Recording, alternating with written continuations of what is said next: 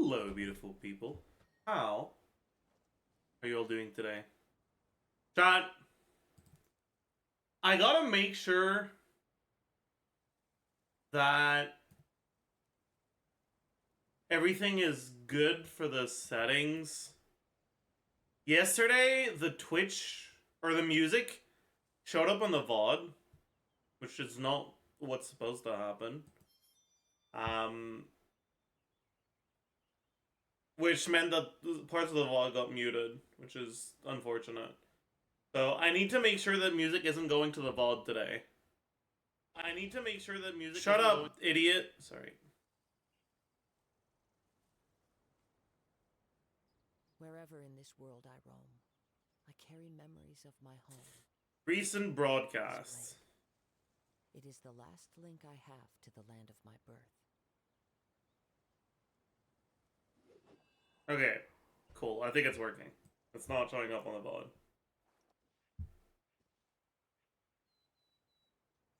What's up, Jay? Hi, chat.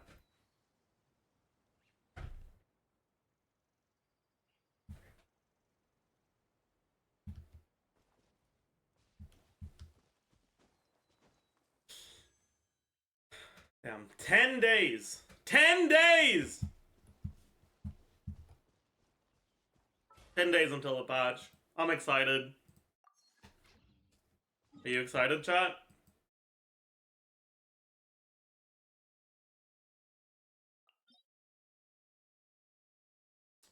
Where am I spending my resin? Any knowers?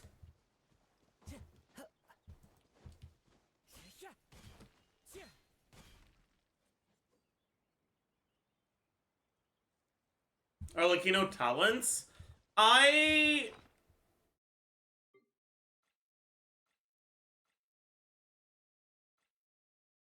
think I'm good.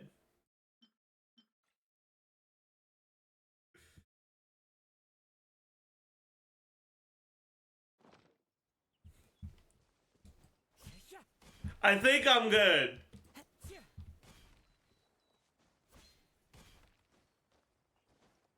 Not quite sure why, but I think I'm good. It's just gonna be this.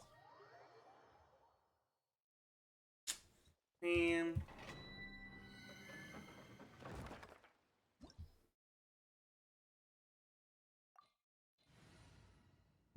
Did you listen to the new Nothing More song yet? No, I did not. Nothing More.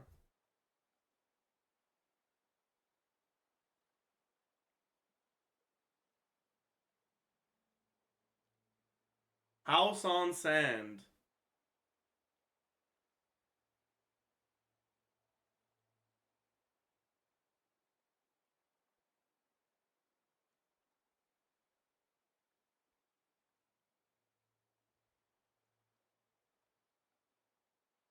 Not sure I love the intro.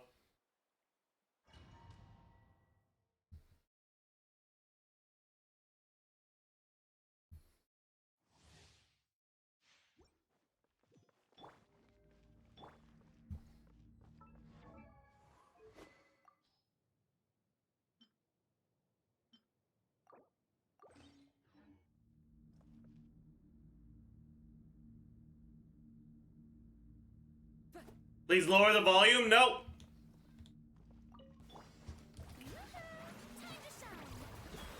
Settle down. Gather.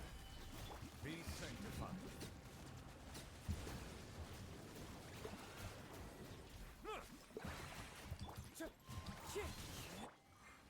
Oops.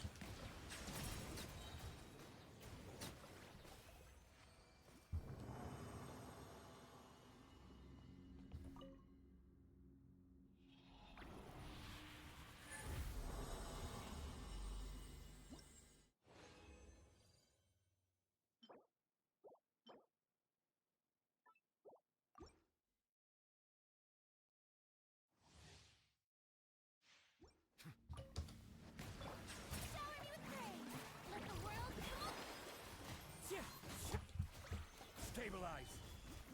Let the mighty be humble.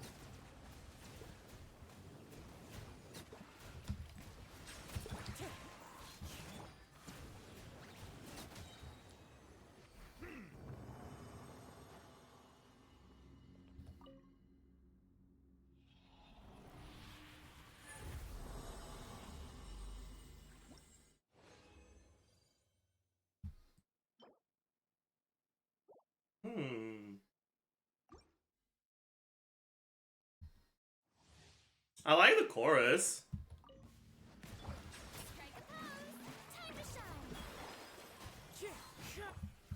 Solidify. The tides beckon.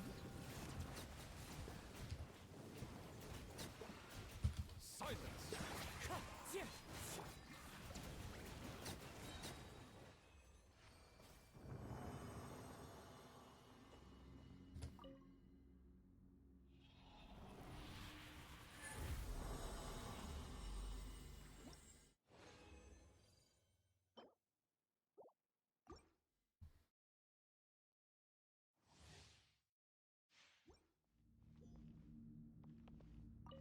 Bow your head.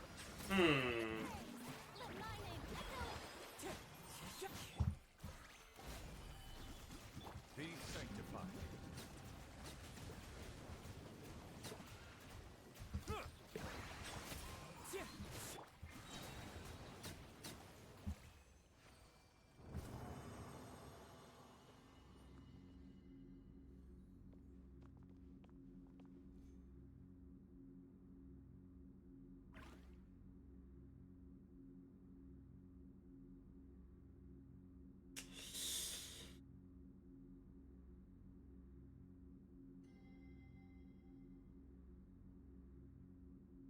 Alright, I mean, it's not my favorite.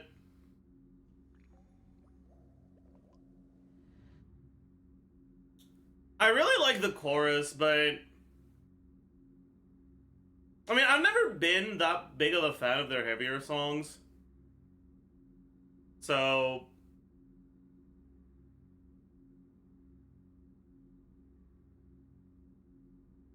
Melusines are beautiful creatures. They are the pride of Fontaine. Be sure to be... Yeah, I mean, I definitely don't like it nearly as much as If It Doesn't Hurt. It's not making it into the playlist, I don't think.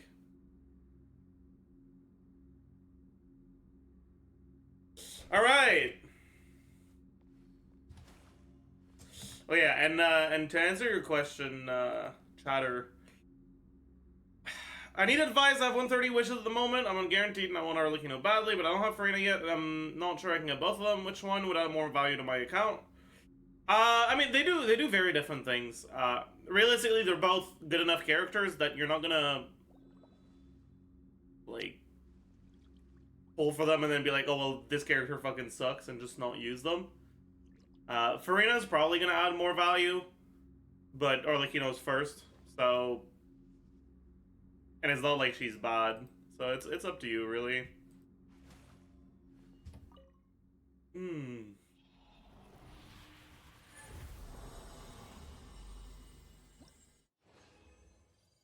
Wow. Get Arlecchino for the drip? Fair. Fair.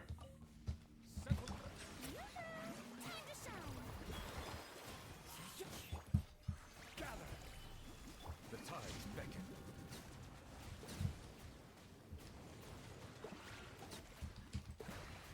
Wind strike.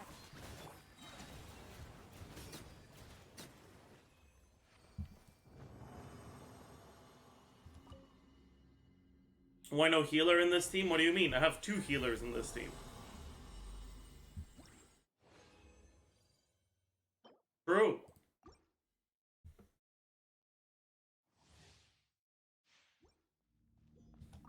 Bow your head.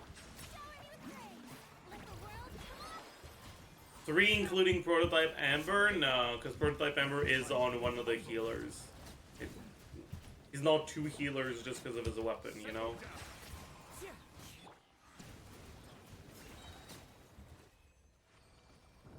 Are you watching Hoyo Fair later? Probably not. I've never really watched Hoyo Fair. Could be good.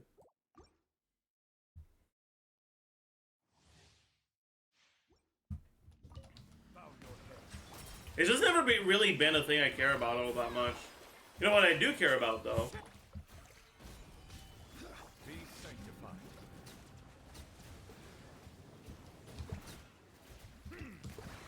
Wind strike.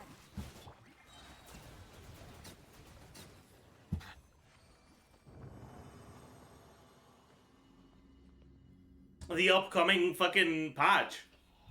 League of Legends. Okay, you know, unironically, I played some League of Legends recently.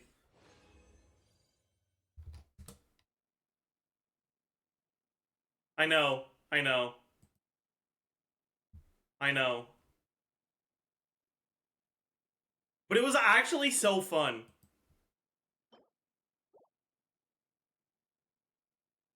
Okay? Like, you don't understand, alright?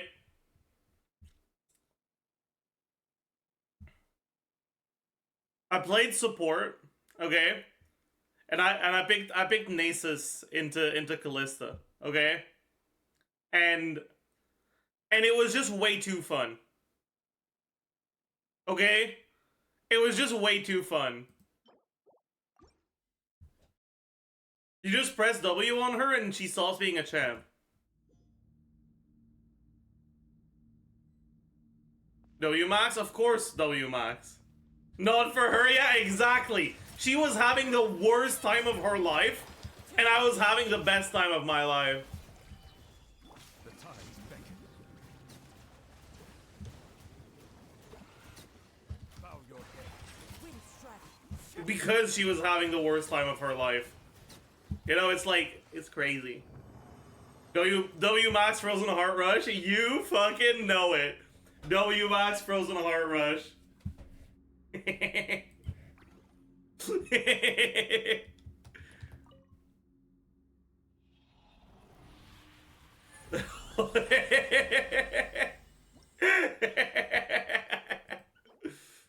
that could be nice.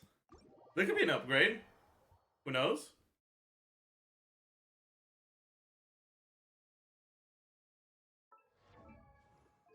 And right now I'm using this. So it's very possible this would be an upgrade.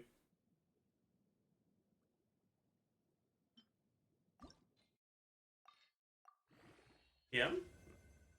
Fudge. Let's just hope it doesn't roll into defense or ER.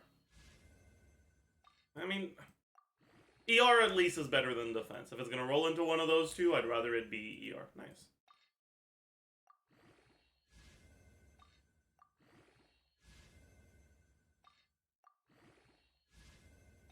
Of course.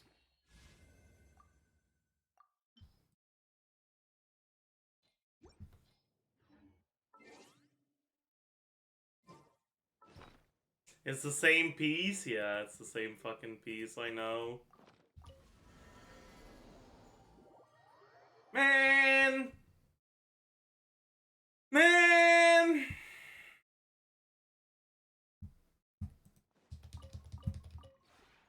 This realm.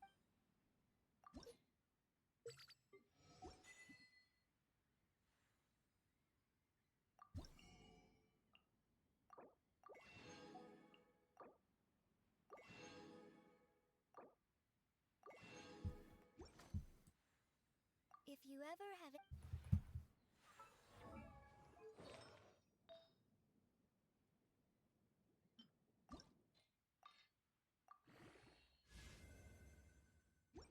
It's just a worse version of it then. Yeah, we can unlock it.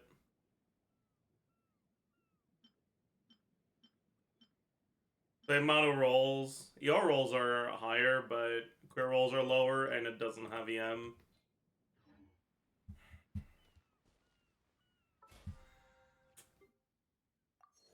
Man. Man!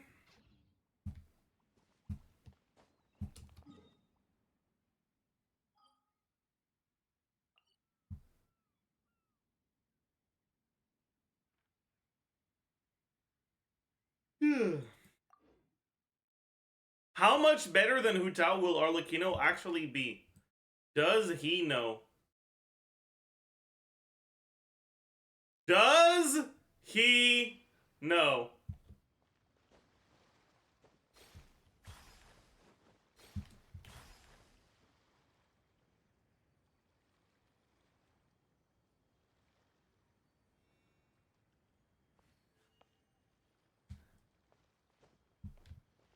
How about at C6? Unironically,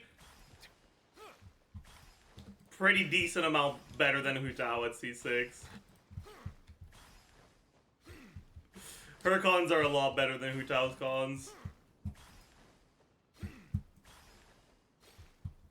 Hu Tao C6 is useless. Hu Tao C6 is unironically still decent just because Hu Tao C1 is pretty fucking good.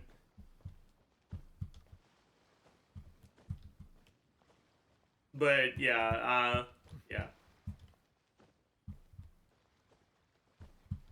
What's up, Fob? How are you doing today?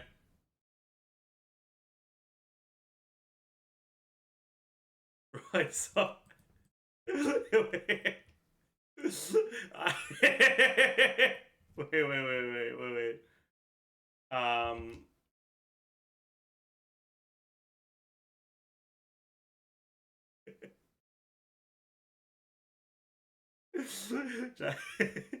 Have you guys seen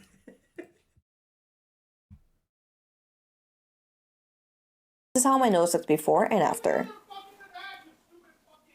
And this is how my nose looked before and after. This is how my nose looked before and after. And this is how my nose looked before and after. Dirt and sunscreen and makeup, just like cleansing oils. The Manyo cleansing oil gets rid of all traces of dirt and sunscreen and makeup, just like cleansing oils. It's great, dude. It's amazing.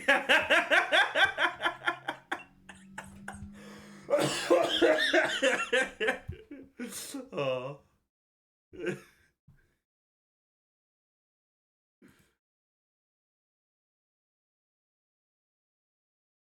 I'm just a passionate gamer. I don't get it. It's Fob you're hearing in the background. Lily's trying to record something, and Fob's just yelling too loud. Oh.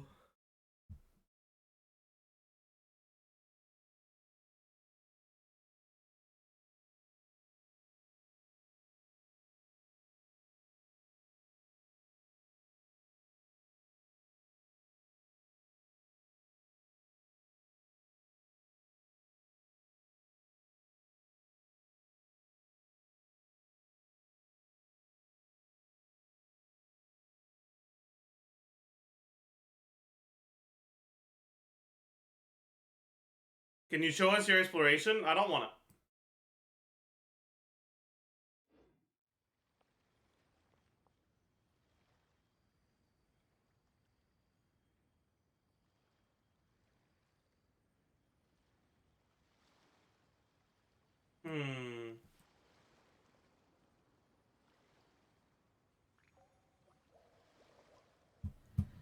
Exploration stream?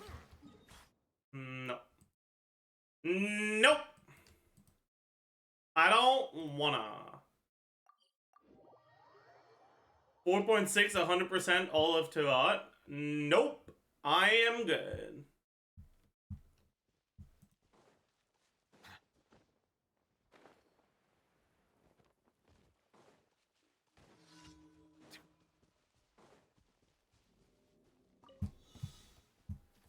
I would Gene better in your current Neuvillette team. What does that mean? Nah, I Gene.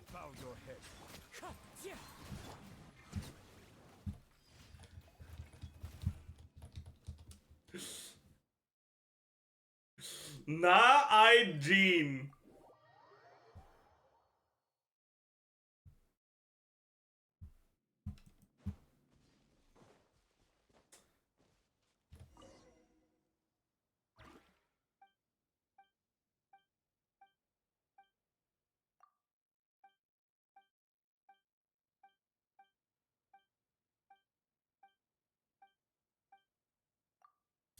Can I ask you for 3 wishes then? Nope. No begging for Primo Gems in chat. True!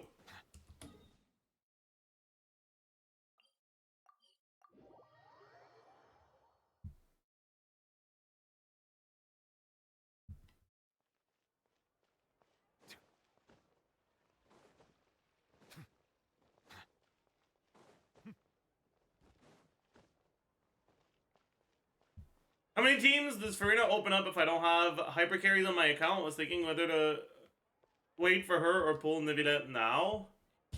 I'd say there's not actually. I mean, I guess it depends on what you mean by hyper carries. A lot of the Farina teams that are actually like good are built around like specific on-field damage dealers.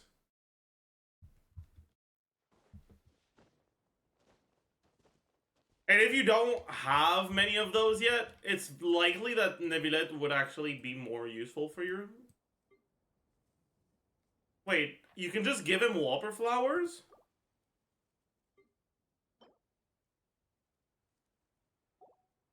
What?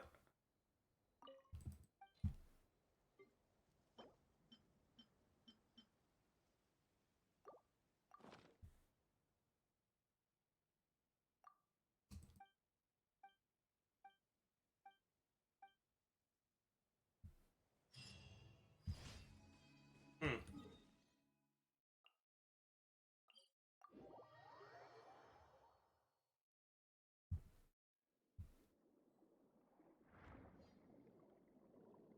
Hmm. The Arlecchino skill set says that she receives a... What do you mean by Arlecchino skill set?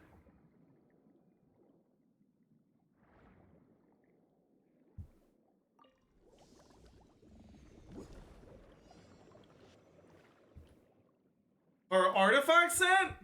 Her elemental skill? I'm confused.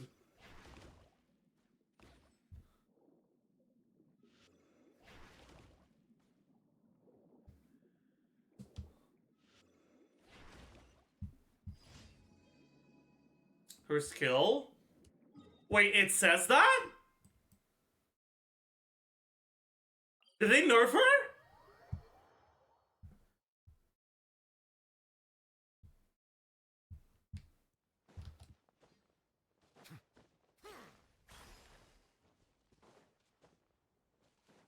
It's old info? I mean, okay.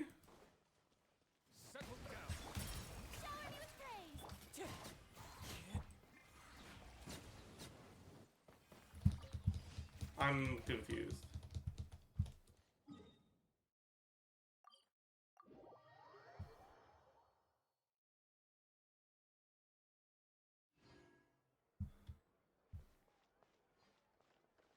Add Astra. Can I get a corn gen shot? Add Astra.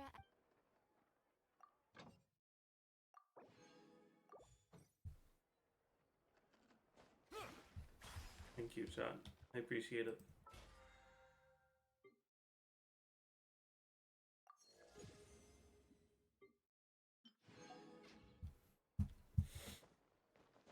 Hmm.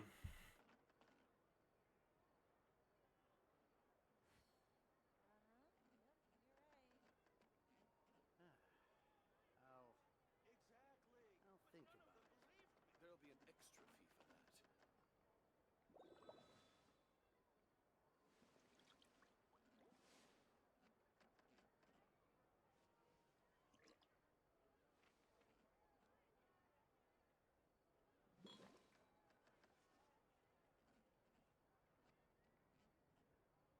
Hmm. I'll think about it. There'll be an extra fee for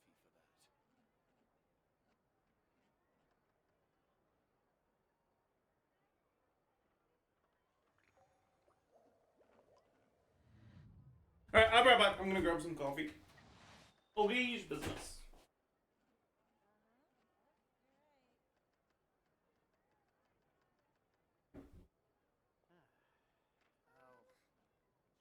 I'll think about it.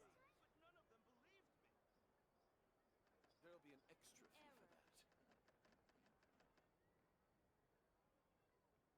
I see the value in my own work, but I also see the meaning in all the endeavors of the people of Fontaine. I believe I will continue to take pride in fulfilling my duties. I'll think about it.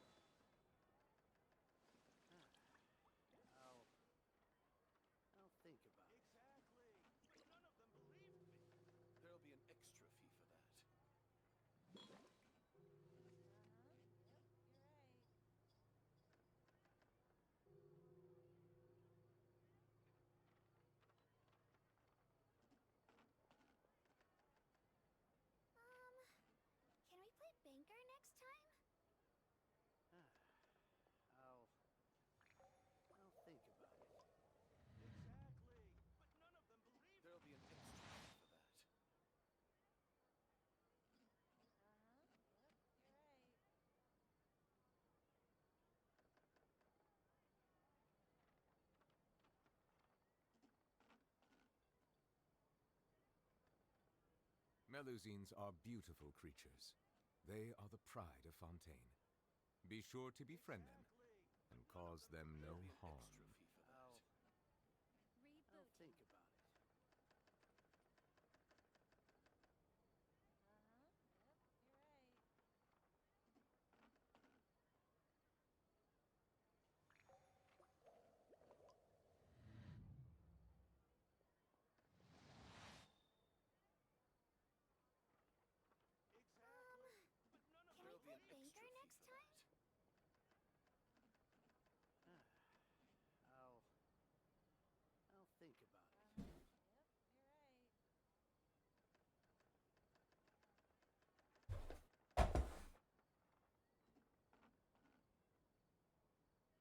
I'll think about it. There'll be an extra fee for that. Exactly. But none of them believed me. Okay. Chat. I'll think about it.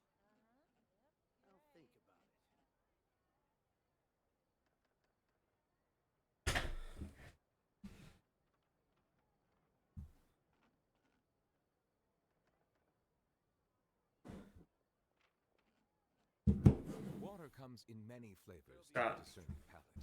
Mondstadt's water is crisp and pure, while water from Liyue has an enduring aftertaste. In Inazuma, Streamer. water possesses a depth of flavor unlike I'm any not other. adding one guy. Sumeru's water, meanwhile, has a rich and complex flavor profile, but it must Alright, be considered chat. appreciated. Rebooting.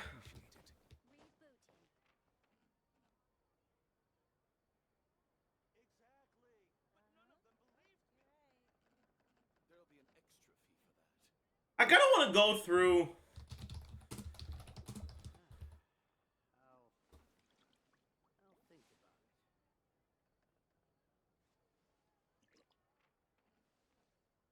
it. On occasion, Oh wait, that's the wrong we one. hold barbecue dinners at the house.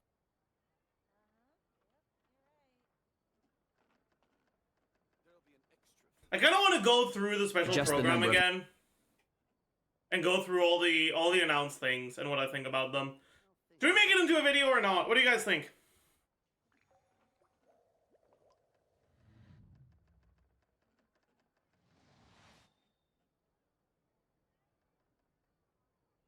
There'll be an extra fee for that. Hmm.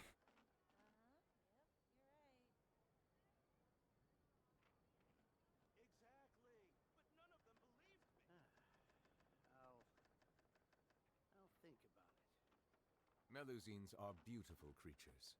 They are the pride. Yeah, you know what? Fuck it. Be sure Let's to make it into a befriend video. and cause Say hi to them YouTube, no chat. harm.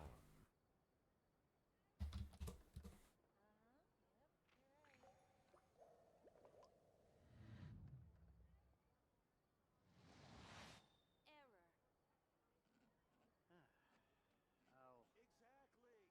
Exactly. But none of them believed me. Hello, beautiful people, and welcome.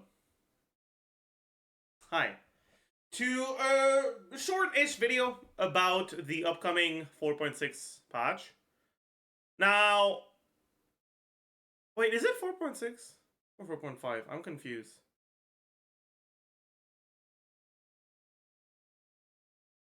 Okay, yeah. Now, I wanted to go over because there were a few things that I think I haven't really seen mentioned by other people very much, so I wanted to make a video about it. Then I figured if I'm gonna make a video about a few things in the special program, I might as well make a video recapping my thoughts on the whole thing. So let's get right into it.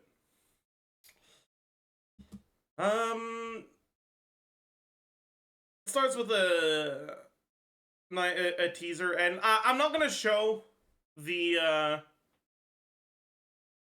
teasers for the upcoming boss in this video, because honestly, I'm kind of disappointed that they spoiled it in the special program. I kind of wish I could have gotten the surprise while encountering the boss. So If you don't want any spoilers for that, this video is safe to watch for you.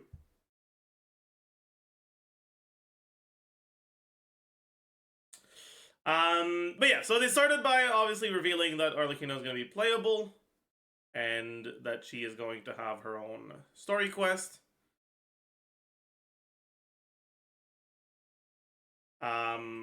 If you want to see my overall thoughts on Arlecchino, you can go ahead and watch the Arlecchino pre-release, which should be out by the time this video comes out. Oh wait, chat, give me a second.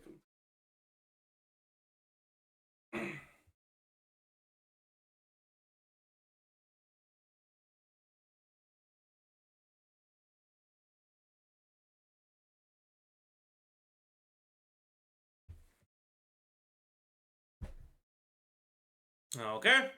But they showcase her abilities. Then they talk about upcoming banners. There's Arlecchino and Linny, followed by Baiju and Wanderer.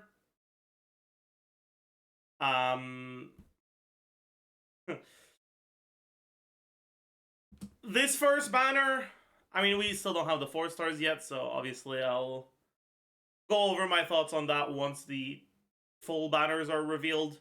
At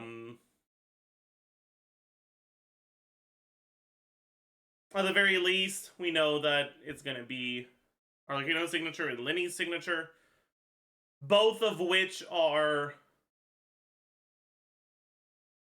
good, well, decent to good signature weapons, and relatively good-ish 5-star stat sticks, but nothing all that crazy. Then the Wanderer Baiju banner, these, yeah.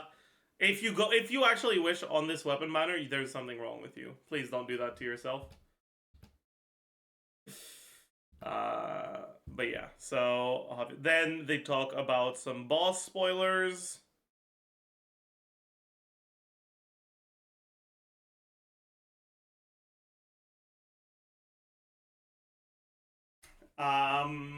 Then they reveal the new artifacts. Now, they don't actually reveal the stats for the new artifacts, but we can actually talk about them very quickly. And something that I want to tell you guys is that Project Amber has added a feature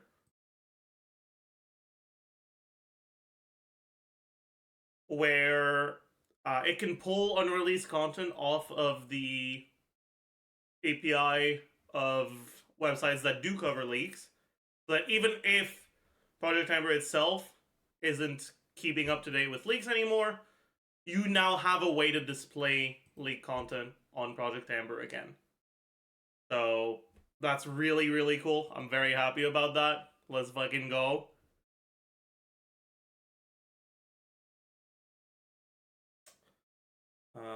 It would appear the artifacts aren't updated here yet, though. That's okay.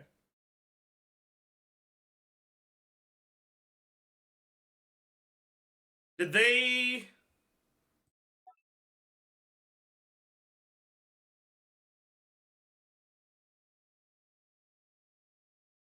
Preview page? Where the hell is the preview page?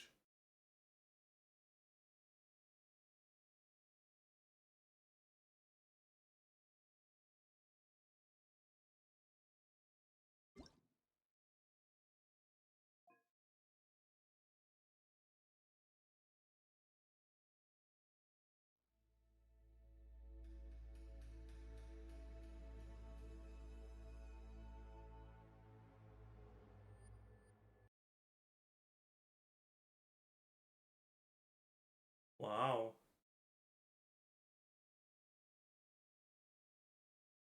Where do how do I does this do anything? What am I scroll? Oh. This will be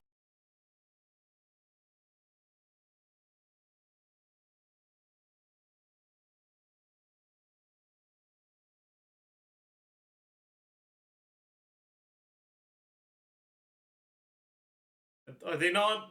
You skipped? God damn it. It's in the weapon section? I see. Okay, so, first one. Actually, no, let's start with this one. First one, Fragment of Harmonic Whimsy. 2-piece set, attack percent, 18%. 4-piece set, when the value of the Bond of Life increases or decreases, this character deals 18% increased damage for 6 seconds, up to 3 stacks. Which means if you are a character that can manipulate Bond of Life like Arlecchino, you get 54% damage bonus. 18% attack plus 54% damage bonus is a lot. It gives you a lot of stats, so that's pretty good. It is worth noting that you don't actually get max stacks for her first attack, because obviously her Bond of Life increases on the charge attack. That's 1 stack, and then you do your first attack. So you only have 1 stack on the first attack and 2 stacks on the second attack. It's only from the third attack onwards that you have max stacks. And because you're going to be vaping, if you're playing a vape team, the first attack, and because the first attack is the one that's going to deal the most damage, it's possible that if all you care about is seeing a big number on screen, this set will actually offer you a smaller number. Just because it's not fully stacked on the first hit. But it's still less damage overall. Or sorry, it's still more damage overall than alternatives. Anyways. Next up, Unfinished Reverie. Also, 18% attack on the 2-piece, and then the 4-piece. After leaving combat for 3 seconds, damage dealt increased by 50%. In combat, if no burning opponents are nearby for more than 6 seconds, the damage bonus will decrease by 10% per second until it reaches 0. When a burning opponent exists, it will increase by 10% instead until it reaches 50%. This effect still triggers if the equipping character is off-field. In other words, as long as you're triggering burning at least once every 6 seconds, and honestly, even if it's once every like 8 or 9 seconds, you basically get 18% attack and 50% damage bonus. Now, that's a decent amount of stats, but most of the characters that are played in teams that trigger burning already have pretty good sets that they have access to, right? So, for example, when you're playing Birdmelt Ganyu, you have access to Wanderers already, which isn't as much, but is still pretty decent. When you're playing Burnmelt, when you're playing like Risley with Burgeon or just Burnmelt, you have access to Maréchaussée. Because of that, this set isn't looking like it's the best right now. Just because there's other options. But hey, maybe they design a character around burning, and the set actually ends up being pretty good later on. Anyways, let's keep going. Next up, we have a new story quest for Cyno, and as someone who doesn't like Cyno all that much, and who was very underwhelmed by Cyno's first story quest, I'm pretty excited for this one. The way they talked about it, they teased it. They teased an antagonist to Cyno called Sethos, who is, I don't know, he's a guy. He's supposed to be a playable character in the upcoming patches, not in 4.6, but later on, according to leaks. And I don't know, I'm pretty excited for it. It looks like an interesting quest. It looks a lot better than his first quest. So I hope that's the case, but yeah.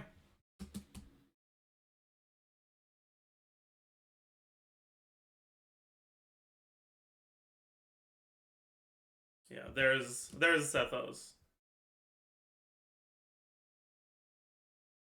Is this guy.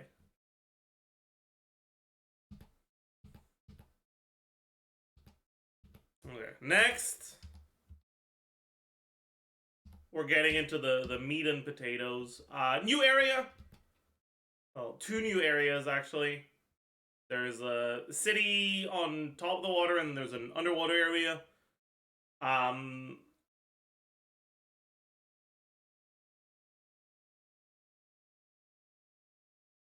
Inside this new area, there's a new world boss. And having seen some of the combat mechanics of this new world boss, it looks kind of interesting. I'm kind of looking forward to it. Might be a little bit restrictive on team building if they end up putting it in Abyss, which they probably will at some point, so I don't know how I feel about that, but hey, it is what it is. As an actual just overworld boss, I think it looks pretty cool.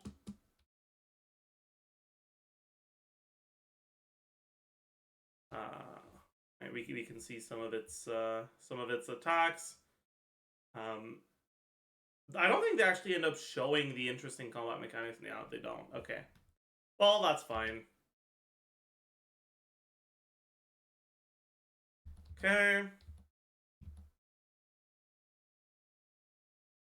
Alright, next up. First event.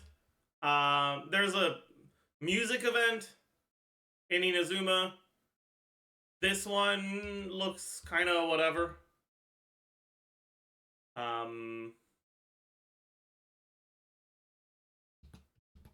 We have an Osu event again. So, I mean, let's hope it's not too easy like these events usually are. But, hey, it is what it is.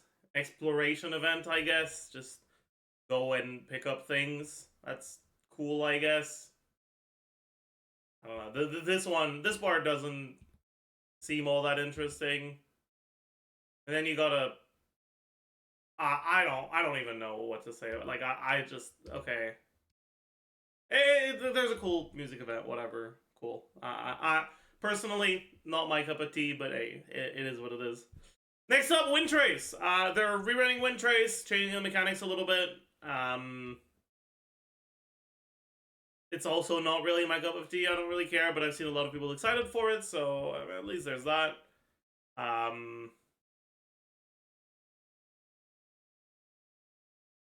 This time, it's kind of like a capture...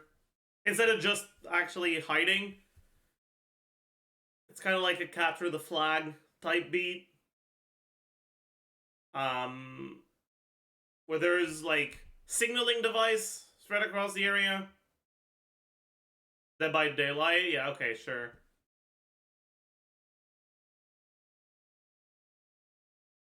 Was your main complaint about Wind Trace that it's boring to sit and wait when hiding? That was one of my complaints, but it wasn't my main complaint. My main complaint is when I play Genshin Impact, I don't want to play fucking party games. I want to play Genshin Impact. And I wish that we had events that have us play Genshin Impact instead of a party game. But I mean, some people just want party games and it is what it is. You know, like, okay. I mean, if it's a good one and they don't neglect events where you actually play the game, then sure. I don't mind. Have fun. And as we're gonna see, we actually have some real actual gameplay events. So this is the sort of patch where I don't mind there being Wind Trace. Either way, there's these signaling devices. You have to go close to them to capture them. And then the hunters can see if you're close to them. And then they can go and try to capture you, whatever. Very cool. Alright.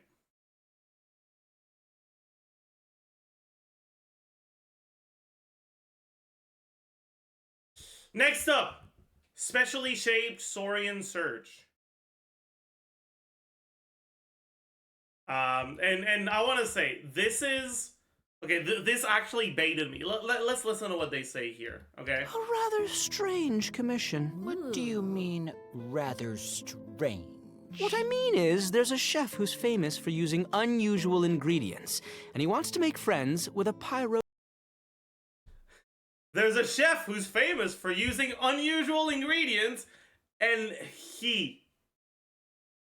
What do you mean, he?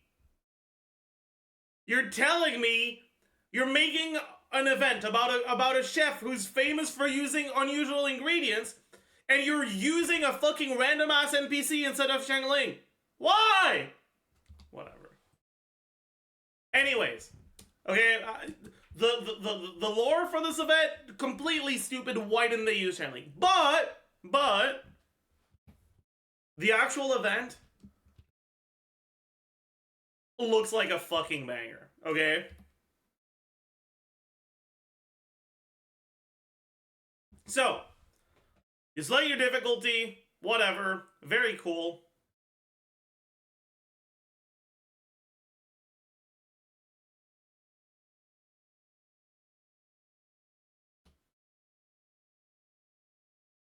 And then on top of the base difficulty, you get these things, right? Which if they start by default all selected. Okay.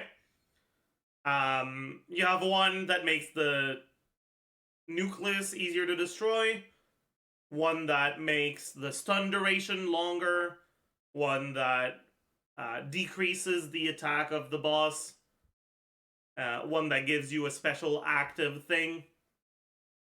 And you can disable these things that help you and increase the difficulty. And from the wording here, right, only the host can use active strategies in co-op mode. That means it's a co-opable event. On top of that, these bosses are actually somewhat tanky-ish. Right, we've had least for the HP pool, and it looks like the Primo Bishop, for example, in this event has 7 to 8 million HP. The Regis Vine has around 3 million. These bosses are actually somewhat tanky. And in order to get Platinum, you have to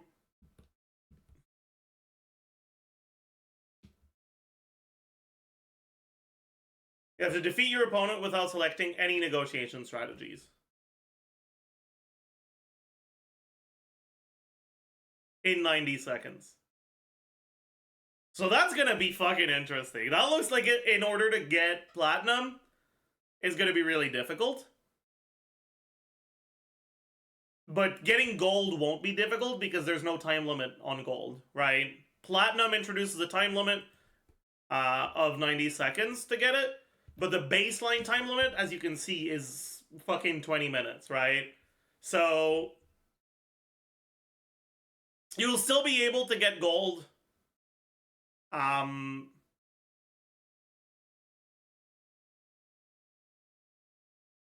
And honestly, you're probably getting all the meaningful rewards at bronze already, right?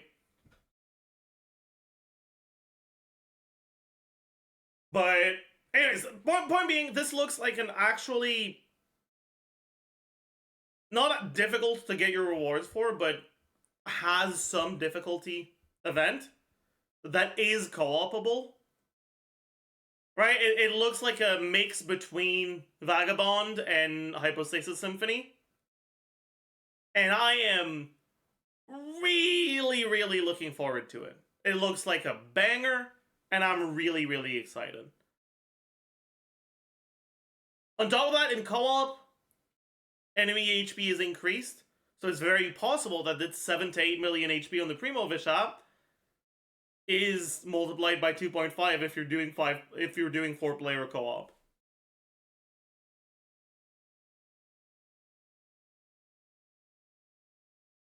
You can, if that is the case, if these bosses are actually pretty fucking tanky, you can very much expect content on this event. It's gonna be a banger. I'm really looking forward to it. Anyways, this event looks like a banger. It looks great. I hope it lives up to my expectations. We also have a Vibro Crystal rerun. Now, Vibro Crystal is kind of just a whatever combat event. Like, the overarching mechanic of, like, selecting trigger conditions and buffs is somewhat cool, but only having 3 available buffs and 3 available trigger conditions kind of makes it somewhat boring. So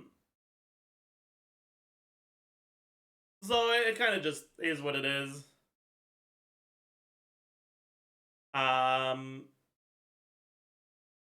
The combat itself in Vibro Crystal is also kind of bedge, right? It's just the waves of enemies spawning over and over. Nothing is really tanky or difficult to clear.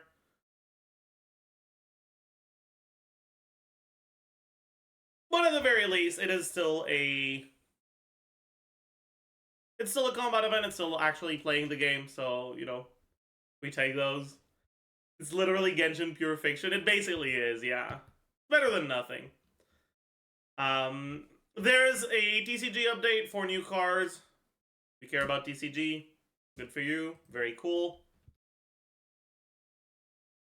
Overflowing Mastery, which is one of, if not the worst fucking event. It's so bad. Overflowing Mastery sucks because, well, over half of the days, you can't even get the books you're looking for. On top of that, it generally happens at the end of the patch rather than the start of the patch.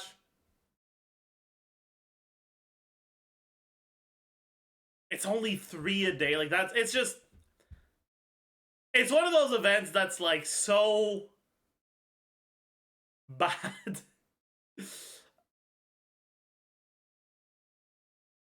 Yeah, like, they should just give 12 over, like, total attempts over the duration instead of 3 a day. That way you could just actually do them on a book you care about rather than fucking not even using it half the time. But anyways.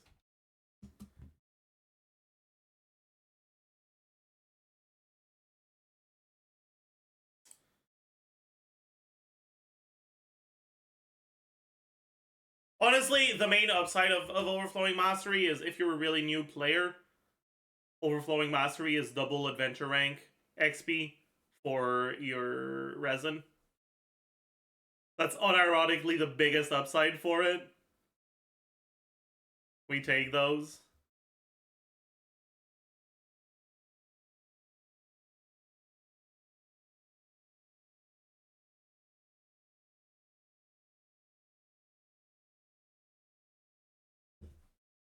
Okay. Then finally, there's a few system optimizations. There are Serenity Pod optimizations.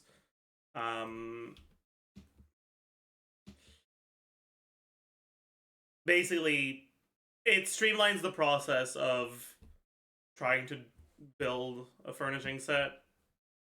You can just go and quick buy everything you're missing. Very cool. They're adding quest profile pictures.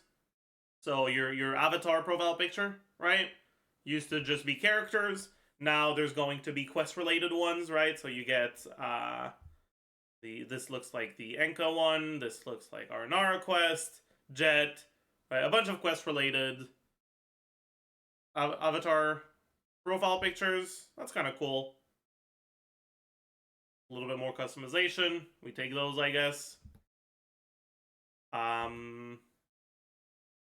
And then Treasure Compass is now going to show the treasures or the chests on the map. It's not just gonna be the like. Ooh. It's gonna show it on the map, both on the mini map and the overall map. It's also going to show which layer of the map it's on. So that's kind of cool. New Fontaine music disc. And that's basically it. I think the highlight of this patch is definitely this event.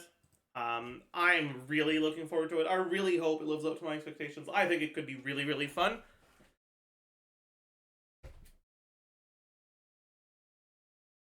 Obviously, also the boss is a highlight, but I don't want to spoil that here.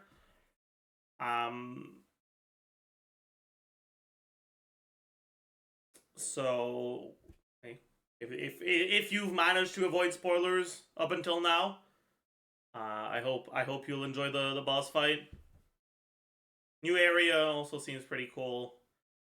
This is looking like a surprisingly good patch. Like, obviously not, like, you know, it's not, there's no new Archon quest, it's not that big of a patch, but for a non Archon quest patch, it's looking very much like a decent patch, not a filler patch. So hey, that's pretty cool. And yeah, I hope you guys are gonna enjoy the patch. I hope I will too. And I'll see you guys in the next one. Bye, YouTube.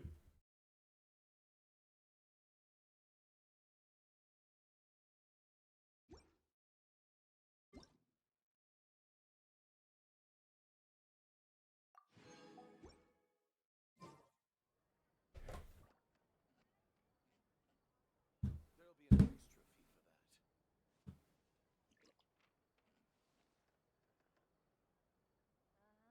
an extra fee for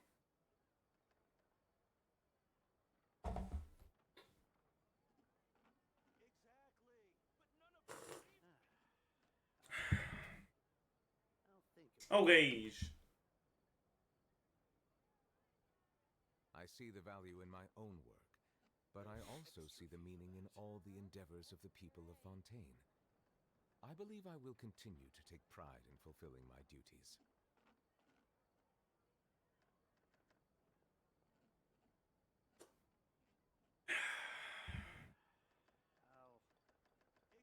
Oh, chat, shall we watch Jamie's thoughts on Arlecchino? I'm actually very interested. Because Jamie doesn't look at leaks. So his thoughts on Arlecchino are going to be based off of only what's been officially revealed so far. You know, it looks very interesting. Her animations look cool. Arguably the coolest animations in the game.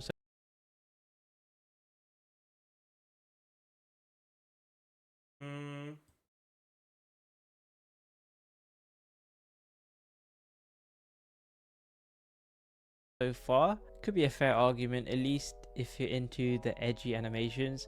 Her gameplay concept seems cool too, with the Bond of Life gimmick. It's quite interesting that they turned this weapon mechanic that we saw in the beginning of Fontaine into an actual character. And then there's also the gimmick where she can't be healed by teammates and you need to heal with her burst. So she's a really unique pyro DPS for sure, and there's lots of interesting stuff we can look into. And of course, she's almost guaranteed to be strong. Most Fontaine characters have been very strong, and make with sure that you open the video, right click it, loop, right click the tab, mute site, mute tab, whatever. Don't mute the video player, leave it running in the background, please, and thank you.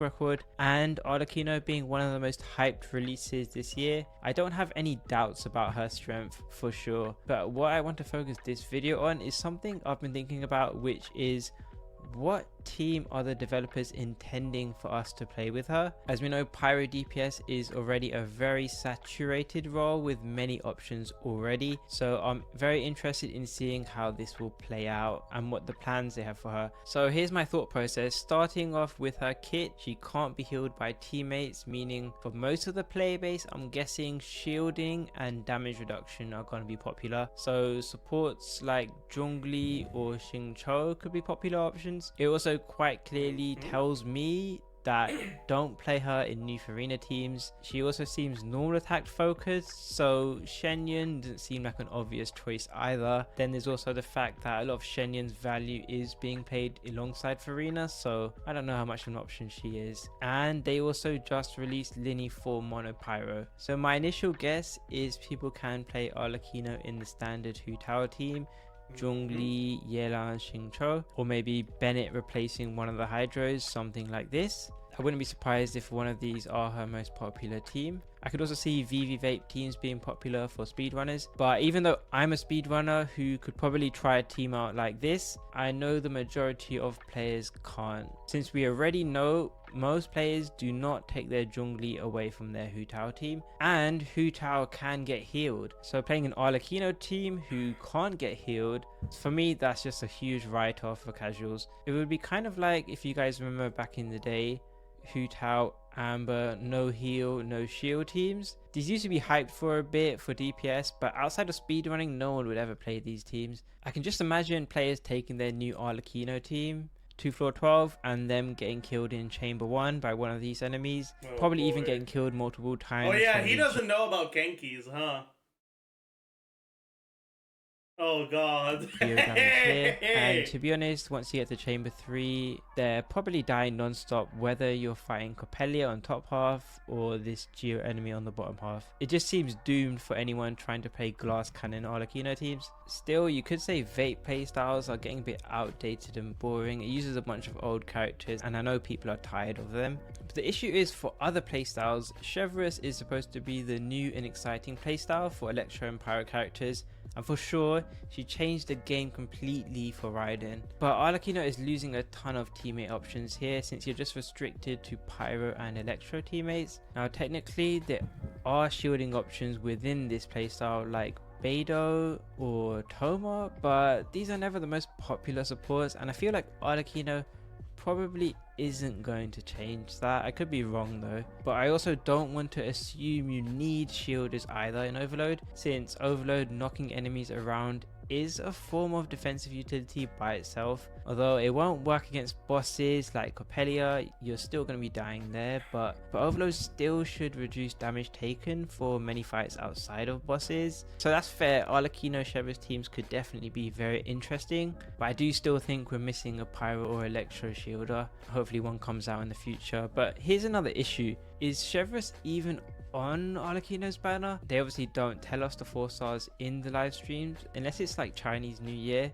but it does seem pretty questionable. Chevreuse ran just recently 2 patches ago and a lot of people didn't put on this banner, so even ignoring how strong Chevreuse's constellations are, I think it's fair to say most people might not even have Chevreuse at C0. And this is actually a big problem, that a lot of people don't even have Chevreuse. To be honest, Overload isn't really played much outside of Chevreuse teams, so being realistic, if you don't have her, you're probably not even going to bother with that playstyle for Arlecchino. So that's the question. Worst case, if Chevreuse isn't on Arlecchino's banner, and there also isn't really a popular shield support for Chevreuse's playstyle anyway, is Arlecchino really designed with Chevreuse teams in mind? However, I will say Farazan was clearly designed for Shao, but she wasn't in his banners either, so take that with a grain of salt. To be fair, not every DPS has to have a signature teammate either, but I do think this just speaks to the state of Pyro in 2024, because they haven't really released many alternatives to Bennett and Chongling.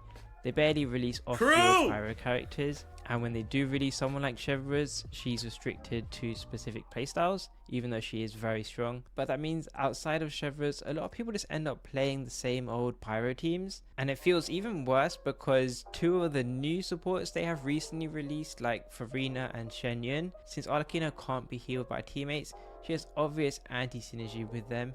Unless I'm wrong, of course, but that would mean Arlecchino is even more likely than these other characters to be played with the same old teams. I do think that if Arlecchino is supposed to be, let's say, a Pyro version of Raiden, so you could say if Raiden is the Electro DPS for Chevreuse teams, then Arlecchino would be the Pyro DPS for Chevreuse teams. I do think that would mean that Arlecchino teams are kind of incomplete at the moment. Almost every Fontaine character so far has been used a lot with Zhongli. It's pretty funny, but I do think there is design space for another Pyro defensive support that really ties these Chevreuse playstyles together for Arlecchino. Or maybe yeah, honestly, that's fair. Like, the biggest issue with Chevreuse teams right now is that defensively, your best option is Toma, but he doesn't really do anything offensively, and the best offensive focused defensive utility you have is Beidou, but her defensive utility is a lot weaker when you're not playing her with a healer or a shielder, right? A lot of her defensive utility just consolidates really well with healers and shielders because it's damage reduction, right? And so you're kind of just sitting there with, like, no great options overall for your defensive utility in Arlecchino Chevreuse teams. Which is just... it's rough, right?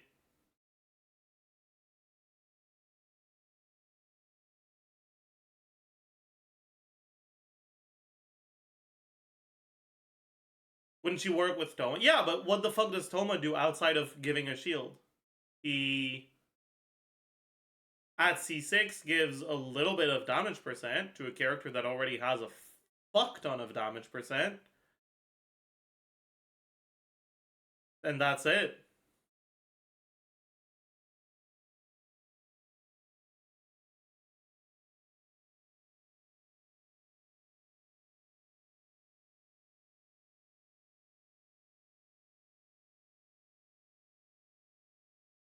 He doesn't even give Power Resonance. Because Arlecchino Voice is already Pyro Resonance.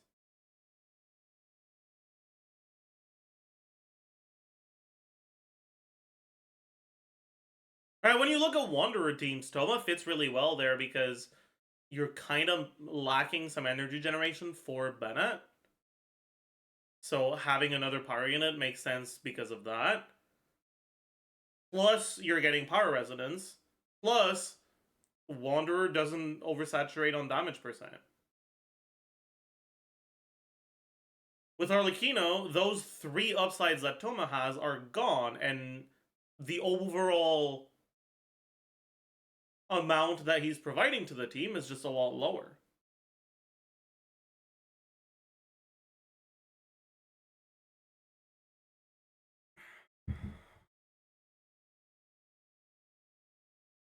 A fabled burning or burgeon support, but I doubt it because those playstyles you take a lot of damage from the reaction, so Arlecchino wouldn't be able to heal that off. I don't think she would be a Dendro reaction pyro DPS. Someone in my chat earlier was also suggesting that maybe Clorend was gonna be an Arlecchino teammate, and maybe she's like a 5-star Beto for Chevreuse teams. And I can't lie, after I thought about it, it does sound like something Genshin could do, but I don't know how I feel about that. Anyway, these are just my initial thoughts. Obviously, I'm basing this speculation around the limited information we've been shown in the live stream, so I quite clearly don't know everything about her playstyle yet, but these are the questions I'm asking so far.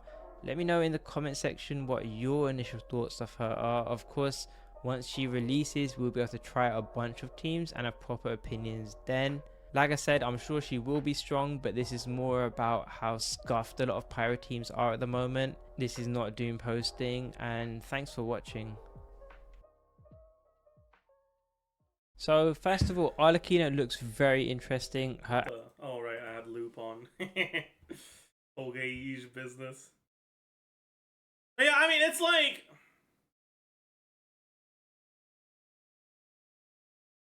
Yeah.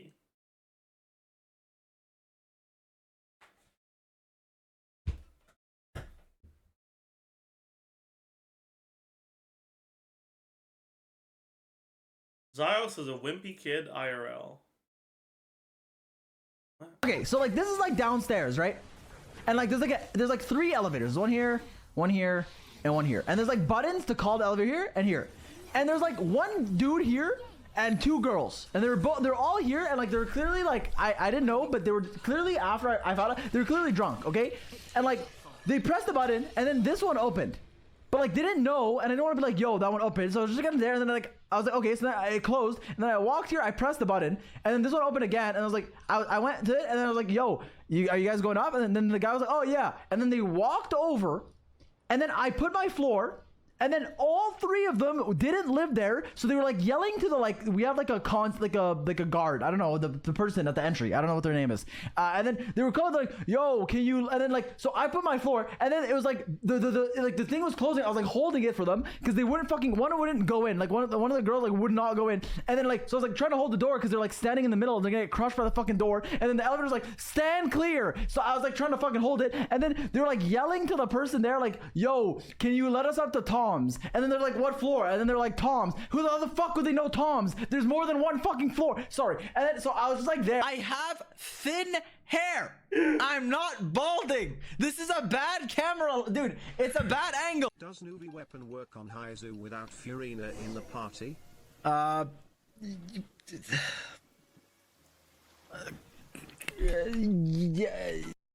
I don't know what I want to start by doing today. I actually didn't come with a game plan. I just came. Alan just DM'd me, who doesn't deep throat chopsticks? As a throat artist, you should know. Bro, why did I hire this guy? You are, dude. You are what? artist. Didn't come with a game plan. I just came. I'll understand me. Who doesn't deep throat chopsticks? As a throat artist, you should know, bro. Why did I hire this guy? You are, dude. I am. Who is Alan? Alan is one of Nick's editors. when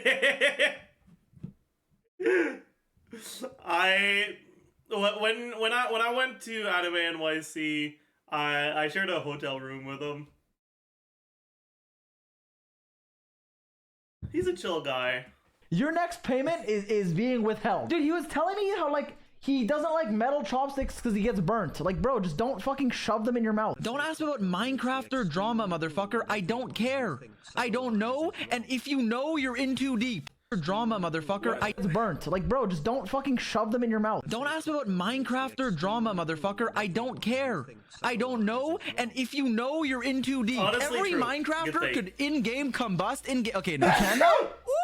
Ooh, nice. This is the first time Genshin got something before Star Rail. That's like literally 1 of 1. Bet. Why don't you use? Okay, please call it like dark theme. No one calls it black mode. That sounds weird. It's like night theme or whatever. How the fuck do you even turn that on? Okay, who cut this out? This isn't a real picture. You are my sun. Mods? Picture. You are my sun. Mods? Dude. Wait. Leak the feet pics. I did what? Mods, find his location, but it's a song. What does Sparkle do, chat? Race. Why is bro beautiful? True! Maybe I like the subreddit! All jokes aside, this man made me... Kev underscore the Genshin goat is your biggest fan and he wants the Japard guide. Who's Kev underscore? And I don't have Japard. I'm not Humega-lolling. Like, who's this?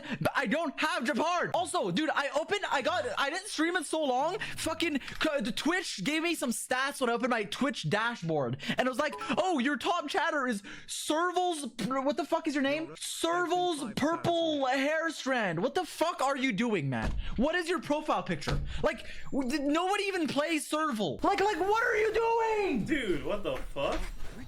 That's so. I can't even so use my mouse fucked because up. it's fucking Alhaitham on my desk. There's too much shit on my desk. I'm sorry. I have an iPad and like the Alhaitham print.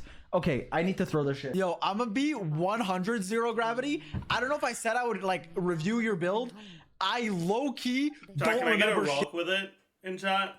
But if you, you can send me, yo, all good though. You can type your UID. Yo, I said your UID, not your IP. Why are there periods in between the numbers? What are you doing? You can suck in midair. It's great for exploration, and whenever you suck, you will create a suction vortex that sucks enemies in. The great thing about this suck is that it has 2 versions of sucking. If you care to play the game properly, you can either do his holding suck technique to group enemies in a large range, or if it's a boss or something like that, and the enemies are already grouped up, then you can use his tap suck technique.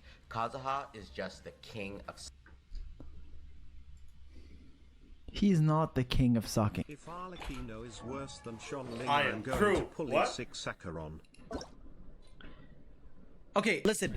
I don't. If I saw something and I Sucking. If Arlecchino is worse than Sean Ling, I'm going to pull 6 Sakaron. Oh goodness, I don't have the greatest of news for you.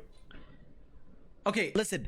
I don't. If I saw something and I don't need, like, I don't need to porn act. I can tell you guys, you know, I saw something. We'll talk about it. But I genuinely don't know Arlecchino's power level. Like, I haven't looked at it. I don't know. Okay, we'll see when she's out. I don't know. But it is. I have faith that she's gonna be good because of how hype she is. However, I don't know if new pyro DPS being like. Historically, we haven't gotten a pyro DPS or a pyro character released better than Changling. Does that mean it's not gonna happen? I'm not saying that. I'm not saying that. I'm just saying don't immediately expect has to be better than off-field pyro. Okay? Linny is right there.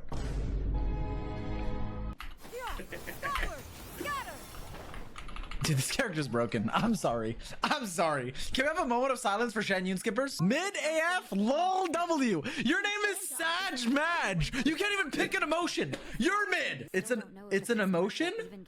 Oh, the Smudge. Okay, Arlecchino's coming, so we might as well just fucking do Vermilion while we still can. What do you mean by that? Okay, chat. This is not even leaks. There's a good chance we're gonna need to farm whatever Arlecchino needs, and there's a good chance we get a new set either next patch or the patch after, because we usually get new sets every few patches, okay? And if we don't, I'm gonna have to farm whatever the fuck she's gonna need, okay? So for now, we do Vermilion. Don't type Susk. Maybe go look in a mirror and Susk yourself.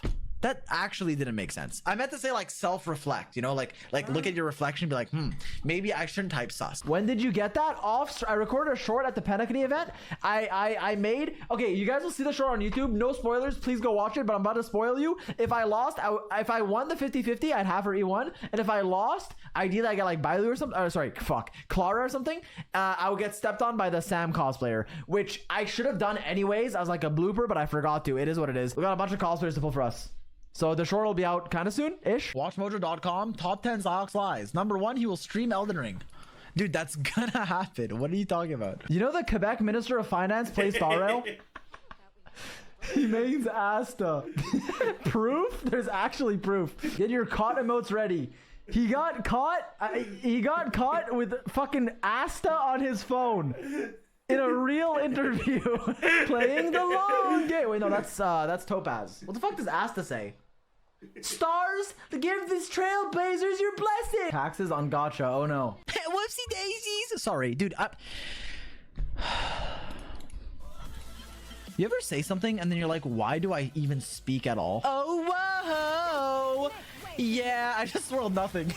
I don't know actually, but I feel like Dea, like they intended for her to be people to be like, oh yes, I can use her on field and punch things and then also be a support, master of all trades. I don't think she was designed. Okay, well, oh shit, wait, did I dono wall you? I'm sorry. Okay, we're not doing account reviews today, so like I'm not legally obliged to do your account. However, I did say I would do it, so my bad. I'll get 1 sec. This person, LW, you asked for advice, so I'm gonna assume this isn't a flex and genuinely needs advice. If I find out this is a flex, you will be persecuted. Is that the word? I'm gonna look that up. Persecuted. Or is it prosecuted? It's prosecuted. Prostituted. It's prosecuted. Prosecuted. You will be it's what? Prosecuted. Institute legal proceedings against. You will be prostituted? Nate, I studied law in French, so I don't know the English word. Like, you can't threaten prostitution on someone. I studied in French. That's prosecuted. That's the word. Someone just first messaged Ziox. Yeah, this guy's probably 12. You are too young to be on Twitch. Mods? How much should I make my dono to tweet on your account? You are not tweeting on my account. Dude, the last time, dude, fuck it. The last time I asked you for tweet advice, do you know what the fuck happened? I was playing Valorant with Feng. I don't know when in the fucking VOD. And I was like, somewhere in this VOD. And I was like, yo, do you think if I post this tweet, people will be mad at me? And then I DM'd it. She's like, no, it's fine. I mean, no one was mad at me. But dude, I didn't know it was star shit. It is what it is. But I'll tweet on your account for 500 USD. Are you viewbotting at Ziox? Yes. We are all robots. Controlled by the government. Look, I'll prove it. Don't believe me? I'll prove it to you. Chat, if you're a bot, type a boba. Actually, I will make all my bots type a boba right now. No. Ooh, this could be good. No critical thinking individual would type that right now. You wouldn't type a boba if you're a human. The way the intro only lasted 15 minutes. Oh, this must be your first Ziox stream. Welcome to the stream. Follow if you're new, if you want. This actually was just a break from the intro. The intro's actually not done. They have a song called Resurrection by Erection. I'm not gonna play it. My mom's phone lock screen gets random Genshin and Star Rail wallpapers sometimes, and I don't think she plays. Wait, how? I think your mom plays, buddy, and she's just not telling you. I think your mom is fucking E6ing all the characters. Don't forget to let your friends. She might be in the fucking chat right now. Oh yeah, that's because I was over. My bad, chatter. Bro will do anything to not release the Diluc guide. You better watch your tone before you turn to Bran offline. Is that too fucked up? Is that, yeah, okay, maybe not. Maybe not. Maybe I'll just like it. Wait, how bad is this? Dude, they're not even... Okay, yeah, they're definitely crooked. Wait, I'll just do this. Ah, we're fine. This is... Dude, this is straight. Oh, it's not straight. Wait, shit. Wait. Okay, we're straight. Okay, not really. I mean... Wait, this way. Wait. Not straight. Can't be straight. I don't know. Fuck you. Stop typing gauge. Can you be normal for 60 seconds? I gotta go get water in the kitchen. I'll be normal for 60 seconds. No worries. You can go to the kitchen. You don't have to even put earphones in. Same shirt. Fuck you. But anyways, welcome back. I'm doing good. Are you? That shirt looks comfy. It is comfy. And it's washable, so I can wear it more than once. I don't have to buy a new shirt every stream. True. And it's not the same color as I normally wear. It's like green instead of like white or black. It's breathable. It wasn't even that expensive. How much is this shirt? Yeah, it's like $24. Did you just call this shirt breathable?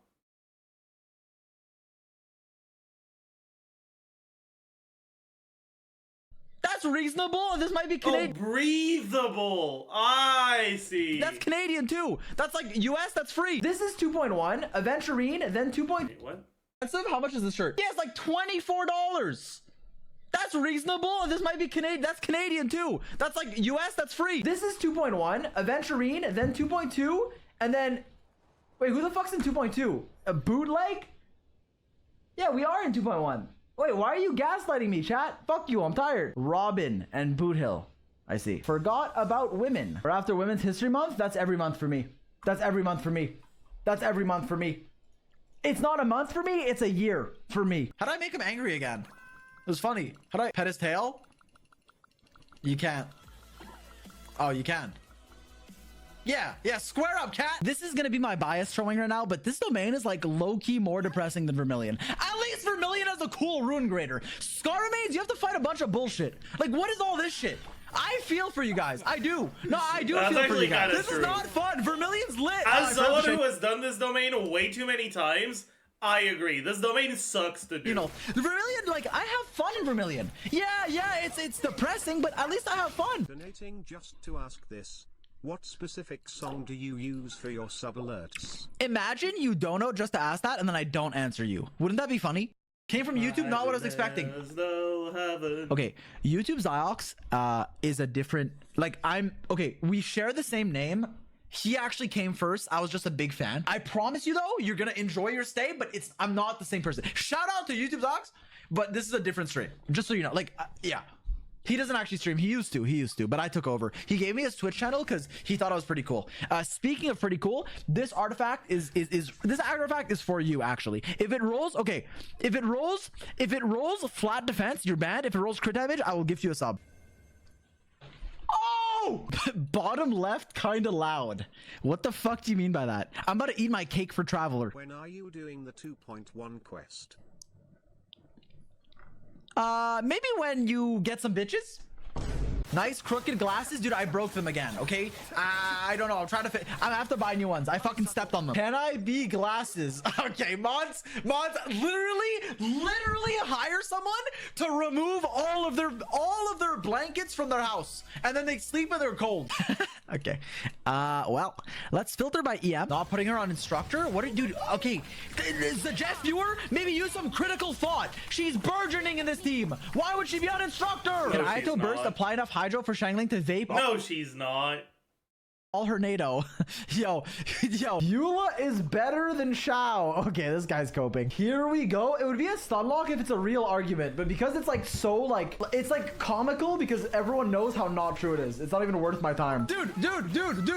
Like, what in the fuck is this guy doing? But like, what the fuck? Like, it literally just types Borpa Big Yap. What the fuck is 540p, bro? I have never seen that in my life. What the fuck? Okay, I'm gonna say this. Everyone's been typing duality of a man. It sounds so fucking stupid. I'm sorry. Duality of men or of man, sorry, sounds so much better than duality of a man, because that implies it's one man. If you say duality of a man, it's one person being duality. Yeah. Duality of man shows the contrast between two people.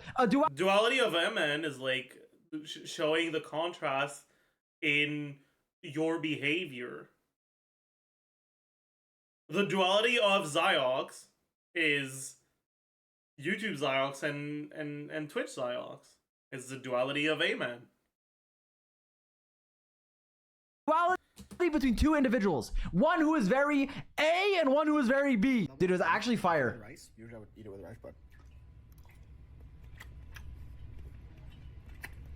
It was good. Why is he chewing with his mouth open? It was good with the rice though. light work. It was actually good. It was like a kick, but it's not killing me.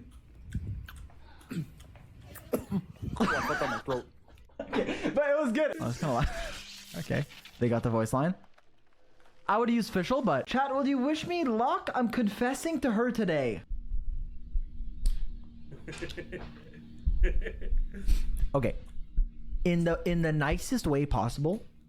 If you confess and it turns into a fruitful and happy relationship, love that for you. But that would that would take away from your free time, meaning you would be in the stream less often. What's up? Bro's height is today's date, 4'11". Speaking of 4'11", 2B cosplay, International Fobbit Day. Maybe because he is 4'11". That's crazy. Ba, ba, ba. Hello, Scar. Nope, I'm not reading that. Was the most badass ult in your opinion? We literally did a. Oh my god, it's Rosaria! We literally, dude, I'm so cringe today. What the fuck? Wait, what the fuck am I doing? What is he doing? Bro, I'm. What is he Wait, do I not need to? Wait. I need this thing. I'm fucking stupid. My bad. Yeah, my bad. It's been a while. I was trying to hold E without having the fucking crab. What is this? Occurrence? Which one is it? Oh, this one. What? What? Oh, this one. What? Nothing happened?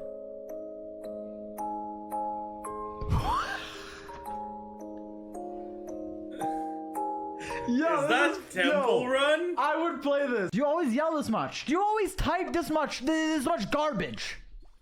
I don't yell. Well, now it seems like I'm yelling because you asked a dumb question. What are the rules to Okizox? Be civil and maintain a nice... Dude, these are better rules than my Twitch channel. Elemental reaction spread to see if Genshin can run the perfect... New event leak. Oh. Oh.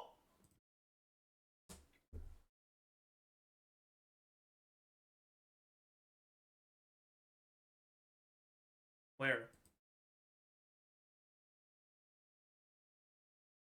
You lied to me.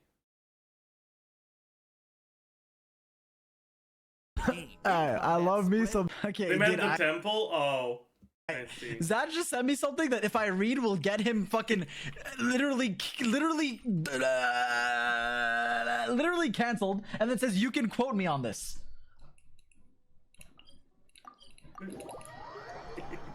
He said Utah was bad.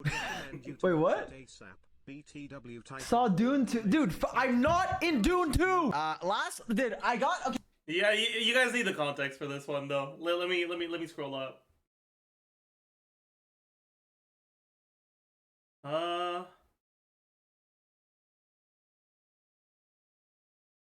Utah.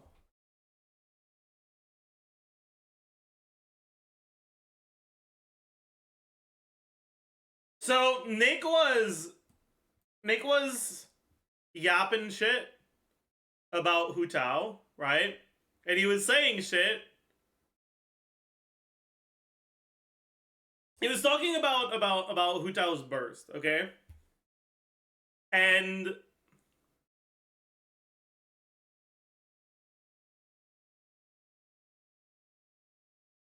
I started spamming yap in his chat. And I think he thought I was talking about him. Wait, no. He was talking about Hu Tao's burst being broken, right? Which is kind of like kind of cold, but like whatever. Who cares, right? But anyways, I started spamming yap, and then he DM'd me and he said, "Is Hu Tao burst bad? Why did you type yap? I am concerned." And so I responded with Borpa Big Yap. And so he said question mark, question mark, question mark, question mark, question mark, question mark, question mark, question mark, question mark, question mark, question mark. And then I replied again with Borpa Big Yap. Hu Tao is bad, period. You can quote me on this, Arlecchino sweep.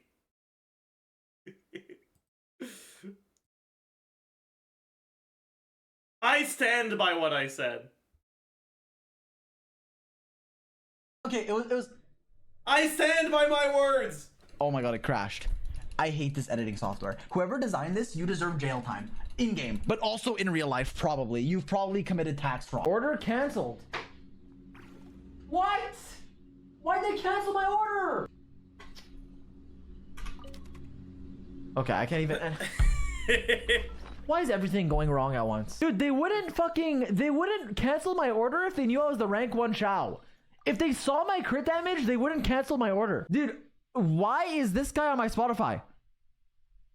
He low-key stole my hair. It's not me. He just yoinked my haircut. Why did a song start playing called Ta? So stick with me, theorists, because I got a feeling that today's theory is really gonna grow on you.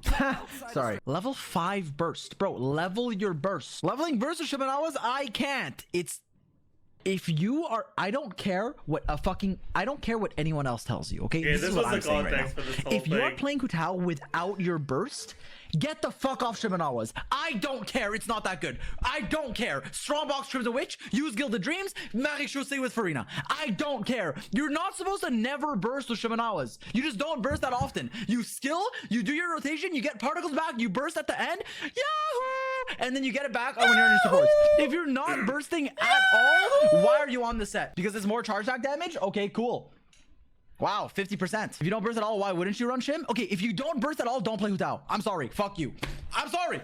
Gatekeeping Hu Tao. Fuck you. Use your burst. It's good. If you're playing VV Vape with Bennett, why do you burst? Are you... Okay, it's okay. I don't need to talk right now. Man, that chatter ruined my whole mood. I'm actually tilted at the fact that players exist who don't press Q on Hu Tao. You're just playing with one ability. It actually like ruined my entire mood. It literally ruined my entire mood.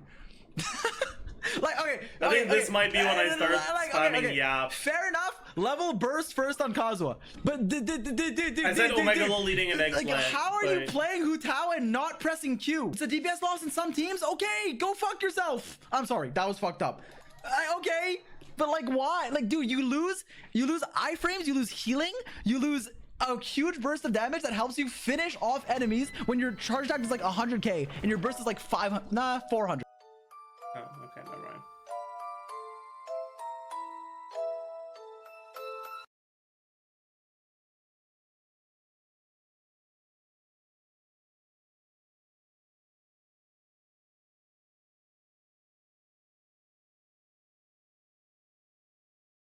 Ah.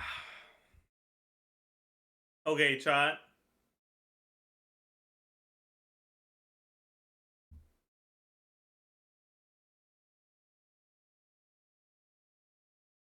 Chat, you know, I was trying to...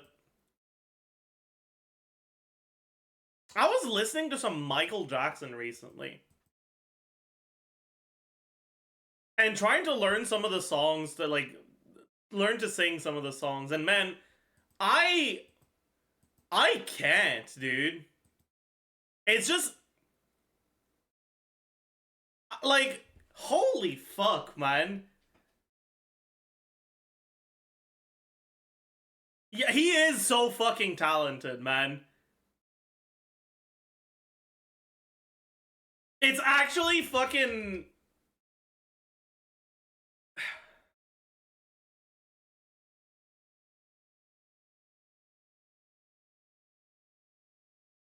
like, the extent of his talent is just so... like, what the fuck, man?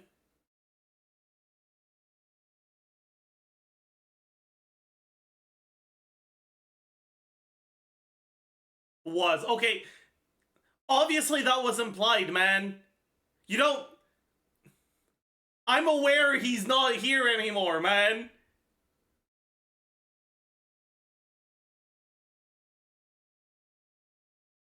Which song? Well, I started with Billie Jean and I realized that's too hard for me.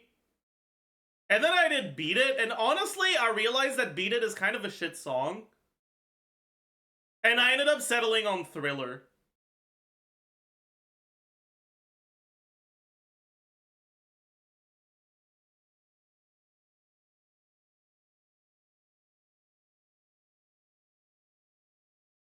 You take that back? I'm sorry.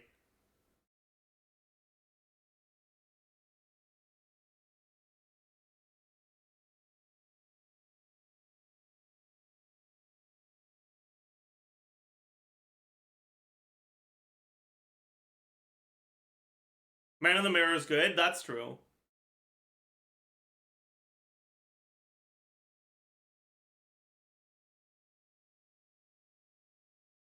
Lyrically, Beat It is boring as fuck, but the melody is great. Yeah, but like, it's actually so boring lyrically that I just can't. I don't know, man. It's not for me. We listen to some MJ. Should I try to do some Michael Jackson karaoke? Oh, this is gonna sound terrible.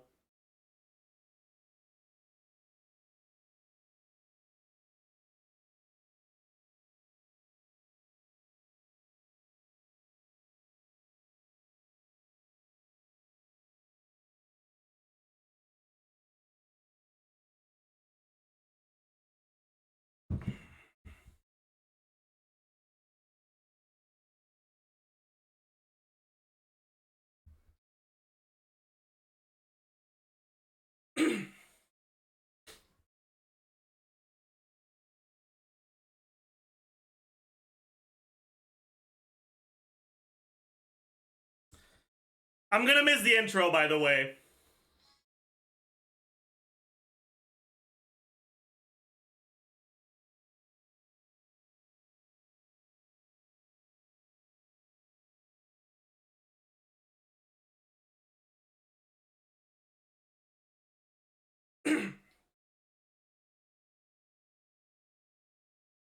It's close to midnight. Something's evil's lurking in the dark. Under the moonlight, you see a sight that almost stops your heart. You try to scream, but terror takes the sound before you make it. You start to freeze as horror looks you right between the eye. Is not it? Wait, really? Is it that bad? Not in sync? Oh, wait, really? Did I fuck up the sync? The sync might be wrong.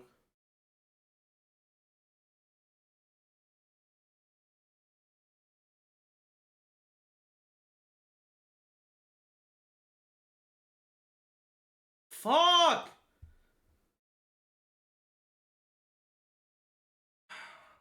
Oh, God. But I don't know it very well, so it might just be me.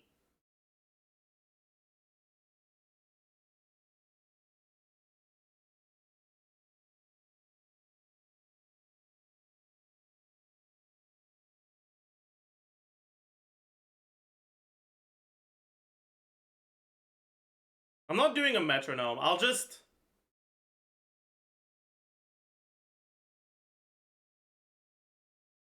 Do-do-do-do-dee-doo. Do-do-do-do-dee-doo. Do-do-do-do-dee-doo. Do-do-do-do-dee-doo. Do-do-do-do-dee-doo. Do-do-do-do-dee-doo. How's that? How's that? How are we on beat, or we are actually delayed? Okay. Is my voice delayed or is the beat delayed? My voice is delayed.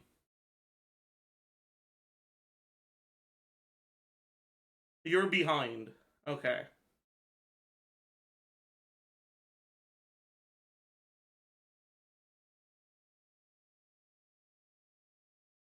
Okay. Tell me if it's better or worse. Do-do-do-do-dee-doo. Do-do-do-do-dee-doo. Do-do-do-do-dee-doo. Do-do-do-do-dee-doo. Do-do-do-do-dee-doo. Do-do-do. Worse? Okay. So it was the wrong way. So minus 100. No. 100. Do do do dee do. Do do do do dee do. Do do do do dee do. Do do do do dee do. Do do do do dee do. Do do do dee do. There we go. Very close. Okay. Let's try 120 now. Tell me if it's better or worse. Do do do dee do. Do do do do dee do. Do do do do dee do. Do do do dee do. Do do do dee do. Perfect. Okay.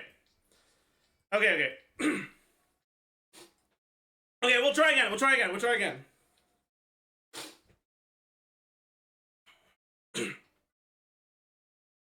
It's close to midnight, and something's evil's lurking in the dark. Under the moonlight, you see a sight that almost stops your heart. You try to scream, but terror takes the sound before you make it. You start to freeze as horror looks you right between the eyes. You're paralyzed, 'cause this is Thriller night. Ain't no one's gonna save you from the beast about to strike. You know it's Thriller night. You're fighting for your life inside a killer thriller tonight.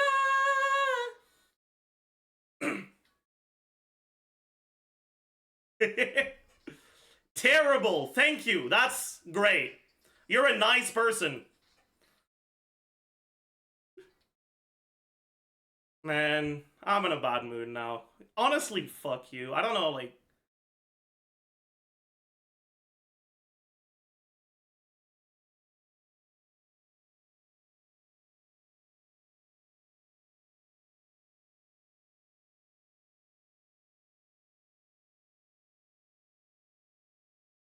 Was the rhythm fine? Or not?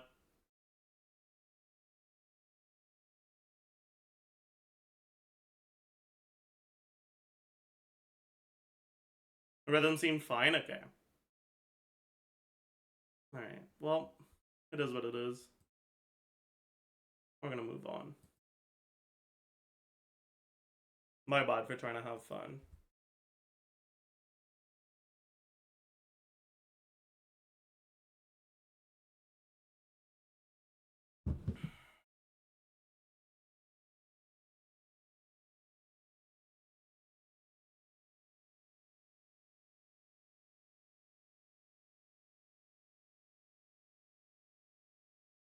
Dodge.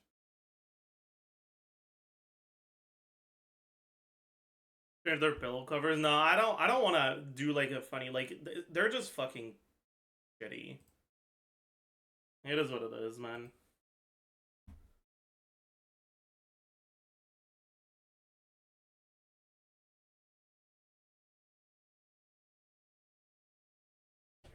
That's fine. I'm just gonna end stream, honestly. I'll see you guys tomorrow, probably.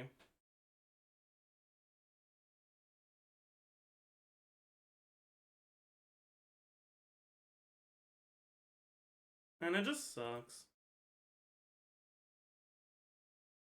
Like, I know I'm not a fucking great singer, man. Like, I know. It's just, I don't know, man.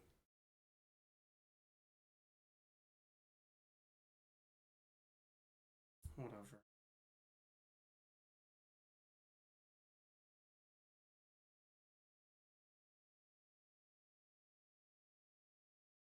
I don't want to let it affect me that much, but it does. Like, I can't fucking help it, man.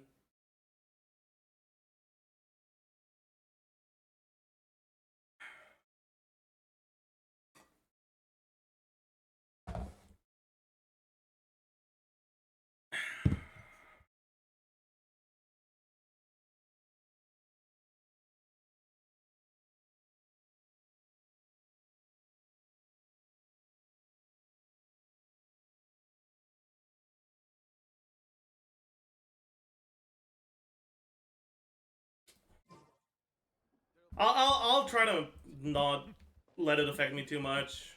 Maybe see if there's anything I can do now.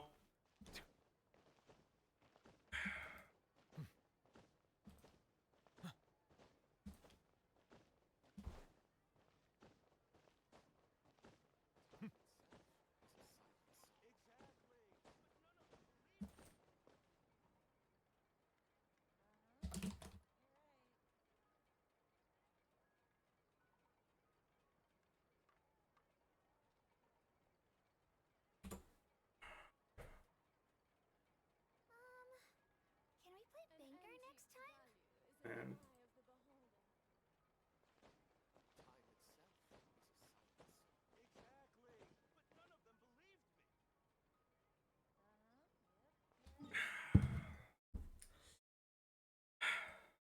It is what it is.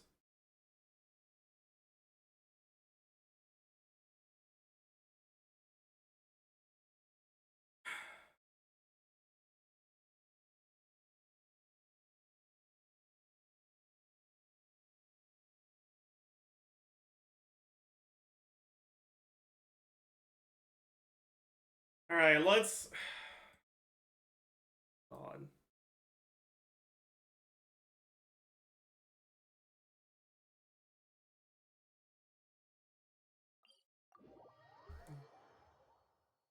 Good one.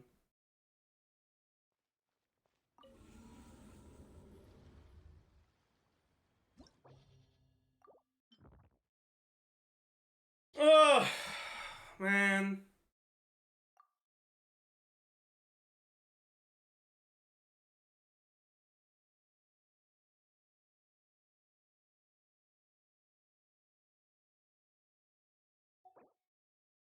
All right, let's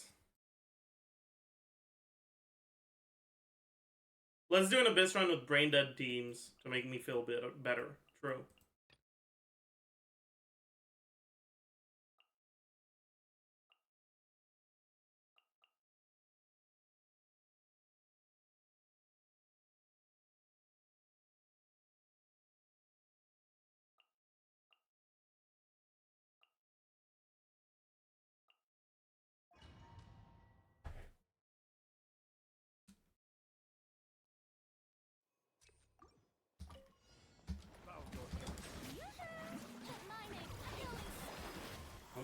No hydro swirl. I'm an idiot.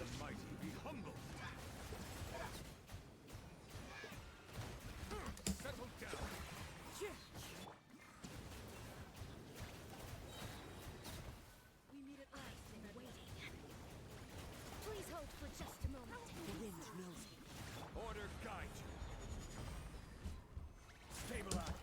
Shower me with praise. Let the world come. Silence. Be sanctified. Enjoy.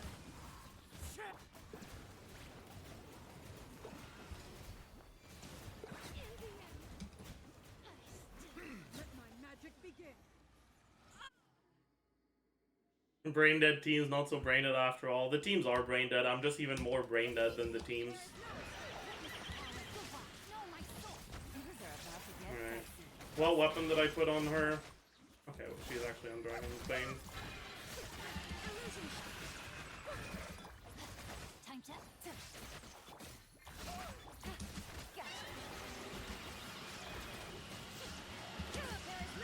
Rain cutter. Rain outlines. Game's up. Fun's over.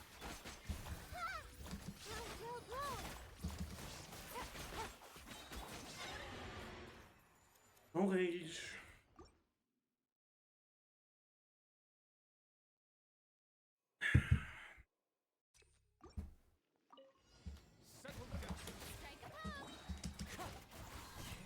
I'm stuck. Man. Solidify. Let the mighty be humble. Silence.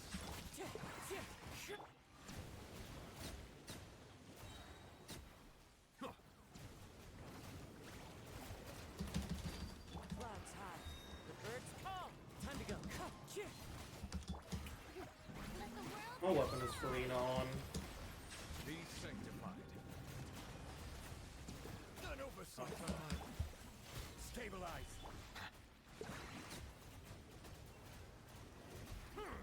Bow your head.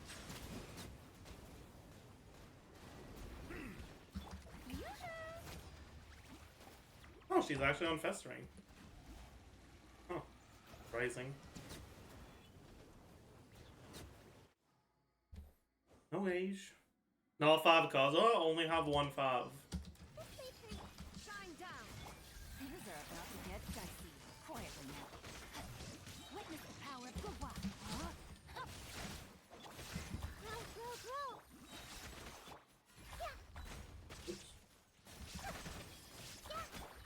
Gotcha.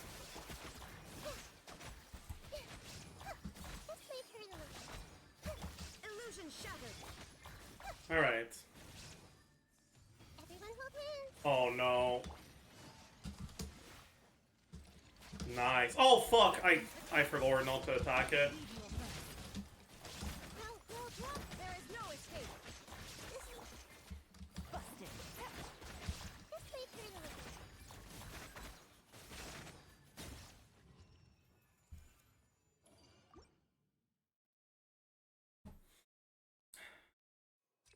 little. Okay. Settle down. Shower me with praise. Let my name echo. Let the mighty be humble.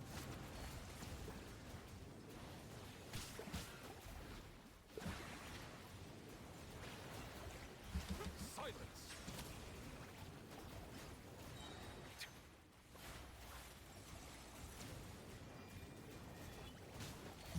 Strike a pose. Time to shine. The tides beckon. Gather. Oh, okay. We're Settle good. down.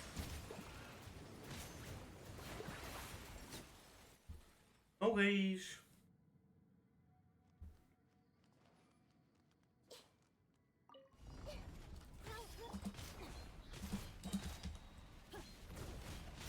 Body and mind.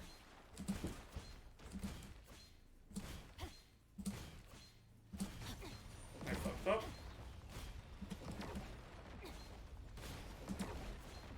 I really fucked that up. Crumbs over. Gotcha. Committed to memory. Shine down. Rain cutter. It's gonna shield back up already. Oh my god. Wait, no, it's not? Oh! Busted. Okay, we're chilling. It's gonna shield up now then. Committed to memory.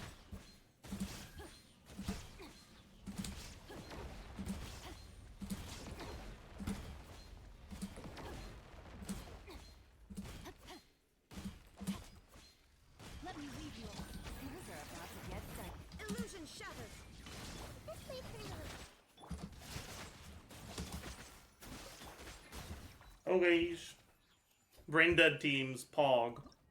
No use brain. Only use hand and eye. I don't know. Only use click good, true.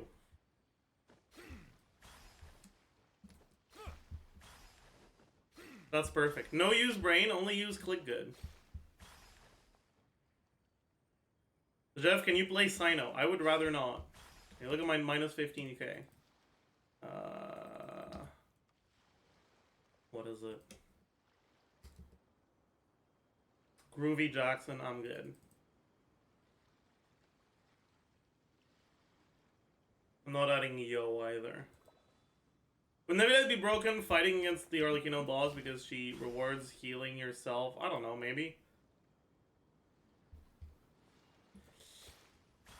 Okay.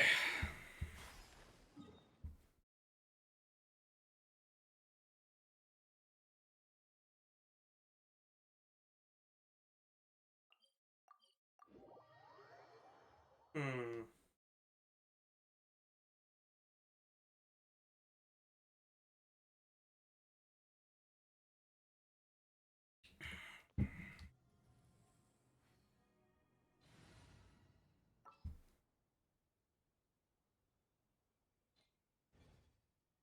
Can you talk about Arlecchino's team building?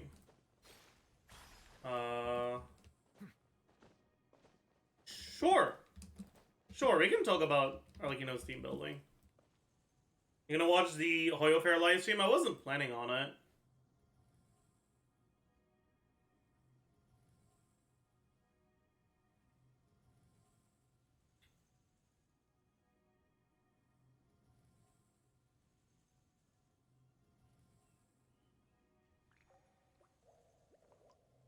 Do you know anything about Fourier transforms? That is far and deep in my memory.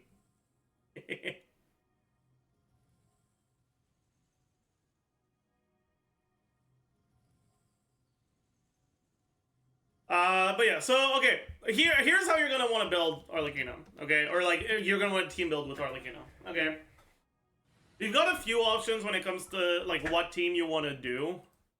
As a general, we're gonna use,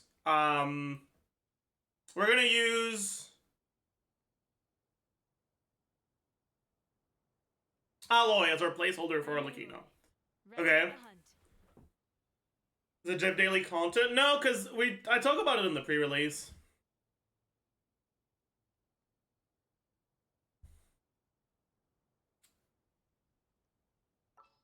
Right, so you've got a few options. You can either go for some vape stuff or non-vape stuff. When it comes to non-vape stuff, reactions don't really matter too much, right? Because power reactions, right, you have vape. Then you have melt, which isn't really gonna... I guess we can cover melt as well. But outside of vape and melt, you have...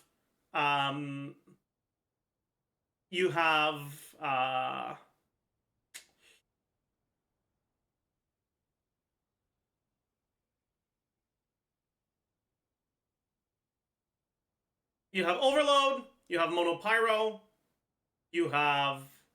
I mean, Burning's not real, Burden's not real, right?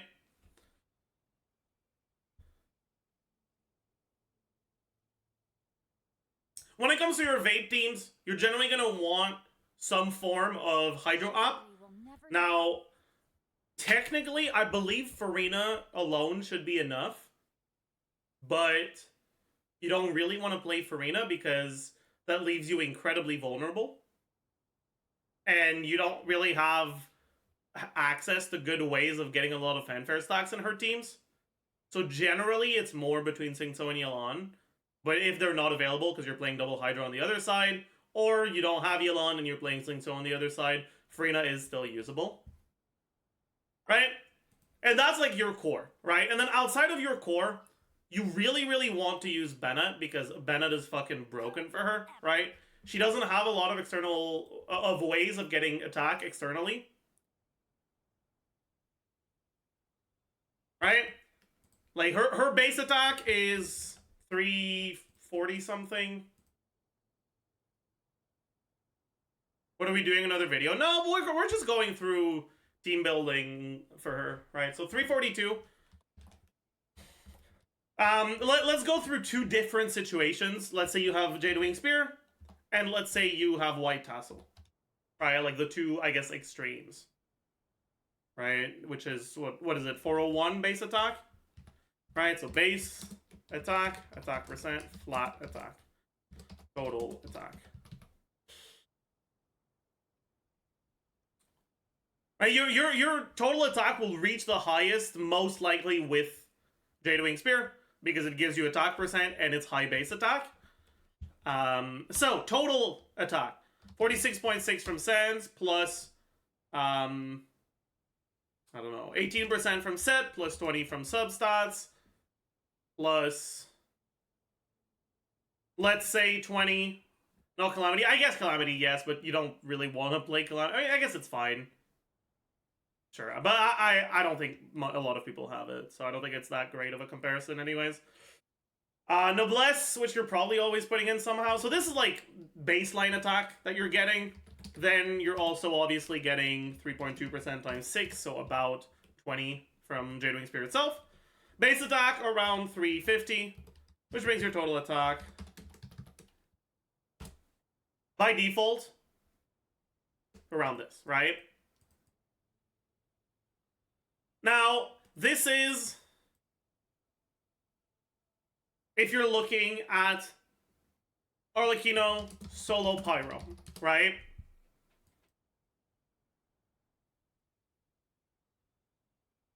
Jadewing Spear and White Tassel, which is WT. Then, if you're looking at Arlecchino Bennett, right? You're gaining Pyro Resonance.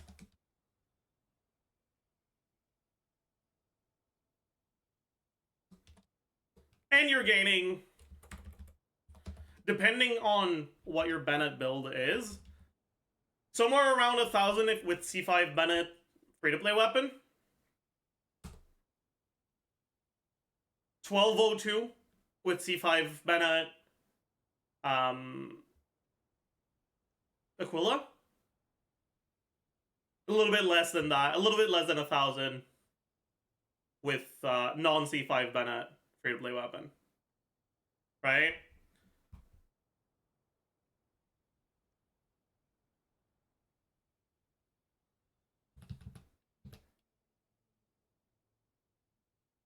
Bennett is increasing her damage on Jadewing Spear by almost 50%.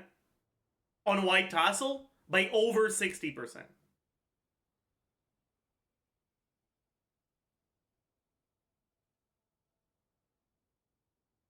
If you have Aquila, 75% damage increase on White Tassel. It's a pretty big fucking deal, right? And you're getting that literally just from pressing one button with no setup, right? It's not like VV where you have to actually do a specific setup to get it. It's straight up just, you get this from pressing Q1 Bennett. It can go as low as if you're... I actually don't remember by heart Bennett attack buff.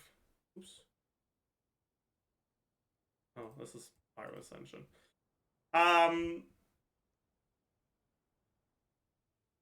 So 191 plus 565.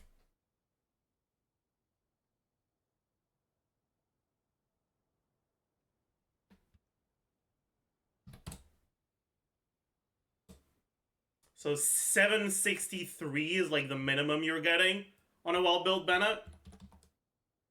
On a C0 well-built Bennett. Which is at least about 40%, basically. 50% on White Tassel.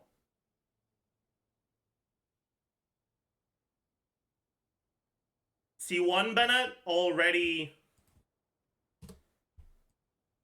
basically at 915, right? Already basically 44+%. All of this to say, Bennett is a huge boost for Arlecchino. And so if you can find an excuse to use Bennett, you want to use Bennett.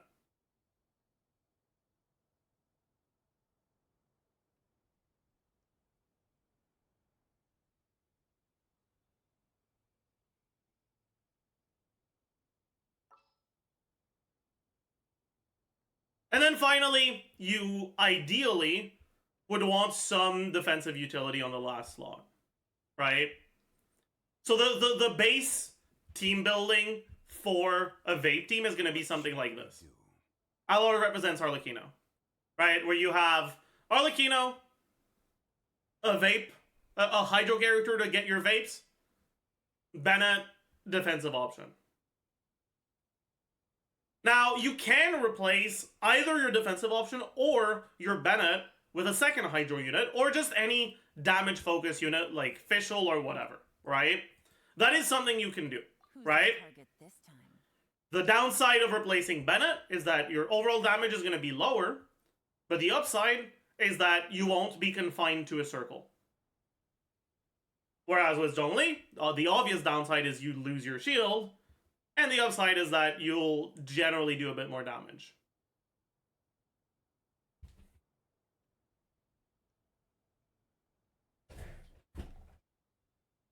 The team I'm going to be playing most likely is going to be this one. You want team?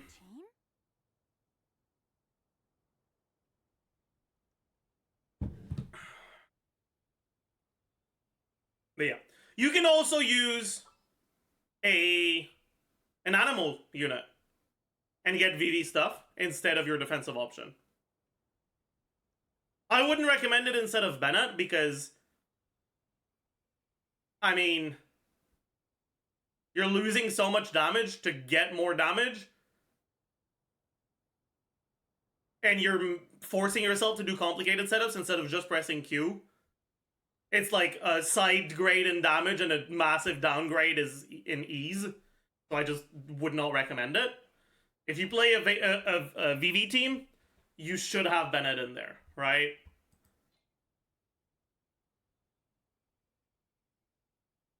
But you can use an animal option instead of your defensive option if you think you can get away without one. And if that's the case, then you do something like this. I'm not a fan of teams like this. I think it's going to be god-awful to play. You can use either Sucrose or Kazuha. They're both going to be fine.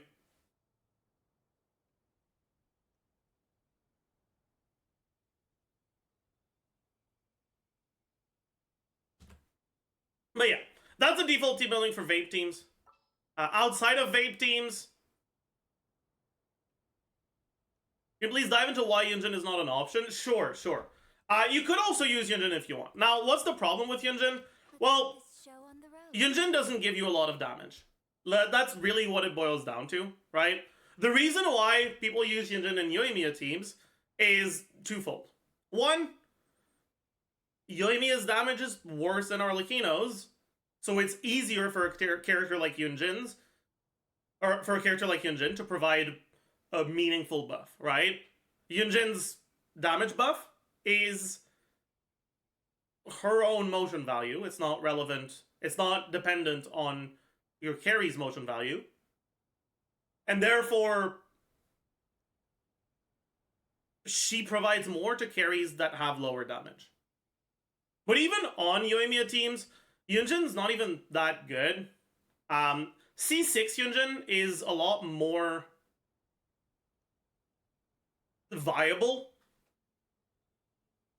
But non-C6 Yunjin isn't even that great, right? Because Yoimiya can actually take advantage of the attack speed in a way that actually matters. Arlecchino, on the other hand, is a melee character with hit lag and doesn't actually benefit from the attack speed as much. In other words, 10% attack speed on Arlecchino, or how much do you get from her C6? Is it 12, 15, whatever? However much you get from her C6, right? 12% attack speed on Yoimiya is about 12% more damage. Not exactly, right? It's going to depend on where exactly it lines up on your Pyro Infusion expiring, but it's in that ballpark. 12% attack speed on Arlecchino might be one more attack. Might.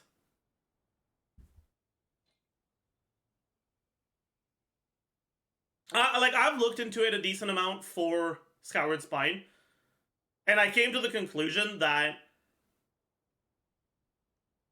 from the footage I've seen, Skyward Spine sometimes doesn't even give you an additional attack. On top of that, attack speed is a bit less relevant on Arlecchino because the more she attacks, the less damage she does. Right? With Yoimiya, her damage is supposed to be the same no matter if it's her first N1 or her third N1. Right?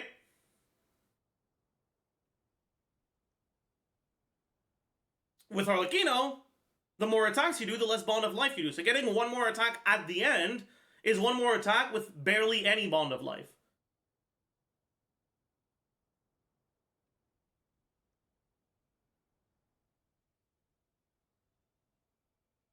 And so, it doesn't do as much.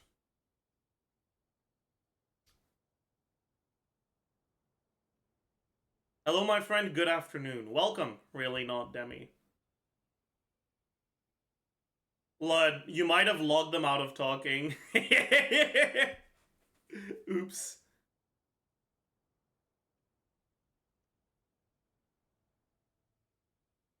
We usually have followers only mode to defend against bot raids.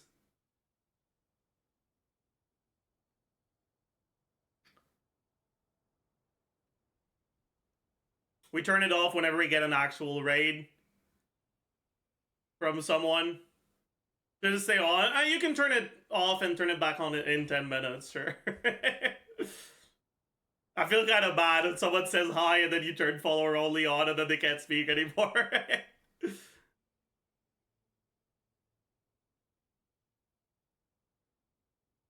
Anyways.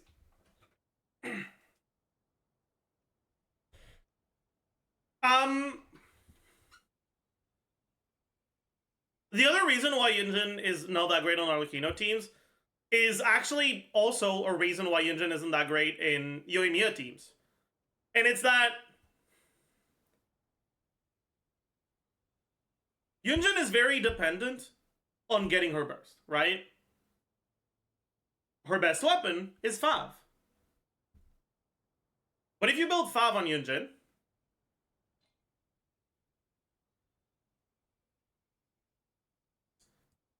you want to be able to take advantage of those Fav particles and build less ER on your whole team thanks to the Fav. But because Yunjin, if you do EQ, only has 2 hits with pretty small AoE, she's going to need a lot of crit rate to proc Fav reliably. Not only that, but her ER requirements, especially if you're playing her solo Geo, are incredibly high. Does her Q even do damage? Yeah, it does damage on cast.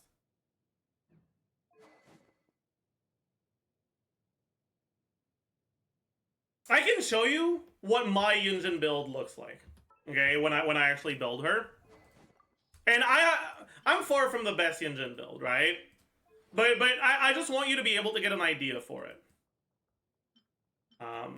I haven't farmed Husk enough to have a good Husk set, but I do have a decent Noblesse set.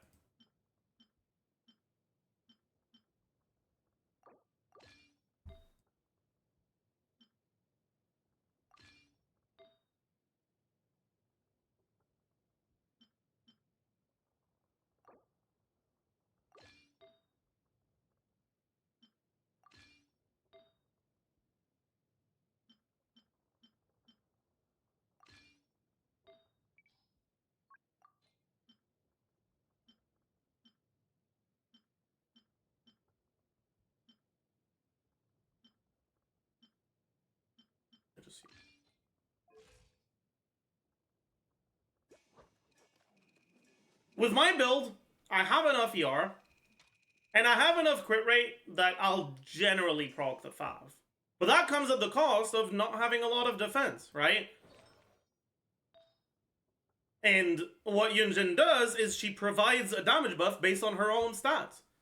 So when you have to build a lot of ER like this, and a lot of crit rate so you can proc your Fav, that means you can't build as much defense.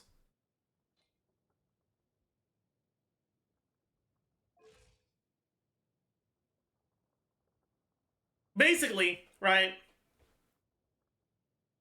because Yunjin's damage doesn't scale off of her own crit, then you need to build crit on her so you can proc Fav.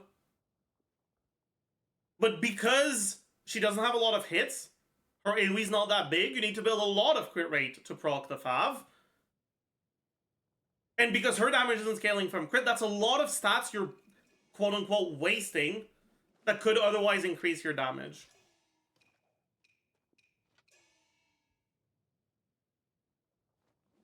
In a perfect world, Yunjin would have a way of reliably getting her burst back without Fav. But unfortunately, especially when you're playing solo Geo Yunjin, that's not happening. Without a Fav proc on her, you just straight up can't get enough energy.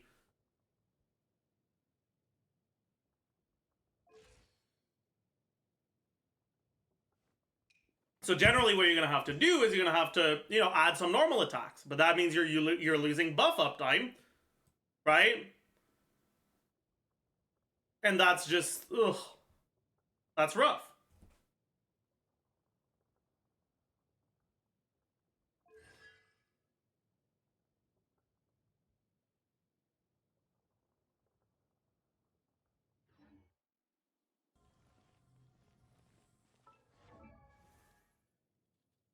Assuming she's already built decently, how much worse is she as an alternative to Bennett?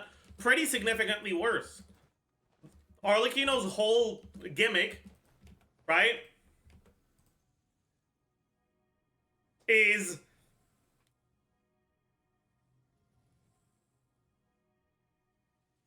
adding motion value to her attacks based on her current bond of life.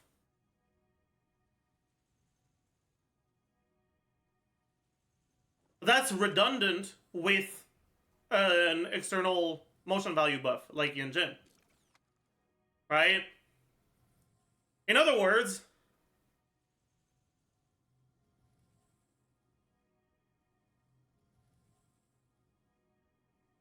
it's kind of like using an attack goblet when you have Bennett. Or Let's get going. If you're trying to maximize the area of a cube,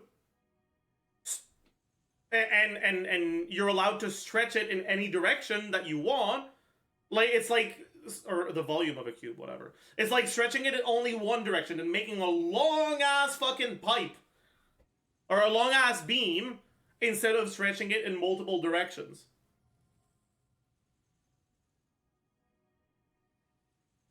Come on.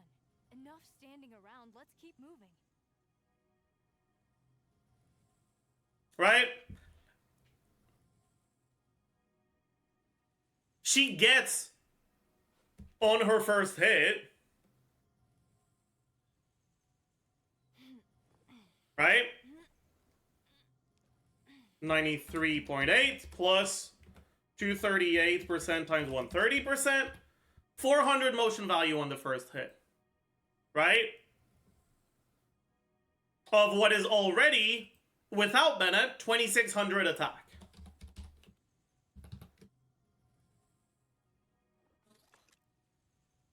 Yunjin is adding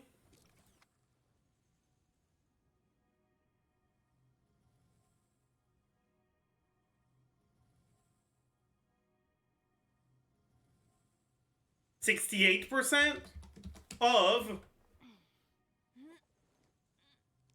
what a really, really, really, really well-built Yunjin could build up to maybe, what, 2,800 defense?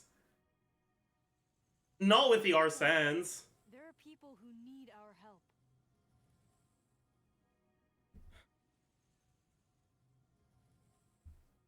Not with the Arsens. Let's try to actually calc it properly. Oh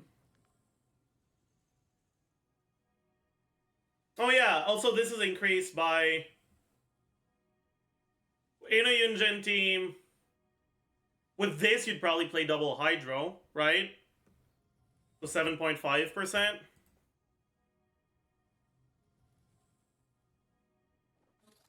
Right? Base defense is 734. Defense percent 58.3% times 2 main stats, plus, let's say you have a really good build, you have like 40% defense and substats, and 54 from Husk, and about 200 from flat attack from substats, so around 2,500, right? On the Arsens is like going to be a really well built Yunjin. Let's round it to 2,500.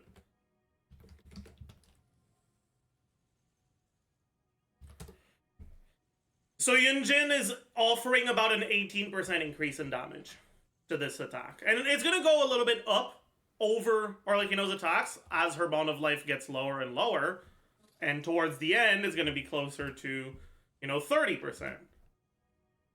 But compared to the upwards of what we calc to be 75% that Bennett gives, that's obviously a lot less. And this is an incredibly well-built Yunjin, where you're assuming you're actually getting your Fav proc. .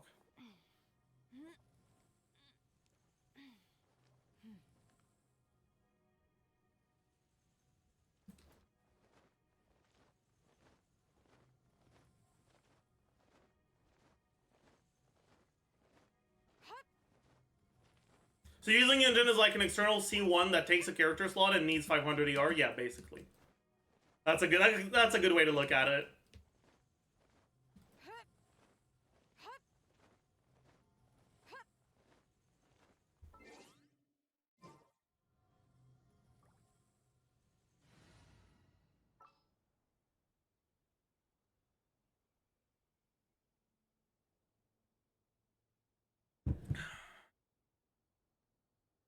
Is Lila a decent alternative for Zhongli? So, that's gonna depend on what you're fighting, obviously.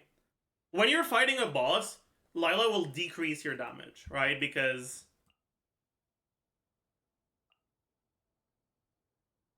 my Lila's not actually leveled.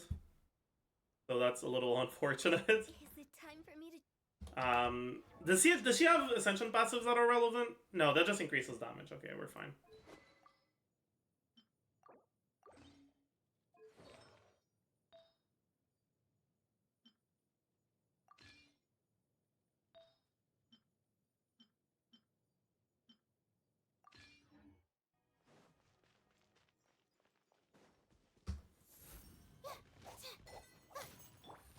Quietly now.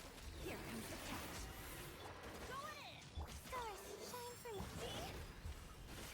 Right, so generally you're fine, but here we just lost a Vape because of her. Right? And that's the issue with Lila, right? Is against bosses like Primo Bishop that are not freezable.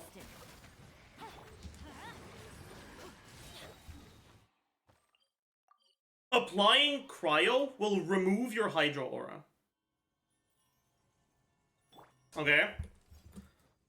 And removing your Hydro Aura means that if you hit with Hu Tao while the aura is removed, you don't vape. You just don't react. And that, obviously, is not good. That's not what you want. But I'm sorry, if you attack with Arlecchino, I'm using Hu Tao as a placeholder. You get the idea, right? Now, you can just play Lila without bursting, I guess, but, like... at that point, I wouldn't recommend playing Lila over Toma. I don't think.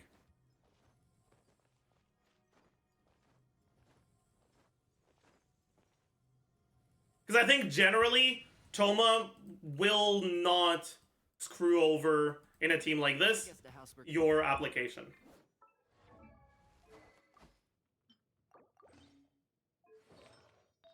He'll apply some himself, but it shouldn't be enough to make you lose waves. Gotcha. Things are about to get dicey. Supporting fire. Everybody stand back.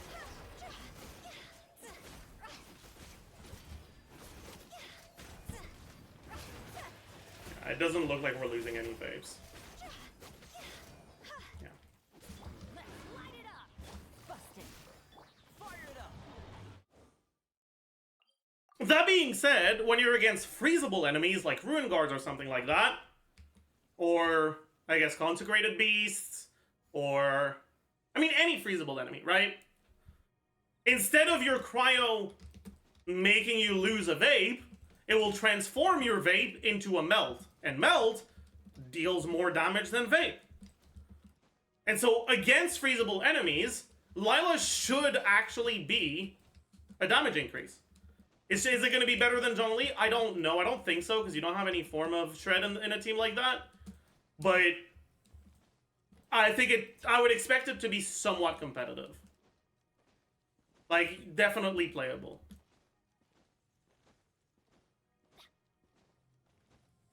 Isn't Lila's personal damage kind of okay too? In a solo Cryo team, meh, you're going to need to build a lot of ER.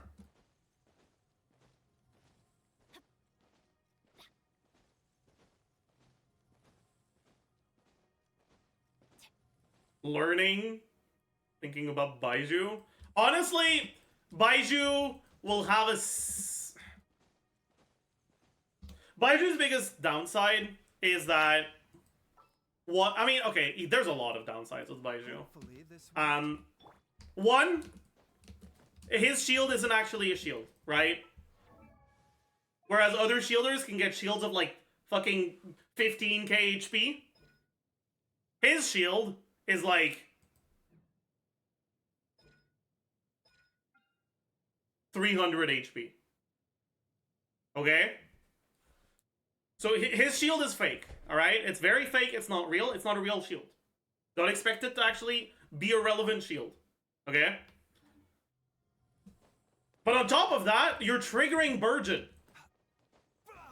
You're literally gonna lose more HP than you gain from Baiju because you can't heal on Arlecchino.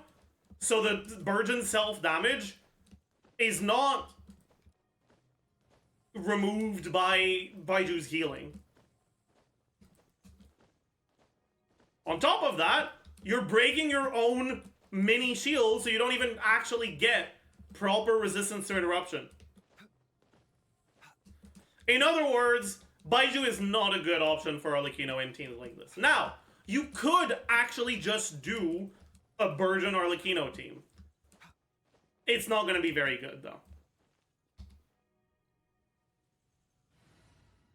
Would C4 Kirara have the same downsides as Baiju? No, because C4 Kirara actually offers a real shield. C4 or not, really. Kirara offers a real shield. Kirara's going to be a fine option.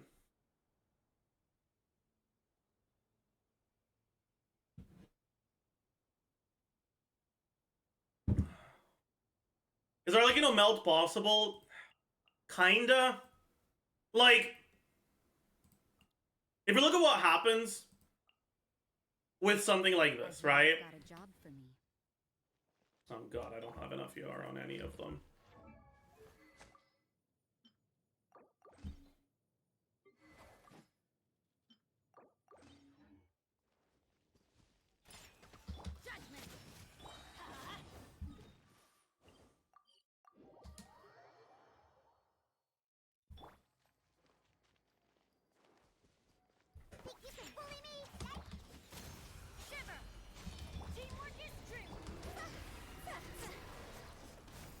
As you can see, we lose our aura basically instantly. It's not enough cryo out.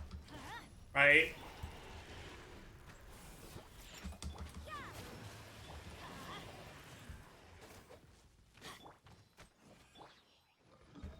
So you need better cryo ab than this. Now if you do Kea.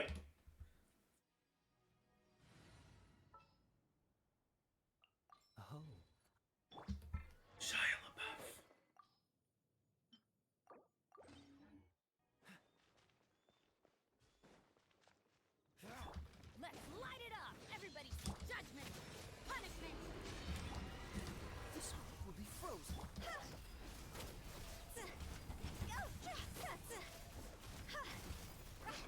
It seems like it's enough to hold until your Kea burst runs out, which is kind of enough.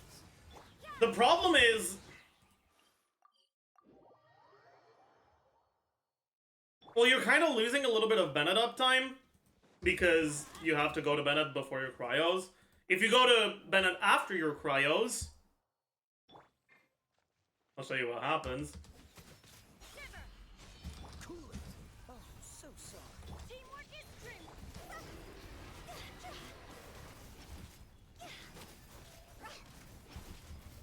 We're already out of cryo. Right, so it's you run out of cryo even earlier than you'd run out of Bennett buff, so it's even worse. Right?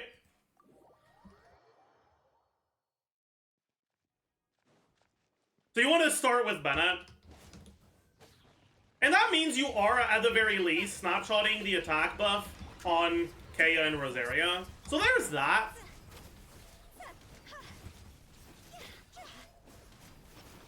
So assuming that the, like, reaction mapping isn't too bad, this is gonna be, like, fine-ish. But I don't expect it to actually be all that great because, I mean, A, no defensive option. You could replace Bennett with something like Zhongli, but you're losing a lot of damage if you do that.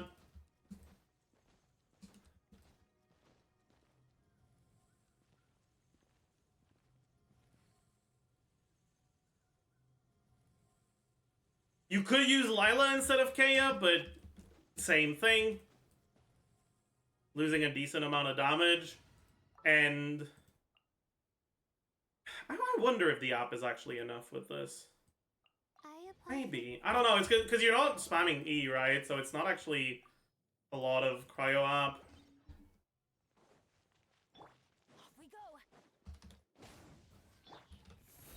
Alright, if you do something like this.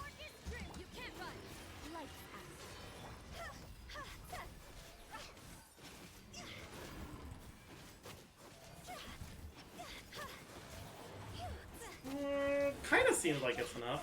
You know, maybe I'm underestimating this. Maybe it's not that bad. And obviously don't look too much at the damage.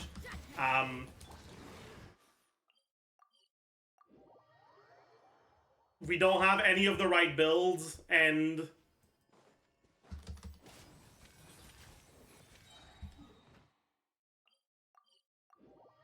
I'm doing most of my rotation while Primo Vishap is still getting up. And obviously, if you're just spamming normal attacks, Hu Tao's definitely not as good as Arlecchino, right?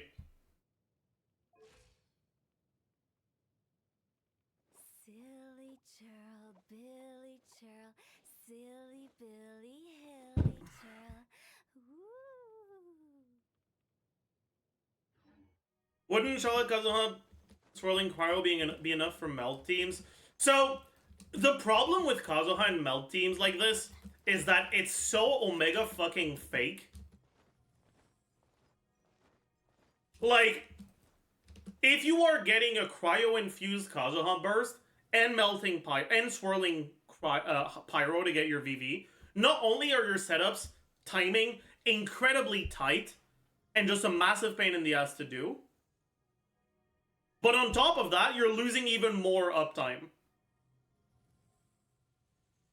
Are they gonna technically be doable? Yeah. Are they probably gonna be decent speedrun teams for people that reset until they get the right run? Maybe. Is it a team I would recommend? No, it is not.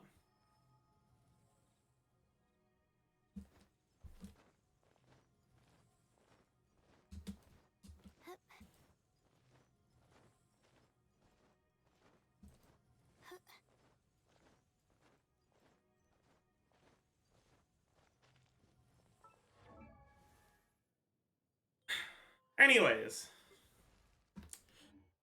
I see melt as like a fine cope thing if you don't have any available hydros.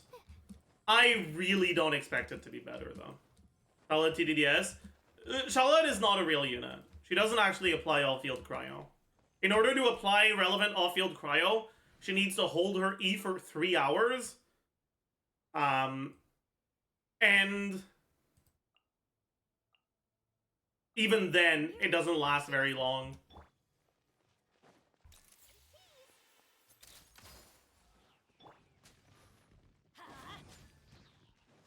You get 1 cryo op, 2 cryo ops, and I think that's it. No, 3 cryo ops. Total of 3 off-field cryo ops. That's less than Diona.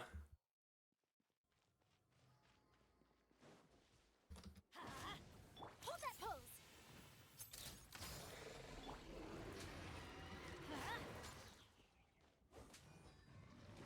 2, 3. Oh, wait, is it 4? Oh! Total of 4? Yeah, total of 4 ops, including the first one that happens while you're on field. It's not a lot. I can check if it's enough, but it won't be. But you'd have to start with her, obviously.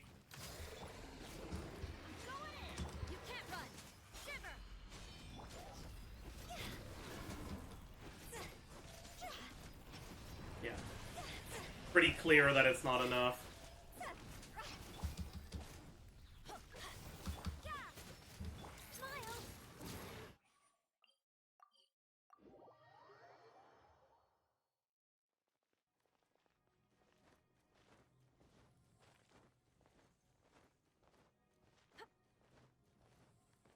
Anyways.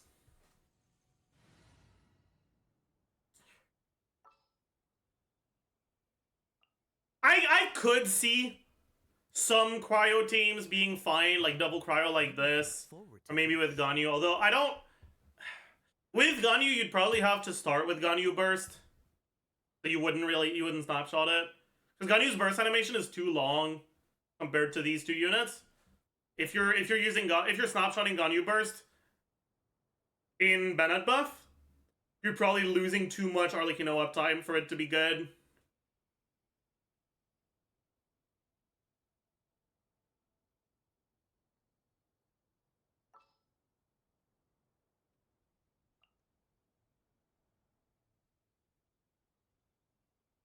But honestly, maybe something like this is good enough.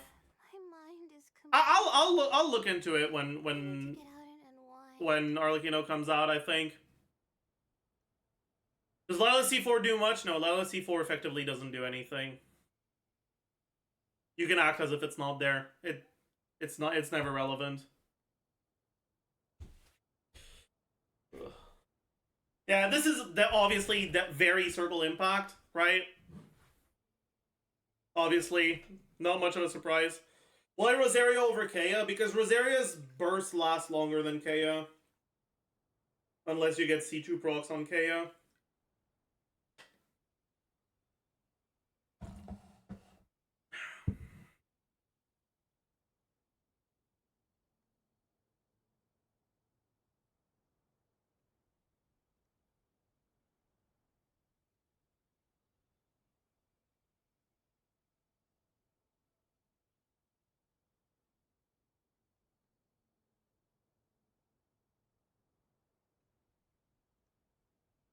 Yeah, PJ Bravo, if you have a question like that, you can just ask it again once I'm done talking about the thing I'm currently talking about. If you ask it multiple times while I'm still talking about the same thing, it's going to be a little bit annoying. But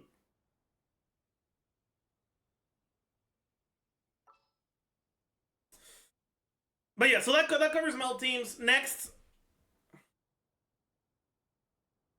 I also want to talk about Holy Daga. I mean, you guys don't have to be mean about it. Like, it's fine. Can you use the works? No worries. No hard feelings whatsoever. You know, not everyone is used to like proper Twitch etiquette and stuff like that. Like, yeah, obviously sometimes it's gonna be annoying, but when I'm in a good enough of a mood, I try not to get too bothered by it and to help them figure it out.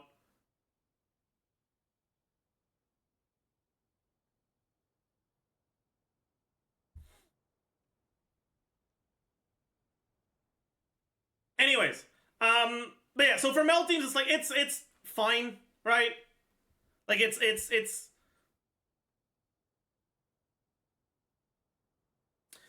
it might be okay. We'll see. We'll see. We'll see.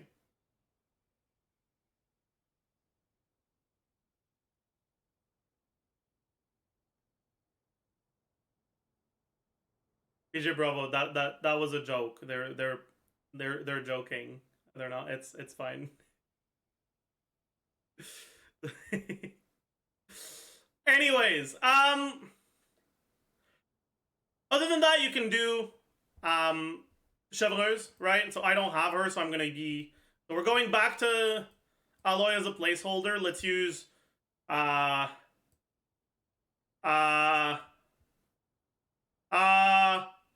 Dory as our placeholder for Chevreuse. Okay.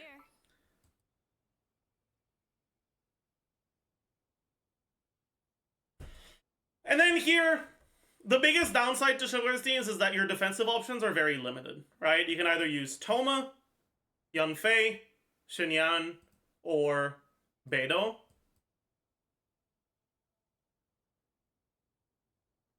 Yanfei is going to be somewhat fine. I think Shield Fei is going to be better with Arlecchino than it is with a lot of other teams, because generally the biggest issue with Shield Fei is you need a weapon that generates ER or energy.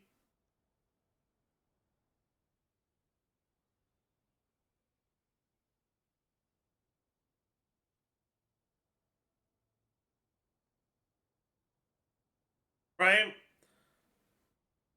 But with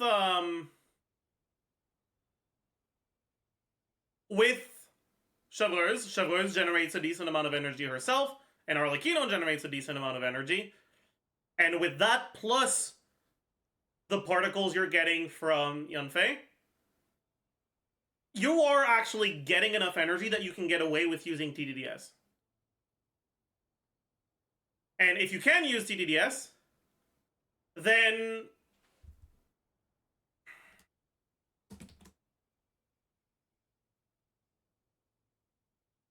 wait, what's going on?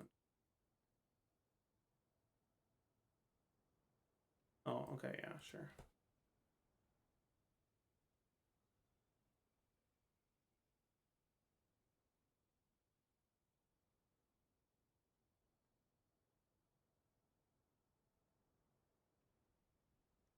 Anyways, if you are building using TDDS Yanfei, like, she's a fine, like, she offers an okay-ish amount of offensive power. If you're playing a Chevreuse team with a Pyro defensive option, that means you can't play Bennett because you need Chevreuse, Arlecchino, your shield option, and then you need another slot. But if that's Bennett, Chevreuse isn't working because you can't proc overload, right? So that obviously doesn't work. So if you want an actual dedicated shield option in a Chevreuse team, the TDDS attack buff is going to matter a bit more because you're not using Bennett. Right? So you can do something like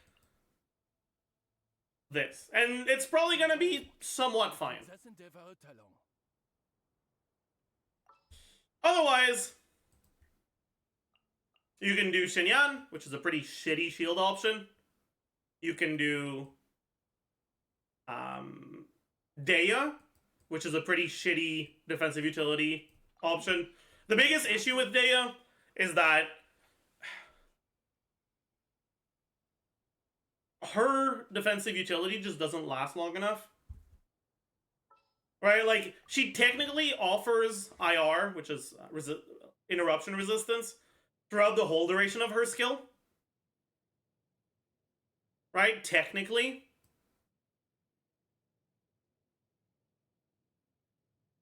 Active characters within this field have their resistance to interruption increased. But it's kind of fake. Like, the amount of increase is very, very small and barely noticeable. What is actually the big amount of resistance to interruption is obtained through her Ascension 1 passive, which says, additionally, within 9 seconds after Daya unleashes her skill, she will grant all party members the Gold Forge form state. This state will further increase the character's resistance to interruption. Right? This further resistance to interruption, I can't speak. This additional resistance to interruption is the good resistance to interruption that is noticeable when you play Daya. But it only lasts for 9 seconds. And that's just not really high uptime. Especially because one of the biggest advantages of Chevreuse's teams is that your rotations are relatively flexible, and you can kind of swap back to Arlecchino whenever you want, which is often going to be outside of this 9 seconds of uptime.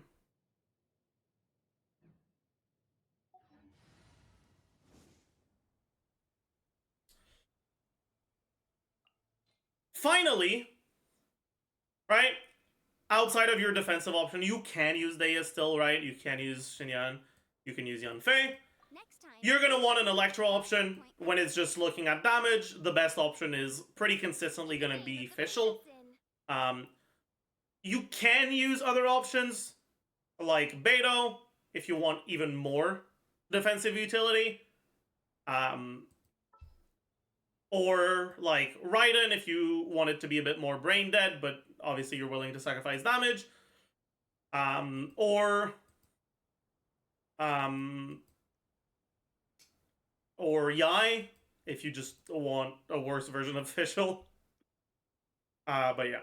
Oh yeah, and also Toma is also a possible defensive utility option. I forgot about Toma. Toma's also going to be pretty decent, but again, similar issue that he doesn't offer very much offensively.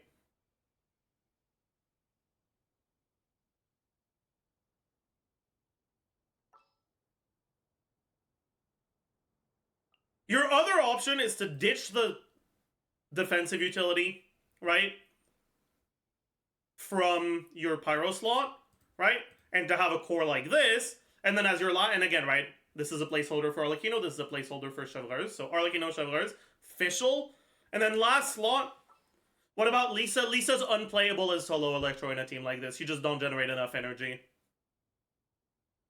But in this one, you could play Lisa, right? So you can play Lisa here. I'll keep an eye on you. And that's gonna work. You can also play Beto. Come with me. Beto is gonna be the best compromise of not having to play one of the dogshit Pyro defensive options for Chevreuse teams, and still having a defensive option without having to sacrifice as much. That being said, you're still sacrificing a decent amount because, well, now you have no buffs for Arlecchino herself, and, like, other than Chevreuse. And that means that her personal damage is going to tank a decent amount, right? Compared to if, instead of Beto, you were using a unit like Bennett.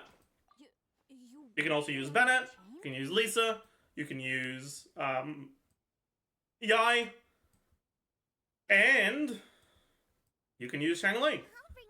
And Xiangling is also, if you're willing to, you know, sacrifice your defensive utility option, probably going to be the version of a Chevreuse team that is the best offensively without being limited to circle impact. Because Xiangling offers a nice mix of having good personal damage while also actually buffing Arlecchino in a relatively significant manner, right? Like, people tend to forget about it, but Xiangling C1 giving Pyro Res Shred and C6 giving Pyro damage bonus for a character that already does a good amount of damage themselves, it kind of matters. It's kind of a big deal. And then on top of that, you don't have very, very specific attack rotations, which makes it very easy to pick up the Chili Pepper from Guoba and get that 10% increased damage.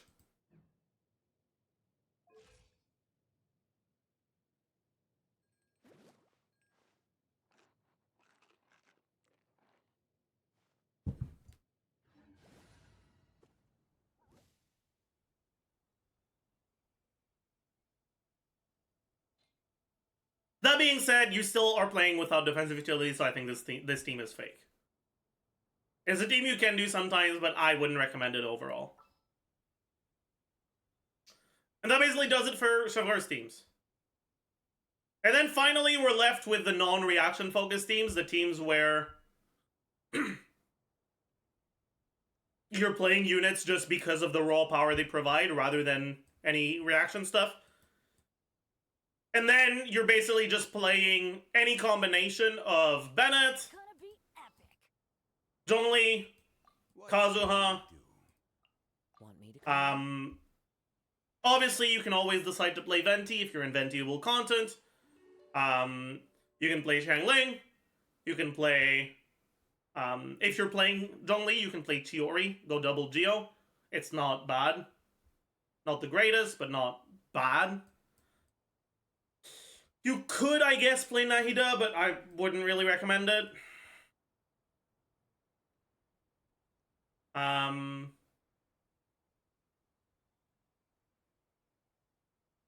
think that's kind of it, really.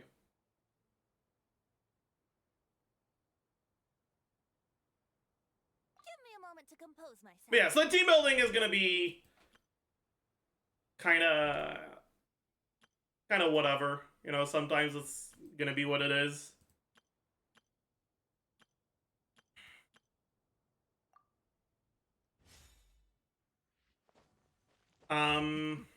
She's gonna have a decent amount of teams, but they're often gonna, you know, use similar units as one another. And you're generally gonna be playing either Vape, Chevreuse, or Monopyro. Would you say was her most recommended team? I think if you have every unit in the game, the default team I would recommend, I'm going to use Hu Tao as a placeholder for now instead, because Time for me to join you? Hu Tao is actually a Pyro character that is a carry, so like it feels like it makes more sense, whatever. The one I'm going to be playing is probably going to be Bennett Zhongli Yelan. Personally, I'm going to do 5 high ER Yelan, 1 E rotations, but I can definitely see the default way of playing this team just being 2 E Yelan instead. And do slightly longer rotations. Just because 1 E rotations are kind of a pain in the ass. The amount of ER you need is so high.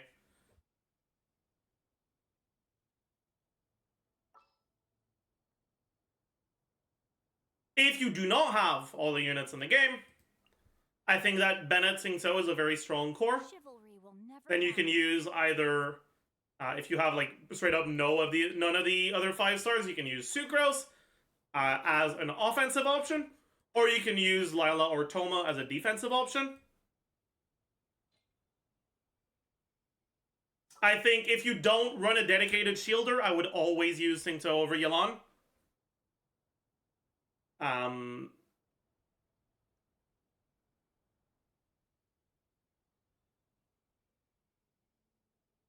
do you space Yelan's E's here? If you're on a 2E rotation with Yelan, it doesn't really matter because you can swap out of Arlecchino at any time in your rotation because she doesn't lose her infusion or bond of life when you swap out of her. So you just swap back to Yelan whenever her E is up. Now the problem is that's going to have to be during your uptime, right? So you are losing Bennett uptime on Arlecchino, unfortunately. And that's the reason why I don't really love it as much. And I'm going to prefer trying to run high ER Yelan teams. Alright, but you're probably going to do something like... Gotcha. Here comes the catch. Teamwork is dreamwork. We don't talk about that start.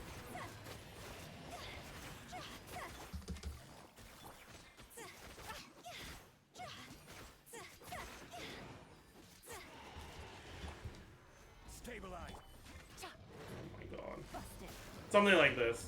I swapped it back into Yelan a little bit late, unfortunately. So that was not a perfect showcase of it, but we'll try again.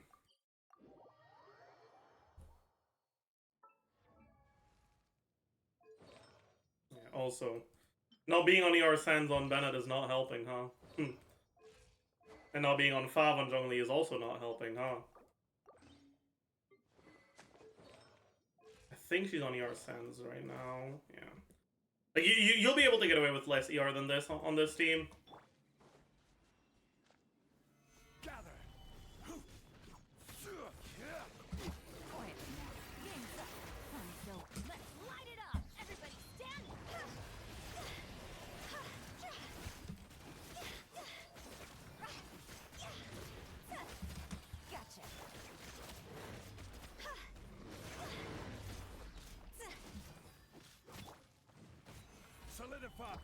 Well, and you're probably just doing something like this and then starting over. And again, I swapped a little bit too late, but it was a lot closer to the right timing. With a little bit of testing, I'll be able to tell you how many Arlecchino attacks you do before you swap to Yelan. So you're having to use Yelan's Breakthrough Bar in order to wait for her to capture particles. I don't think you do that. If you do that, you're losing way too much Bennett uptime. Right? Because on the first E, you're doing EQ on Yelan, so you're catching her own particles anyways.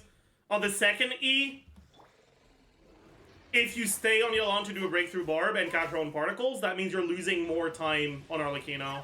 And I don't think it's worth doing. I think you'd rather just build a little bit more ER. On a 2E rotation, your ER requirements aren't as high, even if you don't catch the second E. Plus, because you're forcing your rotation to be a bit longer, you probably have time to sneak in an additional Bennett E as well. How big is the difference between her signature and free-to-play? It heavily depends on the team.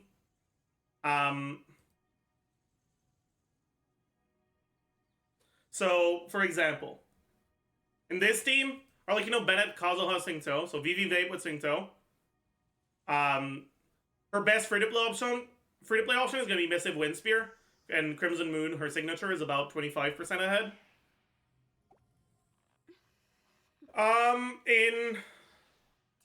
That's not Bennett, Kazuha, Singto, is it? Why do I have two Bennett, Kazuha, Singtos? No, it's not. This is Bennett, Kazuha, Yelan. No, wait, I just have the fucking same thing open twice. Wait, no. This is with Yelan. I just forgot to change the... Man! Okay, let me fucking...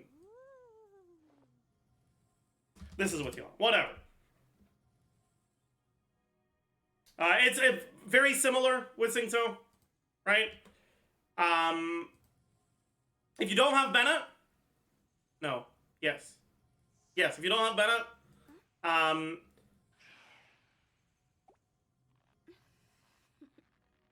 it is 21-ish% instead of 25%, because without Bennett, Missive Windspear's attack, substat, and passive become a little bit more significant, so the gap shortens a little bit.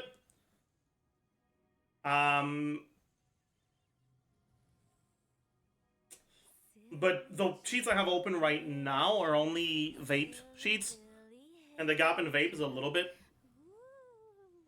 less bad. The team where the gap will be the biggest between free-to-play and signature is a beta official team. Basically any shoveler's team where you're not using Bennett. In a team like that, Missive Windspear isn't that great, because you're not taking advantage of the EM. And so the gap between Missive Windspear and Crimson Moon, and her signature is like almost 40%.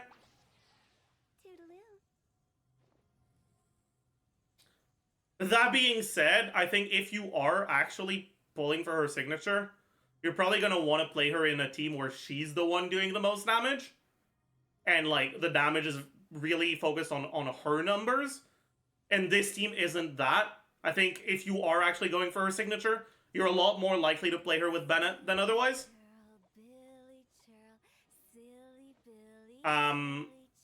Which shortens the gap relatively significantly, right? If we're looking at a Chevreur's Bennett team, where you still don't get value from Missive Windspear's EM passive.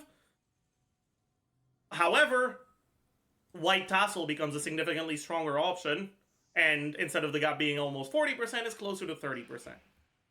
That being said, all of that is just compared to the best guaranteed free-to-play option. So the best option you can always get as a free-to-play. I guess not anymore, now that the event for Missive Windspear is gone, but like, the event that a free-to-play player could have guaranteed, right? The reality, though, is that she's really good on Jadewing Spear. In pretty much all of her teams, Jadewing Spear is like 10 to 15% behind her signature.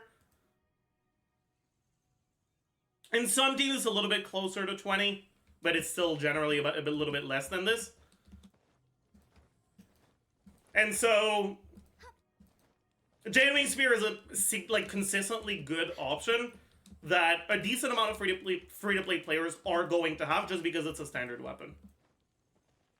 I have it, and that's the main reason why I'm not really considering going for her signature anymore.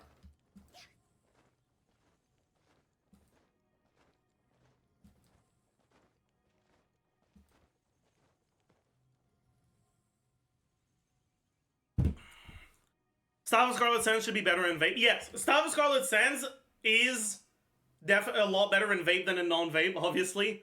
Because in non-vape, it's better to build attack than EM. You don't care about the EM. In vape, EM becomes a good stat, which means that you can go EM Sands on Staff of Scarlet Sands and actually get a lot of value from the passive.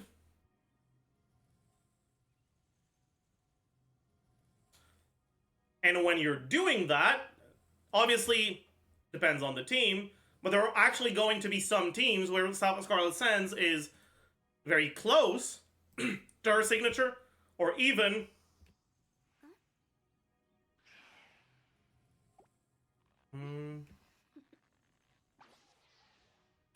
there was one where it was better, but I can't find it.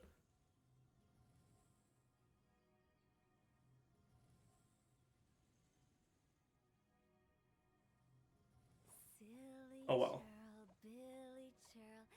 I don't remember which one it was better in, but point is, it becomes a very competitive option in Vape. And like, if you already have it, I think that going for her signature is a complete waste. You closed it? Maybe I did. Aware.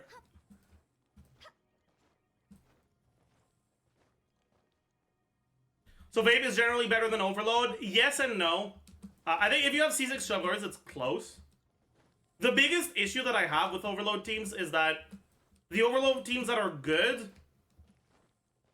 don't really...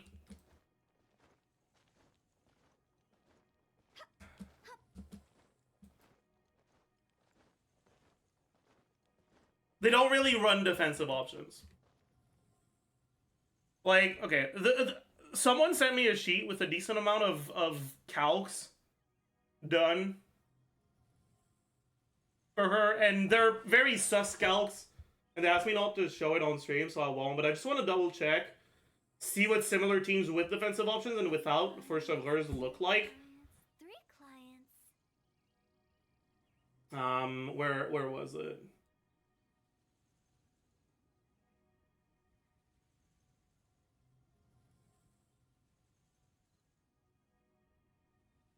Okay, so Shovelers team. Yeah.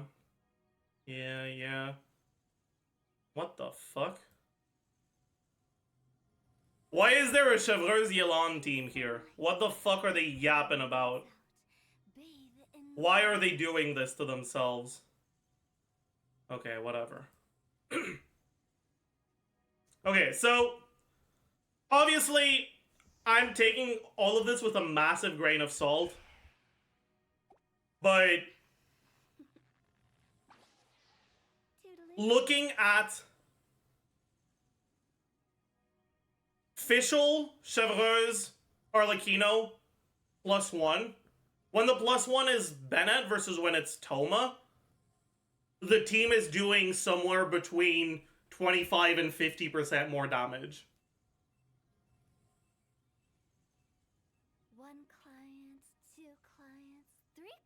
Right? And that's the biggest asterisk to Shovelers teams. Right?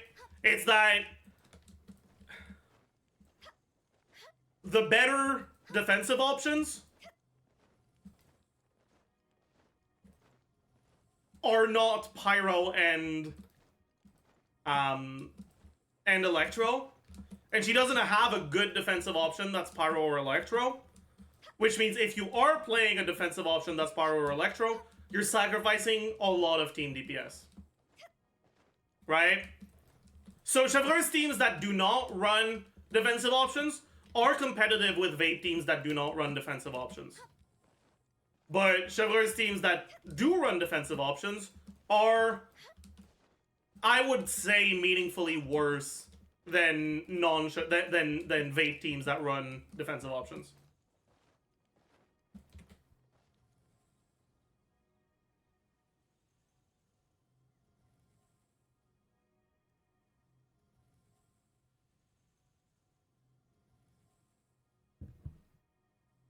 Will White Dazzle be better than Missive Windspear and Arlecchino Vape if you're playing Bennett and have substats and EM worth around 150? And what's the best amount of EM on our Vape teams? I mean, again, it's going to depend on which Vape team. But we can take one as an example. the Bennett John Elon team, right?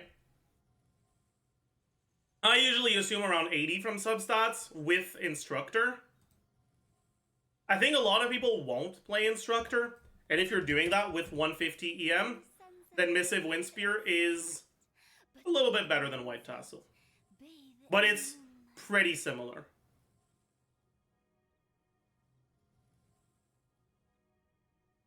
Right?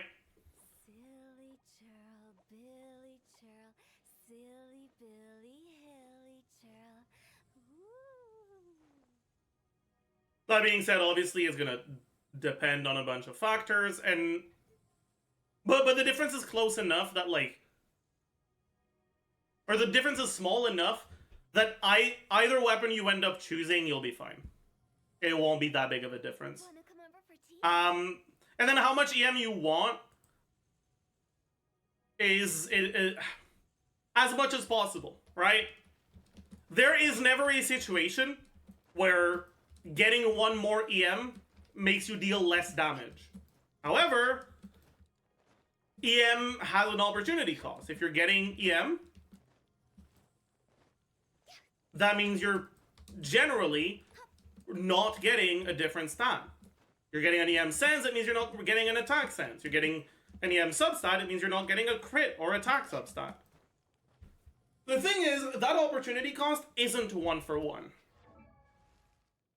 It's a lot easier to get an artifact that has 10% attack, 7% crit rate, and 40 EM than it is to get an artifact that has 15% attack and 10.5% crit rate, right? Getting 6 rolls spread across 3 different substats is a lot more likely than getting 6 rolls spread across 2 different substats. What that means is that setting a hard, like, breakpoint where you don't want more EM is inherently going to be misleading, right? Because the reality is, if I look at my best CV artifact, right? I think a really good example is my goblet, right? My optimal goblet for Arlecchino is this one. The reason it's so good is because it has 4 rolls of attack, 1 roll of EM, 2 rolls of crit damage, and 2 rolls of crit rate. In total, it only has about 30 CV, which is less than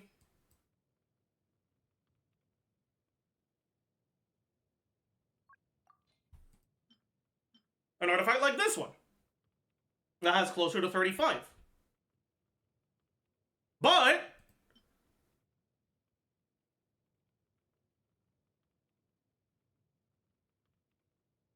all of these rolls also matter. And so this artifact is actually fucking insane, right? This is like an S tier artifact.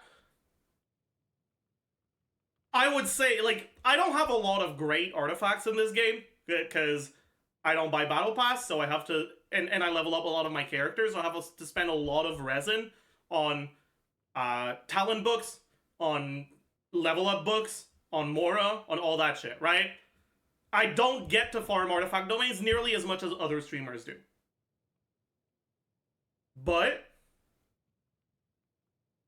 this artifact, out of all the artifacts that I have, is one of the very few that I can confidently say my Pyro Goblet on Arlecchino is going to be better than 99% of you guys' Pyro Goblet. Because this one's fucking insane. This is one of my best artifacts for sure. It's really good.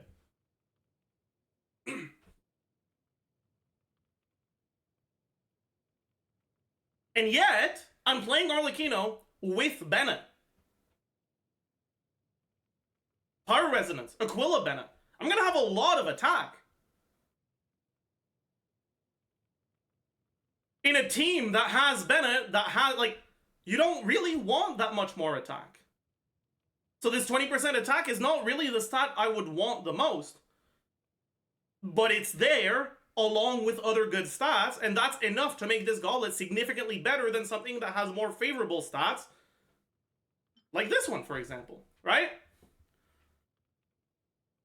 This is another 9 substat artifact. But because the roll value on it is lower, because I got, you know, 3.1 twice here, 6.2 twice here, less than 5 on average, about 20. Whereas this one, I got 3.9, 3.5, 7.8 twice, mid-high here, and above 5% average, is better. Anyways, point I'm trying to make here is sometimes an artifact will be better even if the stats that it has aren't as good, just by virtue of it having more of it.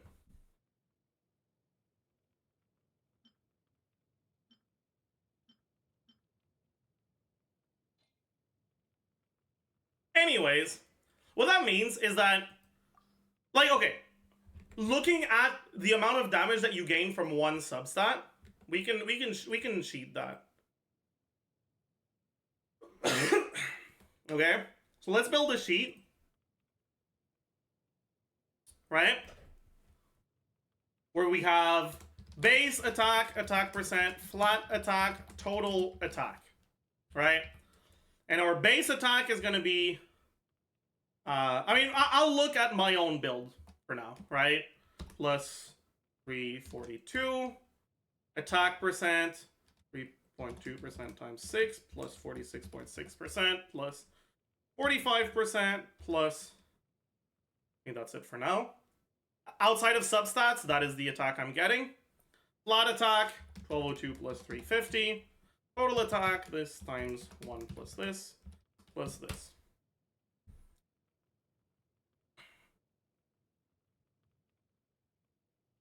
So, getting one roll of attack percent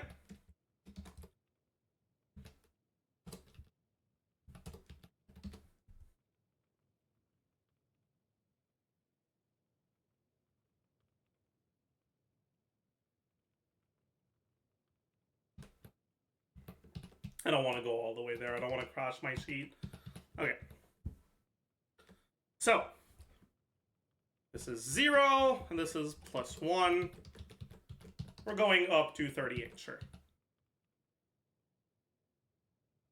And then attack percent, or attack rolls.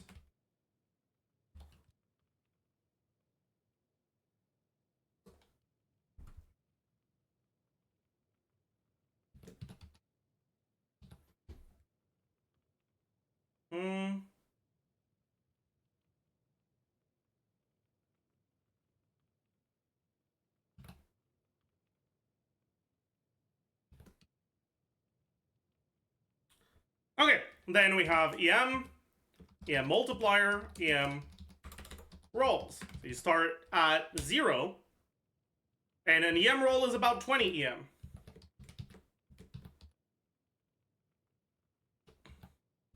EM multiplier, 15 divided by 9, multiplied by EM divided by 141 plus EM plus 1. I'm an idiot. It's 24 divided, 25, 24. How much is it again? It's not 15 divided by 9. How much is it again? I forgot.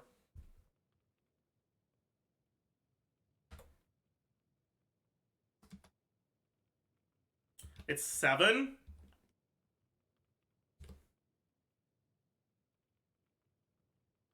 No.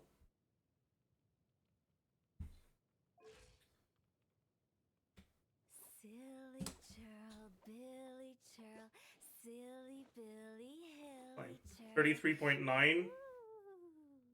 Yes, it's 25 divided by 9.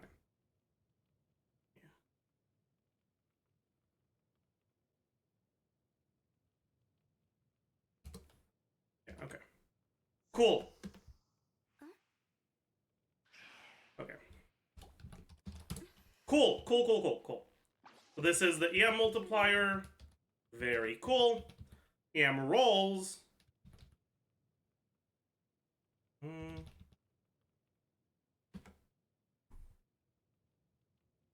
Silly churl, Billy churl, silly Billy Hilly. Okay.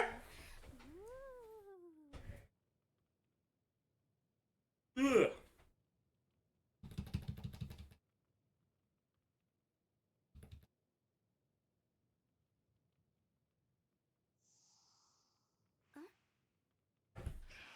And then we have crit value, crit multiplier, crit roll.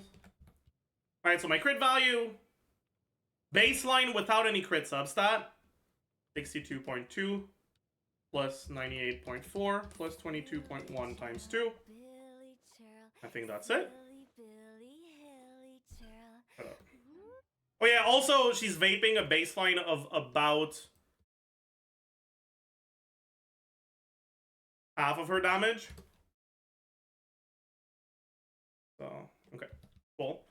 Crit value, okay, and then this plus 6.6%.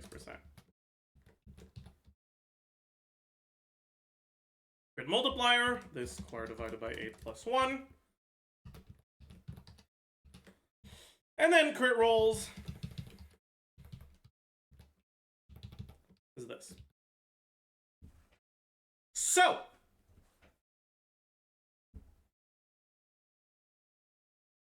let's...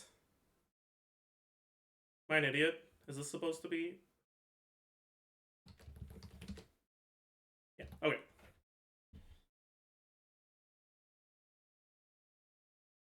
So, we do a sheet with... Actually, can I just do this? Probably. Attack rolls, EM rolls, crit rolls. Insert. There we go. Okay.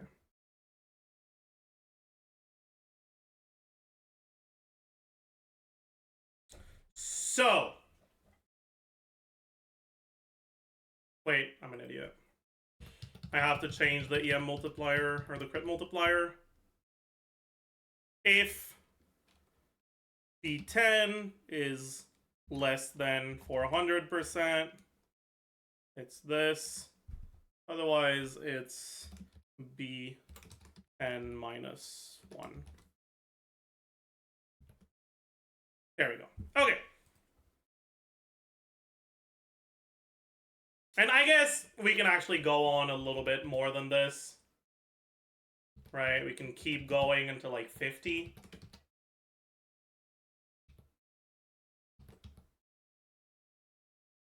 Okay. And select data. Edit. I want it to go all the way to AZ. Okay. Same for this one. AZ, AZ. AZ, AZ. Okay. So. What the fuck is... Okay. There we go. So, I want you to look at this chart and actually... Wait. I can probably remove the 0 value here. That's probably a good idea.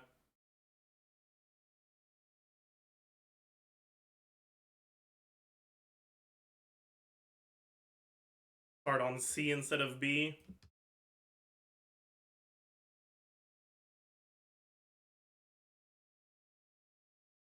All right, I'm trying to get some actual useful visual aid for this. It's gonna help you understand better, I swear. Okay. So, this chart, okay, this is damage gain per 1 substat, okay? This is the amount of damage that you gain for 1 substat based on the amount of substats that you have of any given stat.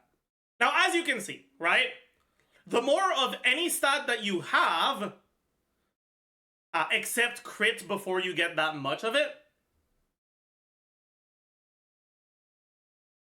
the less damage you get from any stat, right? That's why people talk about diminishing returns.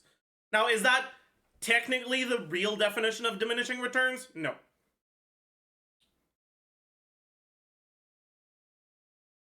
But good enough for our purposes here, right? What that means is you don't want to get too much of any one stat, right?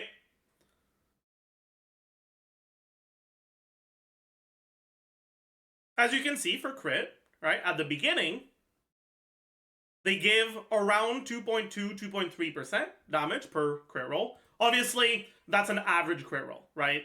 A low crit roll of 2.7 instead of the average 3.3 is obviously going to be giving you about 20% less, so about 1.8-ish, right?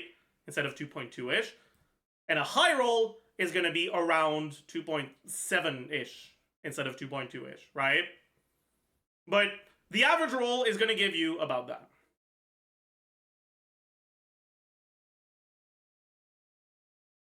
Actually,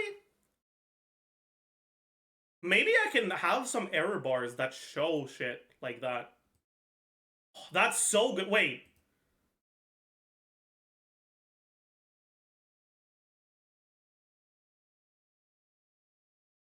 Percentage? I mean, what's the percentage deviation?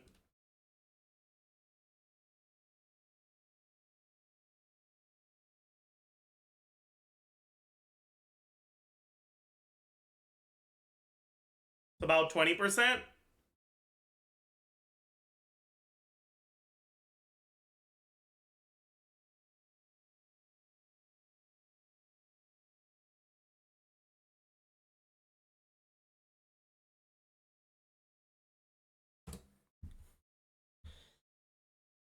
Okay, this might be too visually cluttered, actually.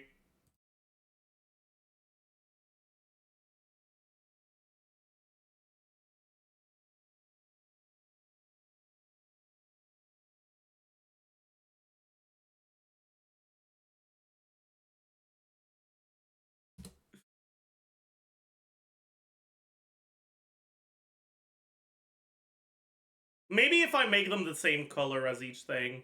Yeah, okay, that's probably... Man.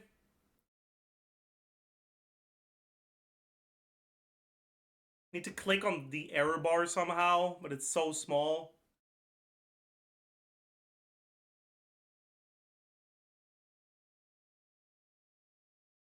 Error bars, okay, there we go.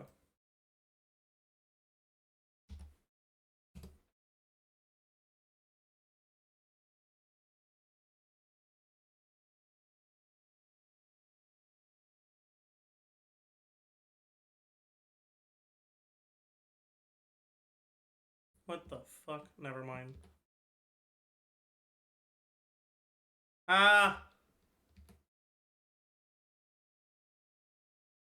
Wait, why are there also error bars for the... Oh my god, I have X-axis error bars as well. No! How do I only have Y-axis error bars? Fuck.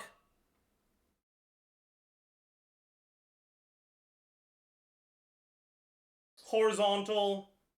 There's only horizontal. Wait, I don't want horizontal, though. Oh, vertical. Oh, I have to select them individually. Okay.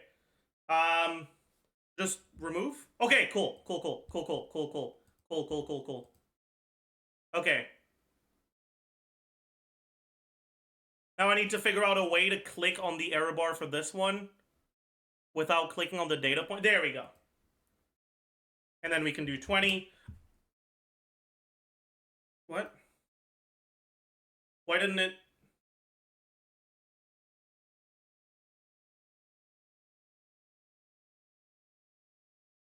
It's not working. It pretends like it's working, but it isn't actually there. Fuck are you yapping about, man?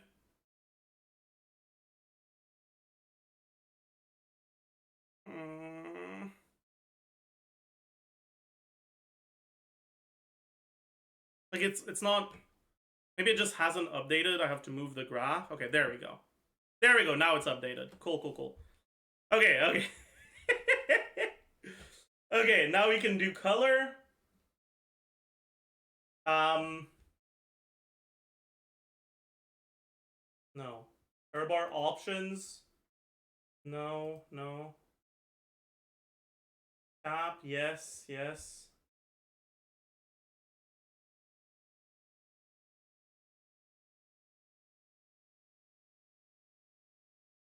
How do I make it so that it only shows the upper and lower bound instead of the whole bar itself? Is that doable? Maybe I can lower the width. No, that's not helping. Is the error bar for roll quality? Yeah, it is.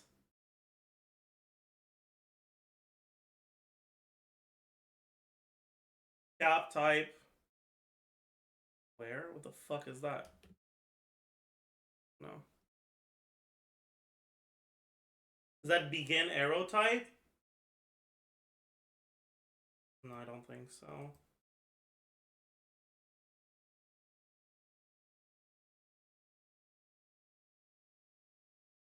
Just plot the max roll and min roll and give them transparent-ish colors? I could, but it's so...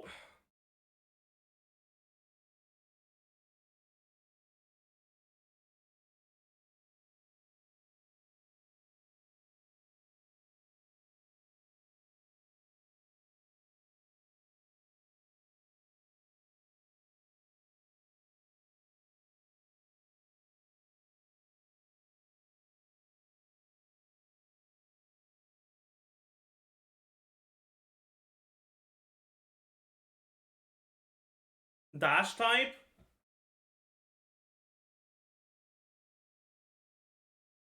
That's major grid line options. I'm an idiot. Yes, okay, that's perfect. I mean, no, it's not, but it'll do. It'll do. It'll do. It'll do. It'll do. It'll do. Wait, what if I do this? Oh. Okay, I think that's good enough. I think that's clear enough, right? Clear-ish.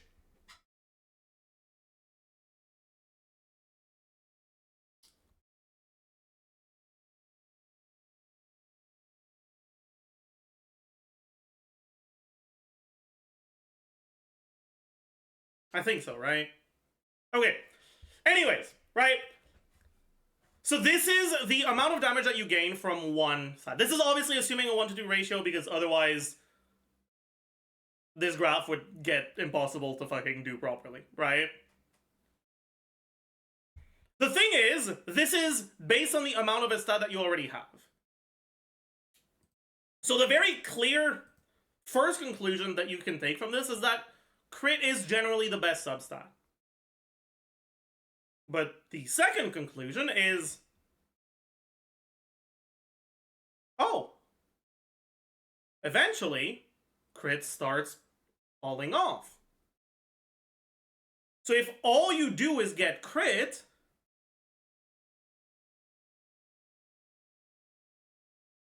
well, eventually, once you reach a certain point where you have a bunch of crit substats, if you haven't gotten any attack or EM substats yet, these start becoming pretty good alternatives, right?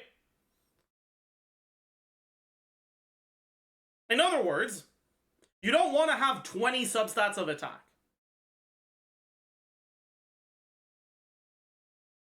But once you have like 25 substats of crit, getting one substat of attack isn't that much worse. Getting one substat of EM isn't that much worse.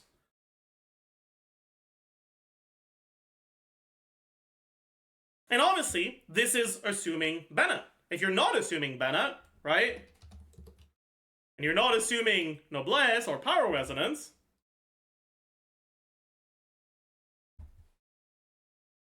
then the attack starts even higher than crit does.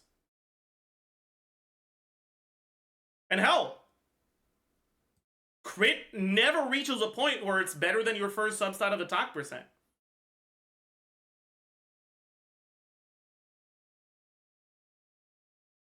All of this to say, right? Even when you're looking at EM, obviously, once you start getting like, 15 rolls of EM, the damage you're getting from EM is like around 1%. It's not that much. You don't really want to have that many. But getting 2 rolls of EM at around 10 rolls, right? Is about as much, if not more damage, than getting 1 roll of crit.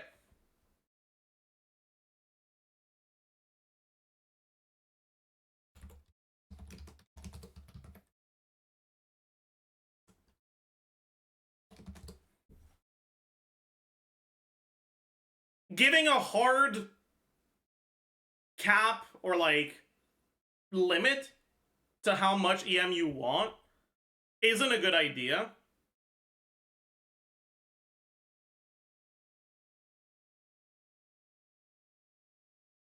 Because it might lead you to be like, okay, well,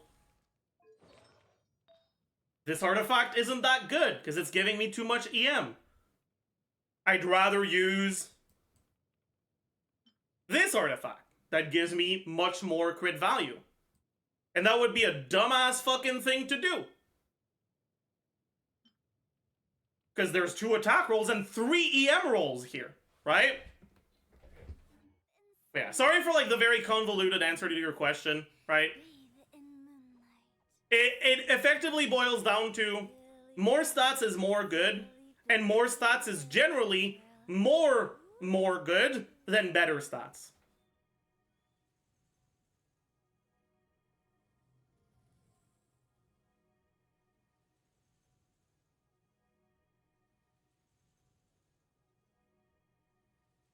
And if you want a very specific answer for your artifacts, you can either calculate it yourself or use the optimizer. I wonder if Zajef Daily ended up posting my explanation on how to use the optimizer.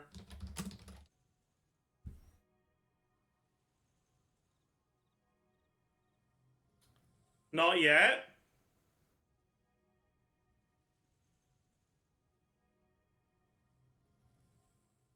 Alright. Well, if they do, you can check that out. Do a video yourself. I don't think it should really make it onto the channel. Is the Zajef Daily an official account? No. But we have a somewhat mutually beneficial relationship, so I don't mind them at all. Oh, you have a second channel? Technically, yes, but I don't really keep up with it, and I don't want to just post one thing on it and then abandon it again for another bunch of months. Does an optimizer dev have a YouTube channel that shows how to use it? They do. The reality, though, is that people don't tend to like watching tutorial videos.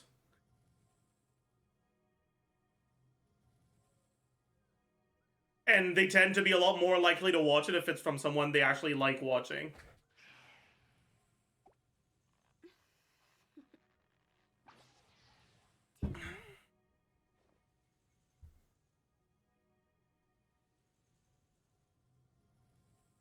So 9 rolls will usually beat 8 strong?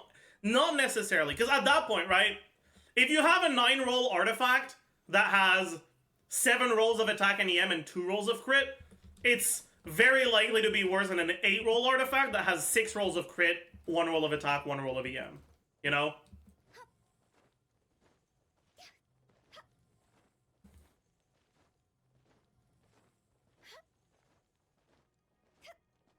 No worries, Icarus. Honestly, I barely watch Twitch myself. I don't like the Twitch video player. And I'm usually chilling either in my bed or on my sofa with my laptop. And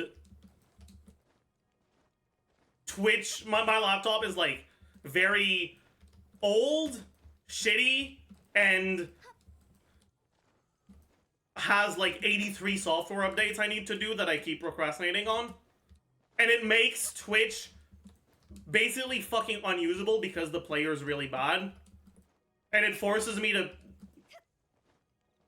basically only watch YouTube.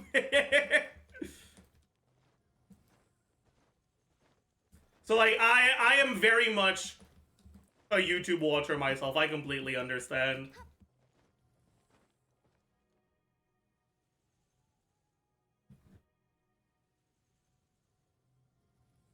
You can check my minus 15k, sure. 58 minutes ago. Sorry for the dono wall. I don't know if I want to add it.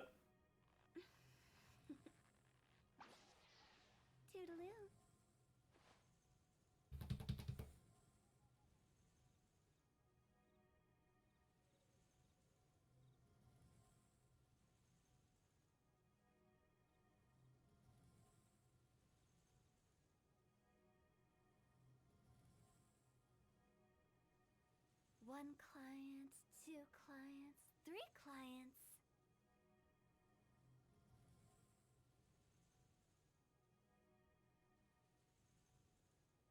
I used to watch Zajef VODs, but it needs like 15 seconds to load my skip 10 seconds order. Neither PC nor internet is a problem. Yeah, I get that, honestly. Twitch player is just not very good. And VOD player is even worse. By the way, if any of you wants to make a VOD channel, I have no issues with it.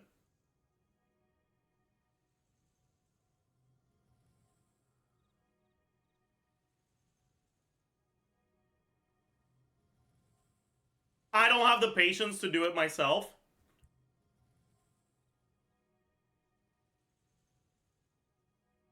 We can't see chat. Chat is on the left.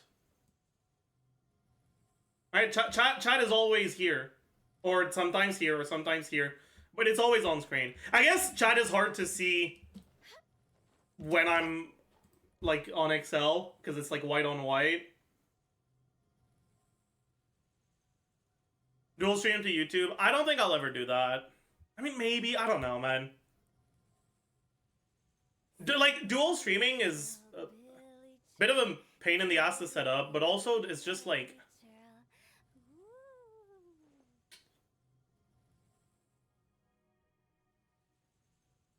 I heard really negative things about how streaming on your channel affects your videos in the algorithm. And I don't really want to take that chance. My YouTube channel is already, like, very much stagnating and kind of on life support because my upload schedule is not consistent at all.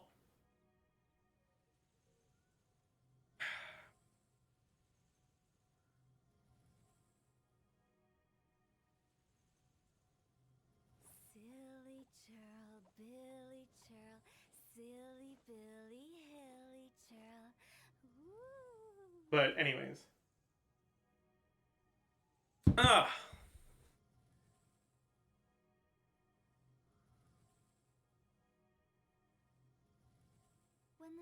You know yet when you're uploading the Arlecchino pre-release? In somewhere between 30 minutes and 2 hours at the end of this stream. Really? You're averaging 50k plus views for a 100k plus sub channel? Yeah, but that doesn't mean it's not stagnating. Like, I'll go to my YouTube studio right now.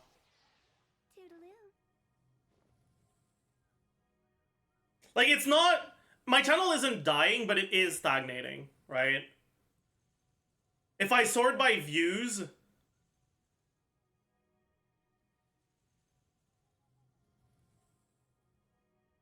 It's very much like... Wanna come over for tea? a mix of old and new videos, right? I have never had a video that actually completely popped off in the algorithm. So it's very easy for me to keep track of how the algorithm treats me. Because none of my videos has ever actually, like, gotten massive algorithm traction, trending, anything like that, whatever, right?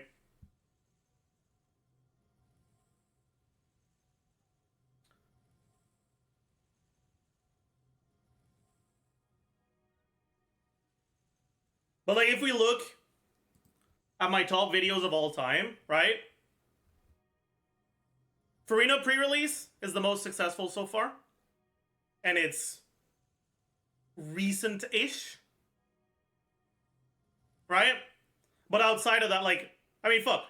A video that was posted exactly 1 year earlier has almost as many views, right?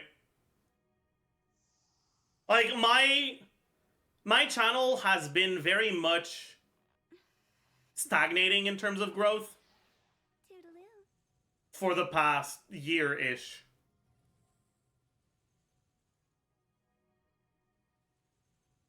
And, like, that's fine, right?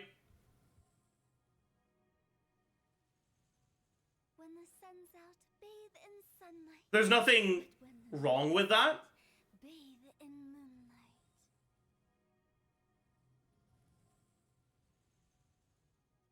but it is still something that's like kind of stressful to some extent. Silly churl, Billy churl, silly Billy, hilly churl. Ooh.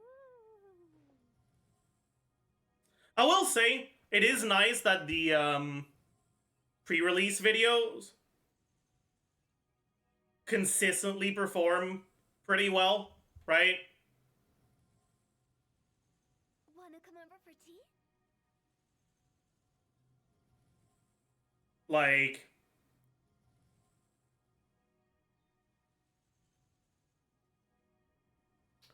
I mean, Chiori pre-release didn't, but that's because it's Chiori. Like, I don't think there's a single Chiori video that did well.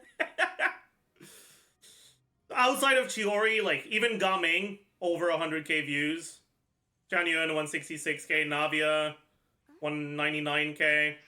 Farina, obviously, best performing video ever. Risley, first impressions, 140.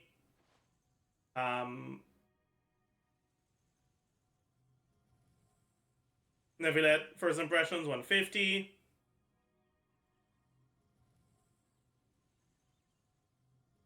They consistently do like pretty well. But how much you earn per view? It depends a lot. The biggest factor is the length of the video and how much of the video people watch.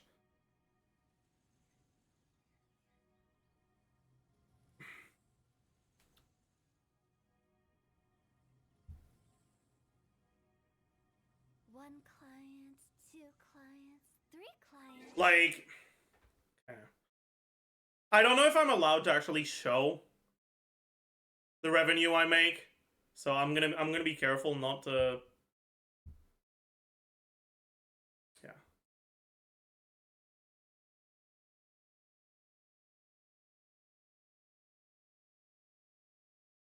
But if I look at my analytics, advanced mode, sort by estimated revenue.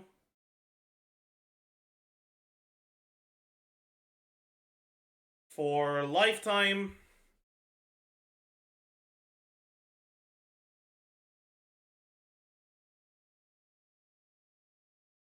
Jesus. The gap between my best performing video and my second best is actually kind of huge. Because my video that both has the most views, and probably is the longest on the channel, or one of the longest at the very least, is the Farina pre-release video. Right?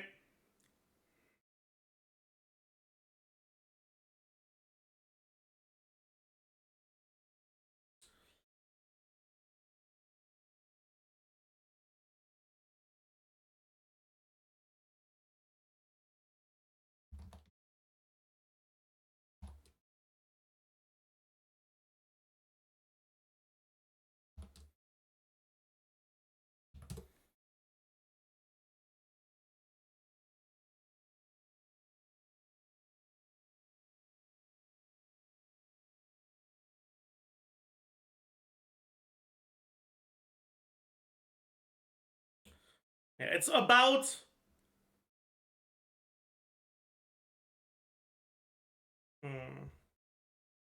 about 0.5 cents per view. So about $5 every 1,000 views. Like $4.50-ish for that video. But a good portion of that is because if I actually look at that video, average view duration is fucking 20 minutes, right?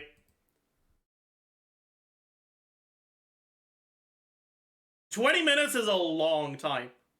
Most people make YouTube videos that are in total shorter than that.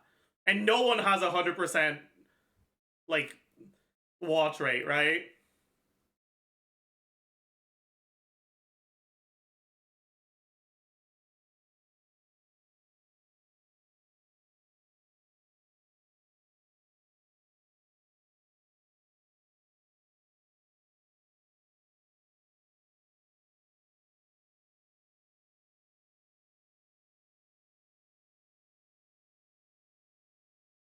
But yeah. Maybe you should split your pre-release into 4 shorter vids? No.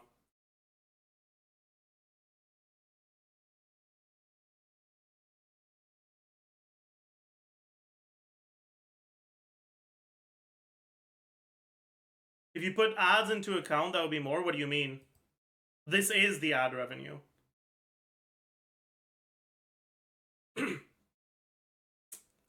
YouTube videos don't just spawn money out of thin air. When people talk about YouTube revenue, they're talking about ad revenue from YouTube videos.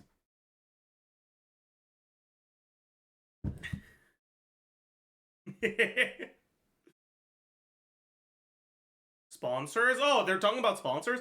I've never had a sponsor on YouTube. I will.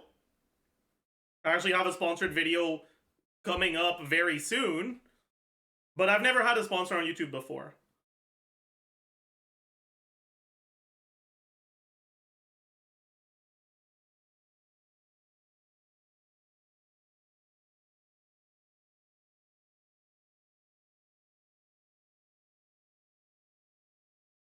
Nobody would sponsor Zajef.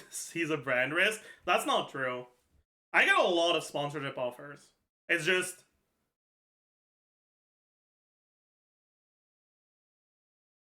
when I'm sponsoring something, I'm endorsing it, right? And if I'm endorsing something, not only does it have to be a product that isn't a scam, right? I also don't feel comfortable sponsoring and like endorsing something if I'm not enough of an expert on the subject to know if it is actually delivering on what it says, right?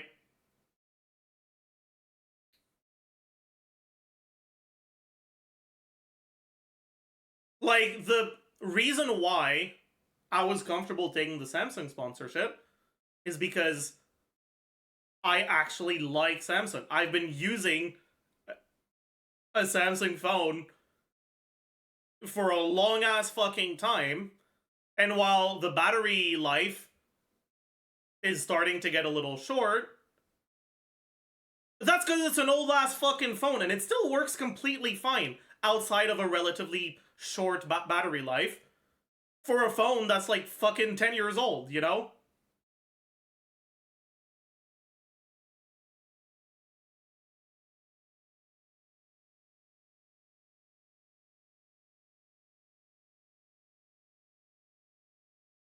It's not, I don't think it's actually 10, it's like 8 years old or something. What phone is it? It's an S7. Point being, it's an old-ass fucking phone. I've had it for a long time. And I actually like it. I think it's a good phone. Just replace the battery. Brother, my phone looks like this, okay? Like, look at all the fucking broken screen like, I'm not even replacing the protective screen. You think I have the fucking patience and motivation to replace a battery? Hell no. Hell no. But it's still completely, it works completely fine. Can you keep the sponsor phone? I wish. I wish.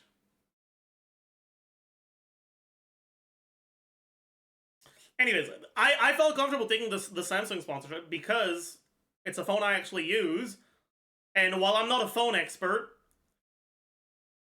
Samsung is not a fucking small brand on which there's no information available. Like, Samsung is a pretty good phone brand, and that's pretty widely known, you know?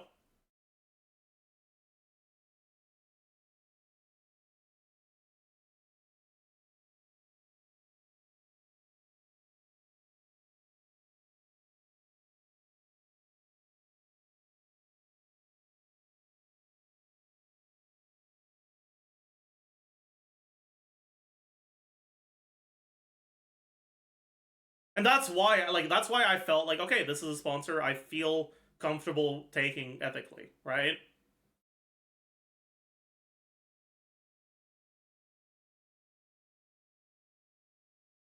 Which video do you have this Samsung sponsor? Not posted yet.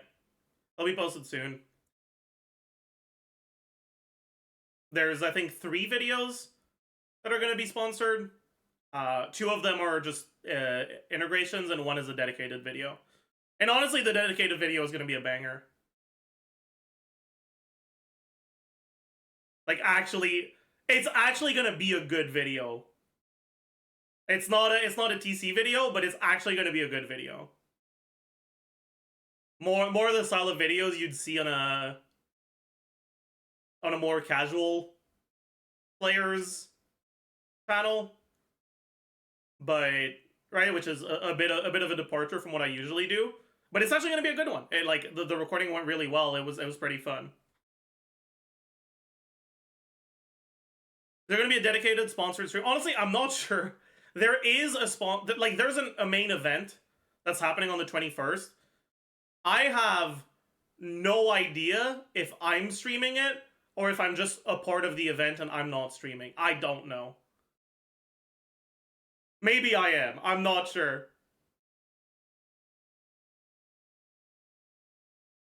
You signed to an agency? Yeah, I am. I think you can see if you scroll down on my channel, no?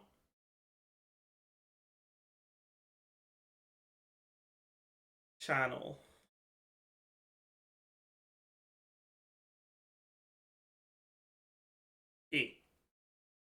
GG Talent Group. A wage business.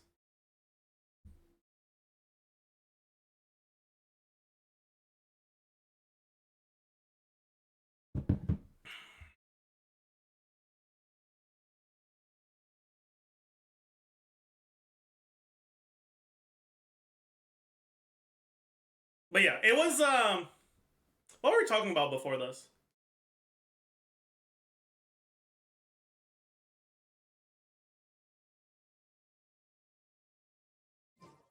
Cypher War.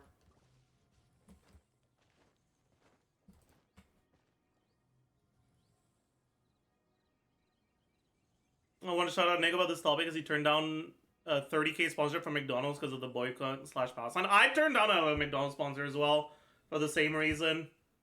I don't know if I talked about it on stream before, but obviously mine wasn't as big as his because I'm a much smaller creator. But like they offered the sponsor before the boycott started, right? And I was like, yeah, that sounds pog. I mean, McDonald's is fine. Whatever, sure. Like, maybe. And then, you know, shit happened, and I was like, you know what? I'm not doing this shit anymore. Fuck that. Haven't signed anything yet? Thank God. Get me out.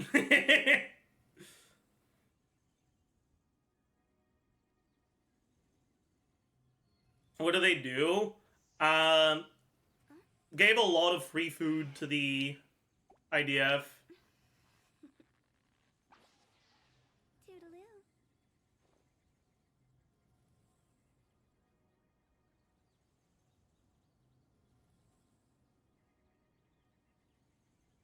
Not sure what the boycott can achieve if it's the best outcome. Doesn't cost me anything. Well, it does, but like, okay, maybe I shouldn't. It did cost me multiple thousands of dollars, but it's not like.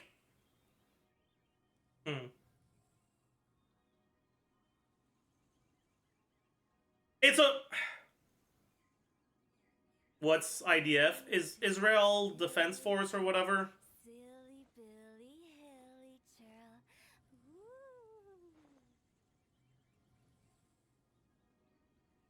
Are they still doing it? Waffle, I wasn't aware they were still doing it.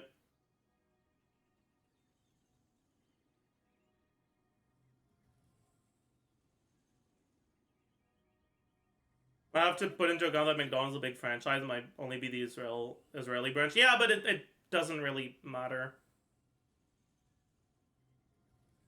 Like, you can still exert political power by participating in a boycott.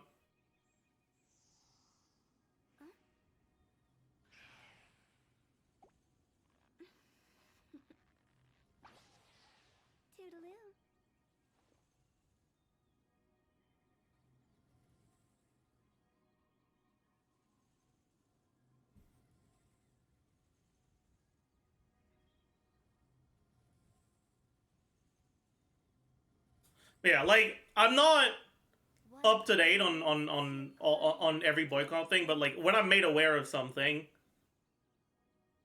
I'm not gonna be like, oh yeah, bro, just fucking hell yeah, I heckin' love McDonald's.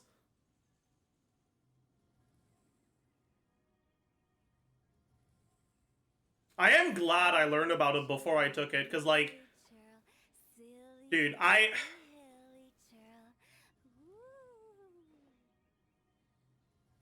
if I had signed something before learning about it, like what the fuck would I have done? I have no clue, actually.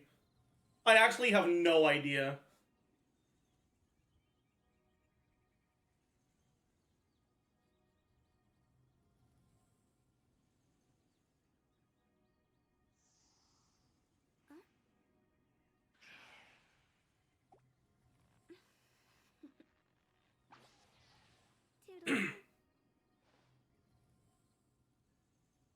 Because I don't know what sort of shit I could have been into if I breached the contract and ended up not doing it after signing and shit.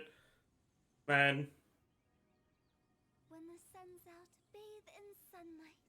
But when the moon's out, bathe in moonlight. But oh well.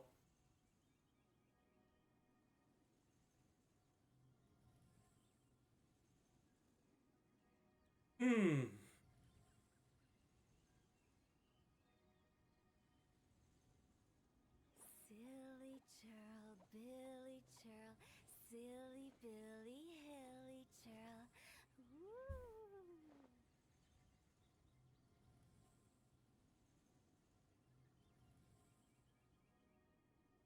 Anyways.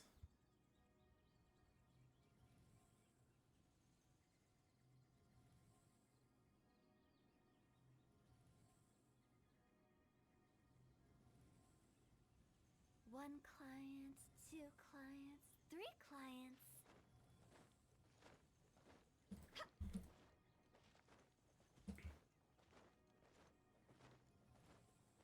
What now, chat? What now?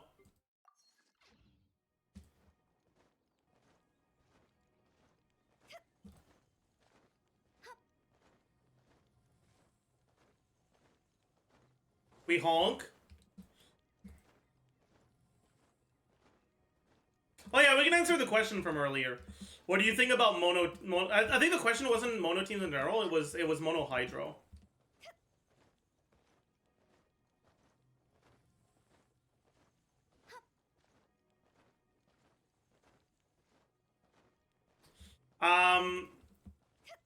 Is mono hydro ever worth it? Because you're putting so many good units on one team unless you have other mono elemental teams. That tends to be one of the biggest issues with mono hydro. But there's also a decent amount of variations of mono hydro where you still have potential available options on the other side, right? Like, for example, you're not going to be playing a mono hydro team with both Neuvillette and Yelan or Xingqiu, right? So if you're playing, like, Yelan, Xingqiu, Farina, Jean, or whatever, you can still put a Neuvillette team on the other side, right? If you're playing Kokomi instead of Xingqiu or Yelan, you can put Xingqiu or Yelan on the other side, right?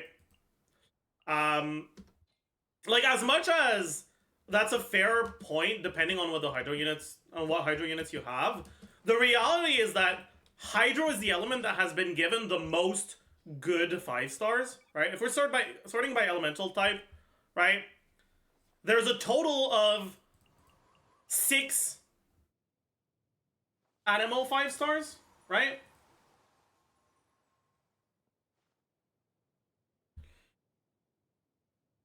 Two of which kind of rely on the same support, so you can't really play both of them at the same time while feeling good about it.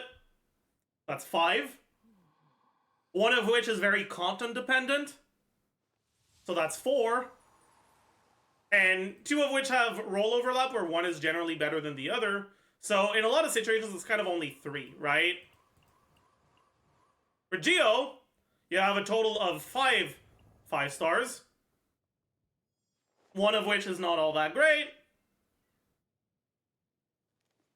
One of which is a good defensive option, but generally not an important part of your team building.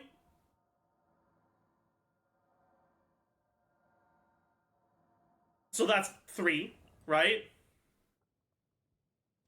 For Electro... Wait, there's only 4 Electro 5-stars? That is crazy.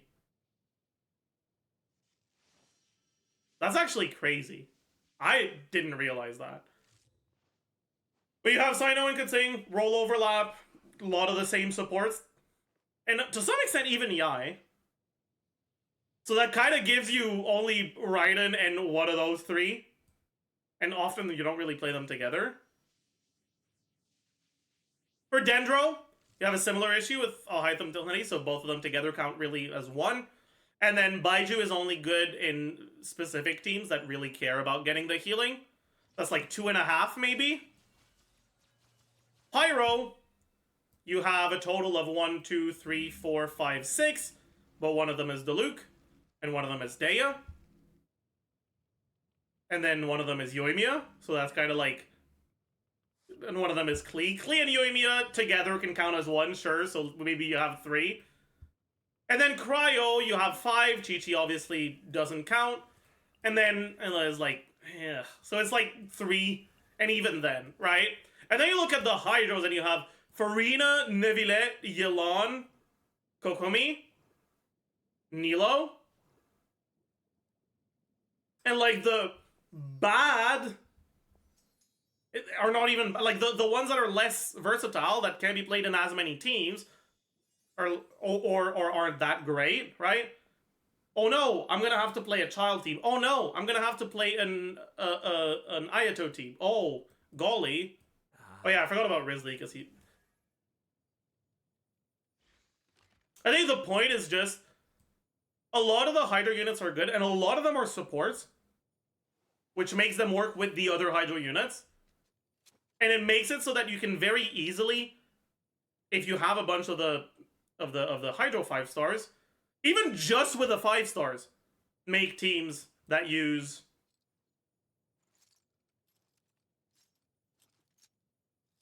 Make 2 teams that rely on Hydro units, one of them being Mono Hydro.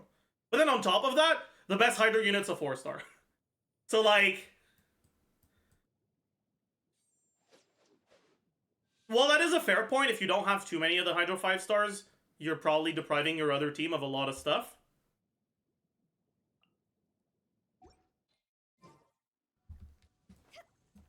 If you do have a lot of the available options, or a lot of the options available, Hydro is one of the best elements where you can do Monopyro on one side and still a team that relies on a Hydro unit on the other.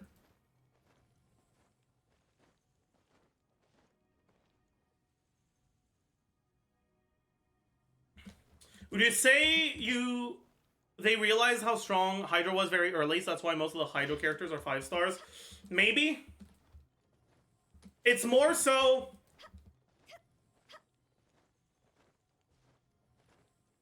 They made Singto so strong that you can't release a character that isn't really good, that's Hydro, that is ever really going to compete with him. And they don't really want to release strong generalist Hydro or strong generalist 4-star units. Like if you look at the 4-star units that have been released in the past like 2-3 years, strong-ish specialist, strong specialist, weak-ish, weak-ish generalist, fine in terms of strength and versatility, I guess, but like, not very good. Not great and specialist. Decent. Like, pretty good, but not that versatile either, right?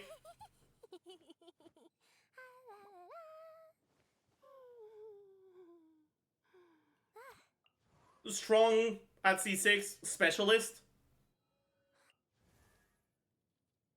Decent, both in strength and versatility. Bad. Fine. Fine-ish generalist. strong specialist. In terms of units that can really be played in a lot of different archetypes, they're 1. The 4 stars, they're 1.0 units, right? That is still pretending Xiangling isn't a Bennett yoinker these days, disparage. Honestly, I think Xiangling has become a lot less Bennett dependent with Chevreur's release. A lot of the good Chevreur's teams use Xiangling as a damage option, with or without Bennett. It's fair that there has also just been an increase in the total amount of teams in general, right? And that she hasn't gotten that many new non-Bennett teams, but I think the perception of Xiangling as Bennett locked, like it's half, only half accurate.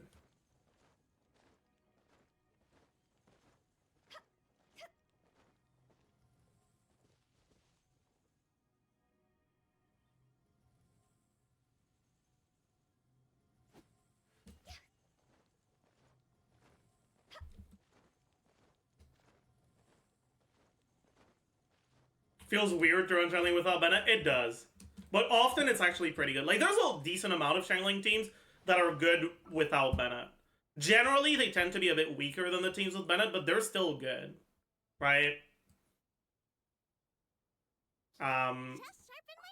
Unironically, I think almost all of them run Fischl.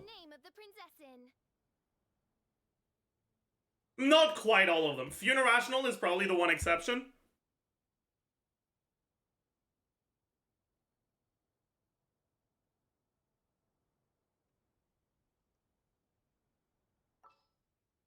Right? But outside of Funirational, you have soup teams with Xiangling Fischl that are pretty strong. Is Zukokomon even good in 2024? It is. I don't think it's really worth playing because there's a lot of scuff associated with it. And with the release of a lot of new characters, you have just so many options for team building now that pigeonholing yourself into a team that's relatively difficult to play isn't that great of an idea. But I still use Susaingtomon to this day, because it's a lot easier to play than Sukokomon. And yeah, you don't have any healing, so you have to make sure that you're dodging enough, or you're playing it in content that isn't too dangerous. But I still use it to this day, and it's a pretty good team.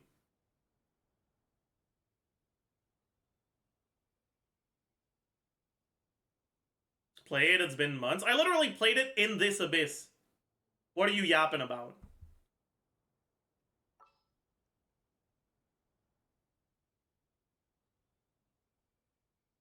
But other than that, right, like generally for this, right, you either use something like this with Hydro option being pretty flexible, or you use Chevreur's, which I don't have, so I'll have to use a placeholder. Placeholder is going to be Dory, right? And then you can do something like this with Yai. You can do it with Bennett, you can do it with... And you can do it with Raiden, right?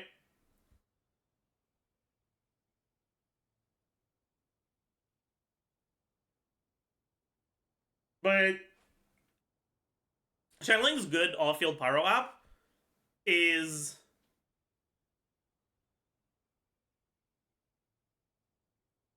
very useful for Chevreur's teams that want to run an electro carry. Especially the ones that want to run an electro carry with another electro unit, right? Because that kind of locks you out of Bennett, because then you don't have any off-field pyro, so you can't really maintain good uptime unless you keep swapping out of your carry. Like, it works, but it's generally not something people enjoy playing. But like this team, right, with Fischl, Xiangling, Yai, Chevreur's, is actually one of the better Yai teams, in my opinion.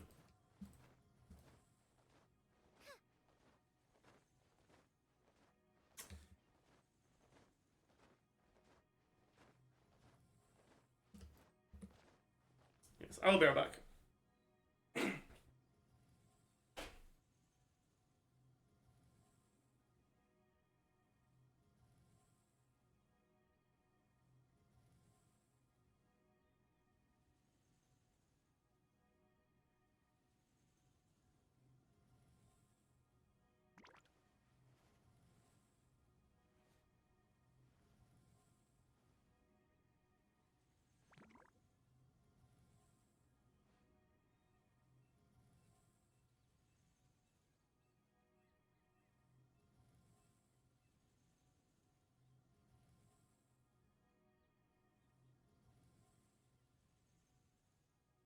I can't decide whether pyro slimes taste better with salt and pepper or garlic and herbs.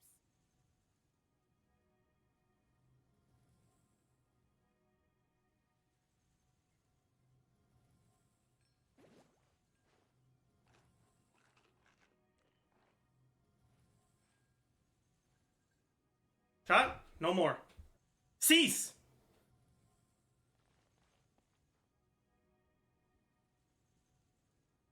I don't think there was an exclamation mark hardos yet.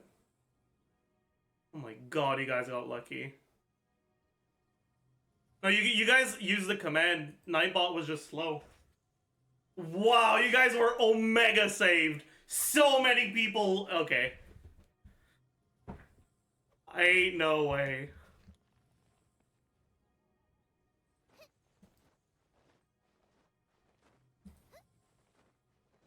Yeah, I think a lot of people forget that against bosses, channeling actually generates a decent amount of energy for an off-field damage dealer. Like, as long as the enemy's not running away from Guoba, Guoba generates 4 particles. That's a lot.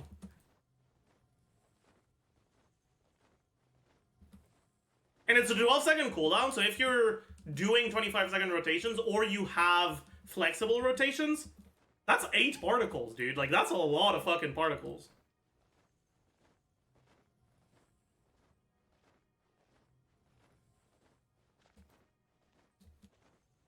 Anyways, you guys have any other interesting questions like that?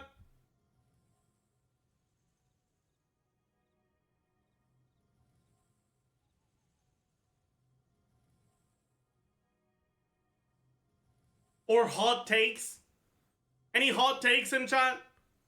And no baiting. I only want things you actually believe.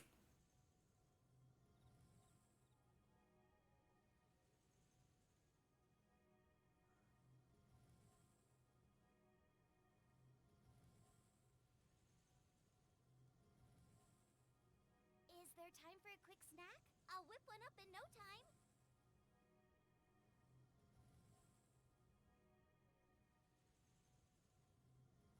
What's the best physical Zhongli team in 2024? That's actually a good question. I don't know.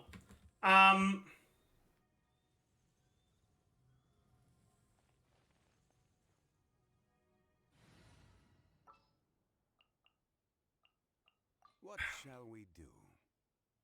I think the reality is that physical Zhongli just himself doesn't really do enough damage. You can build a team to maximize him, and if you're high investment, I think you should be able to clear Abyss, right? Something like, I mean, I don't have him, but Mika, Farina, Fischl, something like that. At your command. Should be good enough.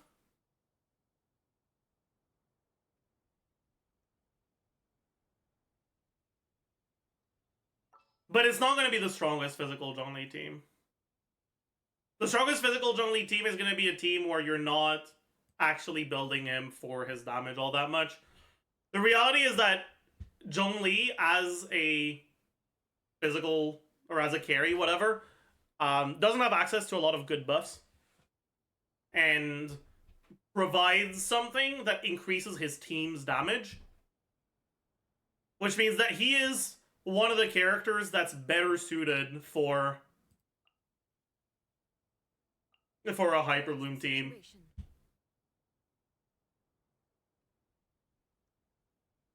Like, I think he's very similar to Femina in that sense if you're using him as a carry, where, like, just use Hyper Bloom Forehead actually makes sense with his kit, right?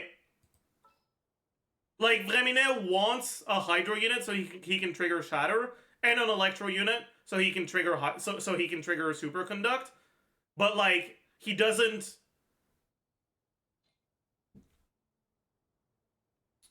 There are no Electro units that synergize all that well with Superconduct.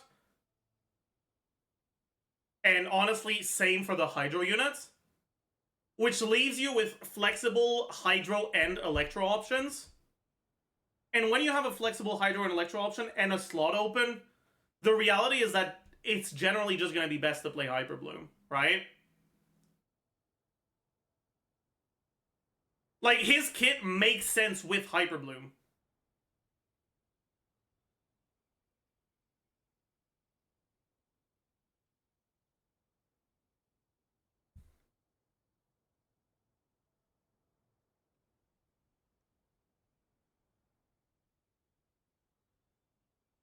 And that's the case for Zhongli as well. His kit makes sense with Hyper Bloom.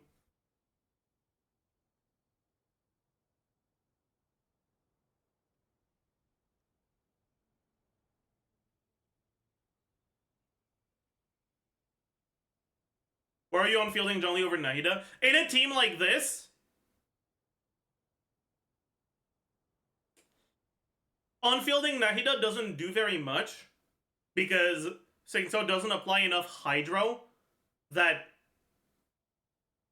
on fielding Nahida would give you a significant amount of additional Hyper Blooms, right? On fielding Nahida matters a lot when you're playing double Hydro Hyper Bloom. But because Nahida applies 1.5 U of Dendro, not 1 U, it makes it so that Singso actually... He will apply enough Hydro to remove the Dendro, but not consistently or all that often. And so, on-fielding Nahida doesn't give you that much benefit. And on top of that, because of Singso's damage reduction, you don't need to build HP on Zhongli's shield for it to be basically unbreakable, right?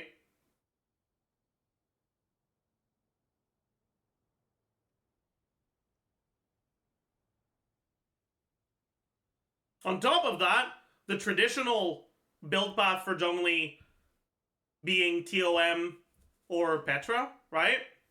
TOM doesn't benefit that much a team like this because while you do have attack scaling on your damage, it's not that much of your damage. A lot of your damage scales with EM, like Nahida and Raiden.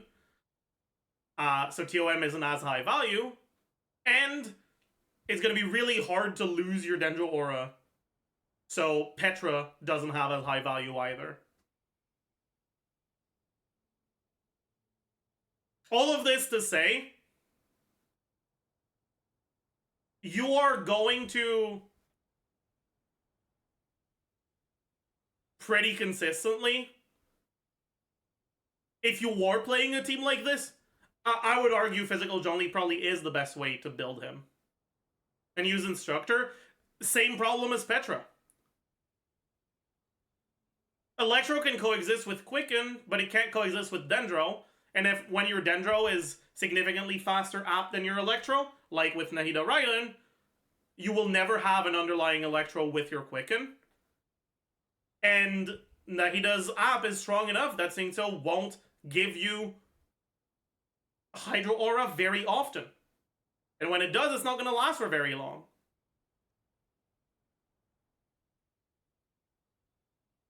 So for the same reason why Petra is unreliable, Instructor is unreliable. Zhongli will struggle to trigger a reaction at all. Unironically, this is one of the teams where Physical Zhongli makes sense.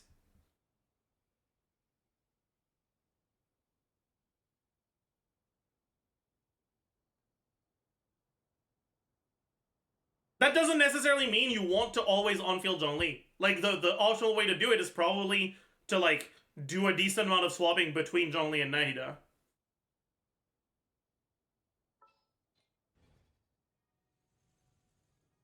Osman.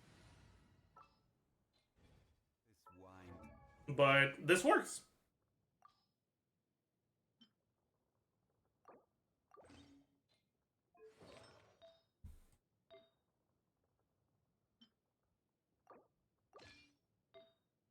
I don't wanna bother actually. Because then I'm gonna have to rebuild him. I can't be bothered with that. Whatever. Stay on your build. It's the same as I remember. But where?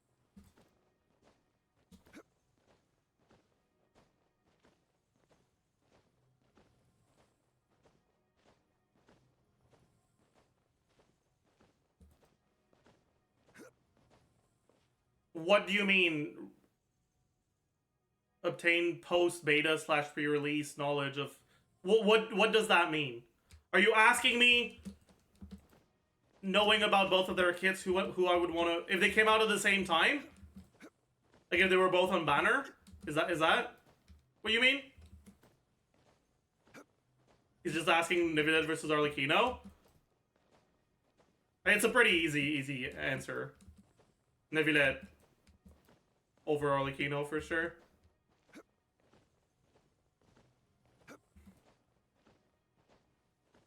Well, okay.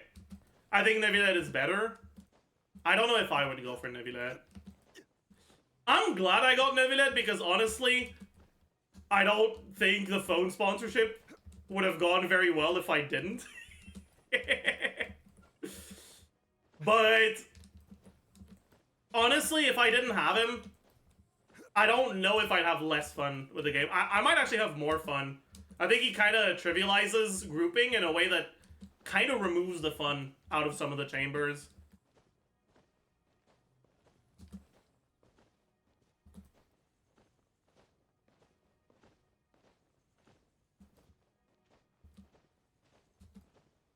He's nice when you only want to test on second side. Yeah, that's fair.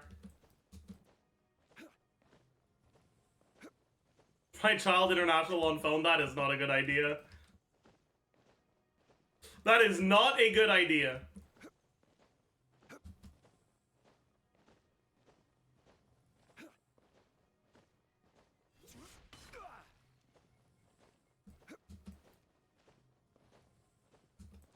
Was asking genuinely because I'm in a dilemma whether to pull now for Nivilet or hold my guaranteed for Arlecchino. Do you want the stronger character? Go for Nivilet. Do you want the character you like the most? Go for the character you like the most.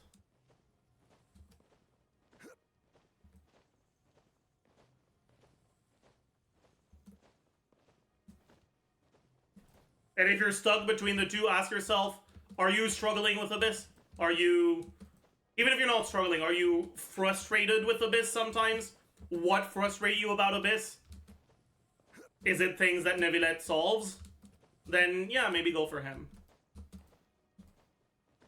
If you don't do Abyss very often, you only do it once every 2 weeks for your primos, and then get out, then obviously that matters less.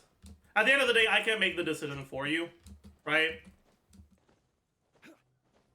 Personally, I think I would rather have Arlecchino than Nivilet, because I get kind of bored by Nivilet sometimes, but yeah.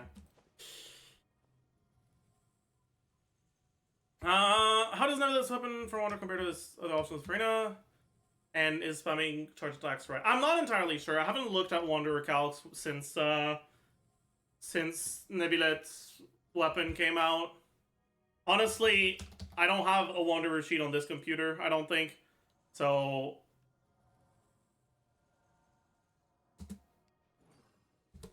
let me see if I can find... updated for version 3.6, fuck. Maybe the calcs are updated. Because usually calcs are done on a sheet that's linked in the guides. Boats are made for transferring commodities back and forth. And those builds, weapons, tend to stay a while. Calcs here. Where many things come to settle. Weapons. No, it doesn't have it. This wine Man. is the same as I remember. But where are those who share the memory?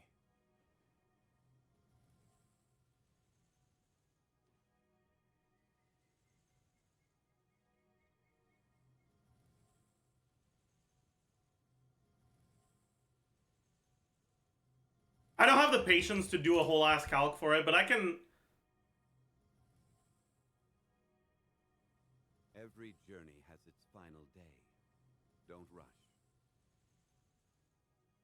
Take a look. Catalysts.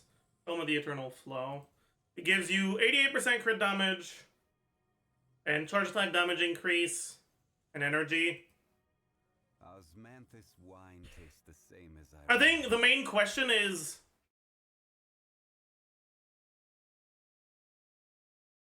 are you actually gonna use him with Farina?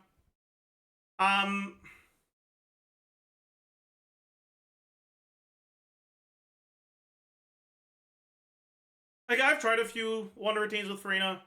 They tend to feel like dog shit, right? You can't really fit good shielder options with Farina Wanderer generally. I guess you can use Baiju. Is Baiju the option I'd recommend for healing?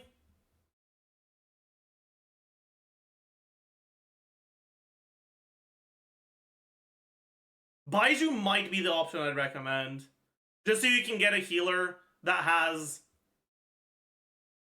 interruption resistance. I was thinking just Bennett since C2 Farina. If you're doing that, I would not recommend playing Farazan. I would recommend just using Zhongli or some shit. Like,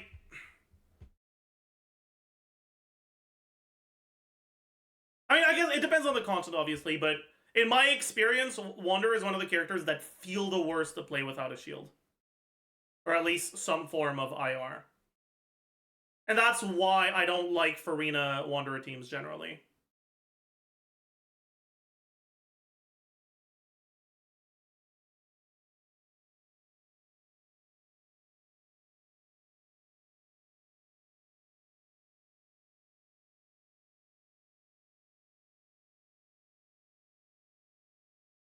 Do you have Baiju? I'm actually curious as to what Wanderer players like playing with Farina. The ones that do play Farina. Any Wanderer players in chat?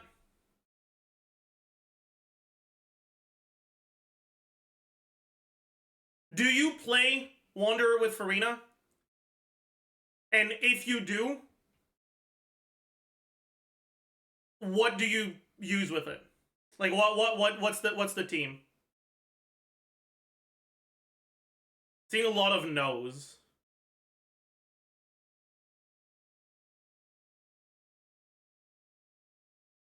Bennett, Farina, Farazan. Farina, C4 Jean, Farazan. Farina, Farazan, Mika.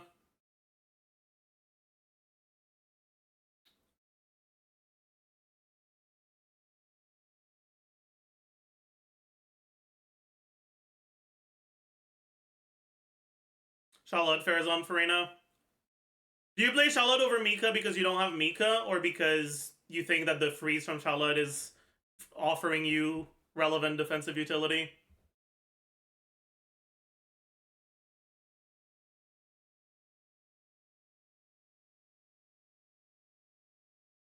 Is a freeze in TDDS? Okay.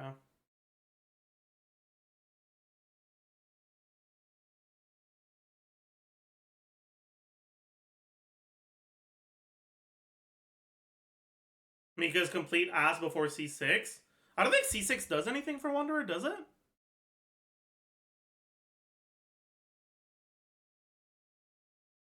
Am I an idiot?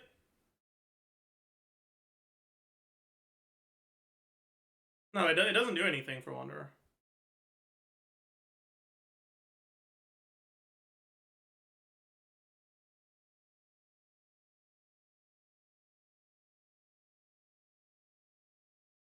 You're right in physical teams, though.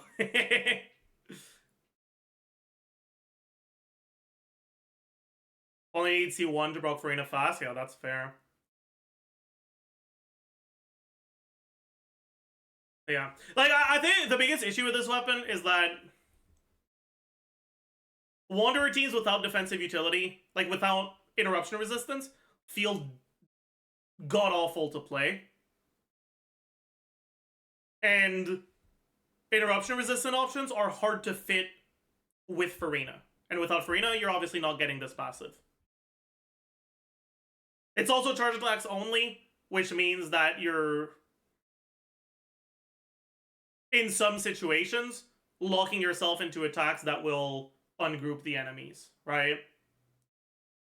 Charge attacks are good for damage, but doing like good charge attack combos is a lot more input dependent, right? You have to practice them more to get reliably good at it than just mashing normal attacks. And they have the potential of ungrouping certain enemies, right?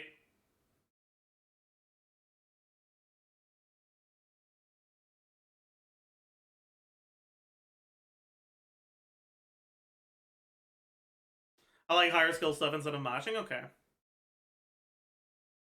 Alright, well, if you are actually willing to play a Farina team without defensive utility, this is a pretty good weapon for him. I don't know if it's better than Cash Flow. Probably not. Yeah, probably it's. I don't think it's better than Cash Flow, but I'm assuming you're asking because you have Tome of the Eternal Flow and you're trying to figure out what weapon you're going to use for him. If that's not the case, well, obviously, if you're choosing between the two, go Cash Flow.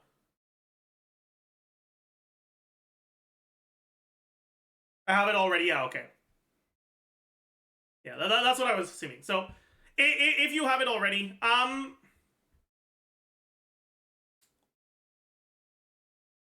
it should be your best non-cash floor signature option in teams where you are using Farina.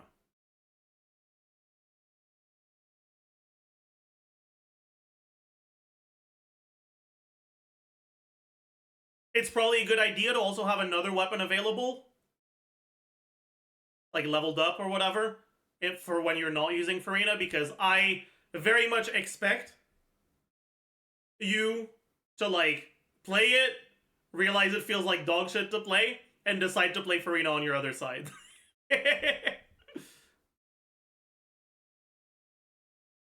I think that's a very real possibility.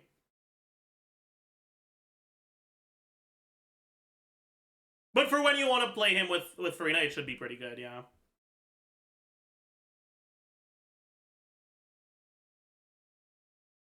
I know everyone is on the Chiover mindset, but I really like her, and I'm going to get her C6 on her S3 run. What team would you recommend to use with her?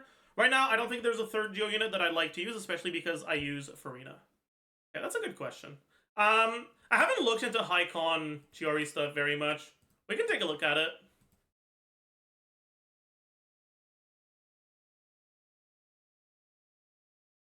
Let me refresh myself on the constellation. So C1 gives you the additional dole without the construct. C2 gives you the equivalent of a second dole, or a third dole, I guess. C3 increases dole damage. C4 gives you the equivalent of an additional dole again, I think.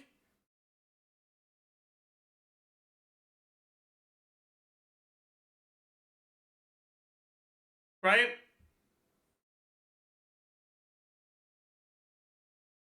Like, if I don't want to read through all this shit again. If I remember correctly, you basically get one additional dole from C1, from C2, and from C4 in terms of, like, the amount of damage you're getting. That's what you're getting, right?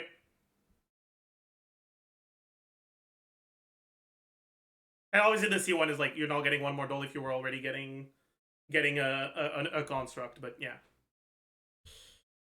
Then C5 is burst, and then C6 after triggering follow-up effect of the passive talent tailor-made. That's... Which one is the follow-up effect? That's... Either of these. Okay. So basically, after you use your E, Fury's own Fluttering Hazod's cooldown, so that's E. Cooldown is increased by 12 seconds. It makes her E on a 4-second cooldown. Gives a 5-second infusion, right?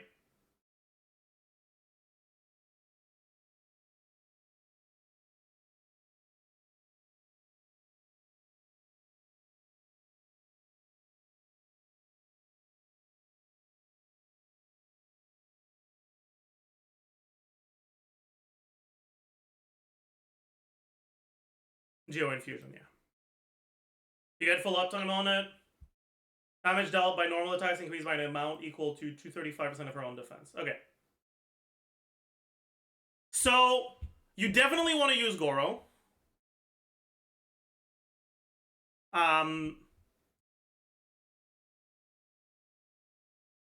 Goro gives you geo damage, crit damage, and a lot of defense.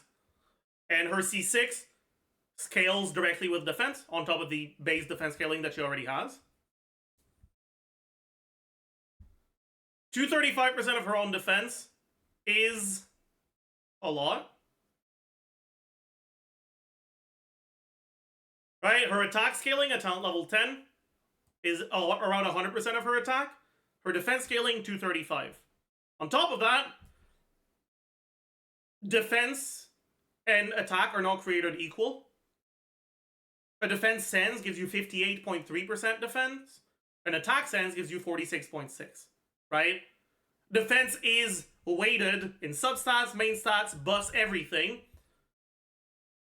around 25-ish% higher than attack is in terms of the amount that you're getting, right? So a 235% defense scaling is the equivalent of about a 300% attack scaling, right?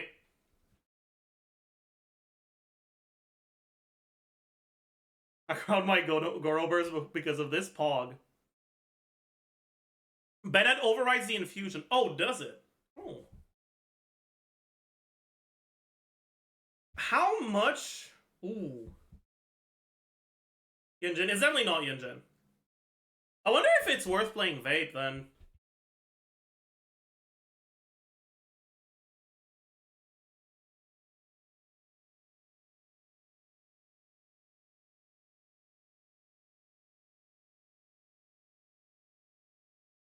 It's probably good. I don't know if it's the best. Because you get so much damage from your Plunge Vape. Plunge Vape is definitely not the best. If you're playing Plunge Vape, you're basically playing C0. So, the main reason why I'm not sure... Like, obviously, if you just slap her C6 onto her C0, you would want to play her Vape, right? But her C2 and C4, and I guess C3 also, significantly increase the amount of geo damage she does. And that damage can't be converted to pyro damage, right? So I don't think Vape is necessarily better. I think it probably isn't better. It's probably worse. Or rather, you're probably still building a Geo Goblet.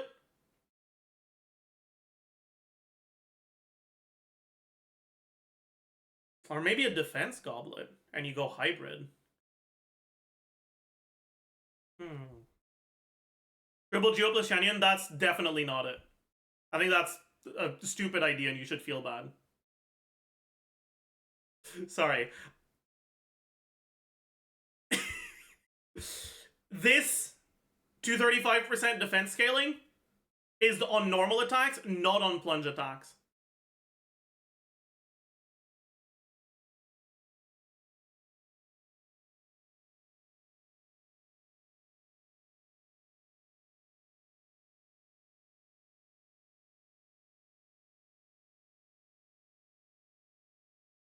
I mean, in terms of just healers, right? Animo healers, Jean, Shanyan, Sayu, nothing that you really care about. Geo healers, Noelle, no. Electro healers, Dory, Kuki, no. Dendro healers, Baiju, not great. Goro C4 heals, it does, but it's not enough.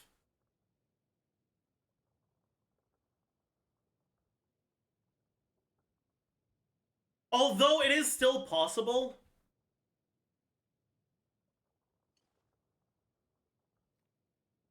Because here's the thing, right?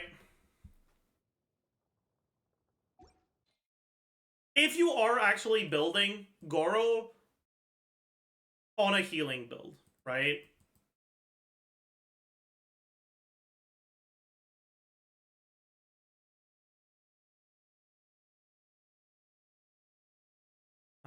His healing is based off defense, right?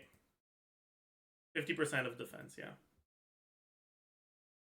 So he heals 50% of defense. So that's okay. So base defense, defense percent, flat defense, total defense, healing bonus.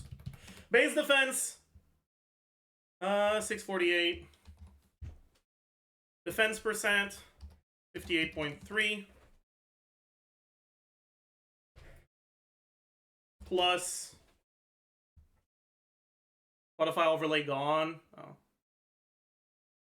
But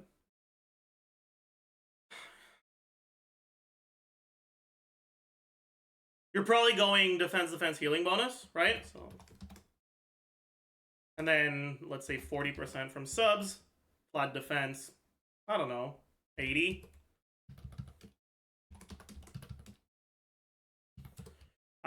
He buffs his own defense though, right? He buffs his own defense by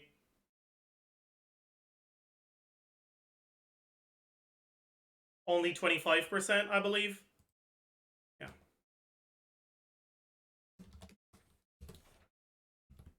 I think that's it.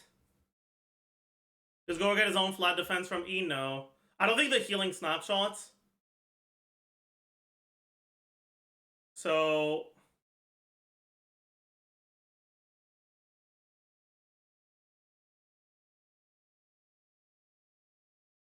yeah. And it only applies to the on-field character. So, and then healing bonus 35.9 plus. I mean, you're not averaging a lot of stacks.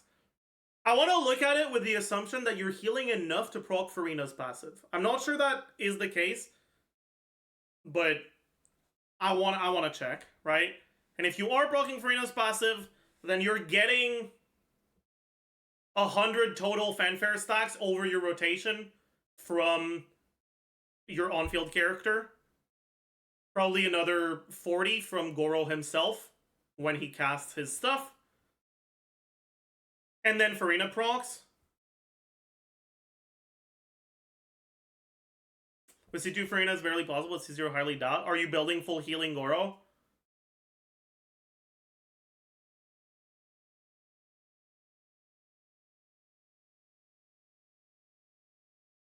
Yeah, damn. So, I mean, let's say 150, no, average stacks, like, maybe 80 times 0.20, no, how much healing bonus do you get?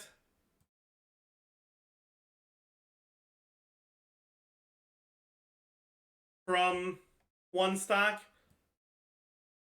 Do you have constellations on your Farina, by the way?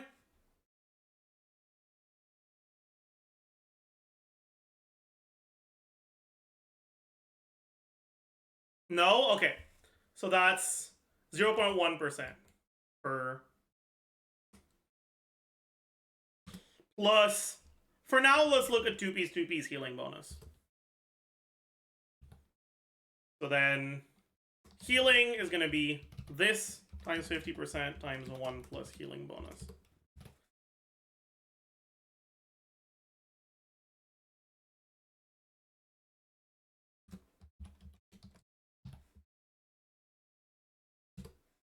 Yeah, it is more if you go healing bonus circle it. So this, every 1.5 seconds while your E buff is active, E buff lasts for 10 seconds with a 10-second cooldown. You refresh it with burst, 9-second cooldown. You're probably doing 20-second rotations.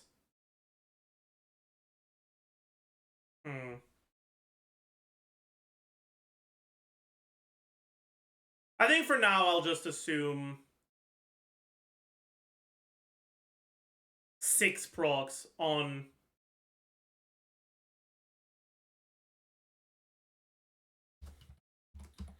Chiori. That's about 10k.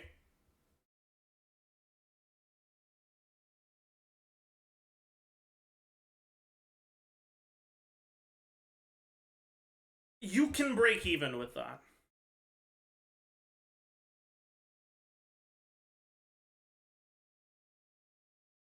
You can break even with that.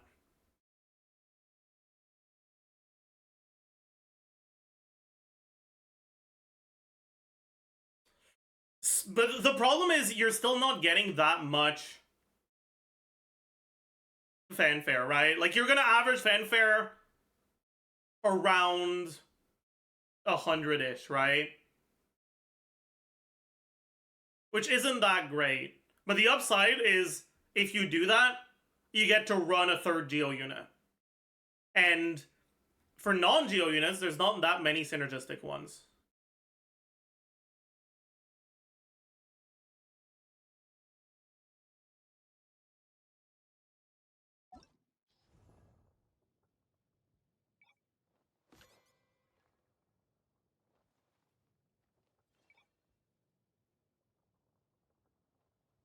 After the first rotation especially, the average fanfare will drop so much, I don't think Farina's worth it. No, like, this is after the first one, right?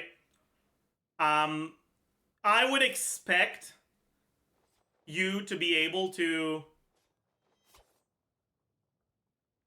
keep Chiori, not consistently full health, but get her back to full health with Goro, and therefore get some fanfare procs.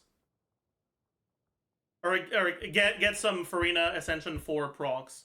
Or Ascension 1, I don't remember which one it is. The one that heals the whole team when your current character gets overhealed. And that should be enough to get around 100 fanfare stacks. Obviously, your first rotation would have a lot more than that. But yeah, starting on second rotation-ish, that's what you'd get.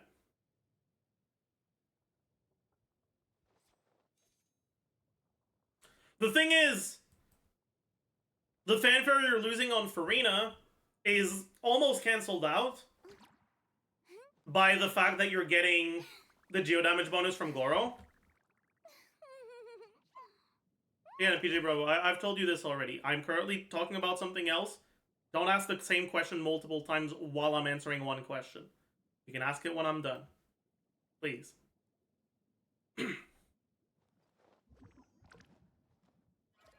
Anyways, what was I saying?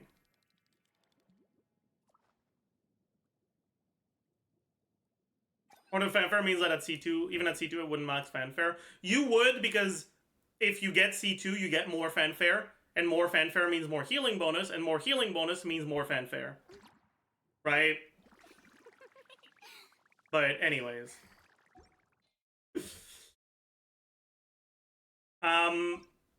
Sort by elemental type. So I could see something like Chiori, Goro, Zhongli, Farina being pretty decent.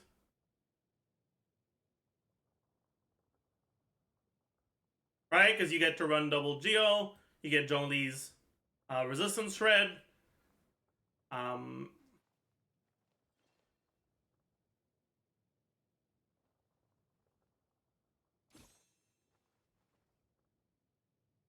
Because it basically boils down to the fact that you can't really get a lot of fanfare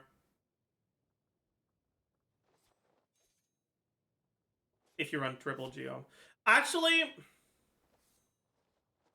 best team probably doesn't use Farina. Like, if we're really being honest with ourselves here.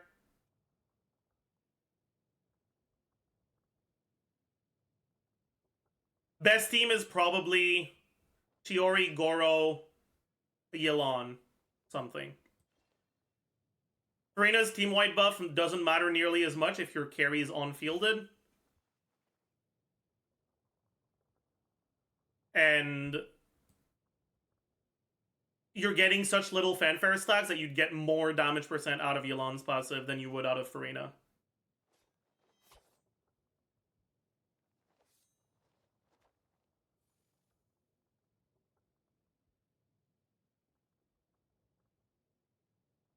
So I could see, if you want C6 Chiori, I could see Chiori, Goro, Zhongli, Yelan being a very good team.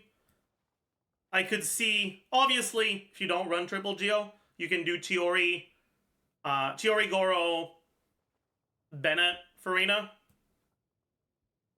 The problem with that would be that you're getting Pyro Infusion. And I don't know if that actually increases your damage.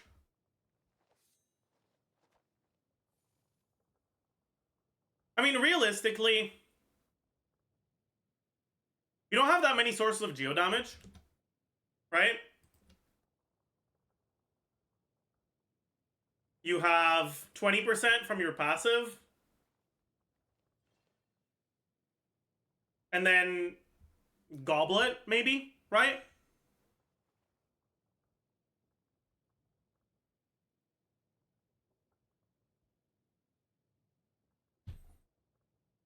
Shiori does like 80k DPS alone. They don't need to. I mean, that's fair, but like, they asked. So I might as well answer, you know?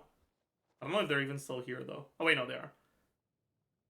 If we ever get a team-wide off-field Geo healer, surely it'll be the best. It would have to also do other things. It can't just be a healer, right?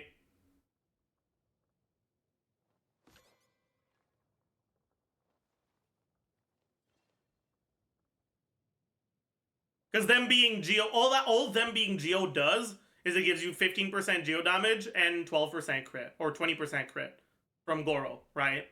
Outside of that, them being Geo has literally no bearing on your damage.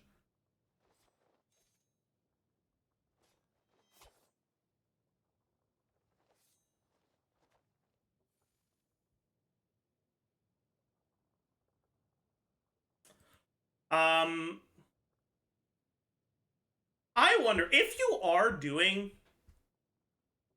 yeah, like you get very little geo damage, right? A lot of the damage percent you're getting. Actually, what set would you use? What artifact set would you use? With Farina, probably Maréchaussée, right? So that's non-specific damage percent. Farina is non-specific damage percent. Bennett is pyro damage. Even with Geo Goblet, you'd basically only have about 50% less damage percent. But you're already pretty saturated on damage percent. You'd probably still be at like 80% pyro damage. Does that make sense?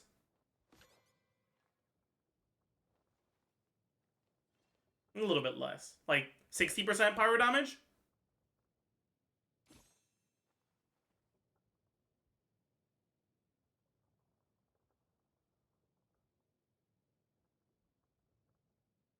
So your pyro infusion reduces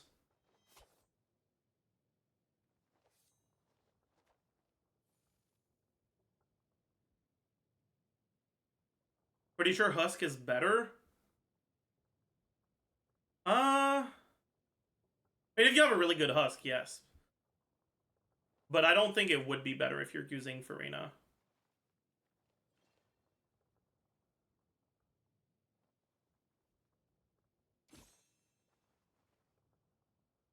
Especially on the split scaler.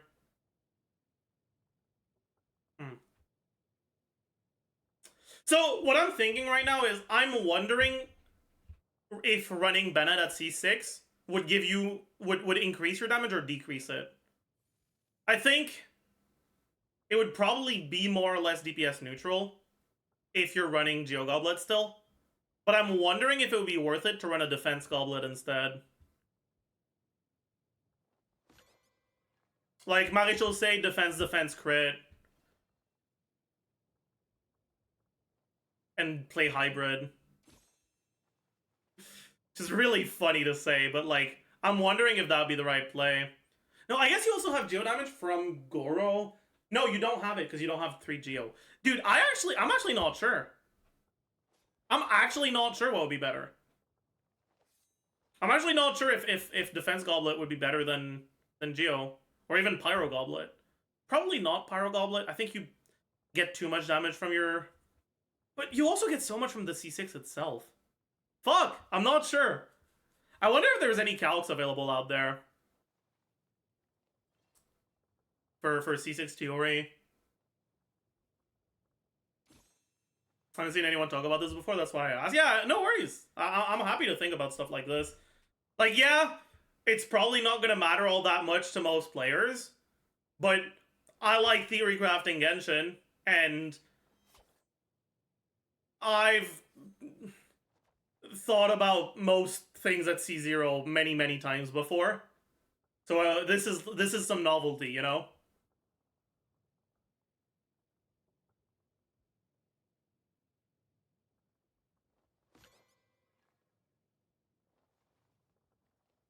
There's a cursed C6 Cryo Chiori sim that also uses C6 Shenhe. I can see that being pretty good. Honestly, though, I feel like it wouldn't even be that good. Because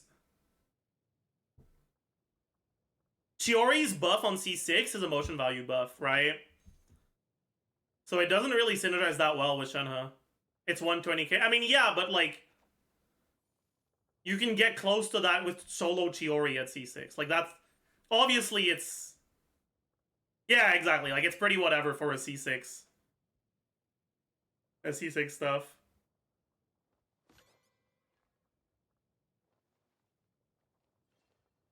KB, are you aware of anyone that's looked at Bennett, Goro, Farina for C6? A C6 Chiori?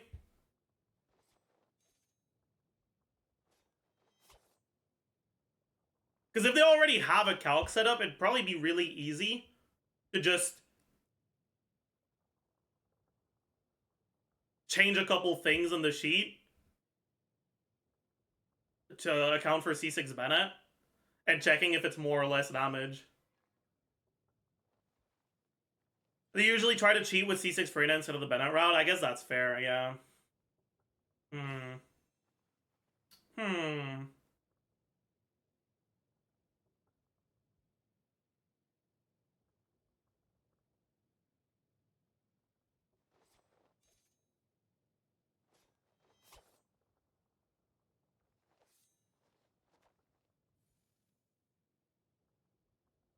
Pandas, have you C6 your Bennett, by the way?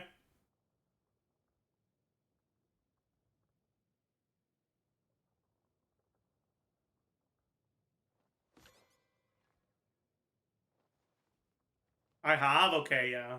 So this would actually be very relevant to you. I mean, either way, it's still going to be good. But just know that it's possible that Defense or Pyro Goblet could be better than Geo Goblet. But but it's not necessarily the case.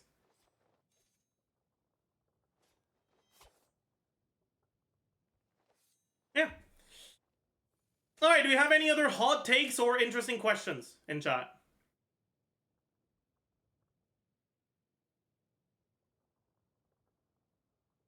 If Genshin were a PvP game, which characters would be OP, assuming stat checking would be nerfed? Genshin doesn't translate to PvP very well. You'd have to do a lot of changes. I talked about that I think over a year ago, a little bit. Obviously, freeze would inherently break the game, so you'd have to make players either freeze immune, or you'd have to omega nerf freeze duration.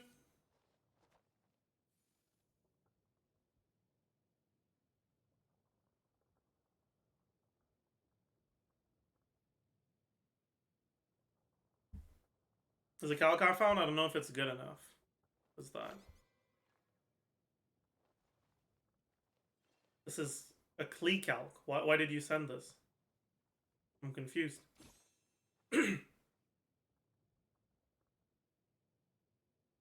Oh, you just sent me a link to the calculator. The Klee calc is a default. I see. Well. Okay.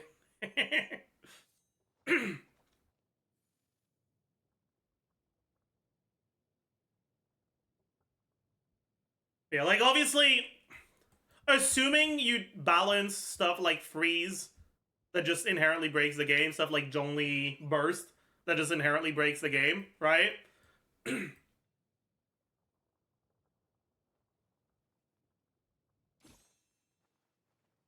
I mean, any character with an insane amount of healing.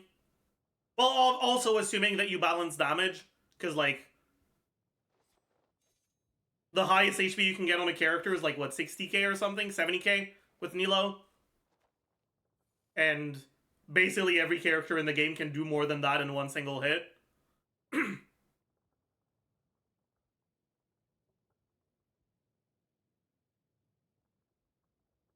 we can do that, yeah. Yeah, maybe we can do that, sure.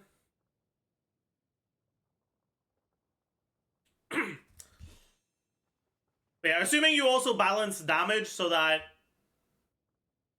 you can't just fucking one-shot everyone really easily. The healers would just be too broken. And if you don't, then it's just the characters that have more range. Right? Like, Genshin just isn't a game that's balanced for PvP, and I don't think it could be.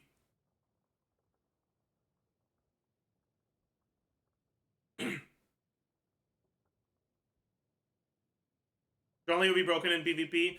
I don't think so. I mean, if his burst can actually petrify people, maybe. I mean, you could iframe it, I guess. I don't know, man. I think Zhongli would be bait. Because his shield is just so much less damage reduction than... Or so much less damage mitigation than healings. Or than healers.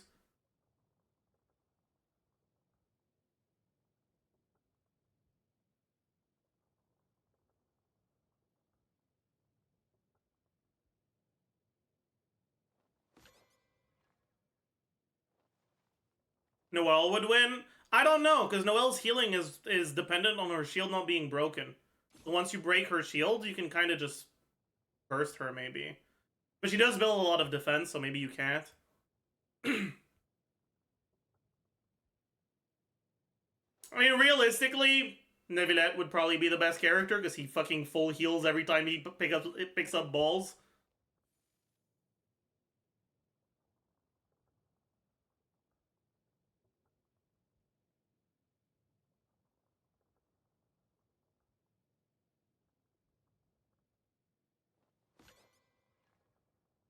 And he can heal a lot while still building damage.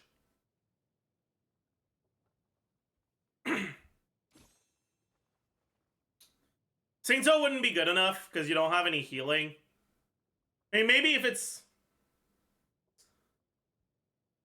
Maybe if it's, like, multiple players, if it's not 1v1, Sainto could be good, but meh. Also, melee sucks without gap closers, yeah. Or meow, Venti, yeah, I mean, Venti's also one of those things where, like, it would inherently break the game, so, like, yeah.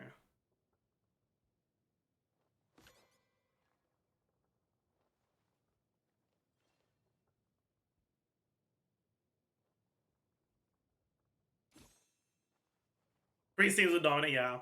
Like, there's just too many mechanics in this game that just could not apply well to PvP without being incredibly unbalanced. I think the question of how the meta would change if you could play more than 4 characters, or if co-op was a relevant thing, is a lot more interesting because the game's systems actually work with conditions like that.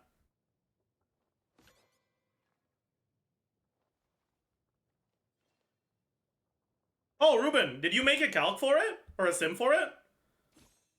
That is too low. The damage is too low. This has to be wrong. I'm sorry. Something's very wrong here. It should not be 94k.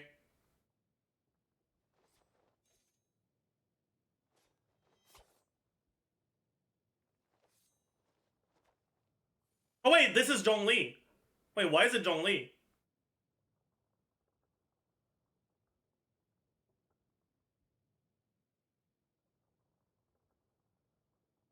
We got a first time chat requesting a 7TV emote.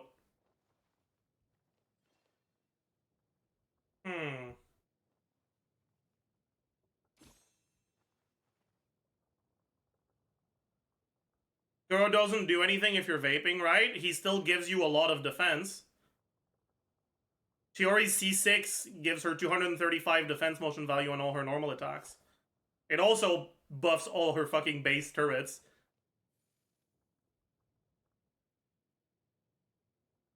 I think that's a minus 15k, I'm sorry. I feel bad because it's the first time chat, but I don't like this emote.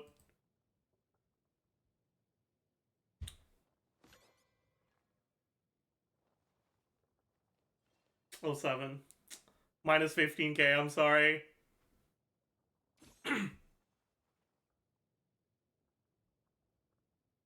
It's okay, I'll refund them. Pog, okay. This is actually a refund I can get behind. What about my minus 15k from 2 hours ago?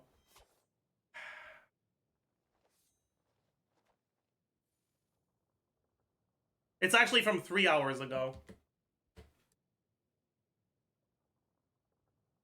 Hi, first time chatter. Sure, I like this one.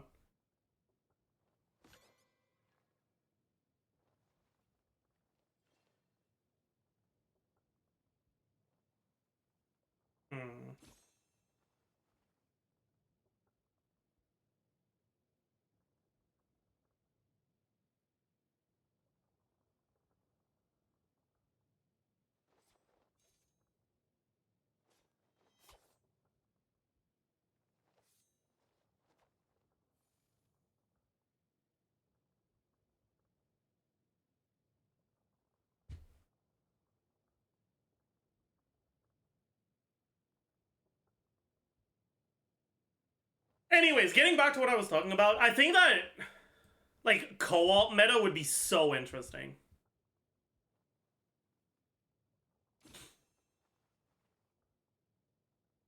Xianyun is probably the character that gets screwed over the most by co-op. Like, she's actually so bad in co-op. Like, actually terrible.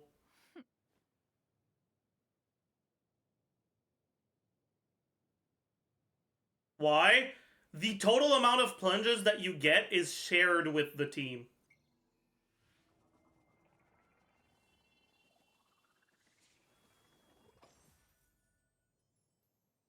So you get 2 plunges each instead of 8.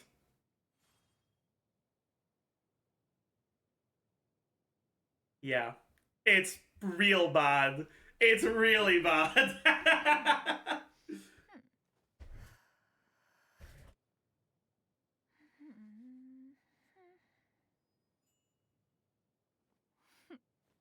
I'm down to make a co-op tier list. It's been a really long time since the last time I did it. Okay. Co-op tier list. Here's the base rules, okay? 1, I'm assuming the same stuff as I was as I am when I do like my unit analysis and stuff like that, which is C0 5 stars, C6 4 stars. For this one, I will also assume that the standard characters, like the standard 4 stars, are C6. I will also assume that new 4 stars are C6. And I will assume that limited 5 stars, that standard 5 stars, are C3, I think.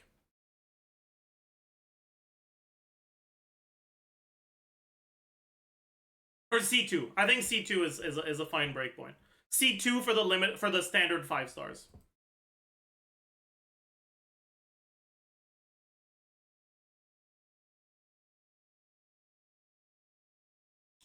Yeah.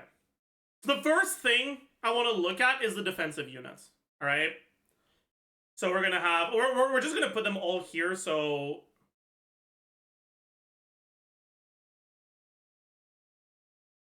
no, it doesn't really count.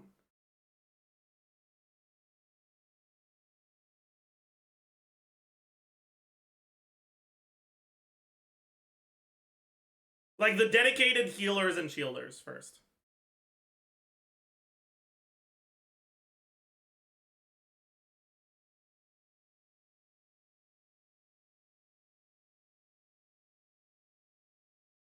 Am I missing anyone?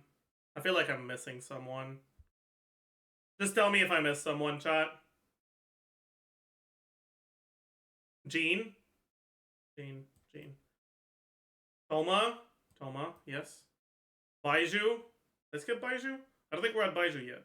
Yeah, we're not at Baiju yet. You're an idiot. Alright. C4 Yunfei. Okay, sure.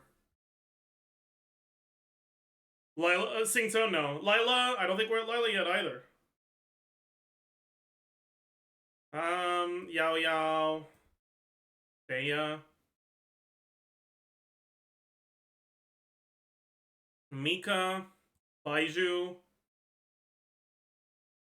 Kirara.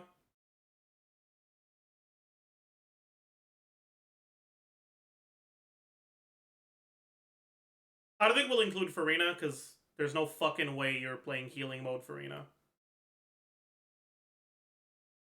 Alut. Travelers, I guess, will count. Canyon. Okay, I think that's it. Did I forget anyone?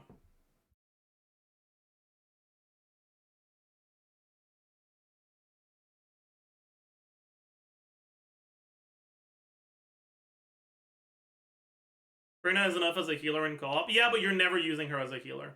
If you're using Farina as a healer, she is worse than basically every other character.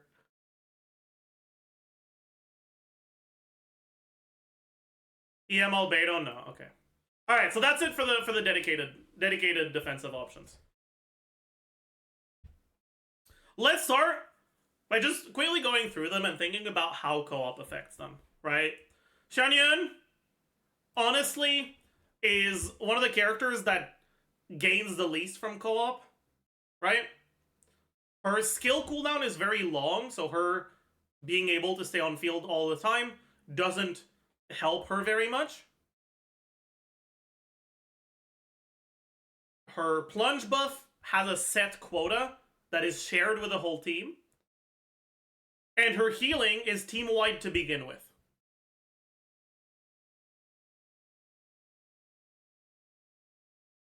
So she gains effectively nothing. That being said, she's still an Animo unit and an Animo catalyst, so she can maintain 100% VV uptime on probably more than one element. Right? She can probably pretty reliably maintain 100% VV uptime on 2 elements if you're playing a 2-element team.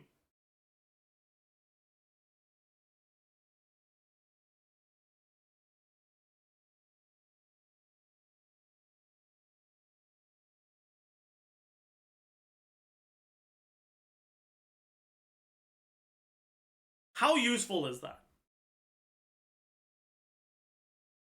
It's good. But there are defensive utility options that do a lot more, so it's not great. Her healing is pretty good. Like, the amount of healing that she gives is pretty good. But it's not burst healing, so if you have an idiot on your team, they're gonna die really easily.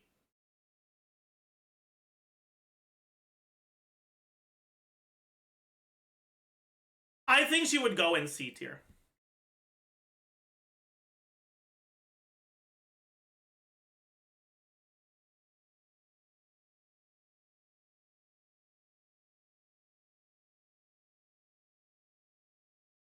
We can compare her to Jean already, right?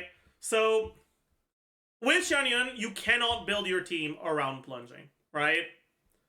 So, because the plunge stuff is shared with the whole team, I mean, you could technically just have one dedicated jumper, but I don't think that's really happening. So her main upside over Jean is gone. Jean, in co-op content, you're probably not fighting light enemies, right? I don't think they design co-op content where you're just fighting a hilly churl. Maybe you'd fight some Fatui enemies, like the agents or whatever. So maybe the fall damage could matter in some situations. But I don't think it will in enough situations to affect her ranking.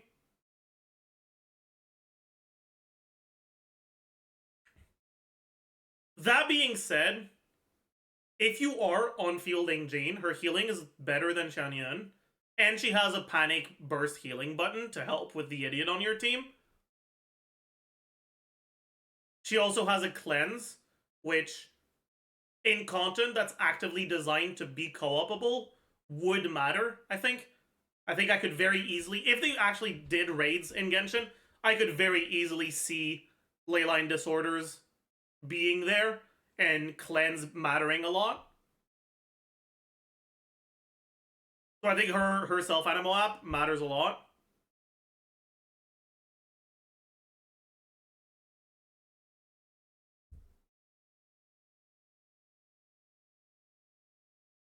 Out of the healers, she's gonna be on the above average side of the damage that healers are doing. You can just build physical Gene and do, obviously not great, but on it, but somewhat decent damage.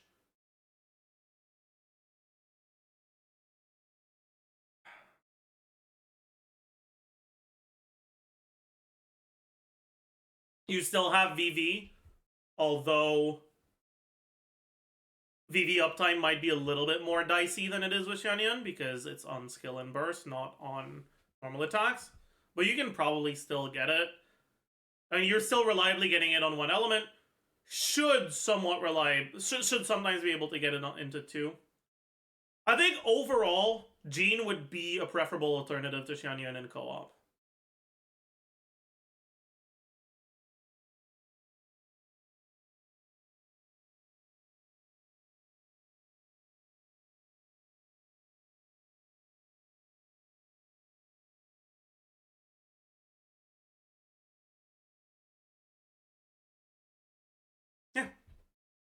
Yeah, okay.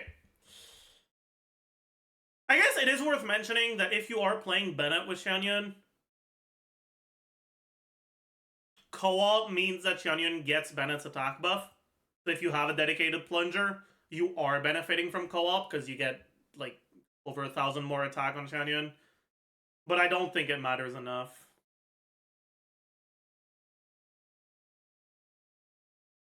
With multiple people pulling aggro, does the enemies moving more? Won't Jean be unreliable at applying animo on enemies? Not really. You're not relying on her burst to apply animo. And you're following the enemies around.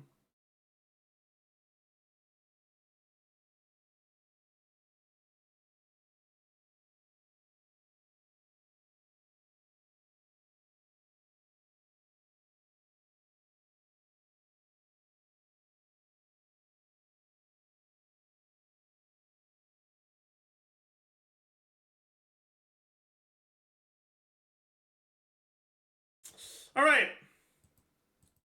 And then I guess we can look at the last animal healer, Sayu. I think Sayu gains more from co-op than both Xianyun and Jean. Her ability to roll actually matters. Her healing, a lot of her healing is on field only. So the fact that everyone is on field is going to be nice.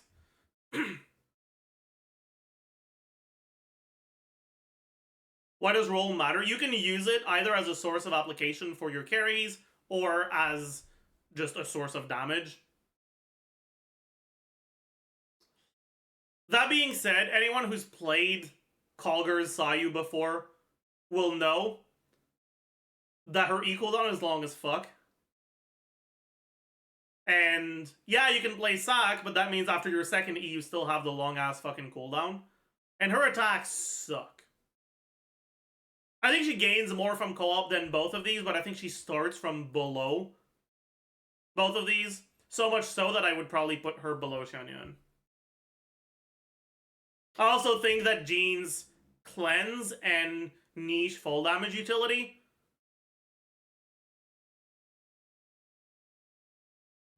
is enough to like truly separate her from these two. That being said, I think that when it comes to animal options, there's a lot of non-healer options that are really good.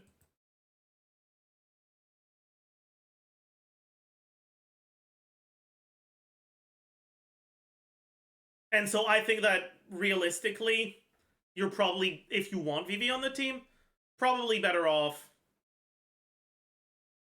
running the non-healer VV options.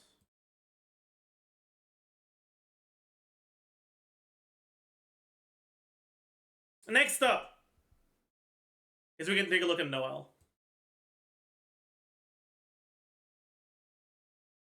Noelle is definitely one of the better healing options.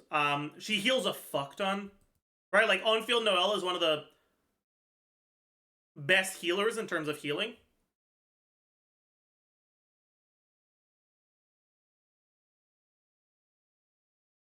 But the shield only goes to her. And her personal damage, unless you're playing a team built around her, which you probably don't want to do. Although, I feel like Geo teams and co-op are heavily reliant on how talented your teammates are. Like, I feel like if you're playing with Rin, you can just play Goro, like, charge shot cancels. And Goro's actually a good co-op unit. And then Goro's buff becomes very relevant for characters like Noelle and Ito, right? But Goro charge that cancels. The difference between perfect ones and good ones is massive in terms of DPS. You can double your DPS going from good to perfect, right? And then you can also double your DPS going from whatever to good.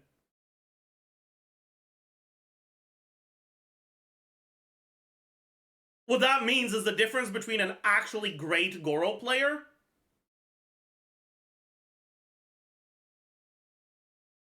and a person just picking Goro because it fits the team is going to be massive.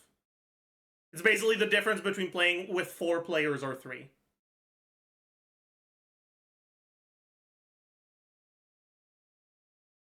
On top of that, one of the biggest issues with Charge Attack Goro is that you're very, very easy to stagger, but if you have someone else tanking aggro from the boss, that's not a problem, right?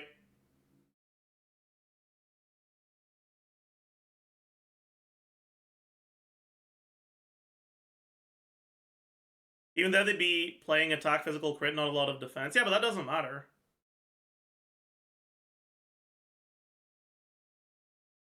Goro's defense buff is not based on his own defense.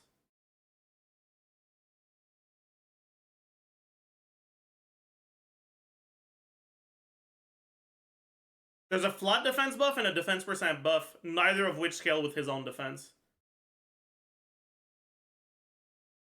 The only defense scaling in his kit is his, like, burst damage, I think. Maybe skill damage too, I don't know. And then I guess a C4 healing.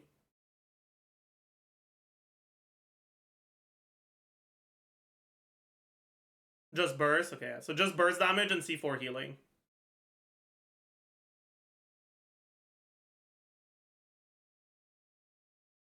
Anyways. Goro's very volatile placement is the reason why I feel like it's really hard to evaluate Noelle. I think Noelle, in a coordinated team with a great Goro player, is potentially S tier. Otherwise, somewhere between B and A. Probably high B.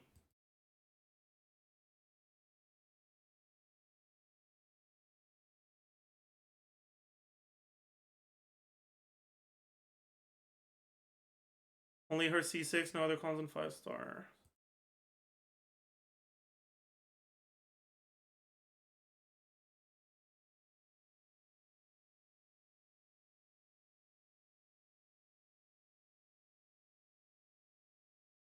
Is this only one rotation? Is this a sim over only one rotation? That's funny. Because you're simming based on enemy HP, not on time. And it's a C6 team. So it only takes one rotation to kill. That's hilarious. Wait, let me run this config against an enemy with more HP.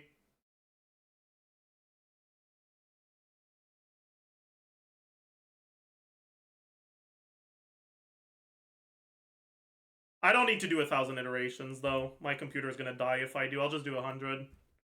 I don't care that much about accuracy. Yeah, so around 110k.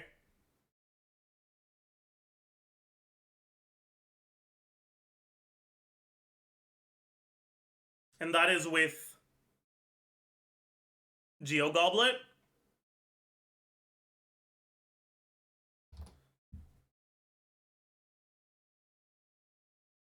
Oh, wait, no, that's with, okay.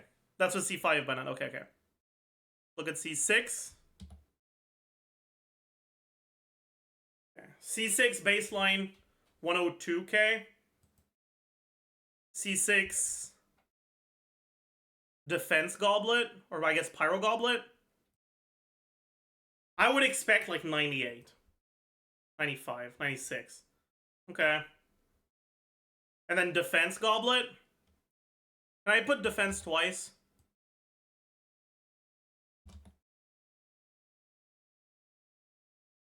I don't know if it's actually... Oh.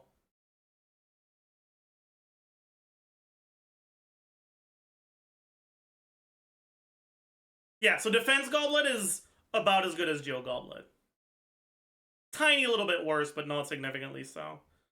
But this is worse than if you were... if you didn't have C6 Bennett. That is unfortunate. Saj.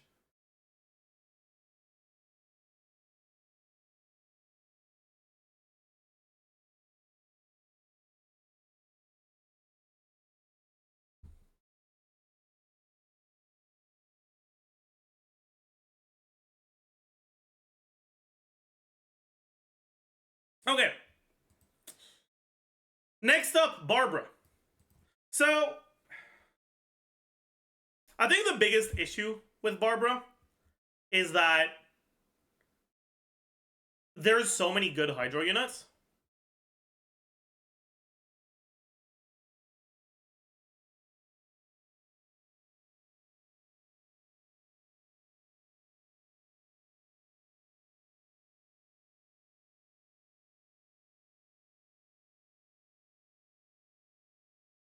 Like, as a healer, you're going to be pretty good. But honestly, not even that much better than in solo. Because most of your healing is from burst.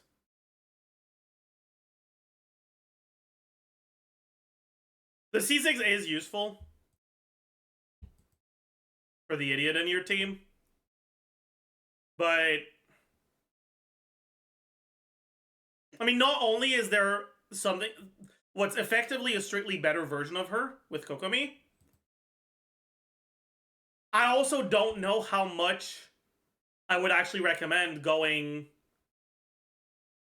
for a healer on the Hydro slot on your team. I feel like with Farina, Neuvillette, maybe Yulon, maybe Singso, probably not Singso. I guess it's mostly Farina and Neuvillette.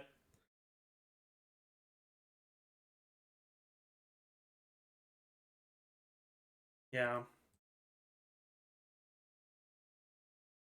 I'd put her middle of C, I think. Bennett! So Bennett would be S tier.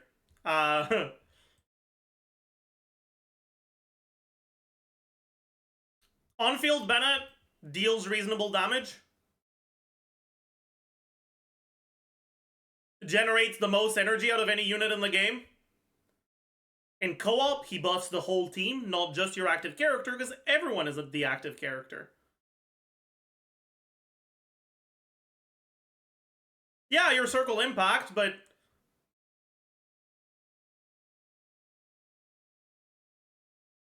I feel like that doesn't matter. I feel like that's still worth it.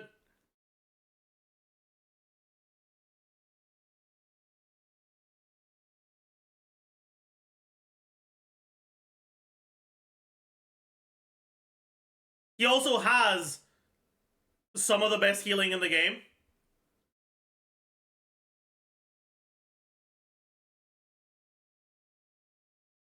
Co-op content will probably often have stationary enemies. That's also another point that I feel is fair.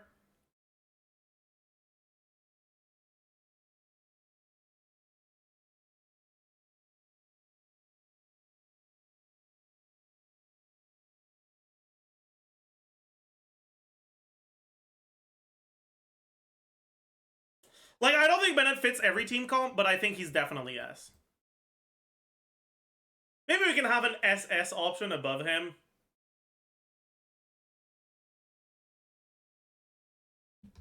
For, like... yeah.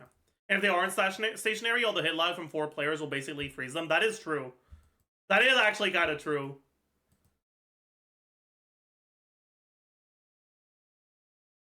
But yeah. I want to keep the option open later on.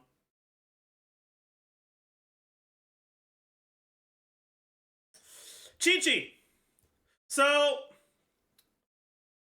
Chi-Chi gains a decent amount by being on field, because she gets to always be spamming normal attacks and therefore healing. But she also doesn't do that much herself. Doesn't fit any comp thanks to the elemental application, right? Like, you're just using her if you really need more healing. I feel like at that, if your teammates are dying often enough that you'd feel like you need like just the most fucking healing. Not only is Chi-Chi not even the best at healing anymore,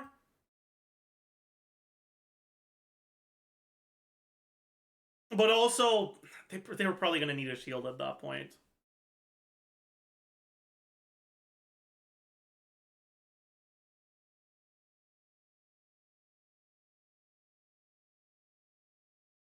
I think Chi-Chi is like actually D tier in co-op.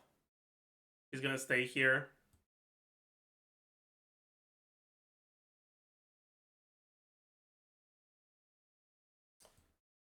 Diona.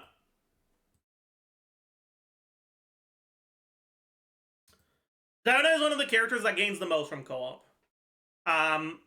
She actually has a team-wide shield, which not that many characters have, actually, right? A lot of shields don't actually work in co-op. Right? But Diona's C2 makes her shield actually AoE.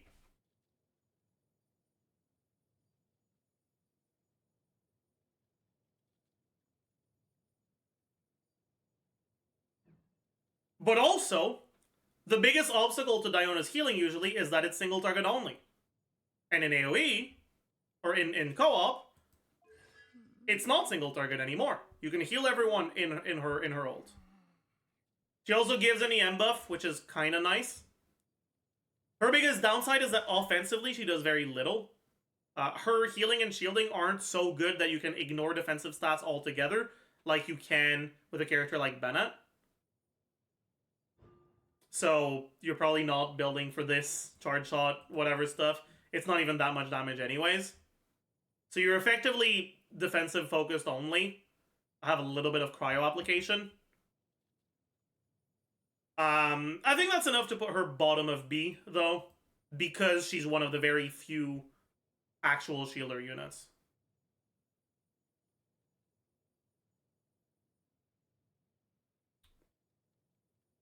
Kuki! Kuki's next. One interesting thing about co-op Kuki is that you'll basically never get your enhanced burst, right?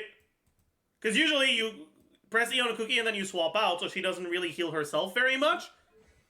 But if she is healing herself, she'll never really be below 50% HP.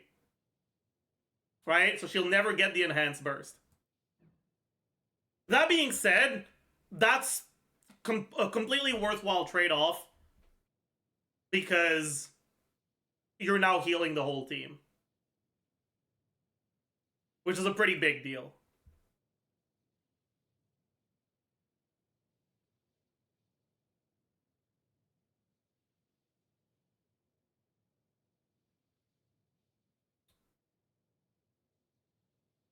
That being said, she's also one of those units that doesn't do that much offensively. If you're playing Dendro and Hydro units, she can be a Hyperloom trigger, but she's unfortunately not the best healing Hyperbloom trigger in co-op.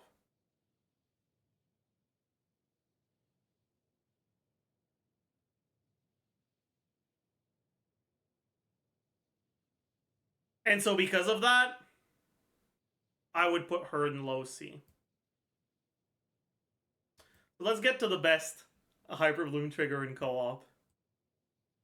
The best healing Hyperbloom trigger in co-op. It's Dory, and it's not even fucking close. In co-op, Dory is significantly better than Kuki.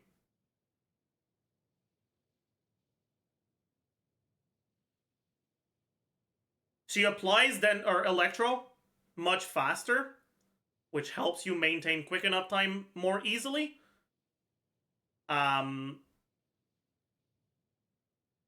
Even with a relatively slow-ish Dendro application. Or even if you have a really fast Hydro application, right? You get better quicken up time. She herself can quicken. She's hitting seeds much more often because, well, her burst hits every 0.4 seconds instead of every 1.5. So it's a lot easier to not meet Hyperloom Seed ICD.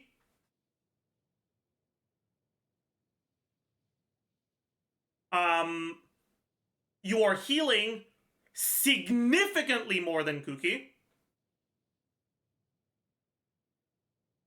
Dory's C6 is just insane for healing. You're doing a lot more damage because you have the Electro Infusion from C6.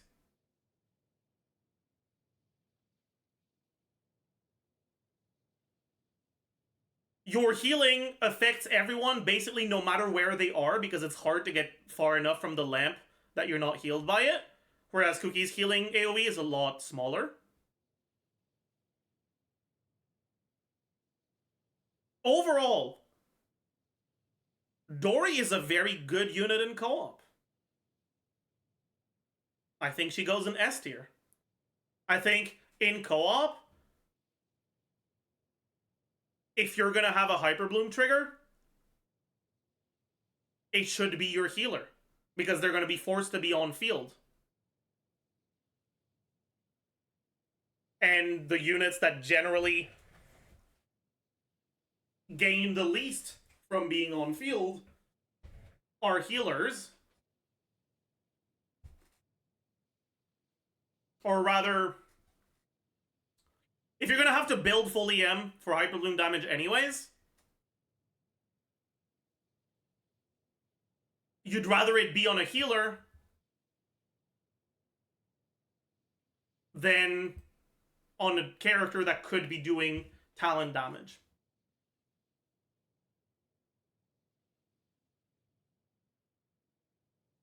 I actually think that if you want to play a co-op or a Hyperbloom team in co-op, Kuki is the best Electro trigger for it.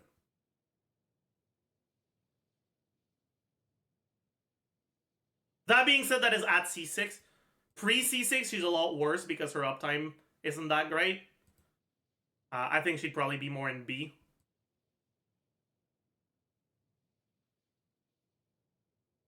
Yeah, you mean Dory? Did I say Kuki? My bad. I keep messing up their names. But yeah, Dory's actually a good co-op unit. If Dory didn't exist, Kuki would probably be in like A, just because you kind of want a healer. And I guess maybe I should put her in A because not everyone has C6 Dory. I think I will, actually. Because, like, while she is worse than Dory,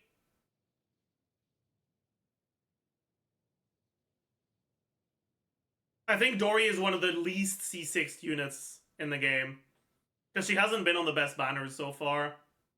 And she's relatively new.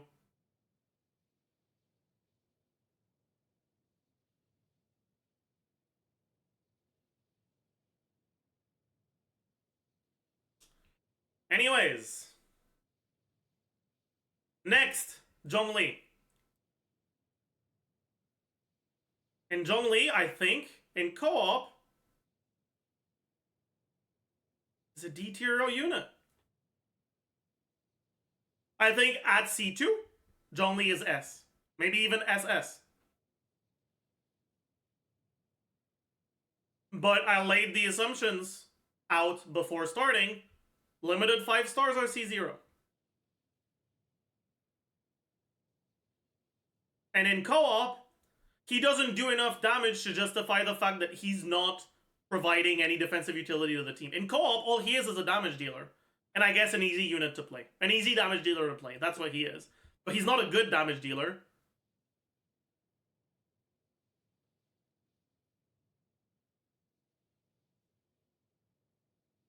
He's fine. Like, if you have an idiot friend, you probably want them to play Zhongli. But yeah.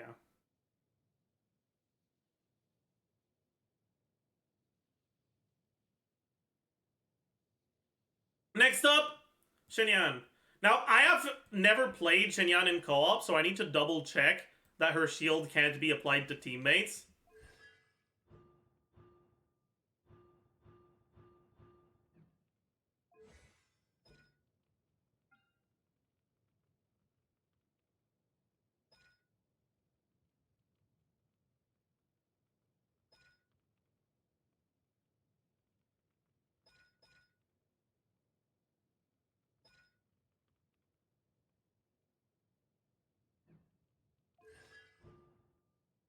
Yeah, I don't think it does. Okay, cool. Very bad. Shenyan is very bad in co-op. Can only apply to herself. Even worse damage than Zhongli. Doesn't apply enough pyro to be a reliable source of off-field pyro. Not great. Next up, Kokomi. Now, unlike Barbara, Kokomi being on field is actually relevant, right? Out of the healer options, she is one of the ones that gains the most damage from being afforded field time.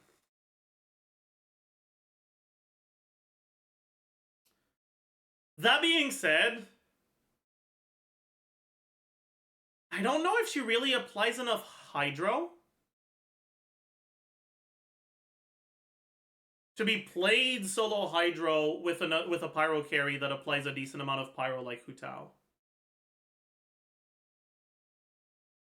I guess if you're weaving in charge attacks, she does. If you're not, it's probably a little tight.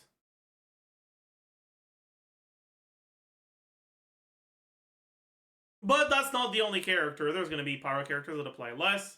It's probably still fine for Hu Tao. She does a decent amount of damage herself.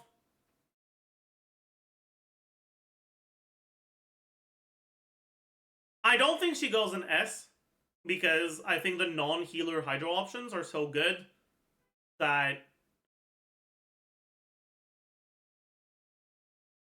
you can't have a Hydro healer that's an S.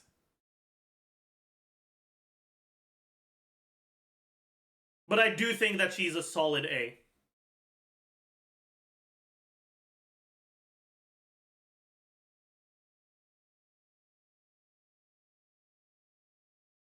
I do think she's solid A.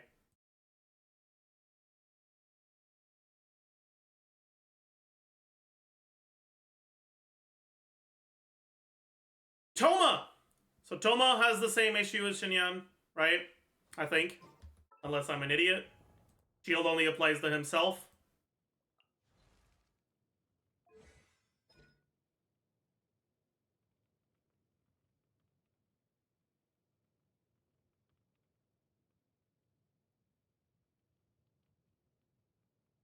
Right? Am I an idiot, chat? Does the shield apply to teammates? I don't think it does, but I'm not sure.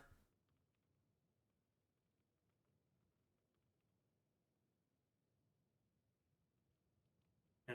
So doesn't shield his teammates, so he's not even a real defensive option. Doesn't do enough outside of his shield. D tier.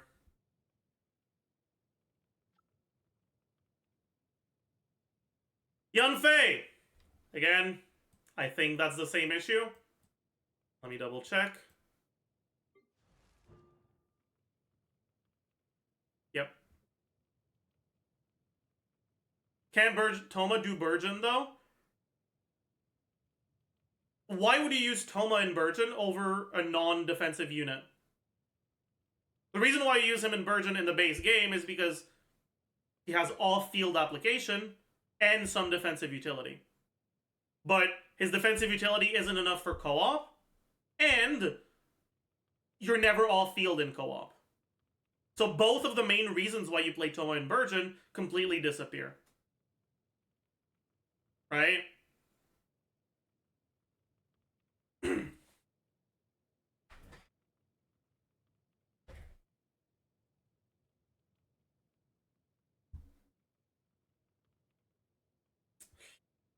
Lila. Now, Lila does have a way to apply shielding to apply a shield to her teammates. I believe it's with C2.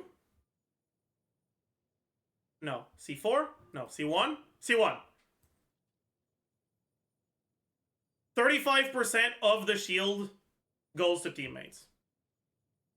Now, 35% isn't actually that much. Right? And I think that's worth mentioning. That's a third of the shield. It's going to be a lot weaker. However, if you're playing on-field Lila, you will reliably skill every 12 seconds. Whereas in a lot of Lila teams, you're usually only shielding once per rotation.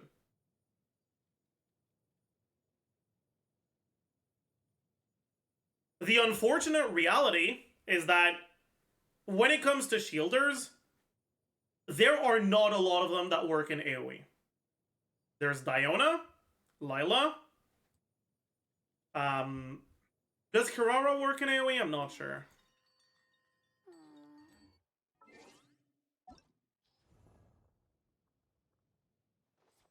At C2? Yeah. How much is the shield in AoE? 40%? No, 40% of the maximum absorption.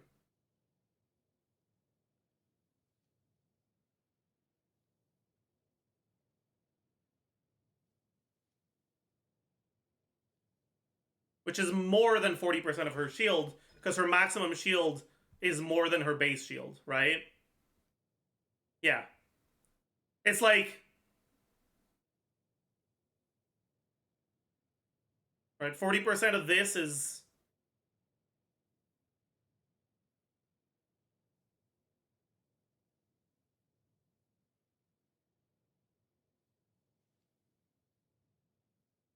.4% max HP, so it's about 65% of her base shield.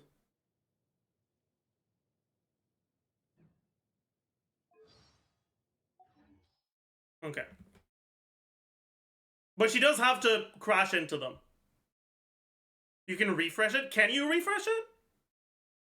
Oh, that's interesting. I didn't know that.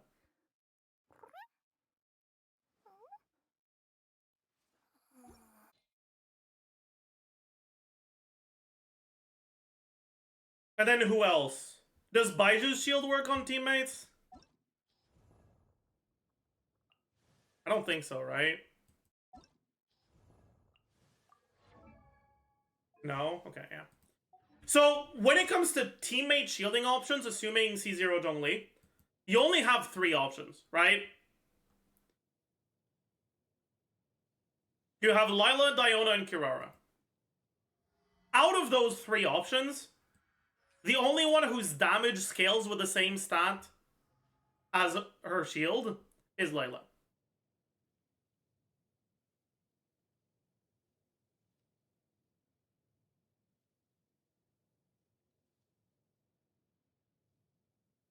Which means that she's the only AoE co-op shielder to actually have some personal damage. Now, Kirara's element is arguably more useful. And when you're playing her on field, she can actually have relevant Dendro application. That being said, Cryo application is still useful.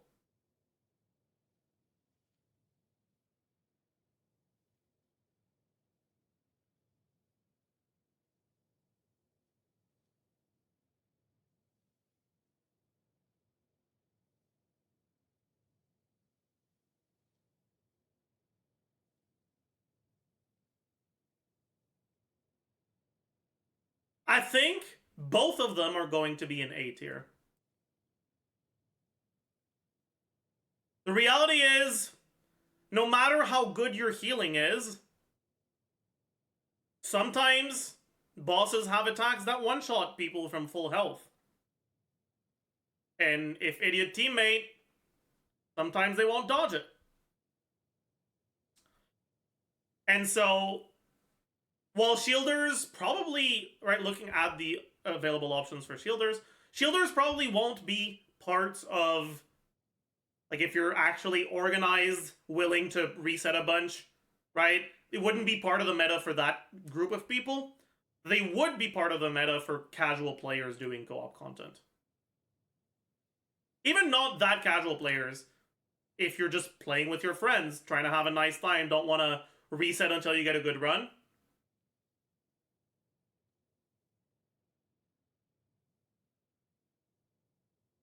But yeah.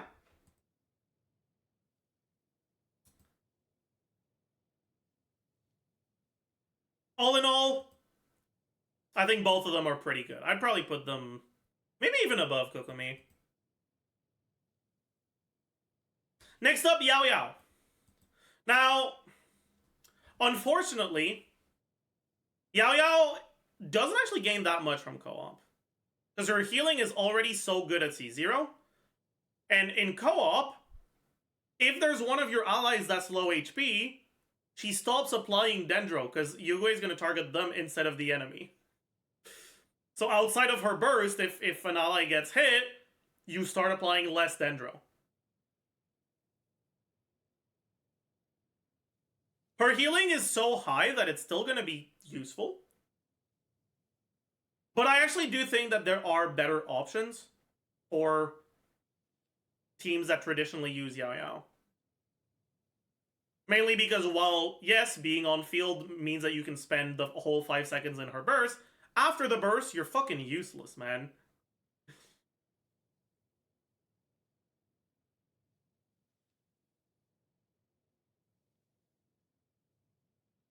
I'm gonna put her in middle C tier. Next up is Daya. And Daya is actually really interesting. I think as a co-op unit, Daya is actually pretty damn good. Now, obviously, she is barely doing any damage, and it's really mostly about the defensive utility.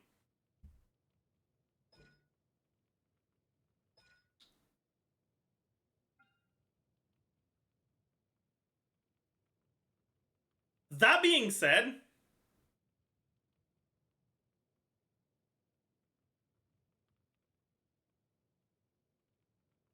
with Daya and a healer, your teammates won't die.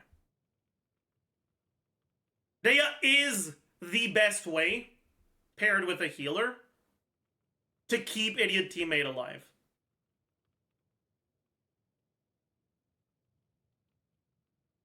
Now, you wouldn't build Daya like you normally do. You'd build Daya just full HP / healing bonus. That's 2 defensive players. Yes, but some healers are so good that you'd use them even if they weren't healers, right? Like Bennett, for example.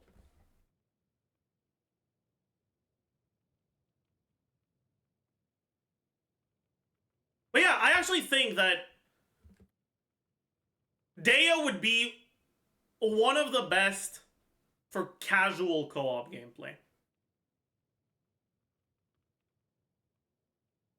I also think that depending on enemy design, there's a very real chance that Daya could be usable even on non-casual gameplay. If they design boss wipes attack that rely on a specific mechanic, and skipping the mechanic lets you kill the boss significantly faster, then you could use a Daya E to mitigate the damage from the wipe mechanic and let your teammates survive it.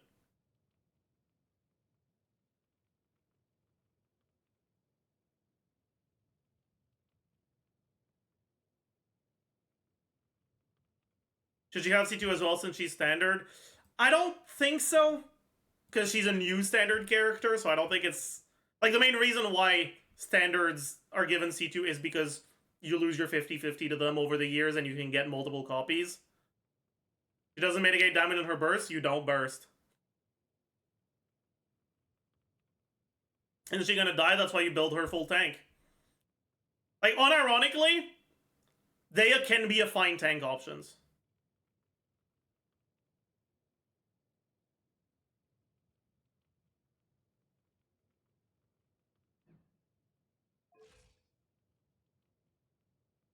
As such, I feel pretty comfortable putting her in the middle of B tier.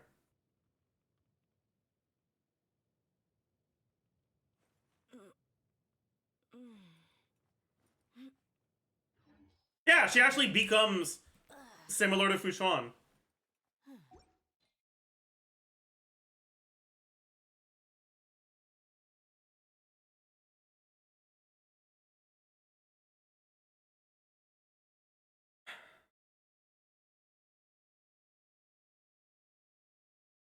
All that praise for B? Yeah, I mean, at the end of the day, you do still need to run her with another healer.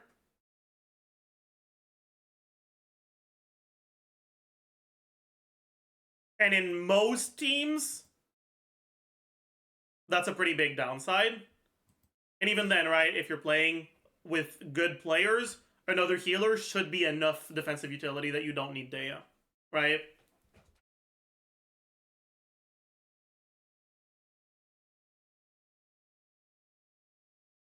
Next up, Baizhu. Baiju's fine. He's got decent AoE healing, but not the greatest. Great heals? They're not that great. Unless I'm mistaken, his burst healing doesn't apply to co-op teammates. It's only his skill healing, right?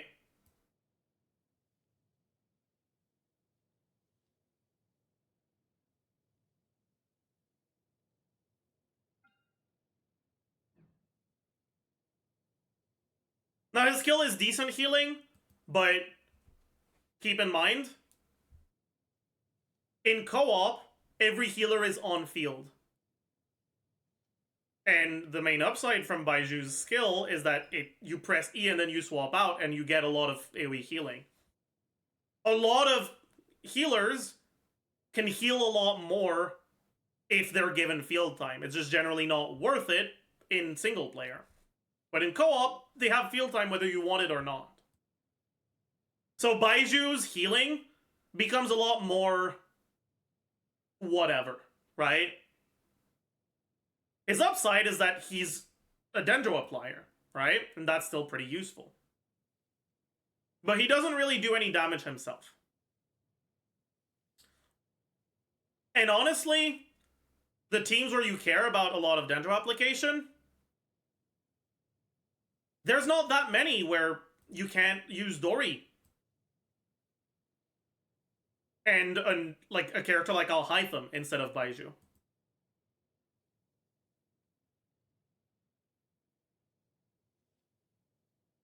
I think the main team where you would use Baizhu in co-op is Nilo. Because in Nilo teams, you actually need healing. and maybe even more healing than one healer can provide. Because instead of one character tanking your blooms, it's everyone now. So you actually need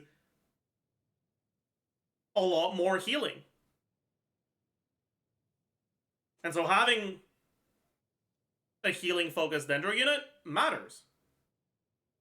No one is playing Nilo in co-op. No one is playing Nilo in current co-op content because current co-op content doesn't require any sort of min-maxing at all. But this is, if they were to introduce actual real co-op content, and Nilo in co-op, if they were to introduce real co-op content, could be played because you could be like, hey, I'm looking for a Nilo team.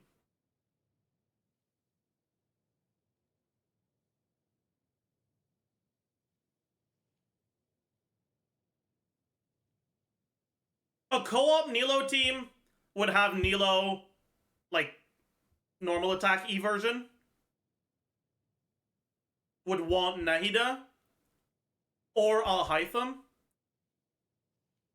And then another Hydro and another Dendro.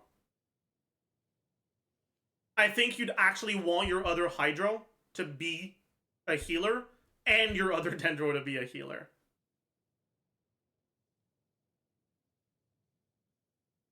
I think that the two best versions of co-op Nilo would be Nilo Kokomi, Baiju Nahida, and Nilo Kokomi Alhaitham Nahida, I think.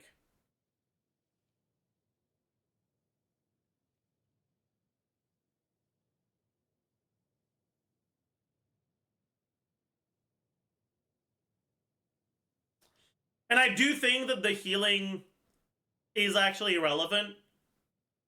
It lets the Kokomi go more damage as well, which is nice. Like, you always want to go sack frag on Kokomi in Nilo teams, because being able to move your E matters a fucking lot. What do you do about bloom ownership? If you have two Dendros, your bloom ownership is always going to be the Hydros. Unless your Hydros are like Child, but like, just don't use Child. Idiot.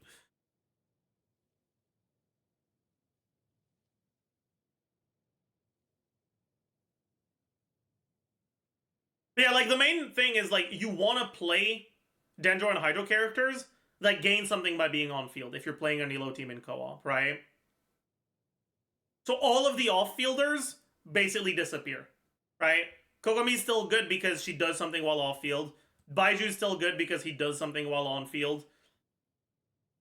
Alhaitham becomes a lot better because he's always on-field anyways, so his field time requirements and the fact that he doesn't apply Dendro off-field stops mattering. Singto, Yelan, to some extent Ayato even, become a lot worse. Because what makes them so strong is their off-field Hydro application. But yeah. I think all in all, Baiju makes it to the bottom of B.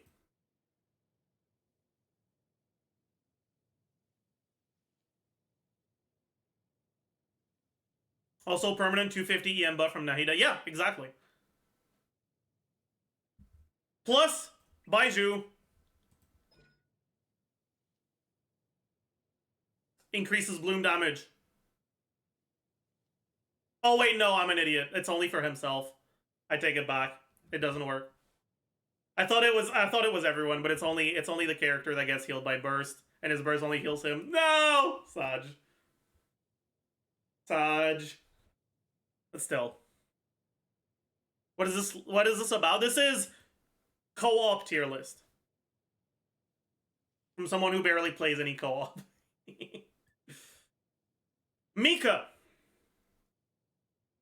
Mika's healing is already mostly AoE. Right, like, he does have single target healing, but I think most of his healing is AoE.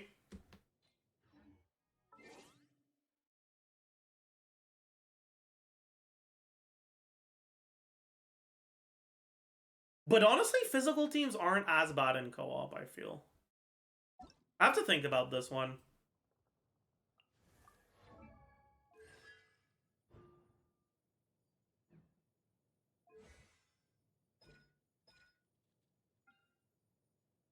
I actually have to think about it. Does buff from E apply to everyone?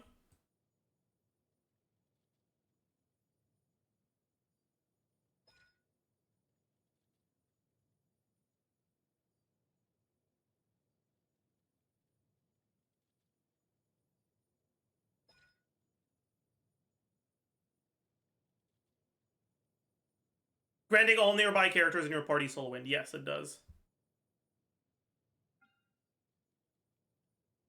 So you're getting attack speed on everyone. You're getting damage on everyone. You're getting damage on himself. You probably just build him with Crescent Pike. Hybrid build.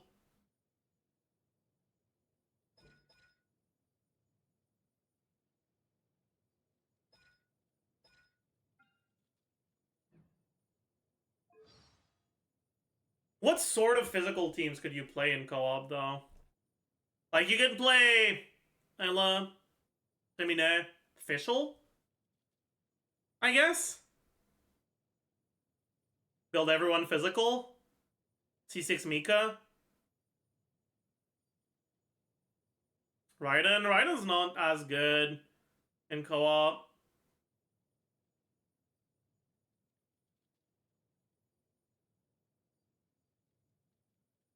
For ult, having relatively low uptime matters a lot more in co-op than it does in single player.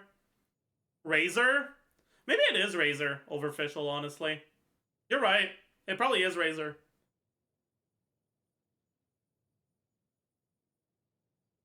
Now the question is, would Femine be better than Crescent Pike Zhongli in a team like that? I don't know. Maybe not.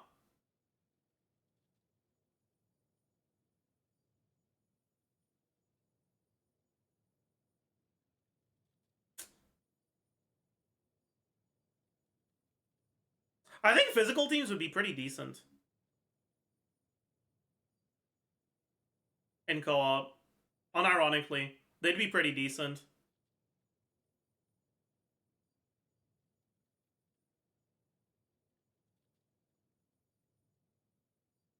Obviously, there's the fact that half the bosses in the game have really high physical resistance. But hey, listen, okay? We're ignoring that for now. It's fine, okay? Just because everyone can attack. It's because almost every character in the game has downtime, right? Characters don't need to be designed to stay on field forever in Genshin, because you have to swap back to your supports at some point, right? Look at a character like Hu Tao, for example. You go to Hu Tao, use your you attack until your E runs out, and then you swap back to your support and you set up your next rotation already, right? You don't have to wait for cooldowns. Sometimes if you're playing Singto, you have to wait for his E cooldown a little bit, but like, yeah. In co-op, you can actually use your abilities off cooldown, and you're still staying on field after this 9-second duration is over. You have 7 seconds of doing nothing, right? Physical characters don't have that. Physical characters' downtime is still scaling off of the stats they're building, right?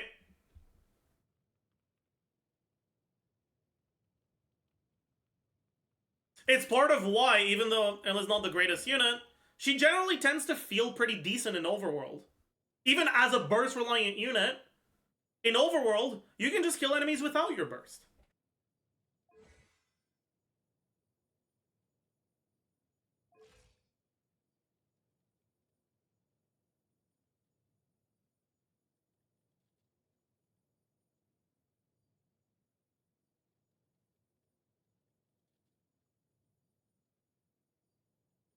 Right, like characters like Kokomi, right?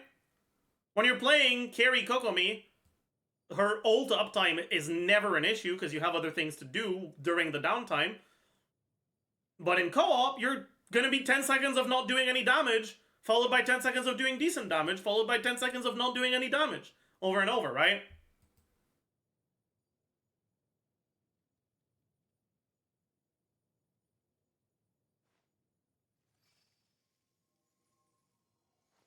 In a physical team where you're playing Ella, well, first, right? You generate a lot more energy in co-op than you do in single player because every character can skill off cooldown, right? So Ella's burst cost becomes a non-issue in basically every situation. You basically don't have to build any ER. Especially if you're playing with Mika, right? That generates coral particles. So that's number one.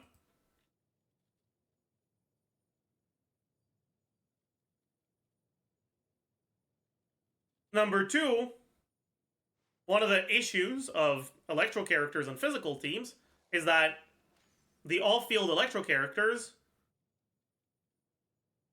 don't benefit from any of the physical buffs. But Razor actually does benefit from physical buffs. And he can be on field while Ella is also on field. On top of that, he shreds defense, which increases Ella's damage. If you could have a Razor attacking while playing Ella, Razor would be a better support than Fischl.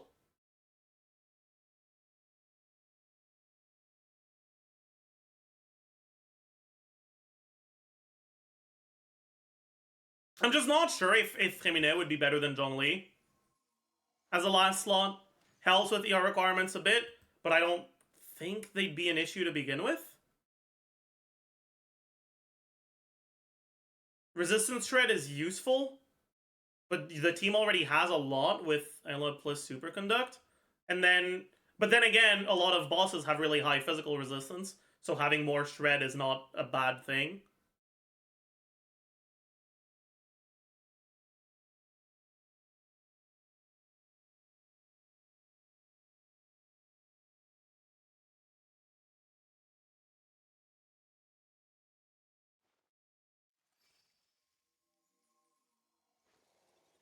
Feminine C6 isn't as good as Ella in a team where you're not playing a Hydro unit. And in a team like this, I don't see you playing a Hydro unit.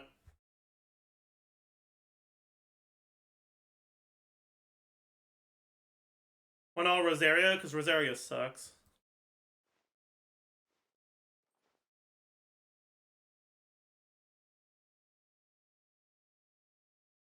Like, Rosaria over who? Rosaria over Zhongli? Zhongli shreds resistance more and does more damage. Rosaria over Femine? Femine does so much more damage than she does.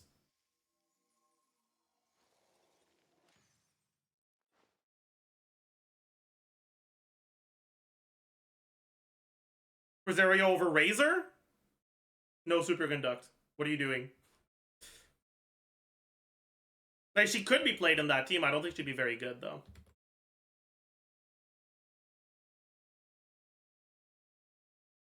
I actually think physical could be pretty good in co-op. And obviously, if you're playing physical, Mika's really good for physical. The question is Mika actually better for physical than Bennett? Now, obviously, C6 Bennett ruins it, so there can still be a place for Mika even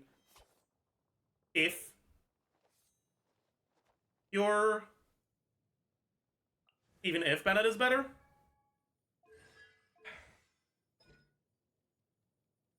Co-op content is unlikely to be very AoE focused.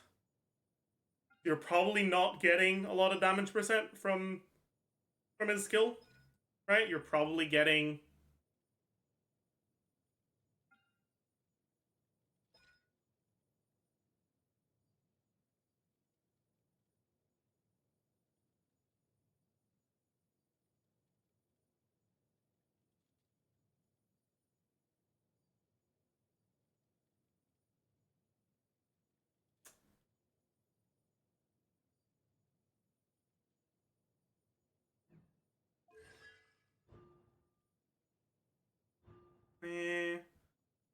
train one more.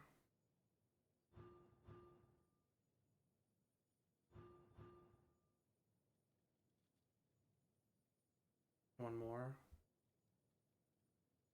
You're probably getting like 30% damage, 20 to 30.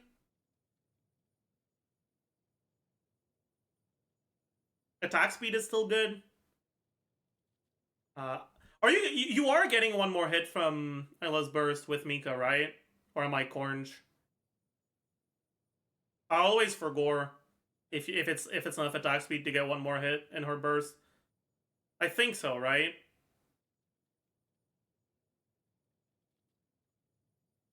KB, are you still here? One usually, frame perfect, you get two, I see. I think assuming one is fine then.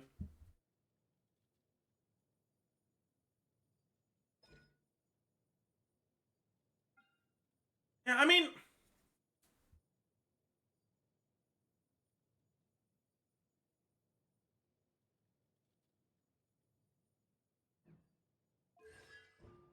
he probably is better than Bennett for those teams. I don't think he's much better than Bennett, but I do think he is better than Bennett.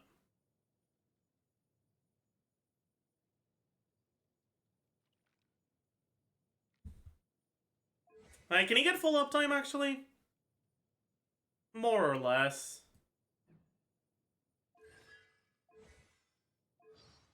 It's probably kind of close. But you're not Circle Impact, which is actually a pretty relevant upside.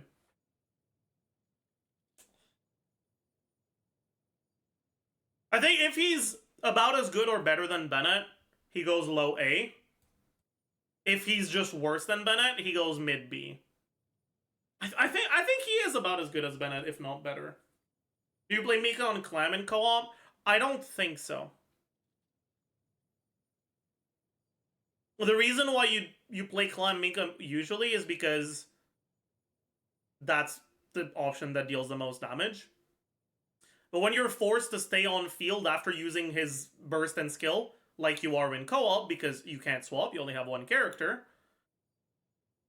well, he's going to normal attack a decent amount. And I think he does more damage on a damage build than he does on a healing build with Clam. I think you're just running 2-piece, 2-piece physical.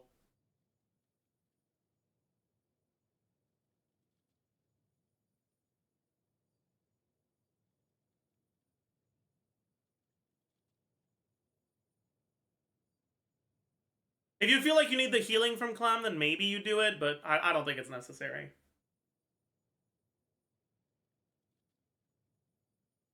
Alright, Charlotte!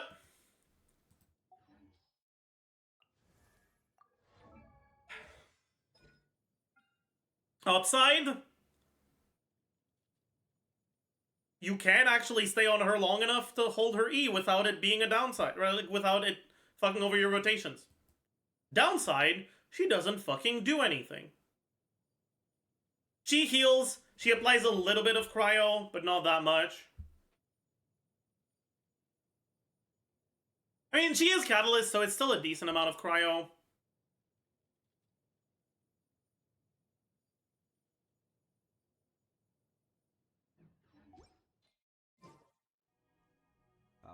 How good is her cryo up if you're N2C'ing?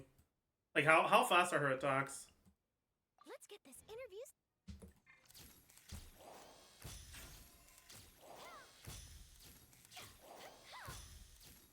That's not that bad. Plus her attacks look so cool.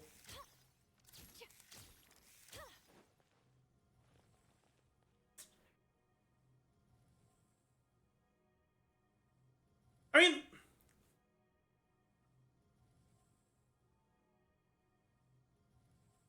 I think she's in B. Decent healing. No damage. Low damage.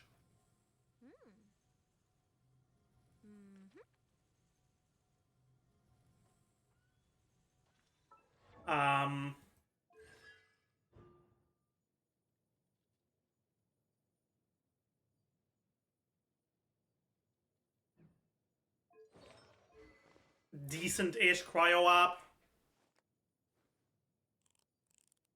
Yeah, I think B. B is fair. I think the biggest issue is that if what you want is on-field cryo app, the on-field cryo damage dealers are actually pretty good at it.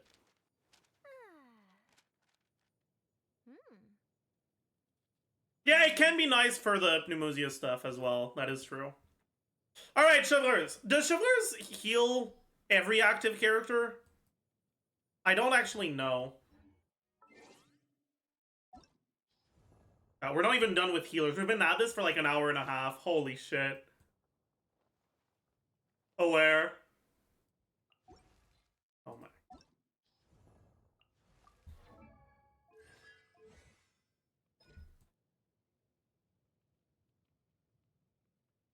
To your active character on the field. Not to all active. So I'm guessing it's only one.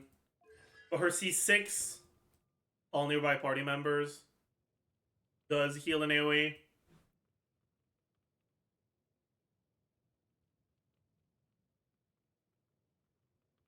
I think I'll talk about her later. I don't think she's an actual sustain option.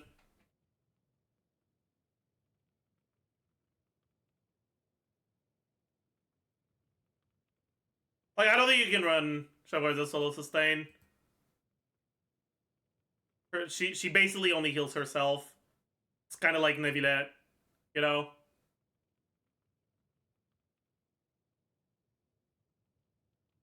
Yeah, like, she's more of a support character. Like, yeah. Like Dea, kinda, but like Dea's kind of different because she doesn't do anything offensively. She is just there for the sustain. Shoveler's sustain is irrelevant to whether or not you're using her, right?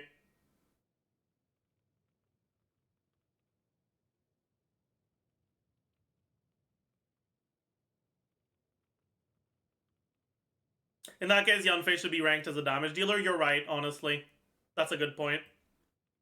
I don't think these characters deserve the same treatment, because I think as damage dealers, they're there as well.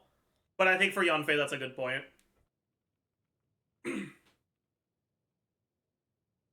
Okay. I think...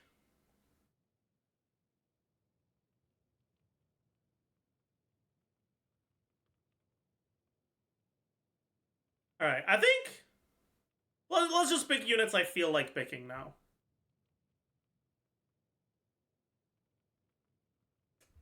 Let's talk about Alhaitham. So, he's not actually going to go there. I'm putting him there while I'm thinking. I think...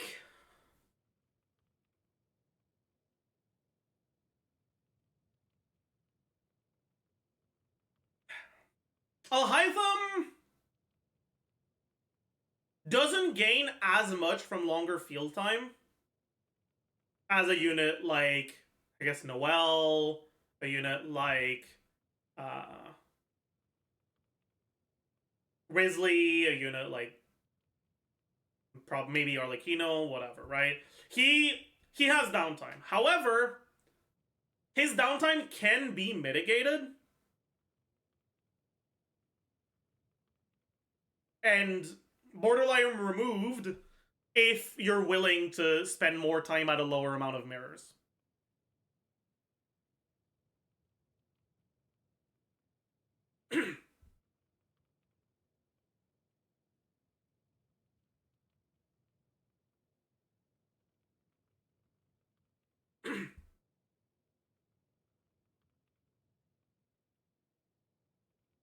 So split up time. It's not split up time. He's staying on field the whole time. But like, you're opening with hold, eat, plunge, and you hit until your E runs out, and then you cast burst. I'm gonna grab some water. I'll be right back.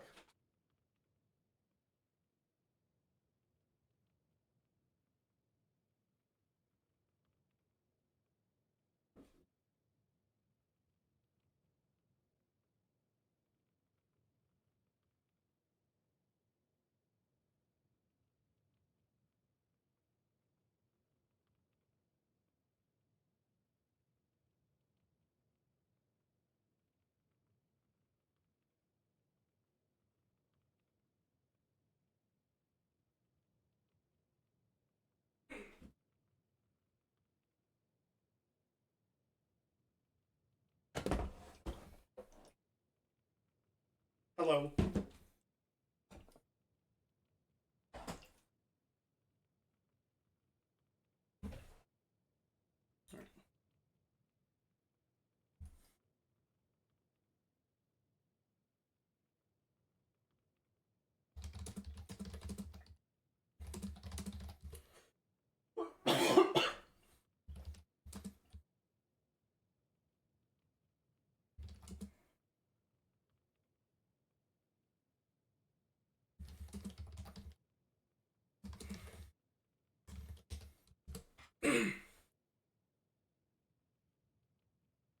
Alright, chat. God. I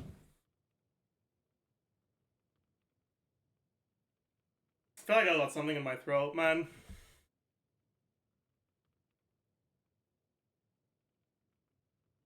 Oh, fuck me. I didn't give it time to properly filter. God damn it.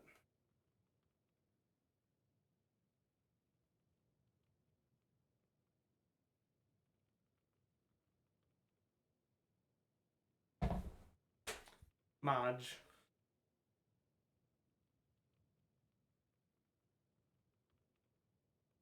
True, I don't know what it is. I hope it's nothing too bad, but... Come on, surely it's filtered enough? No, okay. No, it hasn't. Ah, fuck, it's spilling.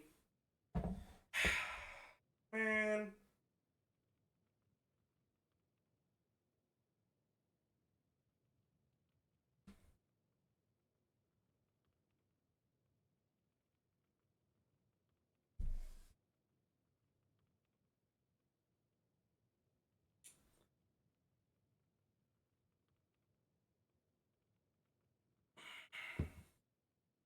You watched a Jason Huta video? No, not yet. Or like, you know, video? No, not yet. Honestly, my voice hurts, so maybe we can do that. Rest my voice a little bit.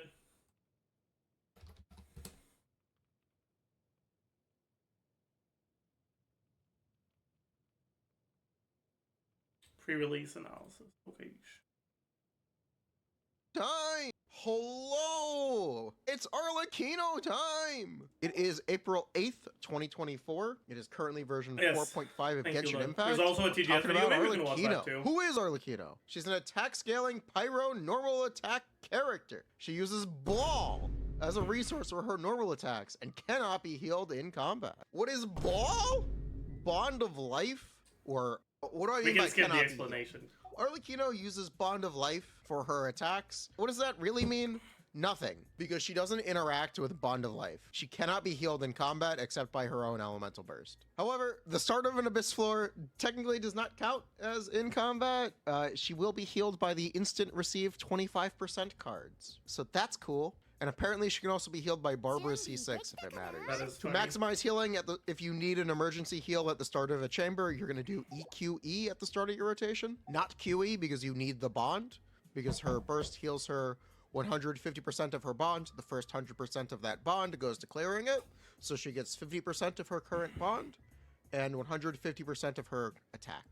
So this is a 25 to 60% heal. May buyer beware, caveat emptor, about potential fragility issues or a shield dependency. Should you build the R? No. Skill issue. Bursting is a DPS loss. Simply get good scrub. Okay, with that out of the way, we gotta talk about weapons. The only way... I mean, if you want a less clickbait version of that answer, no, you shouldn't build the R, because you won't really need to burst every rotation. At worst, if you do, her ER requirements with with 2 E's, which is what you're doing if you're bursting, right? Because you're going to EQE if you're bursting.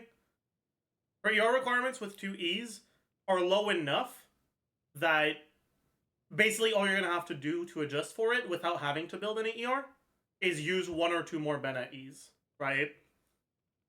And because her burst isn't part of her actual damage combos,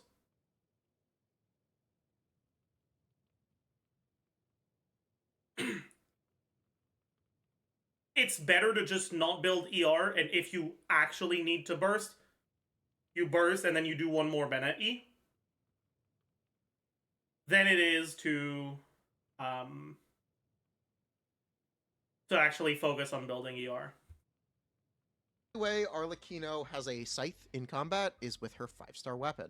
If you were curious why your Arlecchino doesn't have a scythe, it's because you didn't pull her 5-star weapon. Technically, I don't think this weapon is actually that good if you've bought the battle pass for any extended period of time, or if you own any other 5-star polearm, which is a little unfortunate, but it does give an extra 25% bond every 14 seconds.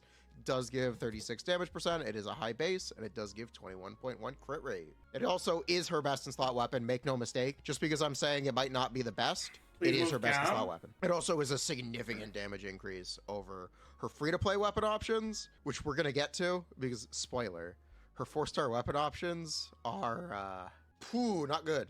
At least, not ideal. Next best slot weapons. I don't agree with that.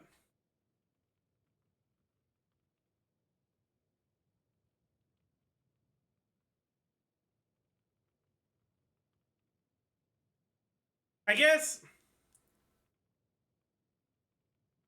I don't know, man. I feel like...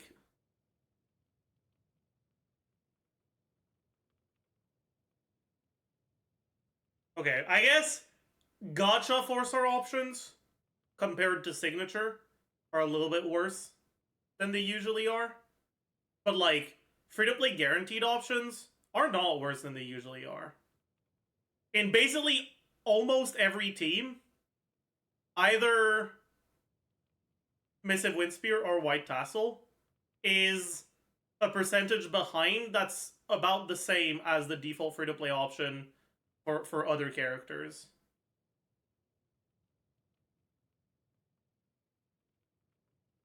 It's just that there's no polearm Widsith or something that's gonna like perform really well as a as a gacha, like potentially available as free-to-play weapon, right?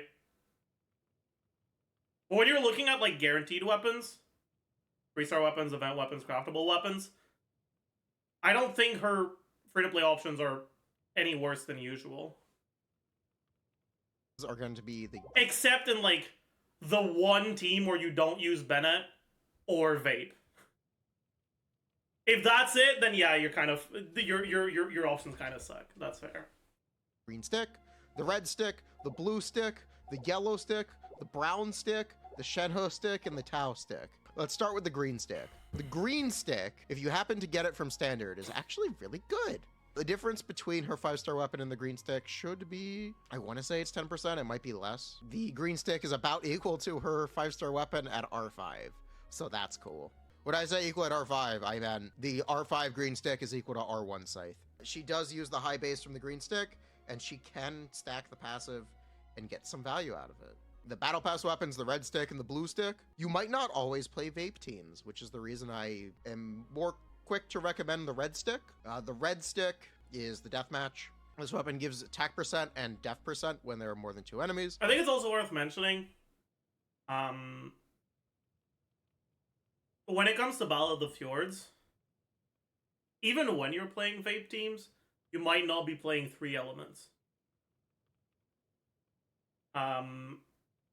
You can play Bennett, Singto, Yilon, for example, right? Singto works as a form of pseudo-defensive utility, but it's still pretty damn useful. And if you don't want to have to deal with setups, which honestly is very understandable, you're not going to want to run an animal unit. And in a situation like that, if you don't have Zhongli, or you just want to play him on your other team or whatever, then using double Hydro is gonna be one of, if not the best option that you have. And in those teams, Battle of the Fjords has no passive, because its passive is conditional on having 3 elements on your team. If you have 2 Pyros, 2 Hydros, you don't get it. When there is 1 enemy, you only get attack percent from it. It's generally very flexible. It can be used in any team, unlike the blue stick. The blue stick does barely outperform the deathmatch in vape teams, but outside of vape, it is borderline unusable, which is a significantly big problem. The other sticks, the sub 50 stick is actually going to be pretty cool because Arlecchino cannot be healed. Once you are sub 50, you are sub 50. That's it, even with That Bennett. is true. So she can use sub 50 Homa, technically. Calamity Queller, because you start her rotations with I her. don't like that though, because obviously she doesn't have a way to damage herself. So if you're going below 50% HP, it's because you got hit a bunch.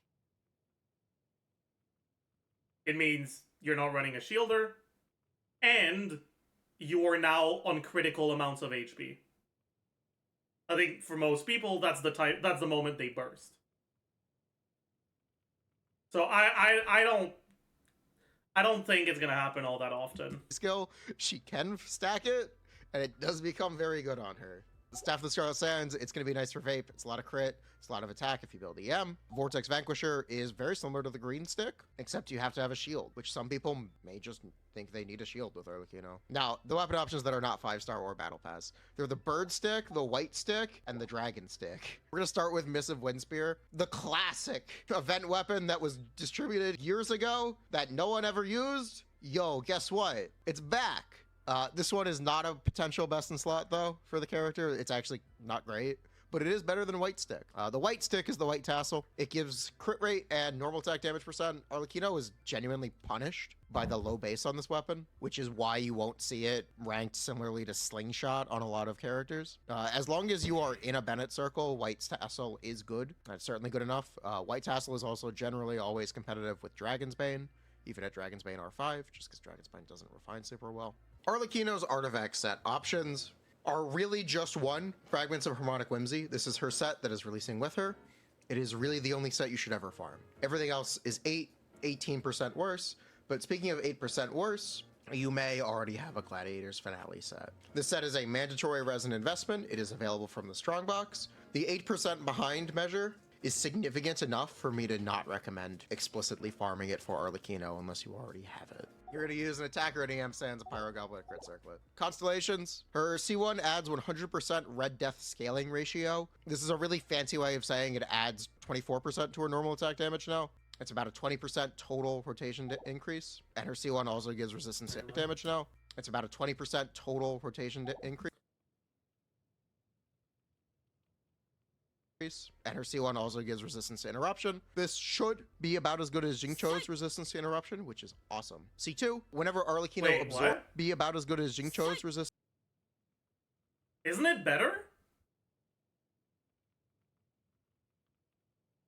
I thought it was infinite. Is it not? Did they change it? Yeah, I mean, I guess it's different, right? Because from my understanding is that it's infinite during her normal attack animations.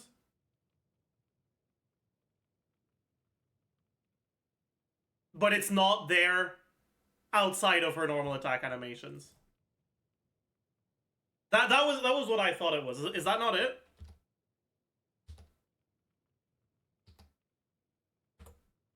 Yes? Okay, yeah, okay. And I guess you could say that's about as good as Singto in general. I don't know.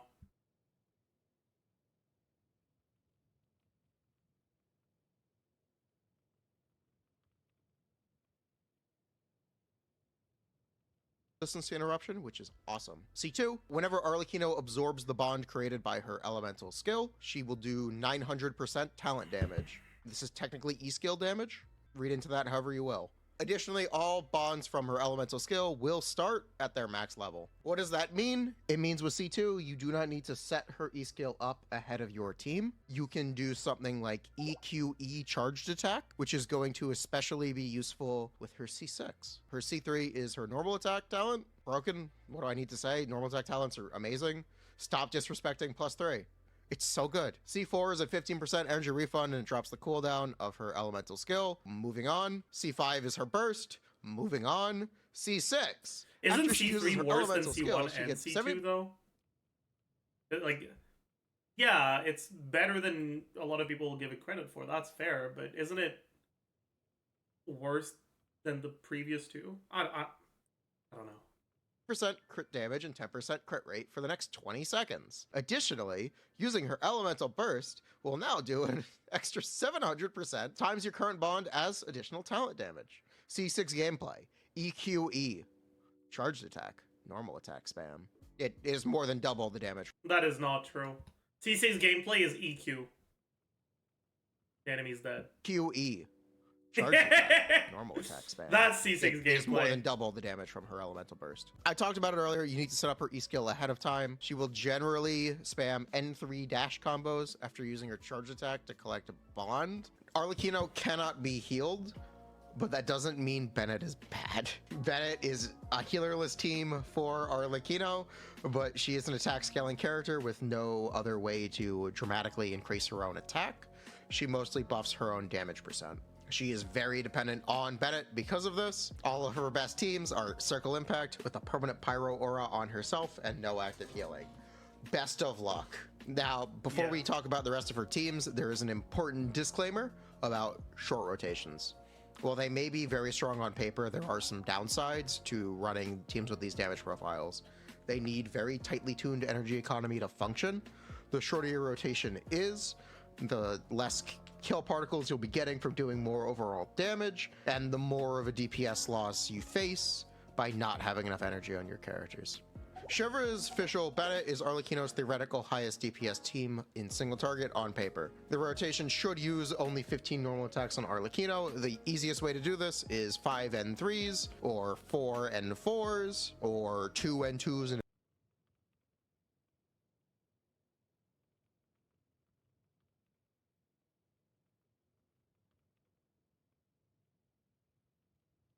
Pretty sure 4 and 4s is like decent amount slower than 5 and 3s, is it not? Am I orange? Wouldn't it be like 3 and 4s? an N3. You could also extend your rotation and greed for additional damage, which is not a real issue. Regarding VV Vape, the optimal form of this team is going to be Yelan Sucrose. This is what I expect to yield the fastest speedrun clears for Arlecchino. The reason I'm recommending Sucrose over Kazuha here is because of the rotation difficulty of Arlecchino starting with a Pyro Aura, because you need to set up her E-skill ahead of time. In theory, I think it's mostly just the faster animations. Sucrose should be a lot easier to play than Kazuha. If you want a shield, I would actually I mean, try that's fair, sure. Chiori Zhongli Bennett. This team is a short rotation, but if you're running a shield, you're probably not worried about the downsides. And as long as your energy works out, it won't be a problem. I would actually try. This should be a lot easier to play than Kazuha. If you want a shield, I would actually try Chiori Zhongli Bennett. This team is a short rotation, but if you're running a shield, you're probably not worried about the downsides. And as long as your energy works out, it won't be a problem. This is theoretically just better than Yelan Zhongli Bennett. Chiori's a pretty cool character. I like her. You can always run Jing Chou for defensive utility with his damage reduction. You can run him in combination with Yelan, have fun. You could also play a shield with Chevras. You can run him in combination with Yelan, have fun. You could also play a shield with Chevras. The options are Toma or Dihya, or you could try to play Beta. Oh, those are the options. I think Arlecchino is a very strong character who can do a lot of damage and has very impressive teams. She has drawbacks in that she cannot be healed, and none of her best teams really want to run a shielder at this moment in time, as well as Bennett just actively griefing you in combat with the Pyro Aura. Did he just EQ on Toma with Kitane? As we cannot be healed, and none of her best teams really want to run a shielder at this moment in time. I am hurting deep in my soul, Jay Stern. What is this? Why would you do this to me? As well as Bennett just actively griefing you in combat with the Pyro Aura. Bennett makes you take more damage from enemies. That's just true. And I don't know how much of a problem it's going to be for Arlecchino. There are going to be a lot of players who just won't have problems with these things, and they're just quirks, which is kind of where I expect myself to land. But for some players, it could be a serious issue, and I do recommend people to maybe shop around a little bit instead of impulsively grabbing her as she releases. That being said, if you are able to overcome a lot of these things, she just does a lot of damage. Even with a shield, Yeah, maybe let me shop check around a little bit instead of impulsively grabbing. Recommend people to maybe shop around a little bit. Be a serious Wait a issue. second. And I do recommend people to maybe shop around a little bit Is this not a C2 only setup? instead of impulsive. Am I dumb? I don't think this setup works with Yelan C0. You have C0, you just do another N1. It takes more than one other N1. I guess you can do an N1, wait, and then do another N1, sure. But like, if you're mashing normal, it's probably N3.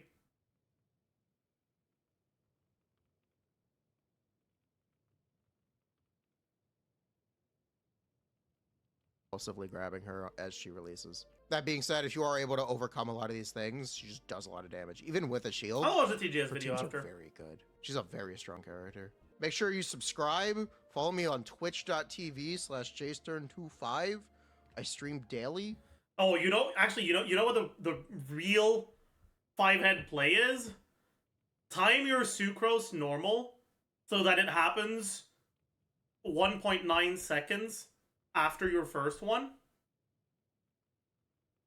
So that your special 2-second ICD breakthrough barb, or special 2-second ICD on her ult, on the exquisite throws, happens between the first and third hit. So you apply Hydro on the first and third hit of the exquisite throws, and therefore can do a C2 only setup without C2. That's the big brain fucking idea. I'm not entirely sure how that would line up though.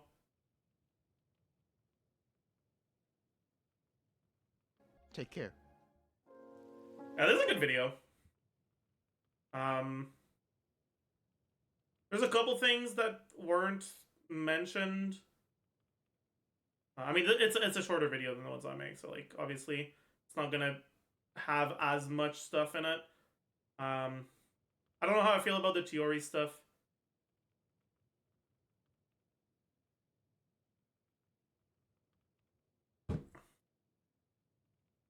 I'm somewhat suspicious of it.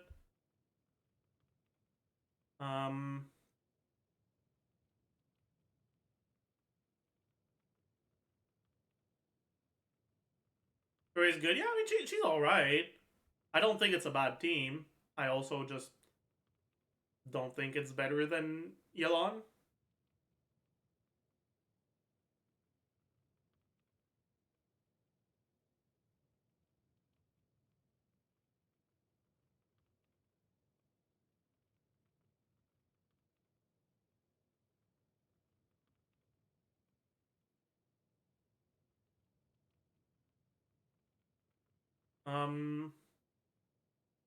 It'll be more brain dead though, so that at least there's that.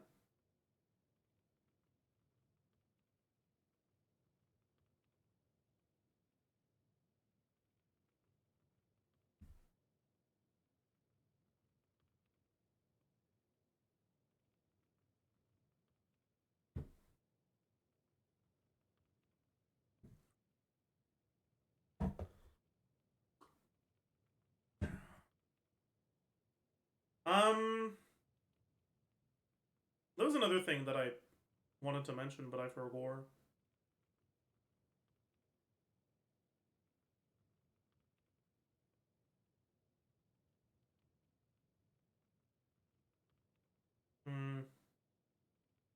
Oh yeah.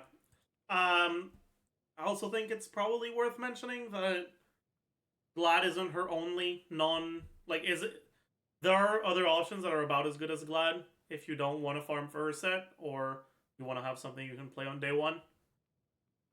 Gilded Dreams, to some extent, 2-piece is alright. But like it's mainly Gilded Dreams. And if you are playing with Farina, Marichal say, but I don't really recommend that. But yeah. Gremlin Witch is also fine. It's not good, right? Because you're basically getting like half a stack average uptime. But it's better than 2-piece.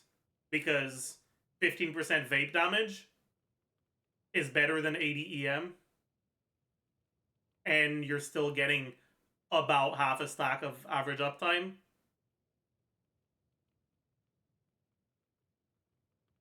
Not as good as Gilded Dreams, though.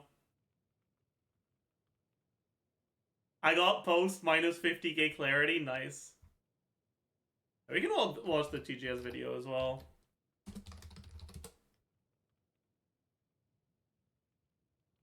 Guys, Arlecchino's kit has been officialized, so Thank I you, can Lud, as finally usual. make a conclusive video. Right click the video loop. Maybe. But yeah, Right click the tab. Mute. today I'll go over my thoughts on Leave her it running in the playstyle, background, please, and builds, thank you. themes, and blah blah blah, and my thoughts on whether or not you should pull for her. So, regarding her playstyle and kit, the The theory around Genshin it can scientist make it Genshin, sound yeah.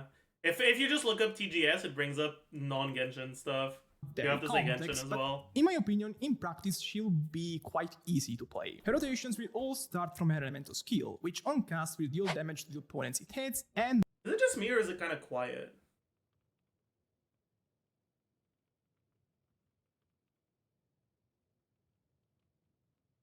Do you guys agree? The mark is the crucial part of it all, because when you use Arlecchino's charge attack, you will claim this Sort of. mark and gain a specific amount of bond of life, Sounds which fine to me. varies depending on how much time has passed It's okay. since the moment you applied it with the elemental skill and the moment you claimed it with the It charge is, attack. it is Bond quiet. of life is not something exclusive to Arlecchino, but it affects her kit in a very unique way. In fact, when she has over 30% bond of life, all of her attacks will gain pyro infusion, and the multipliers over normal Okay, maybe we can attacks skip only over the- will get massively increased. Oh, there's Each normal tips as well, attack from okay. Arlecchino will decrease the current bond of life she has. So, essentially, the rotation with Arlecchino will be something like use the elemental skill to start it, then after a few seconds claim the mark with the charge attack, and then spam normal attacks until the rotation ends. It's worth mentioning that this uptime with Arlecchino is solely determined by how much bond of life she has. Specifically, it has no duration limit, so her rotations will be pretty flexible, especially considering she can even swap out and in pretty freely. Now, the other crucial part is that she can't be healed by other characters on the team or weapons. As it stands, the only way of healing she has is her elemental burst, which will consume the bond of life she has fully and heal her based on her current attack and that bond of life. Unfortunately, based on the teams where I calculated her in, this amount of healing is not very impressive. It will fuel her HP bar by around half of it every rotation, which is considerably below characters that can actually bring healers on team.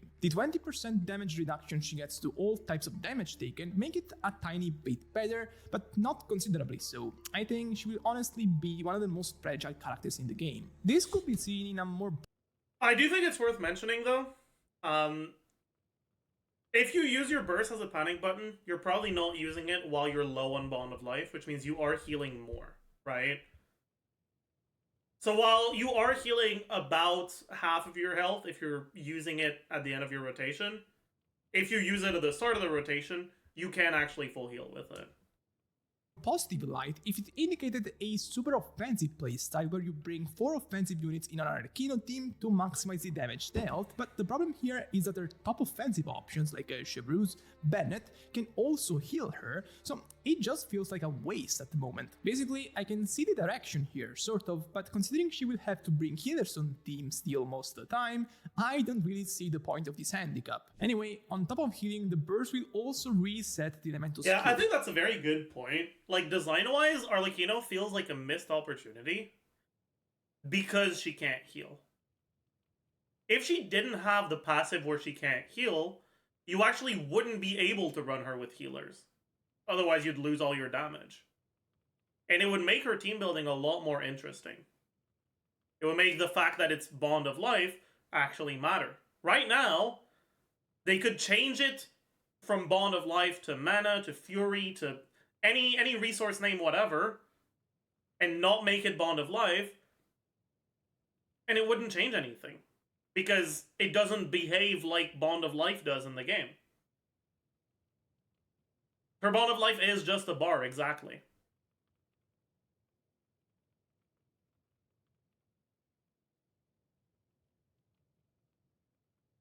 Whatever Bond of Life was special so healing doesn't deplete it? I mean, then why call it Bond of Life? You know? Like, it's just, to me, it's a wasted opportunity. And it's kind of lazy design.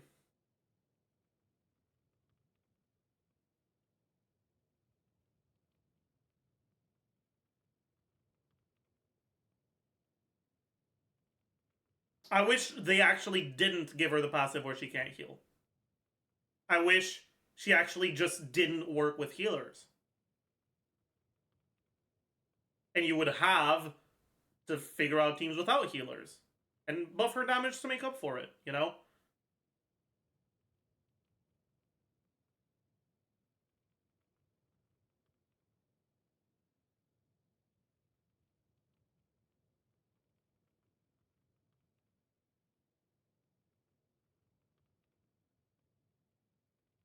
Anyways.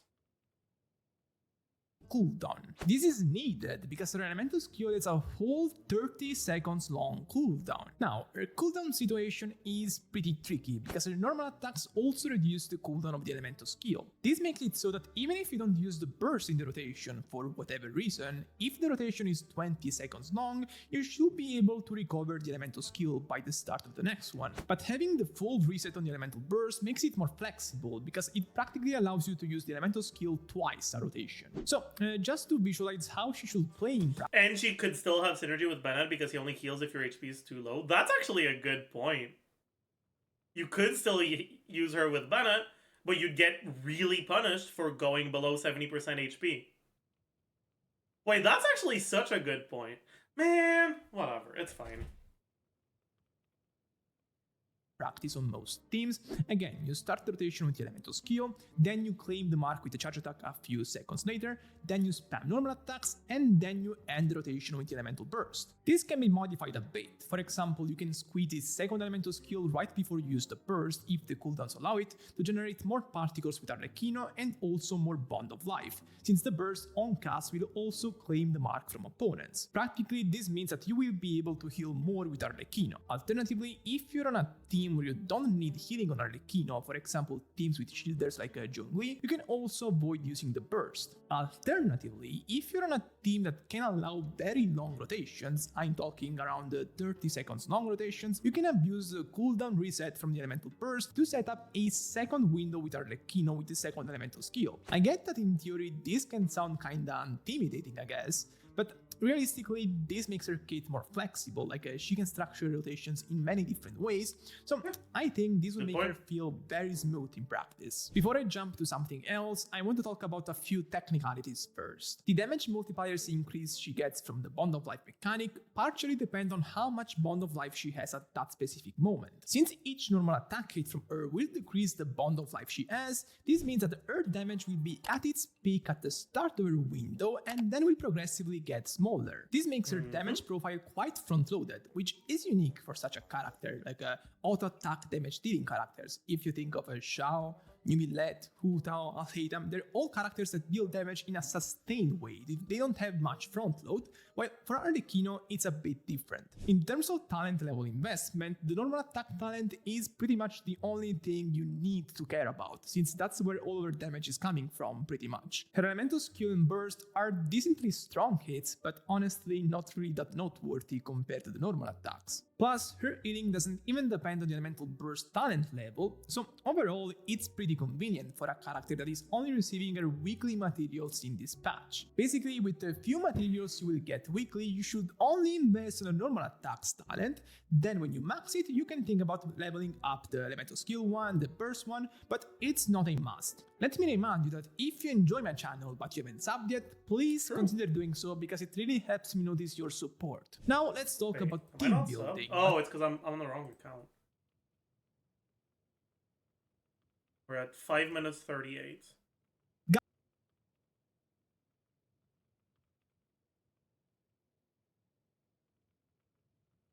Oh wait, I wasn't subbed on this one either. Fuck. Okay, well I'm subbed now. Pog.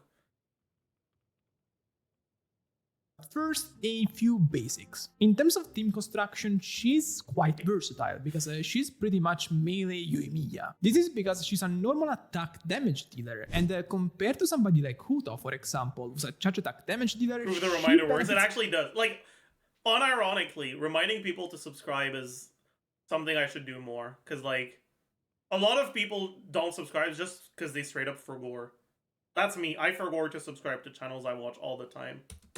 From vaporites or melt teams. The reason is kinda obvious. Hu Tao can vape all over charge attacks, while Arlecchino can't vape all over normal attacks, so the benefit she gets is smaller. As a result, her team situation looks attacks, so the benefit she gets is smaller. As a result, this is actually painful to watch, though. I will say. Hu Tao can vape all over charge attacks, while Arlecchino can't.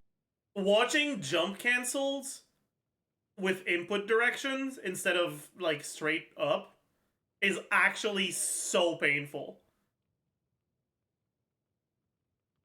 It's so it's not even that much worse, right? It is worse because the jump animation is longer if you're jumping in a direction than if you're just jumping straight up. But it's just the sort of thing that it makes me irrationally angry. And I can't explain why. Like, it's such a small thing, but still. And vape all over normal attacks, so the benefit she gets is smaller. As a result, her team situation looks pretty varied. Like,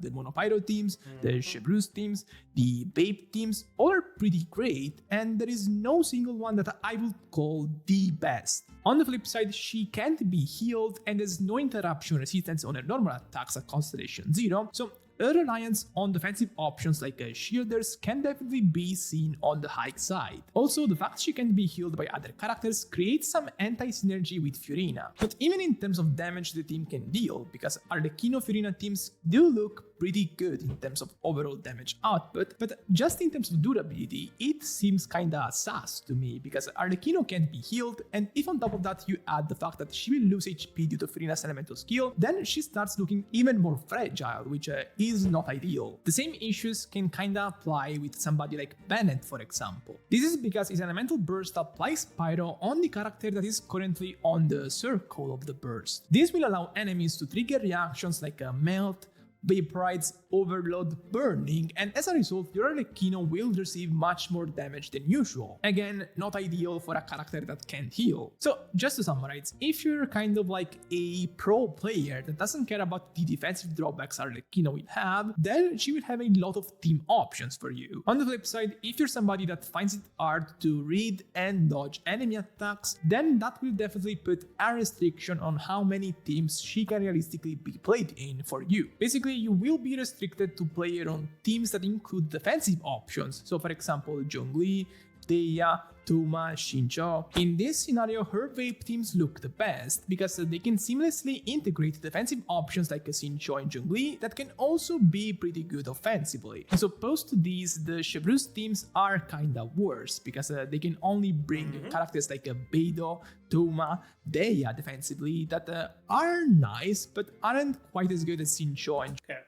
One thing I want to mention, though, that I think a lot of people don't realize: Beidou cheats worse than she performs in practice. In the sense that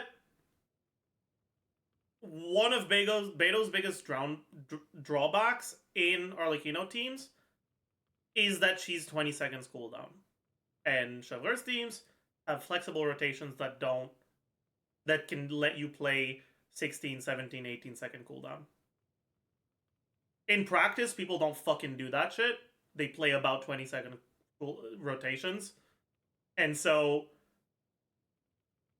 every non-Beidou team is like inflated by somewhere between 15 and 25% DPS.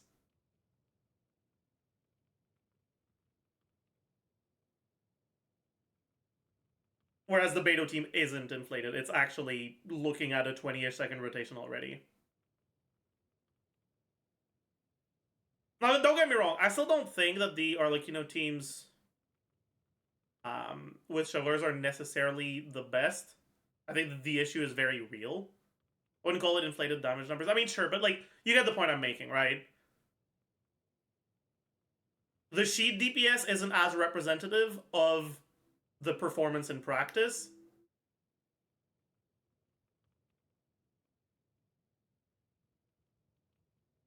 For all the different teams.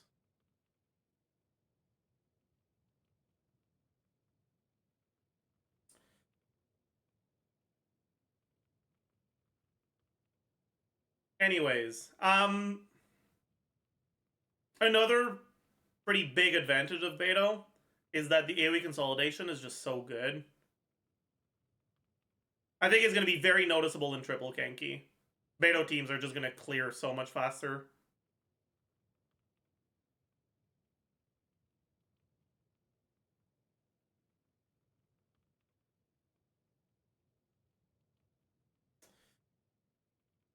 Like, don't get me wrong. I agree. There are still very much downsides to Beto, mainly single target performance, right?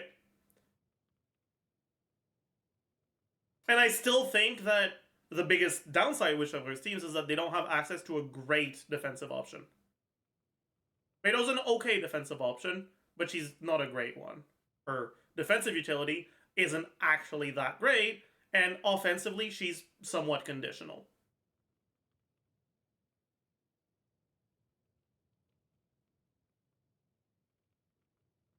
But anyways. I still think yeah, official having less cooldown is cool for Arlecchino, since you also get Arlecchino burst really fast. Yeah. I guess.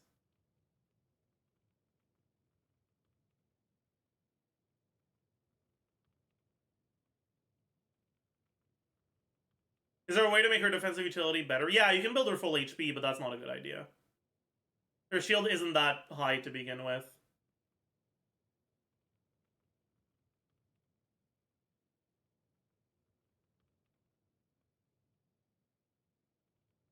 Having Arlecchino burst up always kind of makes up for the defensive part for me. I disagree, because it's not just about taking damage, it's about when you get hit, you get staggered. A team like...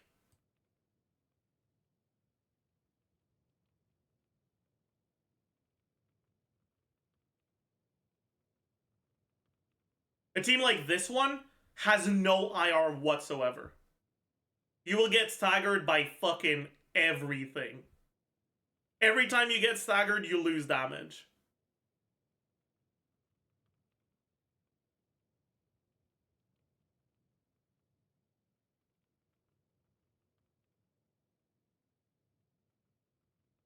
If you're not getting hit, then you don't need a defensive utility option, of course, right? But if you are, having IR is a pretty big fucking deal.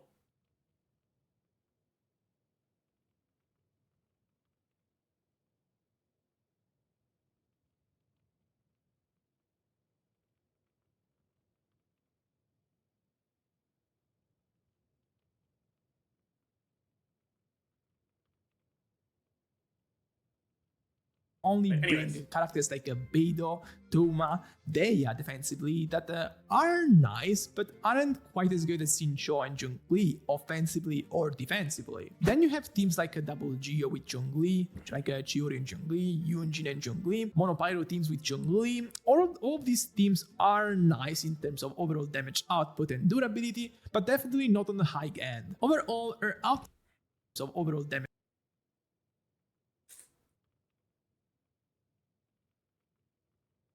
I don't like this one.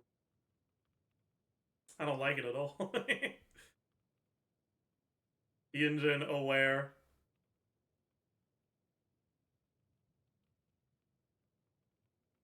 Yunjin is correct. Oh, I'm not saying this is incorrect. I'm saying I hate this team.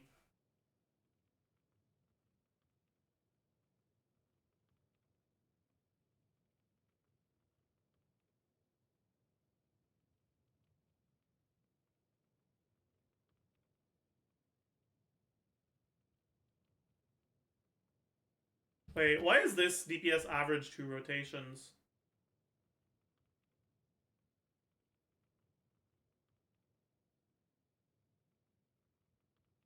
Why are we doing 2 rotations on this one?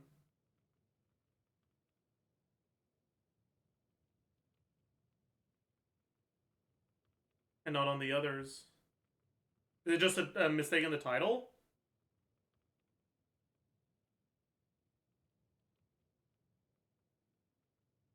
Or is it actually different assumptions? Engine burst every other rotation? Wait, really? Oh god. That's hilarious if it's true. Oh yeah, this has a 5 Kazuha, but there's no Kazuha. Damage output and durability, but definitely not on the high end. Overall, her outlook on teams that include defensive options is pretty good, definitely. Like, it's not bad, but also it's not really that impressive, I guess. I guess her best shielded teams can definitely compete in terms of damage with... And yeah, there's also the point, the fact that if you're playing a team that has a shielder, an actual dedicated shielder, you might not have to burst, and if you don't have to burst, your second rotation does so much more damage.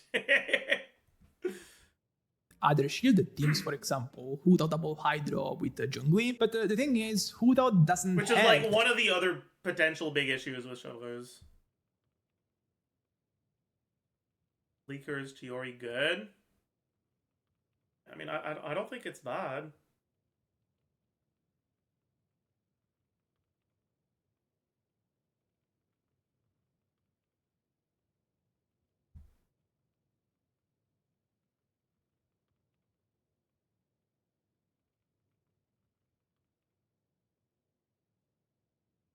Around the same as Yelan? Really? I don't think that's true. Do you have a sim with Yelan as well?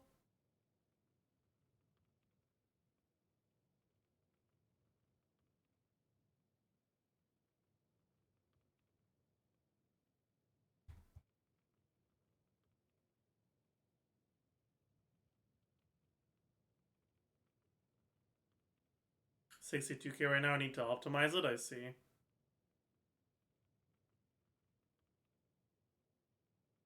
Like, don't get me wrong, I don't think Chiori's bad. I just think she's not as good as Vape.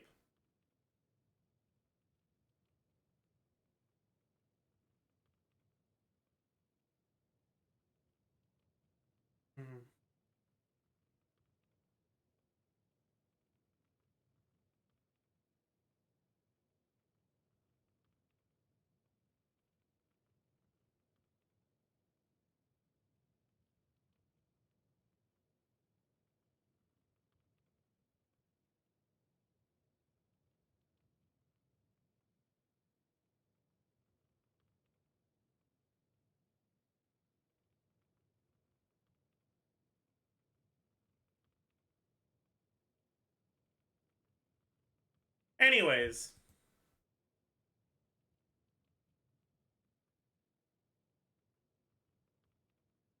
To use a shielder. How much damage would Arlecchino Vape normal attacks do? Depends on when.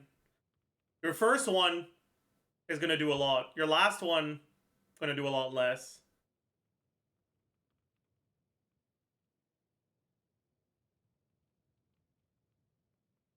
And while Arlecchino technically doesn't either, she definitely relies on defensive options more than somebody like Hu Tao does or Nubilet does. What I'm trying to say is that if you're forced to use her with shielders, her ceiling will be nice, but not incredibly impressive. If you look at more offensive options, so teams without shielders, then her team situation gets better as a whole. For example, her monopyro teams definitely get a lot better by replacing Zhongli with one between Kazuha and Xiaoling, especially in terms of AoE potential. The Chevreuse double Electro teams with Yaya and Fischl is the Can only you Yahoo for the homies in the back real quick?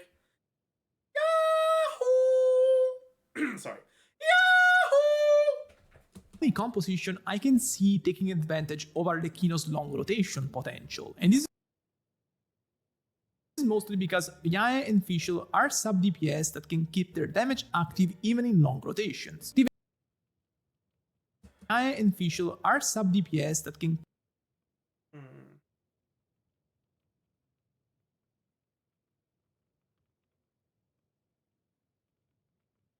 Who the fuck asked? I don't know.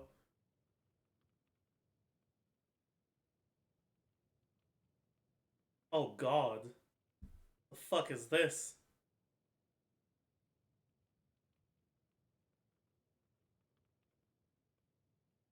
Okay, yeah, listen. I don't want to be a hater, but this rotation is fake, okay? I don't want to be a hater, but like yeah, bro, I'm not playing Rise, okay?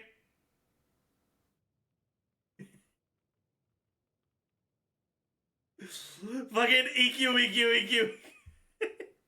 Probably missed like 30 to 20 seconds. No, it is actually a 30-second rotation.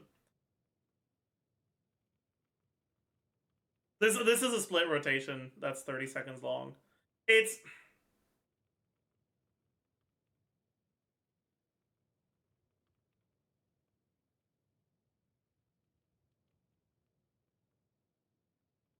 It is good, but this isn't actually a 30-second rotation. It's a double 15-second rotation. Which means it's very, very vulnerable to you fucking anything up. You lose a lot of DPS if you fuck anything up. Whereas this rotation is like actually brain. It's not even like it's not optimized, right? The biggest upside of Chevrolet's teams is you can swap out whenever you want. So you shouldn't do a 20-second rotation. You should reuse your E as soon as it's up on Arlecchino. Right? It is going to be up long before 20 seconds. Right? Like, the reality is that on a Beto team, you're not actually doing a rotation.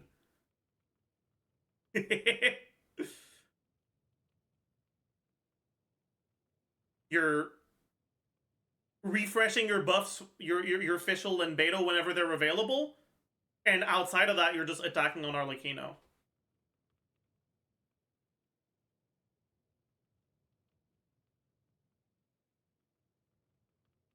And if you manage to not need your burst, then, right, because Beto does offer a little bit of defensive utility,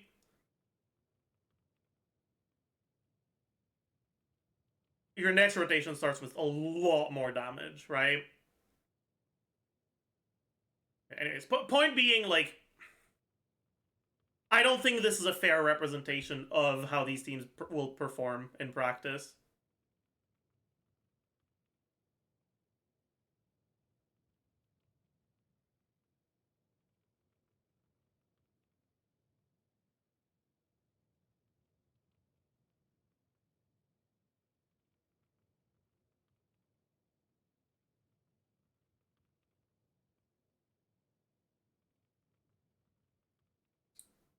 Oh, also, yeah, this is a pre-rework rotation.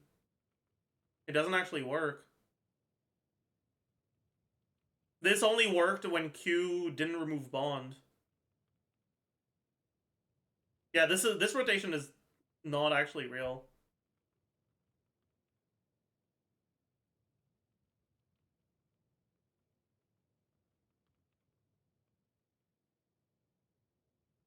Yeah, anyways, the point I'm trying to make with Beto specifically is, like, or I guess with Chevreur's teams in general, you're not going to strictly adhere to a rotation. And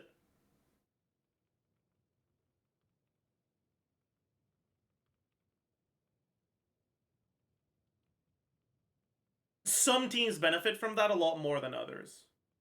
Namely, teams that are generally gated by long cooldowns on support that would force you to do longer rotations. Like Beto. Right?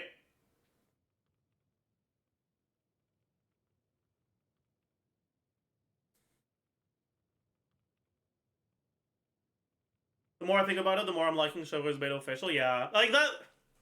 At the end of the day, it's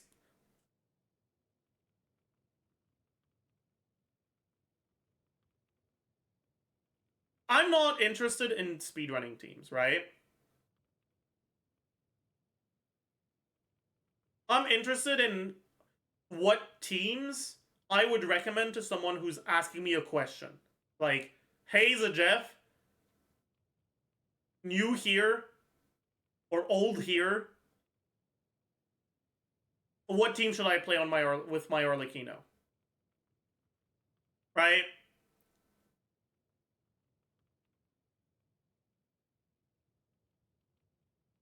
And for that hypothetical chatter, I would not recommend this team.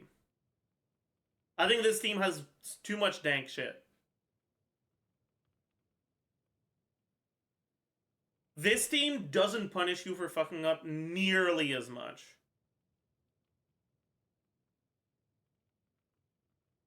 And will also perform in practice better than it performs with a rotation like this one. Right?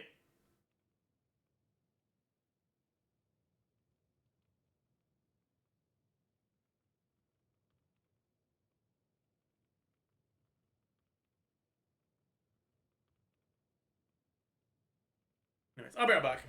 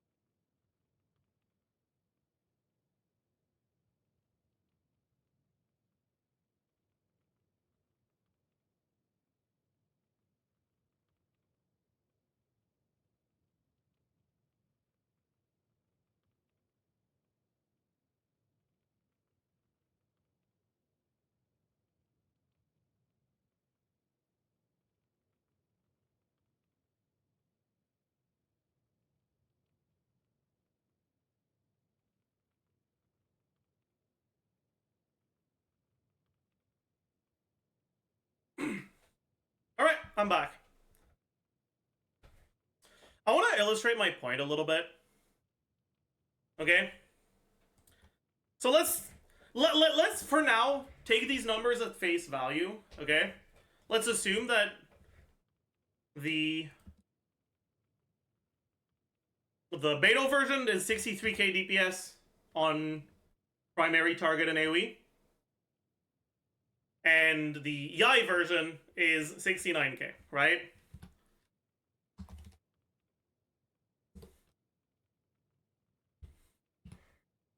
That's what happens if you don't get hit.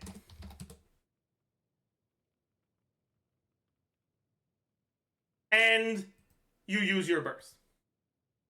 The thing is, in practice, if you don't get hit, you don't use your burst. So these numbers would actually be higher, right? Because on the second rotation, you have more damage. If you're averaging across 2 rotations, don't get hit, don't burst, over 2 rotations, the second one is going to be about 20% more-ish. So you get about 1.1 times, or about 10% more DPS, right? Okay. What happens if you get hit once? In this team,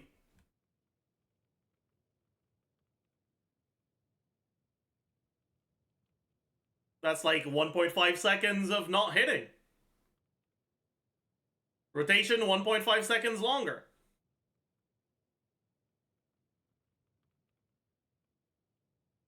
And this is probably looking at like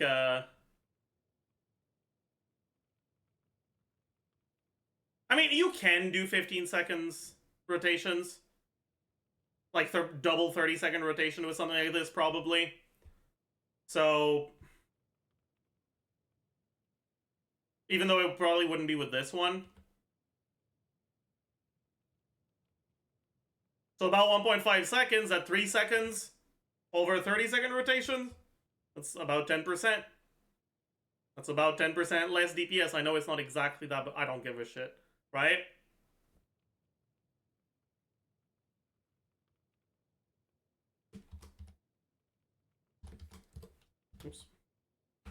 I'm an idiot. And already, that's the same as the don't get hit one. If this get hit once was enough to make you need to burst, get hit once around a 50% HP hit, right?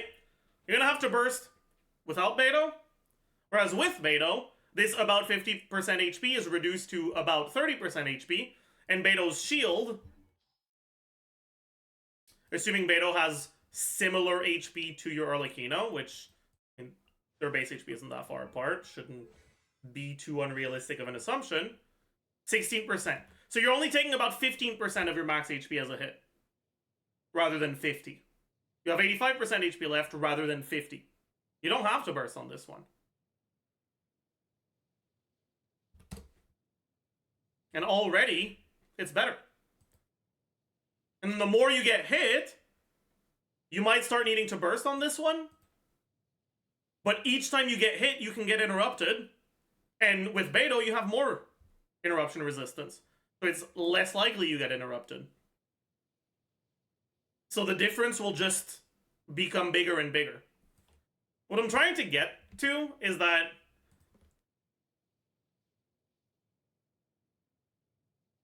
Beto's defensive utility for almost everyone is going to matter enough to make this team generally perform better.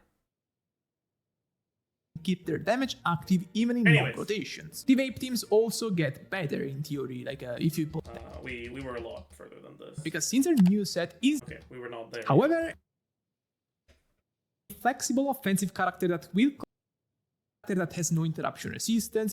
Are you at all tempted to pull for her C1 or R1? Kinda, but I'm not gonna do it if the 4 stars are shit. I was maybe considering her signature if 5 sword was on it, but I'm considering it less and less. Maybe if it has a lot of useful 5 weapons, I'll think about it, but her signature is just not that great if you already have Jadewing Spear. C1 if Sharwiz is on banner, maybe.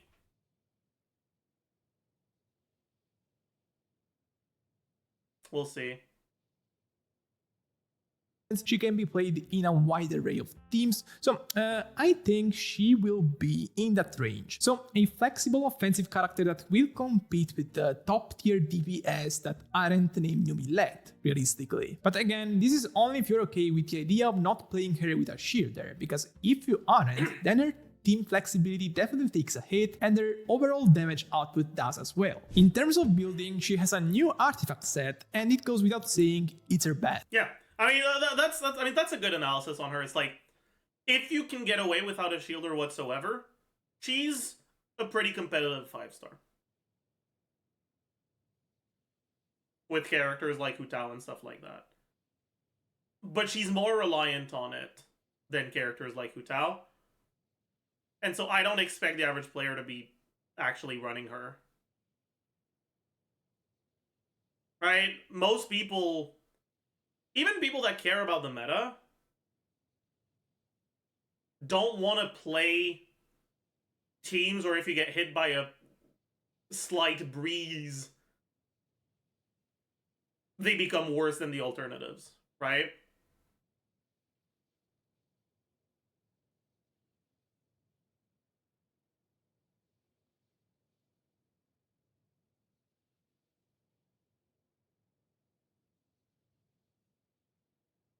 But anyways. It gives her 18% attack bonus and a total damage bonus that can reach 54%, so it's pretty nice. However, it's not much better than a very accessible alternative, which is the Gladiator set. See, I like this so much more than J-Stern's take on it. Yes, it is better, and yes, if you're gonna main her, you should farm for it. But the amount of time that it will take to get her signature set to actually be significant, like, meaningfully better than your current best Glad set?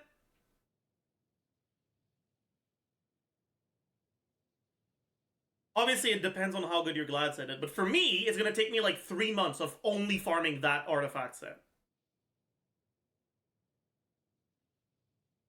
Like free 5 to 6 crit subs? No! It's 3 months of resin for 5 to 6 crit subs. I don't think you understand what free means.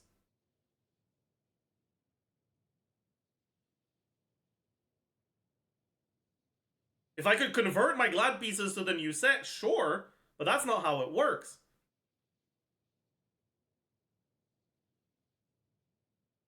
What else are you spending resin on if you want to make Arlecchino good?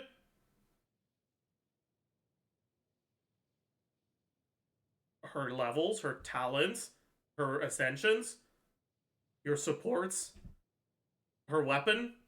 Like, it is good if you are a Battle Pass player who doesn't have other characters to build, yeah. Like a week of farming? Okay, I mean, you're just delusional.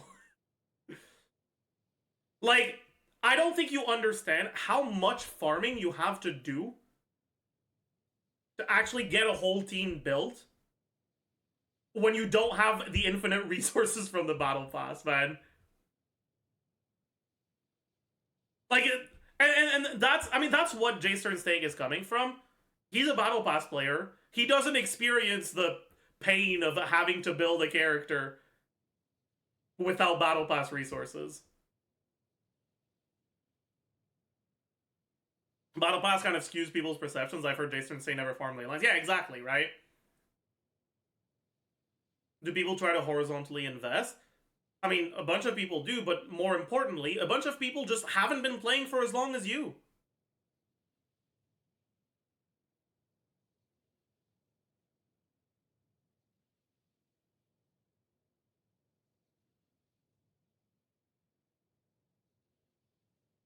Like,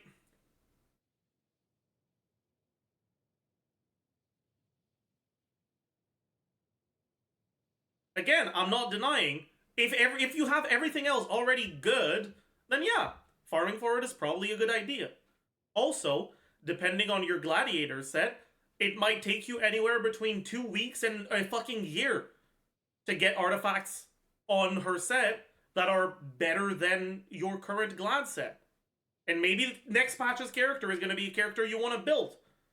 And if you do, and you start farming artifacts for them now, well, congrats. You've wasted a month of resin in the fragment set because your fragment set is still not better than your glad set.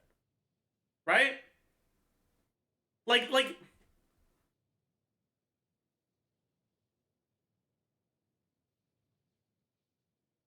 Whatever. I'm just... Ugh.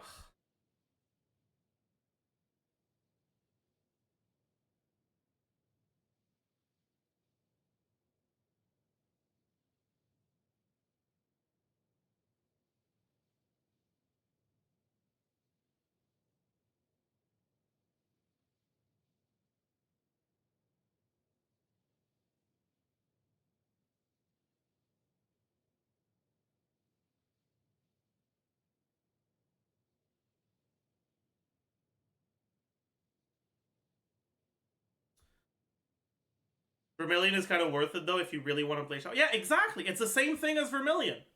Like, if you really like the character and you're going to main them, it's probably worth going for the domain. Which is what I have said. Like, that is what I said. I also understand that that's the case for a relatively small minority of people. Most people care about more than one character.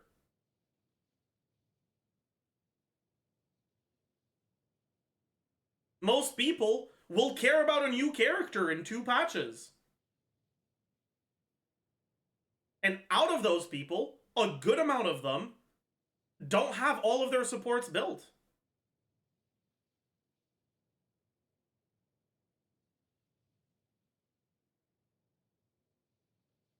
Unless your glads are all 4-liners, I don't see the point. I mean, look at my glad set. I think I still have it.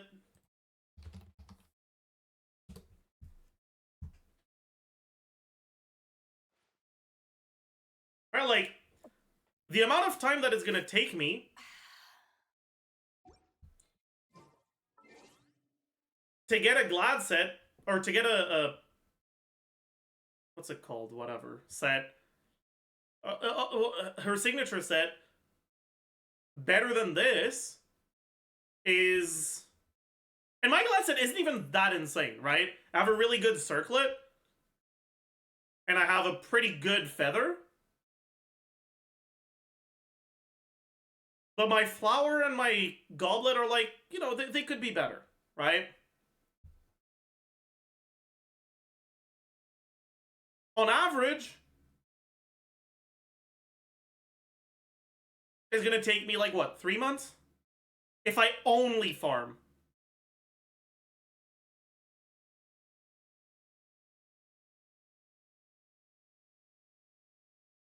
Her signature set.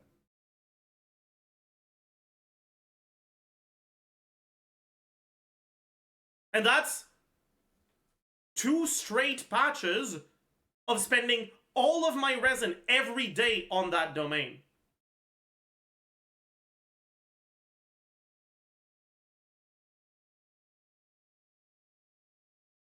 I've been doing that shit on Windset and Star Rail, and every single thing other than Windset is completely underbuilt. It's a terrible thing for my account to do.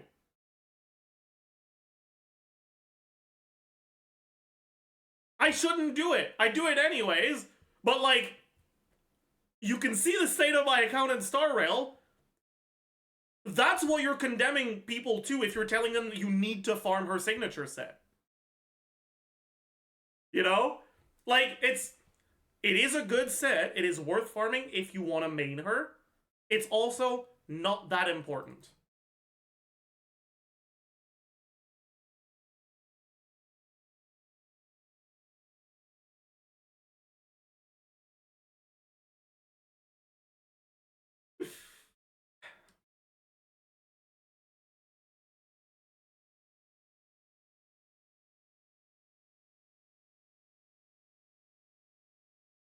She's a normal attack damage dealer, so the Gladiator set suits her very well, and considering this is a set that's been around ever since the game came out, I expect people to have very good pieces of this. This is important because since her new set is just coming out, obviously, it will take a while for you to get good pieces of that, so having an accessible option like the Gladiator set being one of her best is definitely pretty nice. In terms of stat building, she's pretty regular. She likes attack percent for the sands, pyro damage bonus for the goblet, and crit for the circlet. Her energy requirements of course depend on the team where she's used in, so I put her specific energy requirements for every team I calculated in the infographics I made, so go check that. Anyway, attack percent for the sands, pyro damage bonus for the goblet, and crit for the circlet. Her energy requirements of course depend on the team where she's used in, so I put her specific energy requirements for every team I calculated in the infographics I made, so go check that. Anyway, to finish this segment, her builds can change a bit on vape teams where elemental mastery gets more value.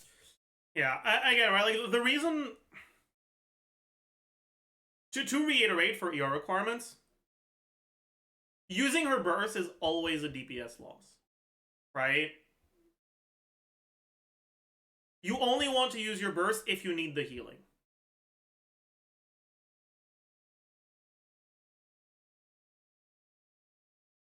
Like, unless you're fucking high constellation or whatever, right? Like, you get the point. But her burst is a DPS loss, right? It is mainly a form of healing.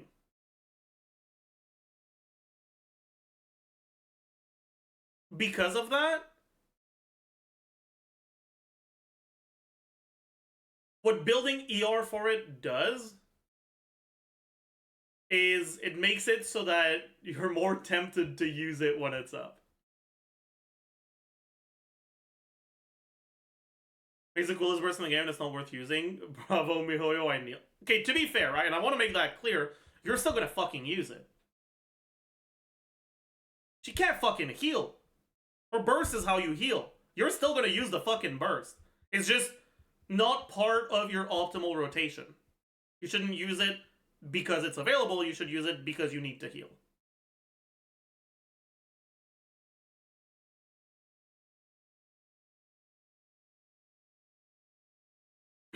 That being said, if you actually do need to heal, right, mid-rotation, then you have to use your E again and fucking wait for it to cook anyways. So you might as well just swap to Bennett and do one more E. And bam, your ER requirements are fixed. Right?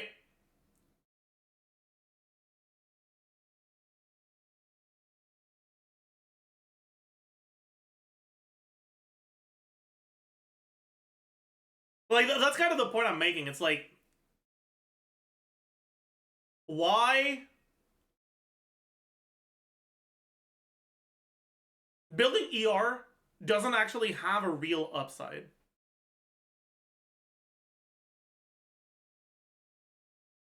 The only upside of building ER is if you are getting hit so much that you need to burst every rotation, it saves you one Bennett E.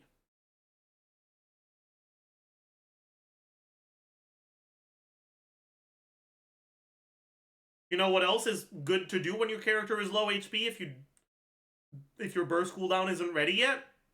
Swapping out of them to generate energy. Anyways.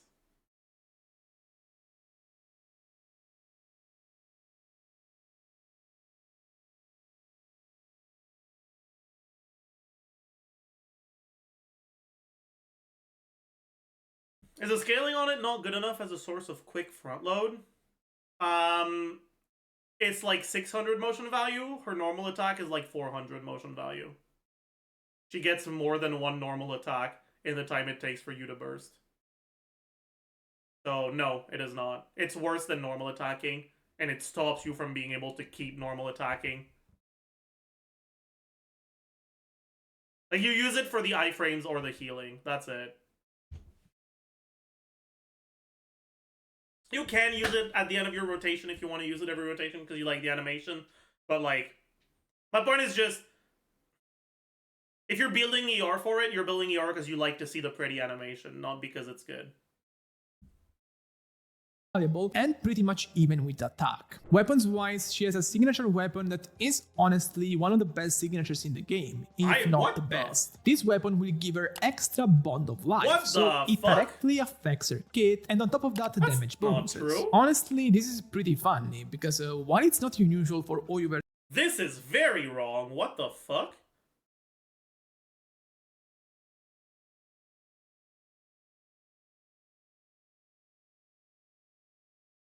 On Mono Pyro with Kazuha and Bennett except vape scenarios.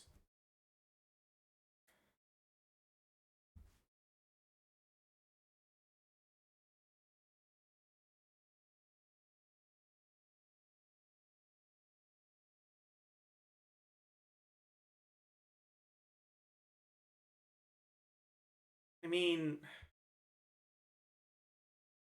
to make signature weapons whose passive specifically prioritizes the character they're meant for, it's never quite been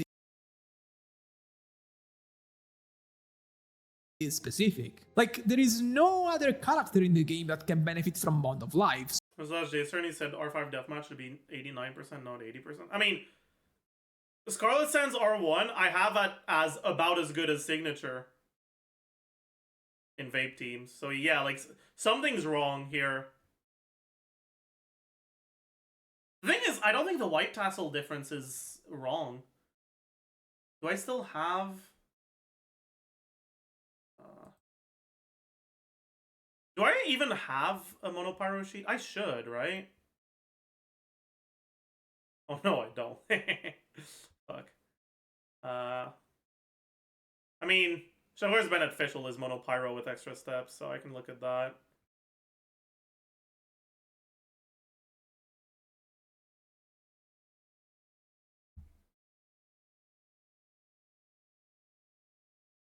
Yeah, like, the white tassel damage difference is about what it should be.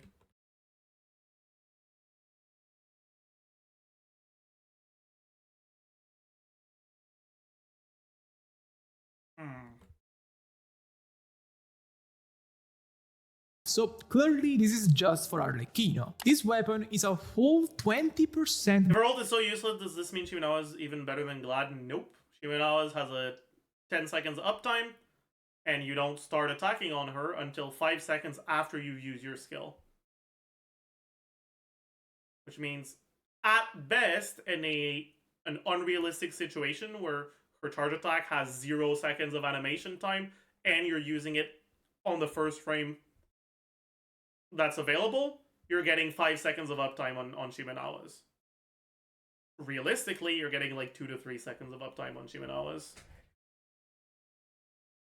Better than other 5-star options, so it's pretty crazy. Like, not crazy in the sense that she's a pay-to-win character that needs her signature weapon, because her cheap investment potential still looks pretty nice to me, but she definitely benefits a lot from investment of this kind. This is also supported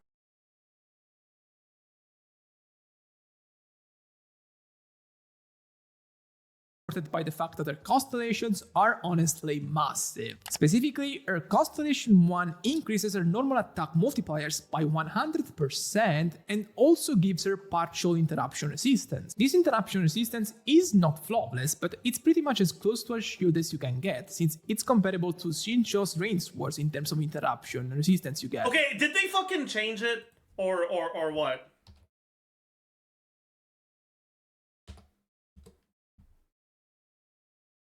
Like, what's going on here?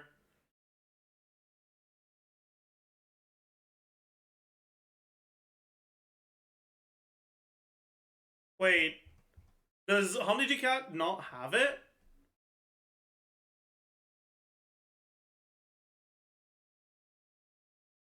Wait, it's 0.3? Is it? Bro, that is not what I had heard. They might have changed it. Maybe they did, yeah. Well, where are you getting 0.3 from?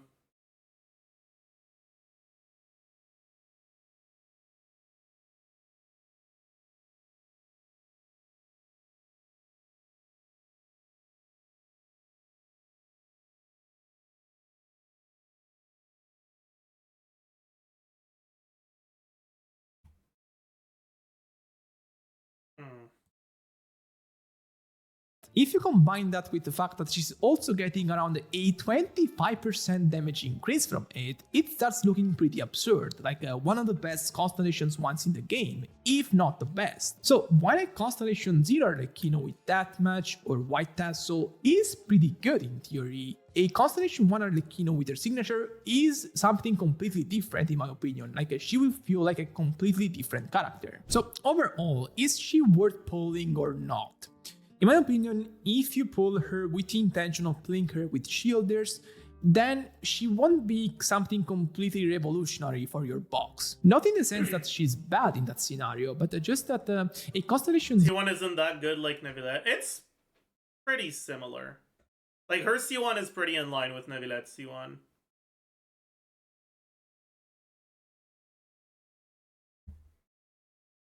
I'd argue it's better. That's fair, honestly. I don't know if I would be in the same camp as you, but I think that's a reasonable take. Arlecchino won't be a ceiling raiser for your box, most likely, in that scenario. Meanwhile, if you plan to use her on her most offensive teams, then she starts looking... Neuvillette C1 is case where it picks up enemy aura anyway, yeah. Like, in Neuvillette C1, sometimes you get a stack from enemy aura anyways, and he's inherently less vulnerable to interruption because he can kite, right? And so Arlecchino just...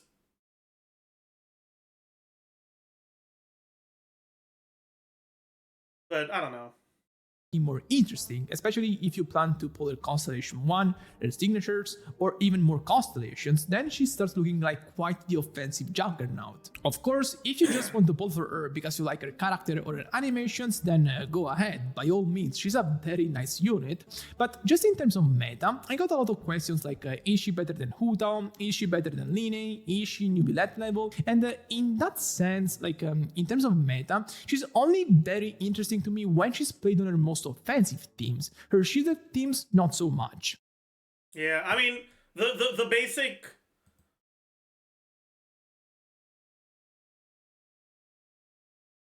The short answer to that is... To like, that list of questions is no. But her early constellations are better. And so at like dolphin level, the answer becomes yes.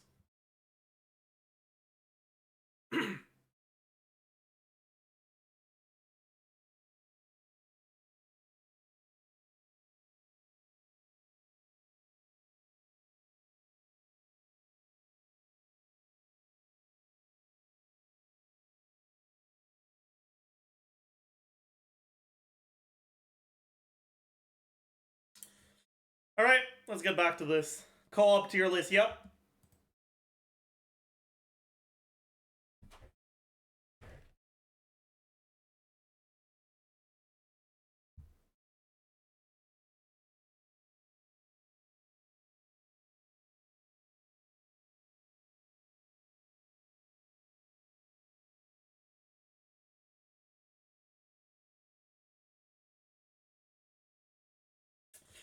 So,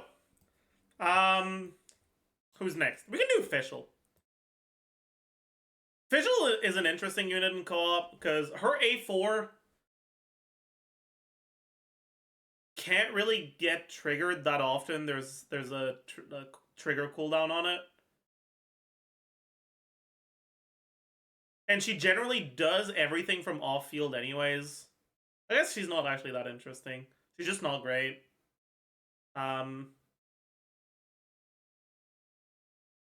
Yeah, I think she's like a... Is she D? Fuck, she might be D. Wow, she might be D tier in co-op. Jesus. Oh yeah, right, we were... never mind. We were talking about Al-Haytham. I hadn't placed him yet. He was there because I was thinking and I wanted to put him somewhere where I'd notice. Okay. Al-Haytham... He has a good way of, like, covering downtime. He takes better advantage of his Ascension passive. In the same way that he takes advantage of it in split rotations.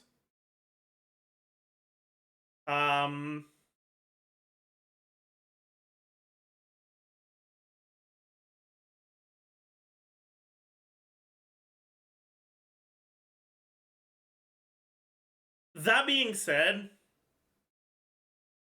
a lot of Al-Haytham's power comes from the fact that the supports he wants to play, the units he wants on his team, the units that work really well with him, are really good off-fielders. And in co-op, where everyone's an on-fielder, his optimal teammates aren't going to be those same units, and his synergy with his optimal co-op teammates probably won't be as good, right?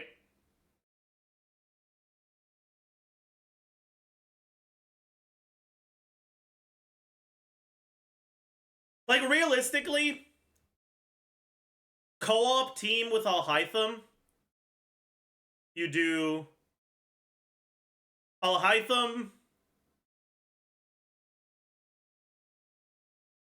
Sino, Kirara, maybe you still use Nahida.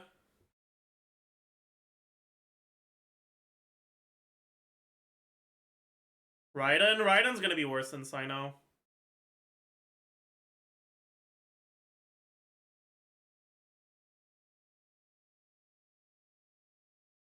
Are we assuming teammates pick synergistic units? Yeah.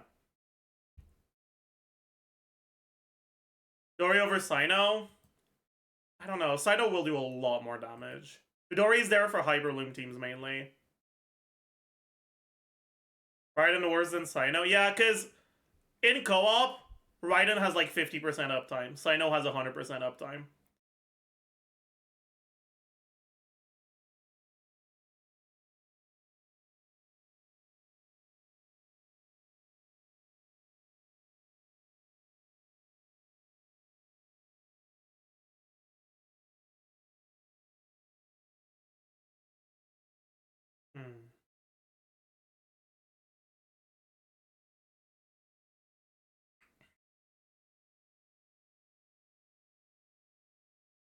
Yeah, and ER requirements are pretty trivial in co-op, so her energy restoration doesn't really do anything.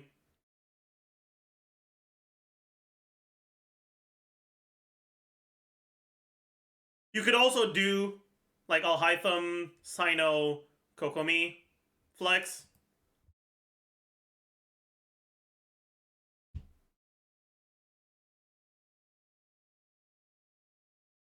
Alhaitham, Dori, Kokomi flex.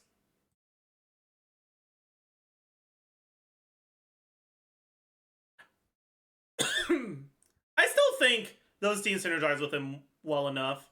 And he's definitely the best Dendro carry for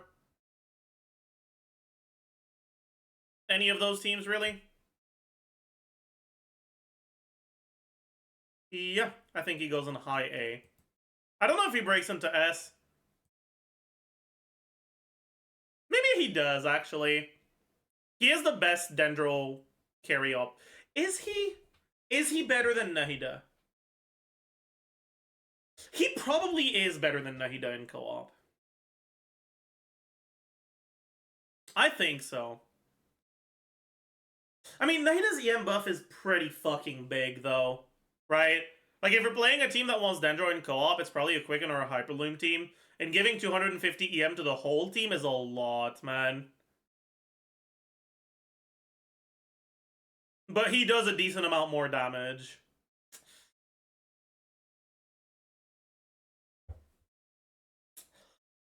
I think he is slightly better. But not by much. Not by much.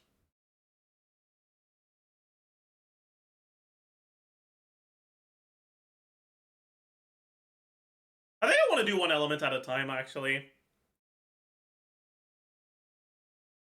So next, Nahida.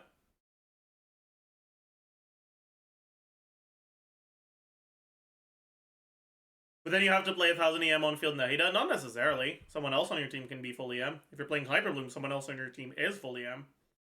If you're playing Quicken, might want, depending on the Quicken team, some teams, yeah, it's probably going to have to be her. Some teams, Animo unit. Okay, Nahida, I think, goes in a high A. Like, yeah, the EM buff is really good. But, like,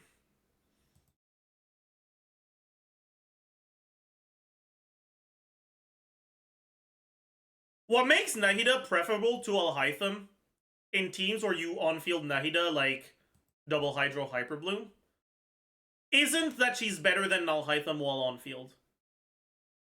It's that you spend like a solid 5+ seconds going through the rest of your team. And during that time, Nahida's applying Dendro and dealing damage. Alhaitham isn't. Right?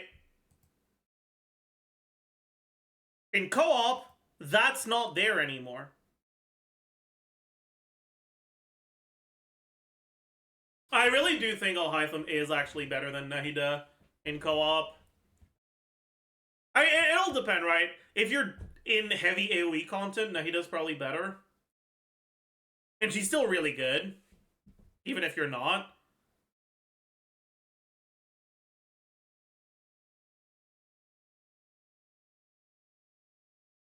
Would Jolly rank higher if he was C2? Yeah, Jolly would probably be an S if he was C2.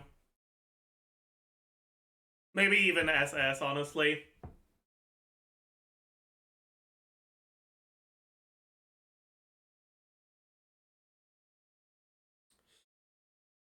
Alright, next up, Technari. So, Technari's kit synergizes with having a specific amount of field time. And any additional time he spends on field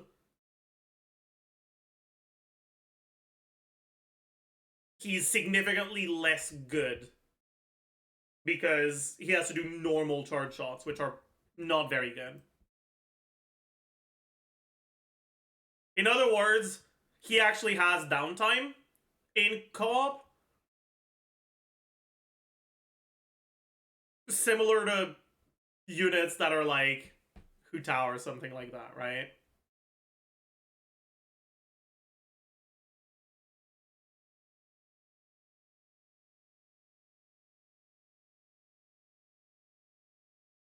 I think in co-op, he's... Is he better than Baiju? I don't know. I don't think so. I think high C.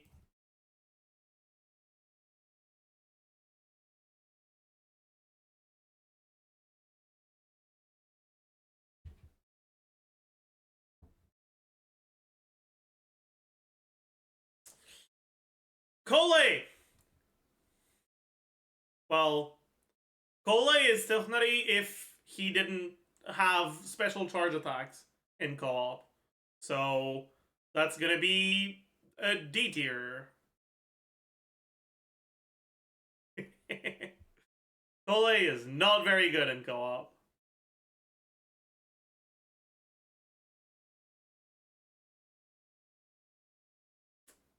Next.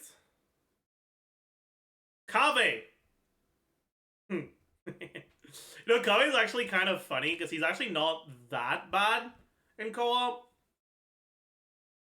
Like, obviously he's not good, right? Because he's just not good in general.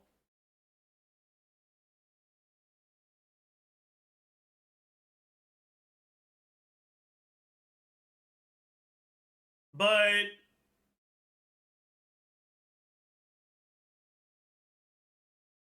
no, you know what? He's just not good. He's in D tier.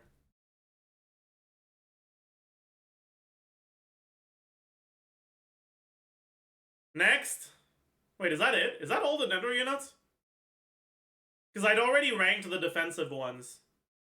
Are there no Dendro units left? DMC? We're not doing DMC. All the MCs kind of suck. Geo MC's probably the best of the MCs. Geo MC would probably be in like mid C, maybe. If not low C.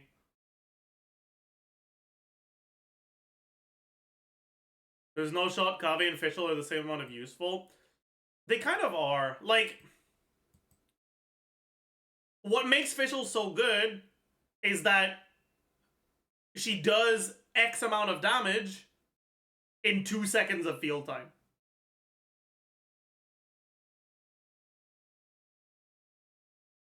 In co-op, she does like 10% more damage, 20% maybe, with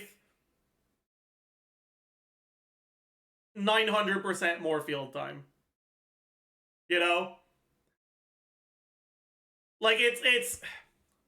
The reality is that on-fielders, even bad on-fielders, are just gonna tend to be better than off-fielders in co-op. Unless the off-fielders have something useful they're doing while they're on-field.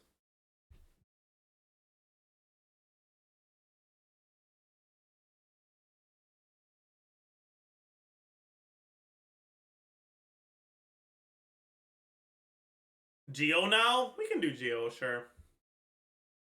So... Ning.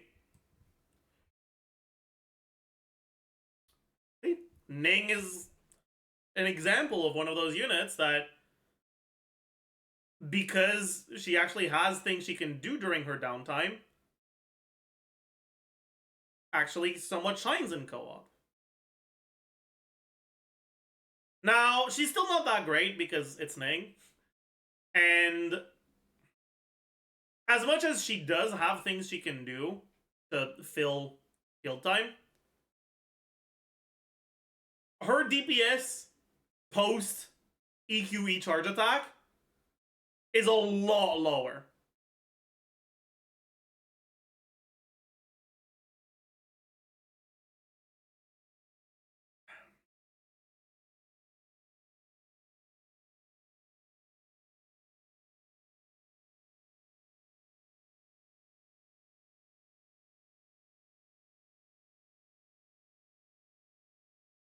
I'd put her higher than Tiffany, but no higher than Lobby, I think.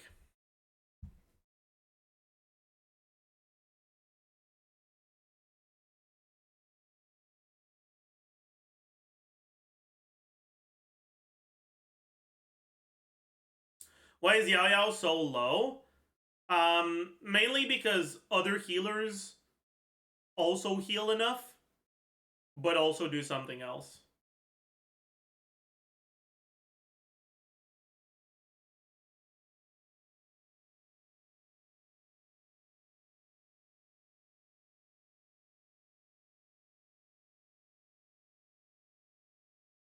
Why are Kirara and Lila in A? Because Kirara, Lila, and Diona are the only 3 units that can provide shields in co-op. And Kirara and Lila are better than Diona.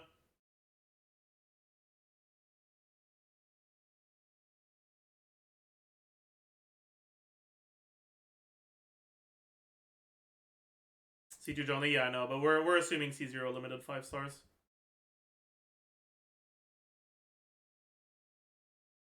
Anyways. Next Geo unit is Albedo.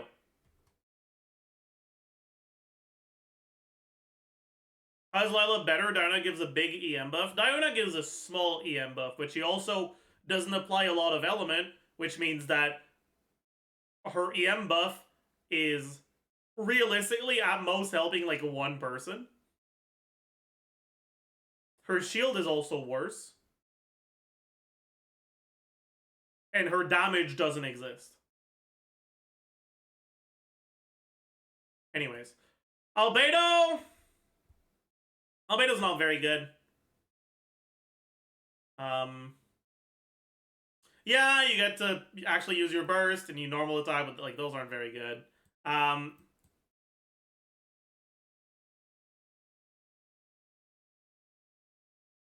think he's in D tier. Probably mid to low D tier.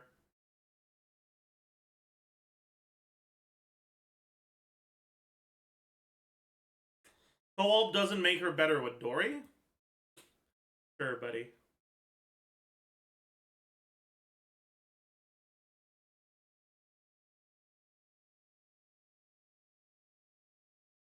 See, like, it's one of those things where, like, if someone asks, how does co-op make Dory better, I'll be happy to answer. But if someone comes in here and is just adamant, co-op doesn't make Dory better, like, okay, you're an idiot. Moving on. Dory is made for co-op? She is, yeah.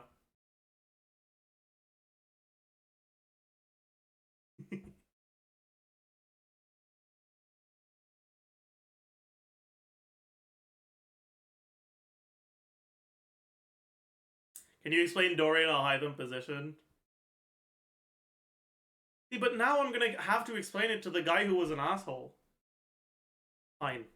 Alhaitham's there because he's one of the few carries that actually has a way to fill downtime, right? He can just spend more time on field if you slightly alter his rotation. He can effectively maintain a permanent infusion. Now, in general co-op situations, he's not actually that great because he's reliant on you playing specific teams, right? But this is a tier list assuming you're playing with other people who are picking and you are picking based on what the team wants to play, right?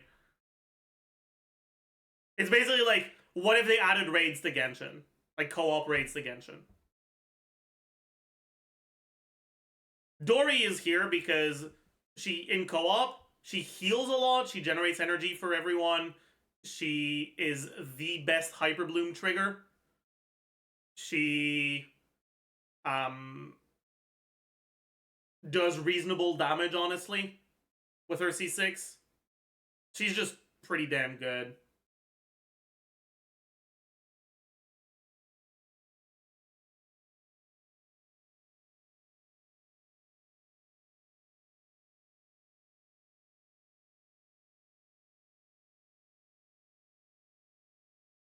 Anyways. Next up, Geo. Geo. Ito. Okay, so I mean, we're gonna rank Goro before we rank Ito. Okay, actually, let's put all the Geo units up here for now.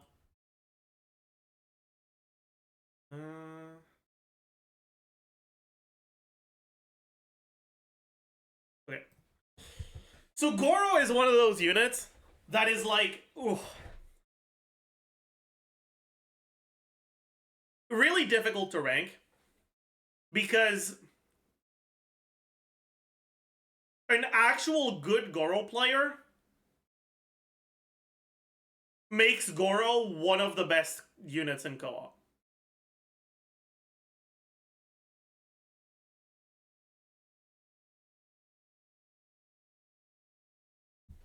Right? Because Goro can do... Goro has the best frames for machine gun canceling. Which is when you do a normal attack into RR. I'm not good at it.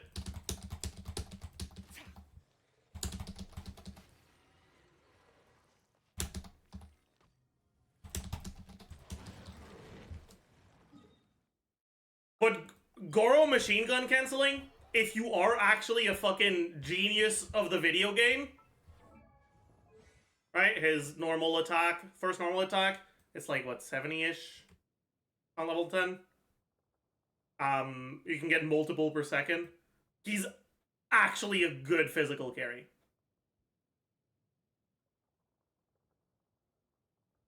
So Bote video.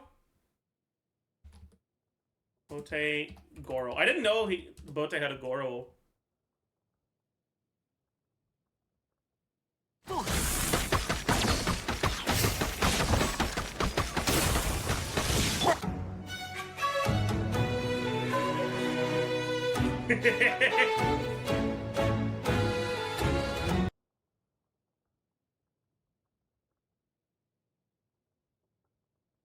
But yeah, other bow characters, right? The way they cancel is instead of doing that, what they do is they do, instead of normal attack into RR to cancel, they do a short hold aim shot, right? Other characters can't do normal attack into RR because their first arrow doesn't leave on the first frame of the animation. Goro, or maybe it's the second frame, but like Goro does, right?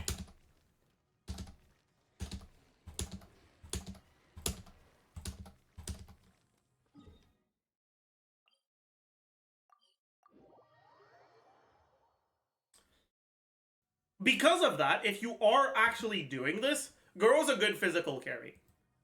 On top of that,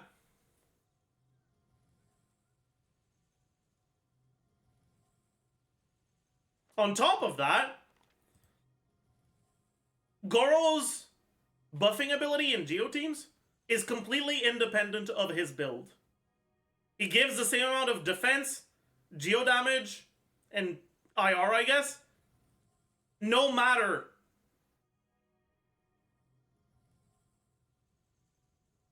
what build he's on. Which means that he can still be played in Geo teams as a really good Geo buffer, even if you're playing him like this. What that means is that Geo teams, if you are doing this, are incredible in co-op. But if you're not doing this, you're basically playing down one player, right? And they're a lot worse. This makes Geo units in general really hard to rank because it's dependent on whether or not you have a god gamer on your team.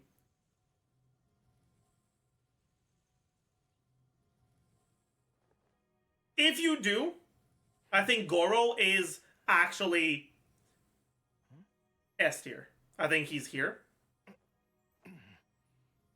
I think he's the best of the Geo characters. Because he enables a Geo archetype, and he's still one of the better damage dealers inside of it.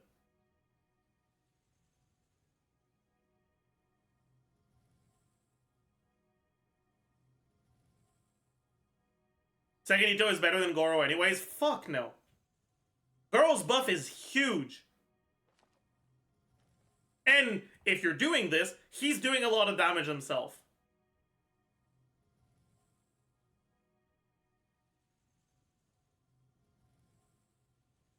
The fighting has ceased for now.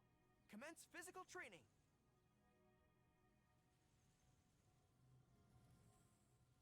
But yeah, if your Goro is played by an average person, he's instead like C tier. Which is why it's so hard to rank. I think overall, I'm gonna put him in like high B.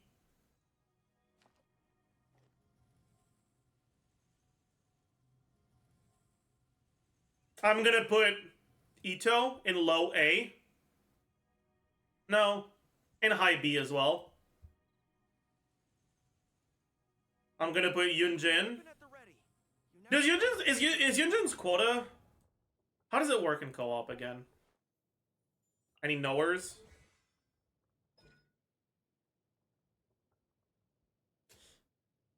Do you get 30 each, or is it still 30 total? It's probably still 30 total, huh? Probably the same as Shangyun. Okay, yeah, so then...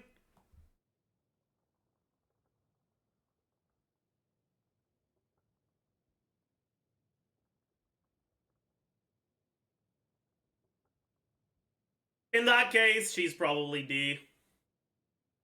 Low D. Worse than Albedo? Worse than Albedo.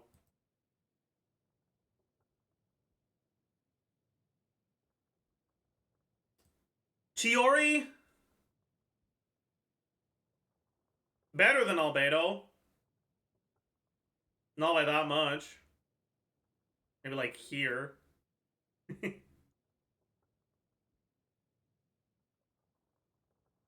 Like, oh, you'll use your Geo Infusion this time. Pog 5 seconds of doing a tiny little bit more damage. And then Navia. Navia's actually interesting. Navia's a lot worse in co-op. But she's still a pretty good carry to begin with, so she's not going to be bad.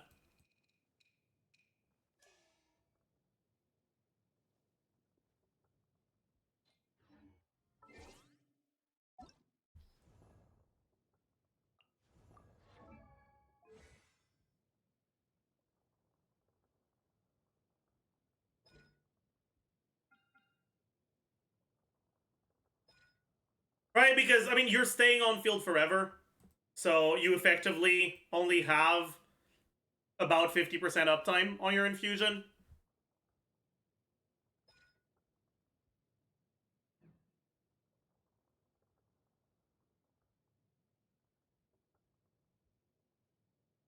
But she does enough damage in those 8 seconds total, plus from the E's, that she's still relevant, right?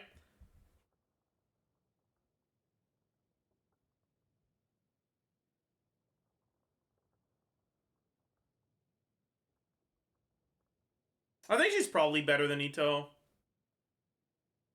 Overall. Obviously worse than Ito if you're doing the Goro stuff, but... I think high B. I think Navia is like the top of B. Makes sense.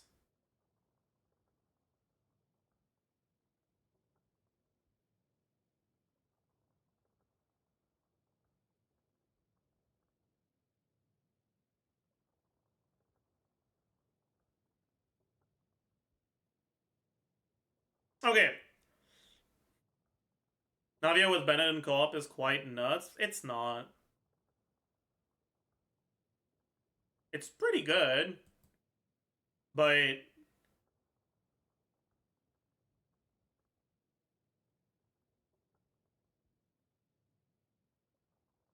basically, Navia does as much damage in co-op as she does in single player, right? Because her staying on field for longer doesn't do anything to help you.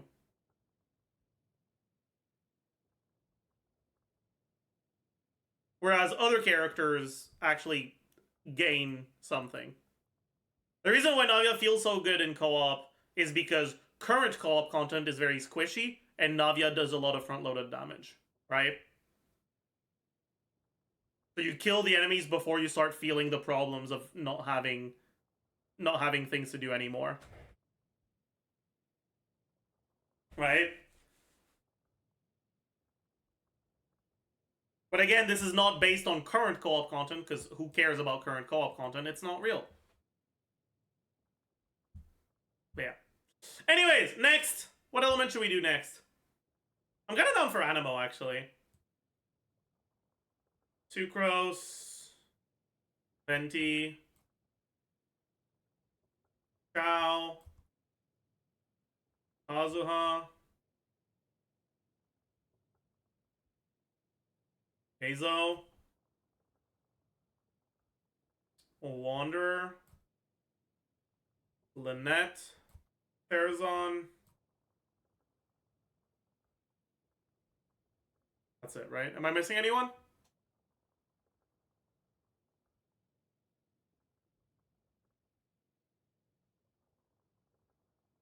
Okay.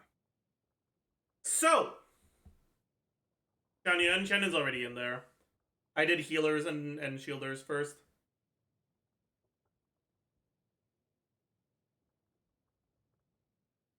Okay, so I guess we can start with Lynette. Lynette, we are assuming is C6, which is going to matter a lot for this, right?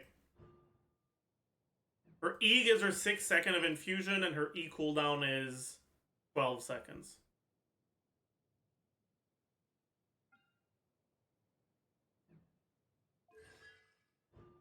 You still have decent amount of downtime.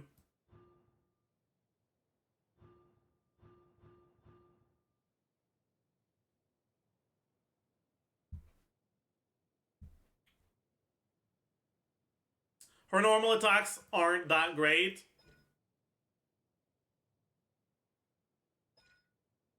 She can skill 2 times. That doesn't matter.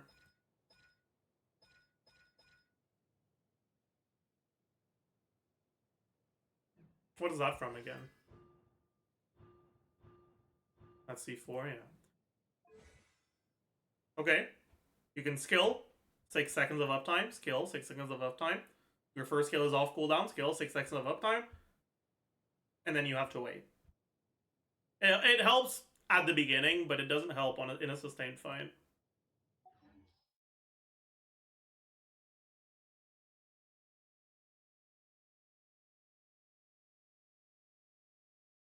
Kinda may not be great for call, but she sure is fun since her jump thing applies to everyone.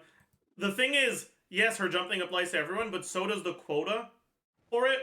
Which means that as soon as everyone has jumped and plunged twice, her burst expires.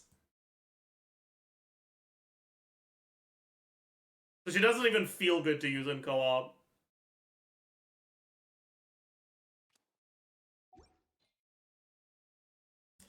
Yeah, Lynette, I think, doesn't do too much to begin with. You do have on-field Animo, but you have that with other characters that also offer things that are more useful.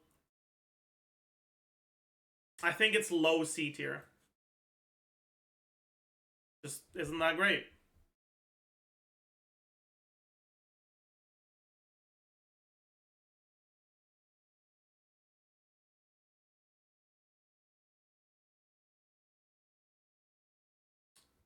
Venti. So Venti obviously has Venti, or is Venti. He's either the best unit in the game or kind of whatever. In co-op, it's easier to position yourself to make sure your burst hits on non-groupable enemies. And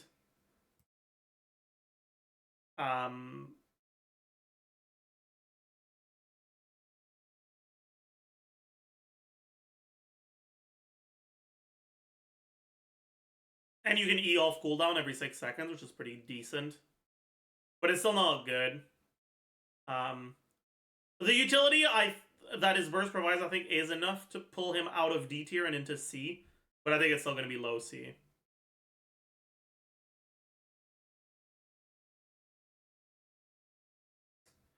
Sucrose. And this one makes me sad, man. But Sucrose is not good in co-op.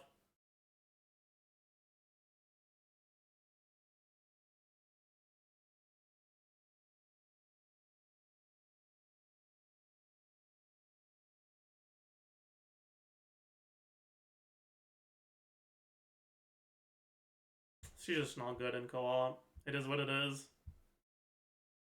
Doesn't really do anything.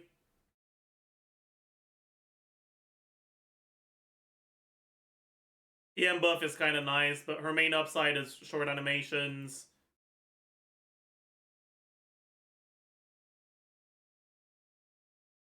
Giving the buff while having the ability to drive stuff, but like, it's just, it's not great. It makes me sad.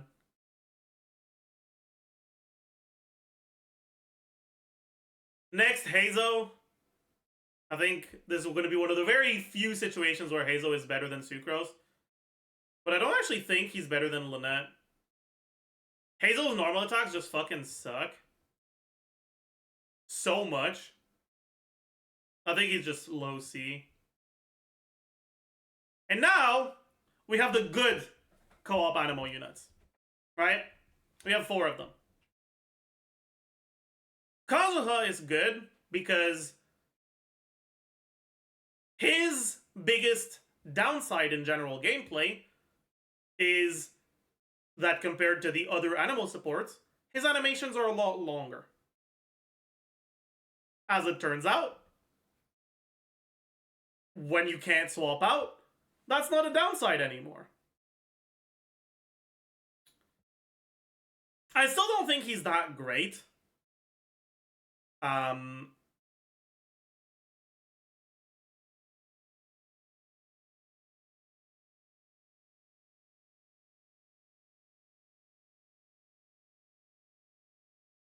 Because, I mean, yeah, you E, but then you kind of just looking at the enemies and you don't do a lot of damage outside of your E and burst.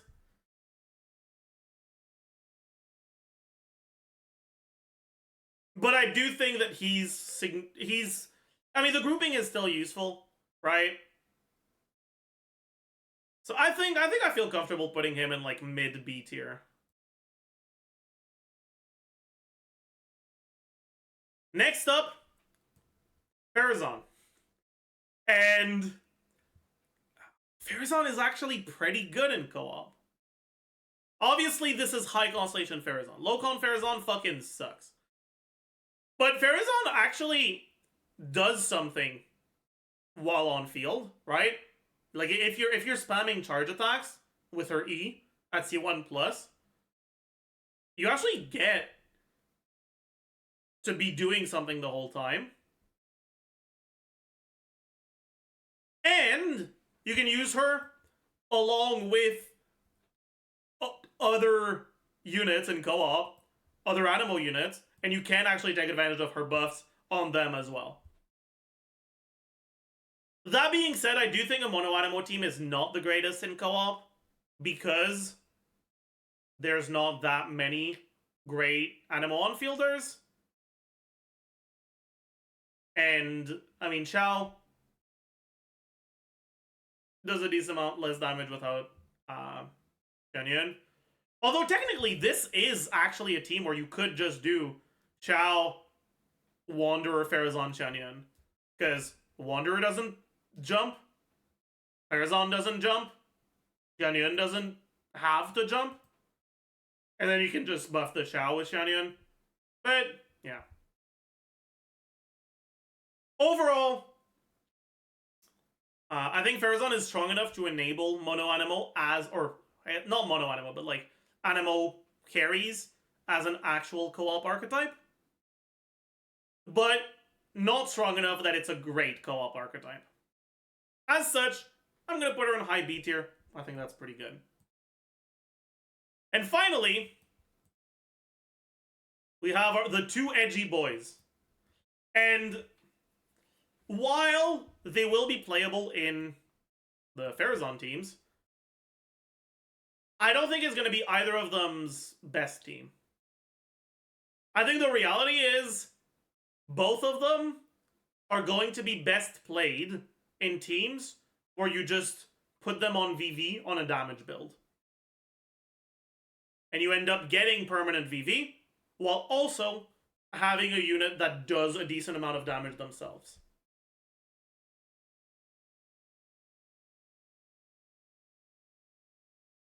I think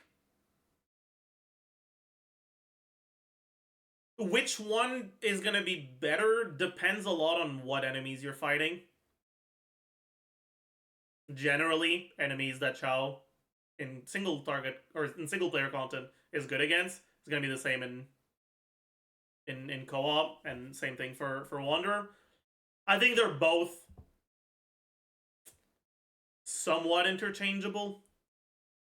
In the perfect case, Chao will have less downtime than Wanderer, right?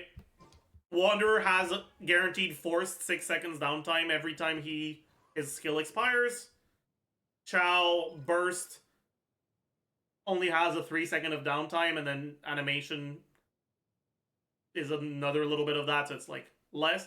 But if you're playing him solo animo, he's actually probably going to be one of the very few characters in co-op that may actually need some ER. And so that advantage of not having downtime is balanced out by those potential ER requirements. I think all in all, neither of them are in S. Maybe both of them are in S, actually. You know what? I think both of them are in S. A strong body shows strength and instills confidence in others. Low S, but S nonetheless.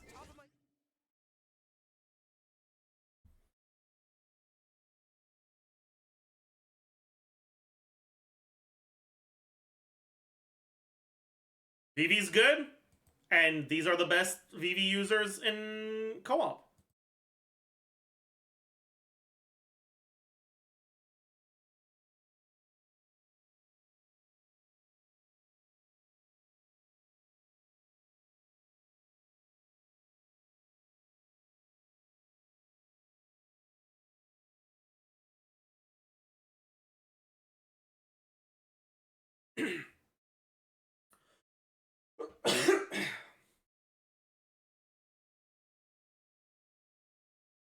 All right, next element. Let's do Pyro.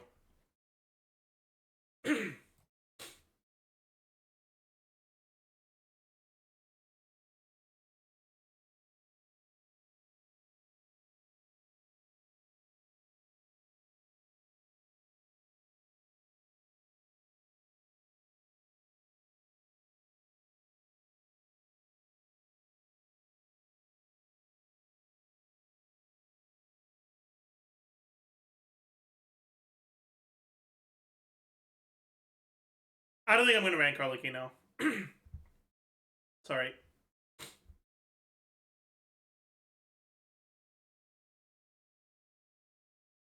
I'll be right back. I gotta grab some water.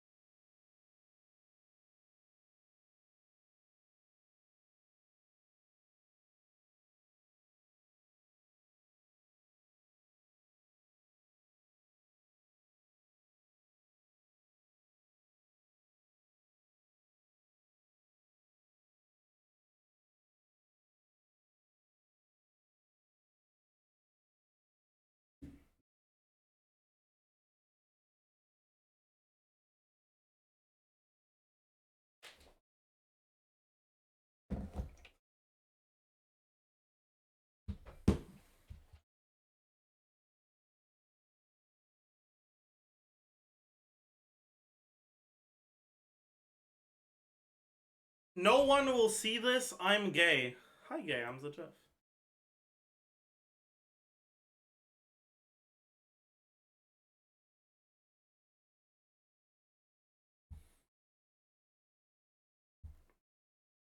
He saw. Keck, wait, I wasn't caught. What are you yapping about?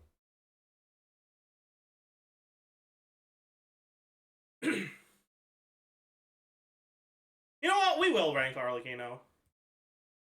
Okay. So,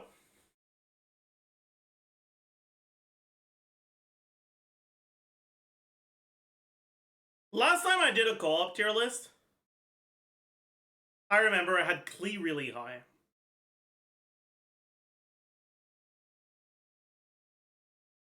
Do I still think that's the case? Yeah, I still think that's the case. Klee's really good in co-op, because, well, you don't have downtime, right? Her damage isn't relying on her burst being active, or her skill being active, or anything like that. It just deals good damage as long as she's doing normal and charge attacks.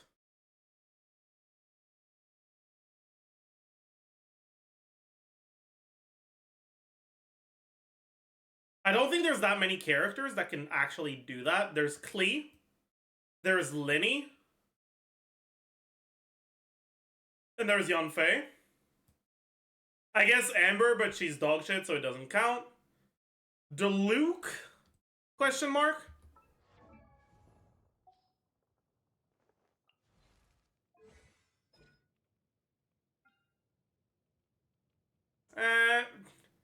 Almost 100% uptime.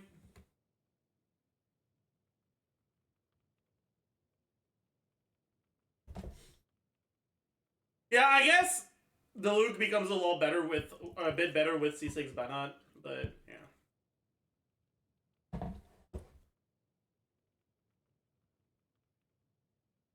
So,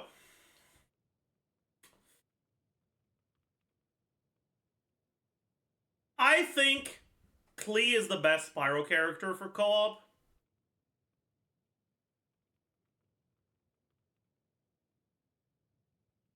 I honestly don't even think... Well, it's Klee or Linny, right? The thing about Linny is... he is going to be the best if you're playing a mono Pyro team or a team with Chevreurs. But he doesn't do as much as Klee in other teams, right?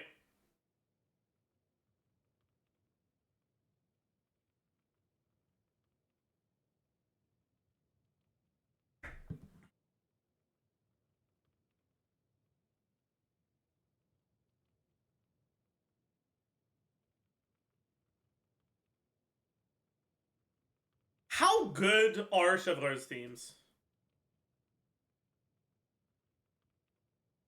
Because the biggest issue with Chevreurs is that she herself kind of fucking sucks as an on-fielder. Right?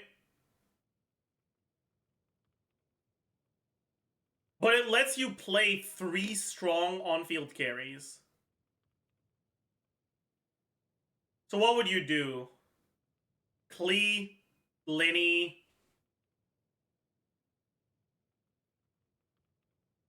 I know. The thing? I think it's Sino.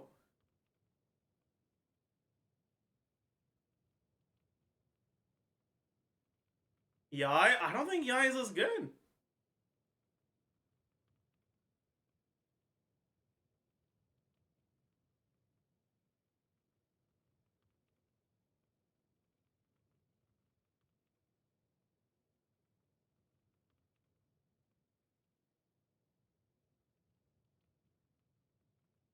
Like, keep in mind, you're not swapping out. Sino has 100% uptime if you're not swapping out. Sino does more damage than Yai during his uptime compared to Yai while she's normal attacking on field. So Sino should be better than Yai in co-op. I guess you're more vulnerable, but still.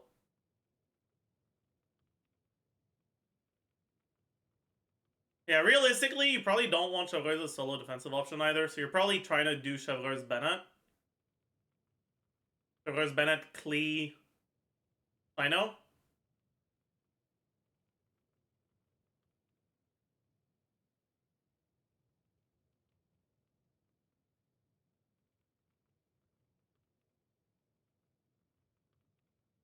Maybe?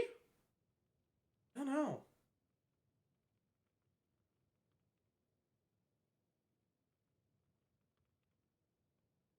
I think it's kind of rough to make Linny work in that kind of team. Like, especially in co-op, you really, on bow users, you don't want to be close to enemies. And the better buff is going to be close to the enemies. Yeah, okay. I think I feel pretty confident in saying Klee is better than Lenny in co-op. But I do still think Lenny is good. I think Klee makes S. I think Lenny is an A.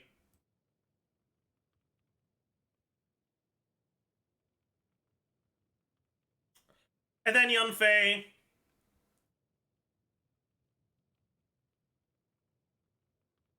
Probably low A.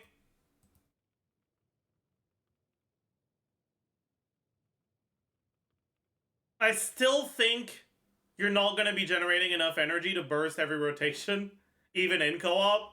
I guess maybe if you have an on-field Bennett, you could. Maybe you are bursting every rotation. If you are, she's probably better than Linny. Is she not?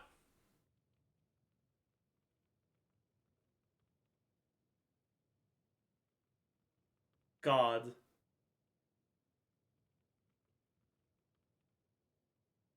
That is crazy.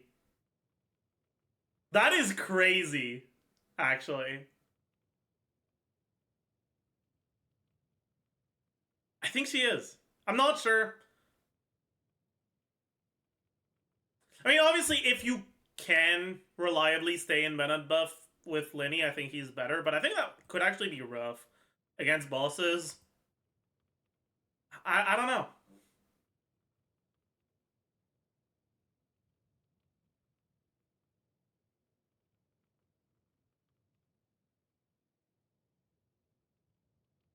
I'm all for Yunfei being best, but can you actually explain why it does damage? Yeah, Yunfei is actually a pretty good carry when her burst is up.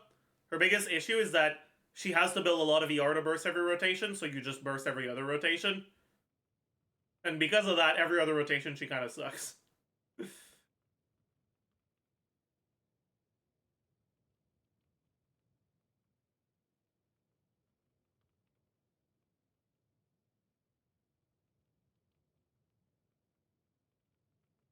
Alright. Next, Diluc. I mean, Diluc is kind of like these units, but without the numbers. He's like bottom B, I think. Hu Tao. Is Hu Tao better than Diluc? I don't know.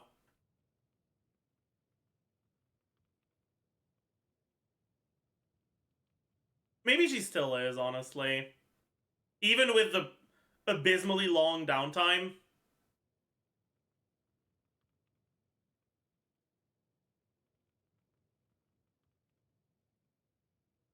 I still think she is better than Diluc. Not by that much, though. Like, mid-low B.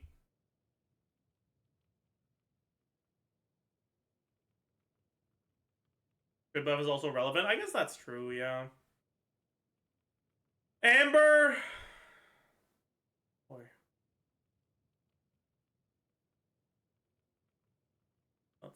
That's rough, buddy. Gumming! Gumming's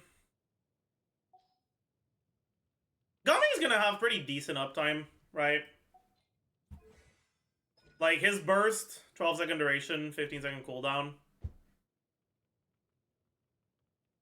The biggest thing is, like...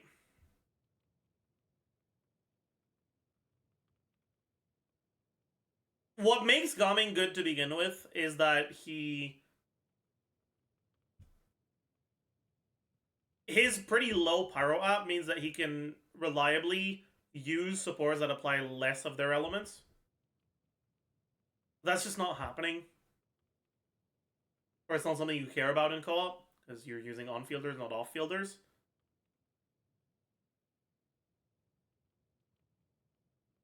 I don't think he's bad. I do think he's, like, close to Diluc, though.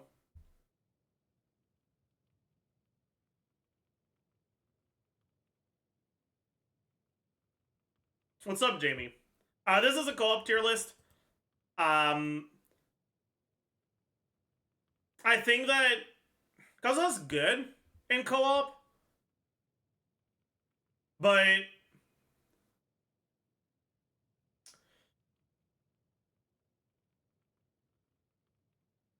I mean, this is looking at it as what would a tier list look like if they made raids in Genshin, right? And I don't expect grouping to be all that relevant. Maybe there would be specific fights within a raid where grouping is really relevant. And if that's the case, then yeah, obviously he'd be a lot better. But over a relatively long boss fight, he just does so much less than a character like Shower Wanderer if you want VV.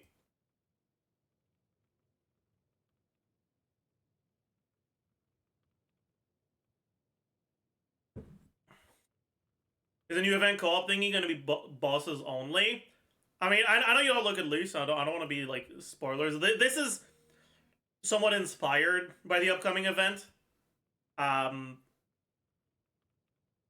it's not based on the event specifically, right? It's like, what if they added actual raids to Genshin?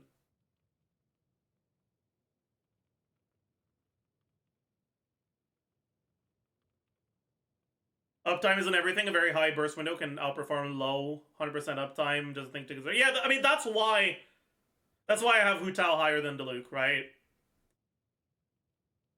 Diluc's uptime is better than Hu Tao's uptime, but Diluc fucking sucks compared to Hu Tao.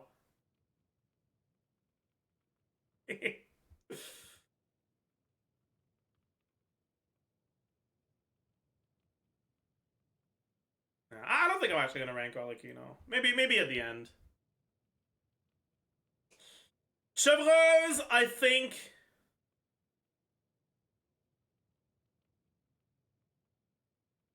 Chevreuse makes it an S. No, I think Chevreuse is high A.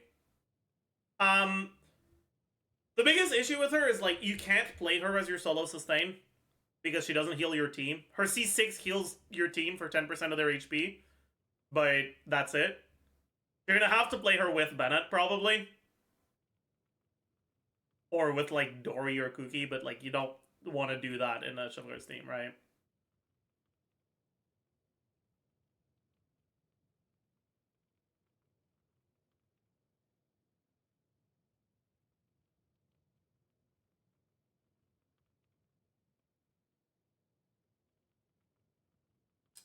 And then you're playing Chevreuse, Bennett, and then probably one Electro, one Pyro, right?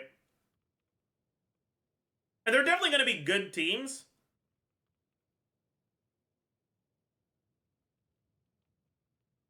And Chevreuse is going to be good in those teams.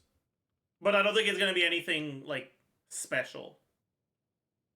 Because a lot of Chevreuse's strength is her ability to get good uptime on debuffs. Which stems from the fact that she triggers them from off field, right?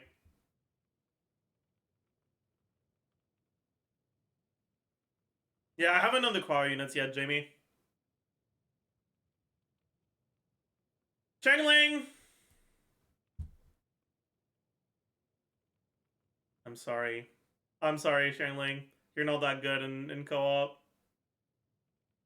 She's actually still not that bad, though, because she's so good that she's still decent in co-op. At the end of the day, in co-op, you have 0 ER requirements. You can get Bennett C6 infusion. She's still good. But I think she's closer to, like, Diluc. Rather than actually really good.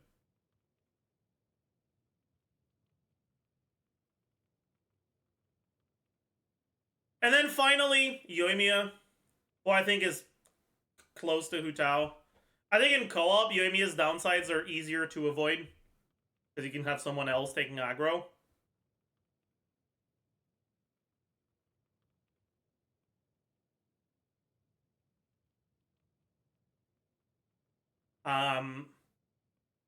And as much of a joke as it is, you can fill your downtime with your burst or your charge attacks. It is what it is.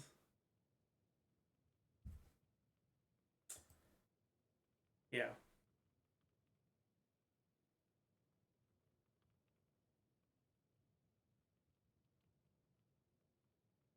Next up, we can do the electro units. And I think there's going to be a few bangers on this one.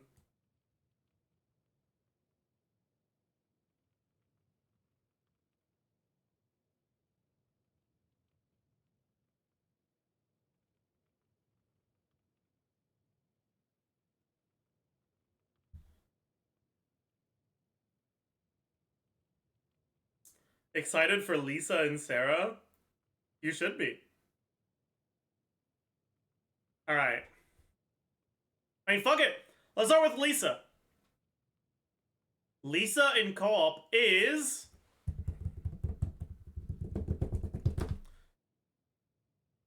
she's fine. Infusion, or sorry, the Death Shred is good, but her personal DPS just isn't the greatest.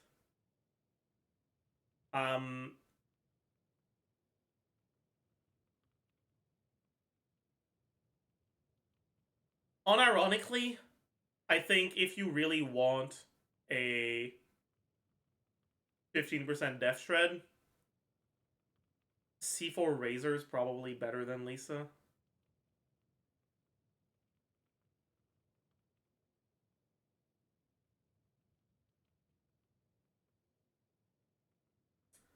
Her E-Hold is real, but it has a long-ass fucking cooldown.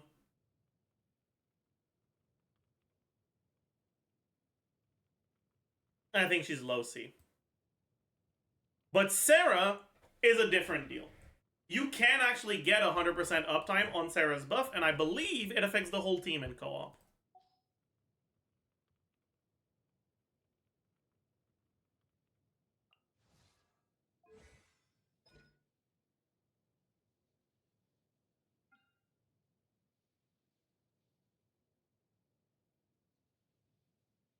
Yeah, I think so.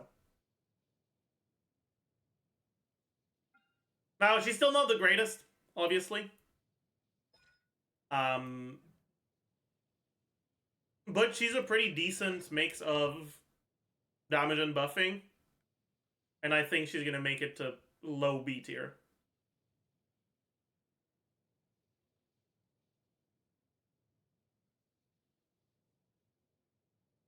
Next, Razor, who... I can't believe I'm saying this, but I think Razor's high B tier in co-op. Because I think physical is actually viable in co-op, and I think that Razor's the best electro for physical.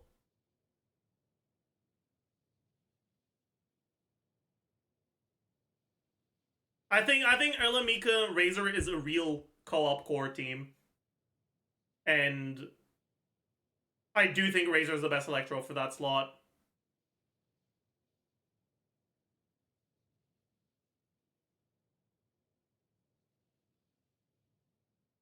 Yeah. Razor's pretty decent here. Next up, Raiden. Now, Raiden has a pretty big issue, which is that her downtime in co-op feels long as fuck. It really does. C6 Raiden in co-op, especially if you have multiple C6 Raidens, is actually kind of a banger. But outside of that, honestly, Raiden's just not a very good co-op unit. I'm gonna put her on the same level as Tifnari. You do something for a while and then you run out of juice.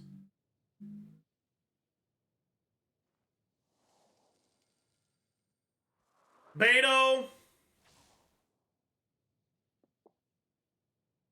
Beto is not a good co-op unit. Beto goes in D tier, unfortunately. She's just not good. She only gives the buff to herself, right? And she's not even a good carrier for her own burst, right? She doesn't get as many procs as characters with better frames do. Her normal attacks fucking suck. The only upside of co-op is you get to parry almost off cooldown, which is nice, I guess, but it's not enough to make her competitive with the other options.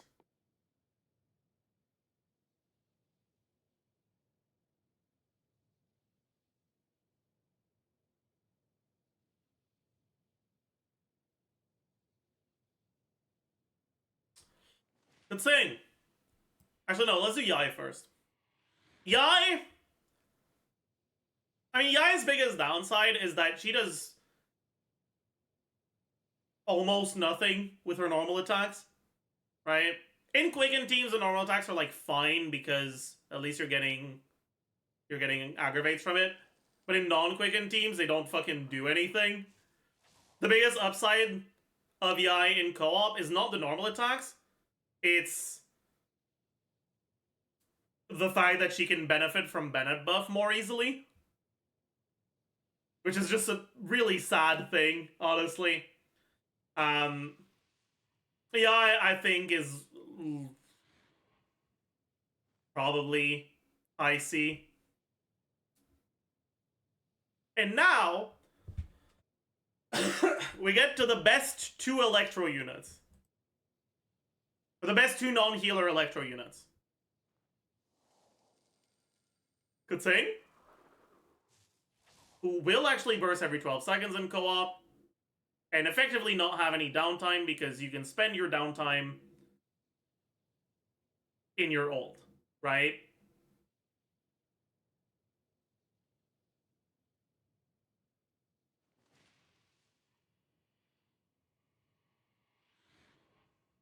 But Kutsing just doesn't have the best damage to begin with. And so she's not going to be much higher than B.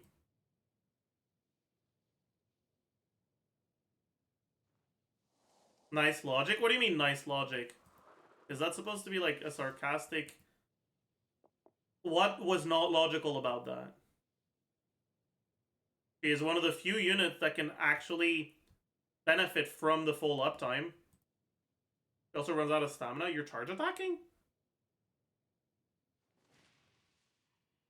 I mean, if you're charge attacking, sure. And then you just normal attack until your stamina's back.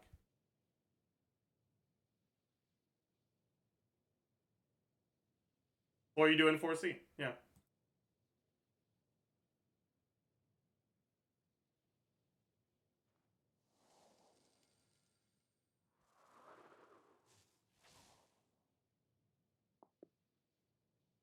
And then finally we have Sino, who is the best electro carry in co-op. Because he's the only one that can both actually maintain full uptime and is actually good during his uptime, you know? Like, you could say normal attack and charge attack spam is fine, but the best part of her kit is her EQ, right? Sino is supposed to stay on field for a long ass time. In single player content, that's his biggest weakness. That you can't swap out of him to refresh your buffs and stuff like that. In co-op, it's a strength. And I think that Sino actually breaks into S tier.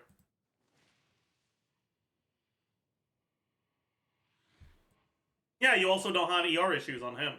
That is very true.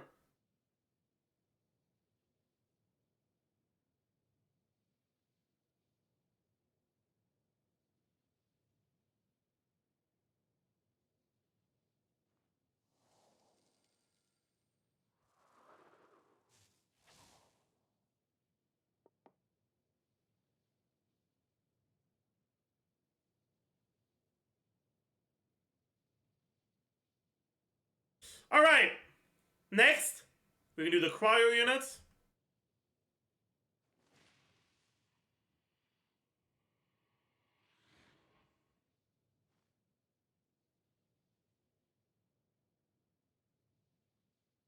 What? Where did she go?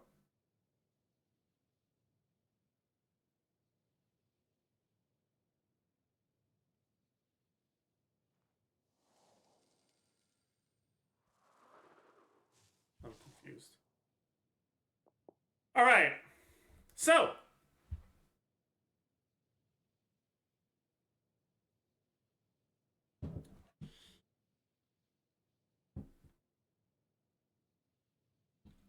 Is the SS here just to store characters, or will someone actually stay there? I'm undecided. I think one character will stay there.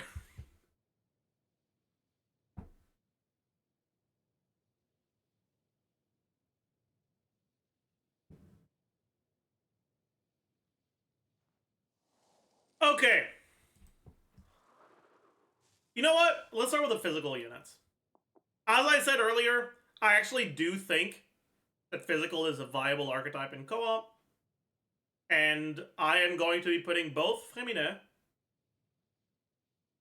and Layla in high B tier. I think they're both actually pretty good.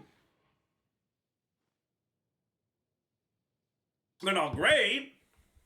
Far from it, honestly. But they're decent.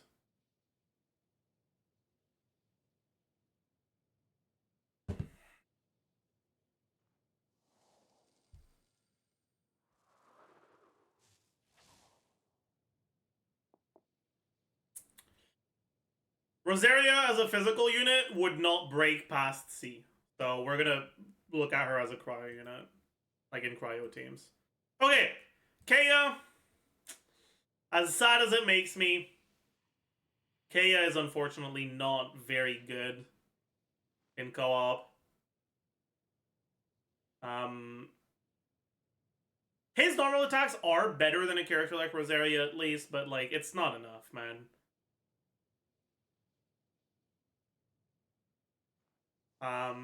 I think bottom of C makes sense. Chongyun actually gets to do cryo attacks, you know? Take advantage of his cryo goblet. But he's just so fucking bad that I think he's still in D tier.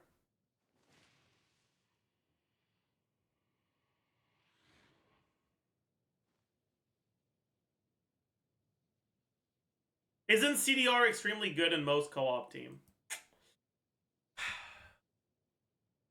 You might be right. It's not extremely good, but it is valuable on characters that actually have downtime. The thing is that worth putting Chongyun on your team? No, it's not.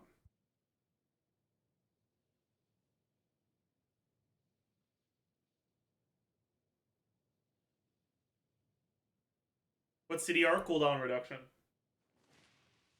And then Rosaria, I think, is going to go with Kaya. Honestly, just not that great. And now we're left with the 4 actual good cryo units in co-op. I think the unit that gains them...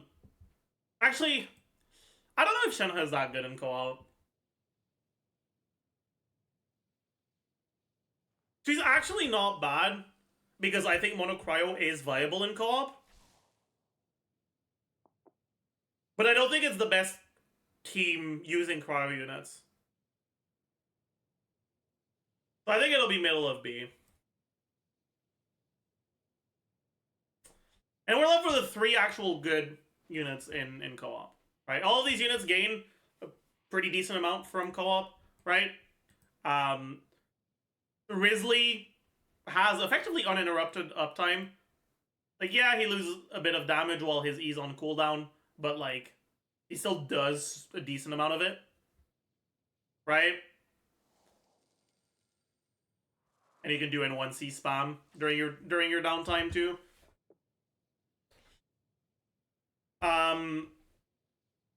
Yeah, and the cooldown isn't even that long, right? It's like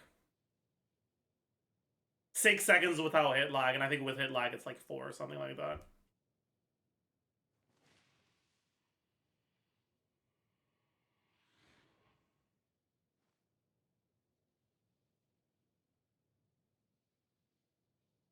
Ayaka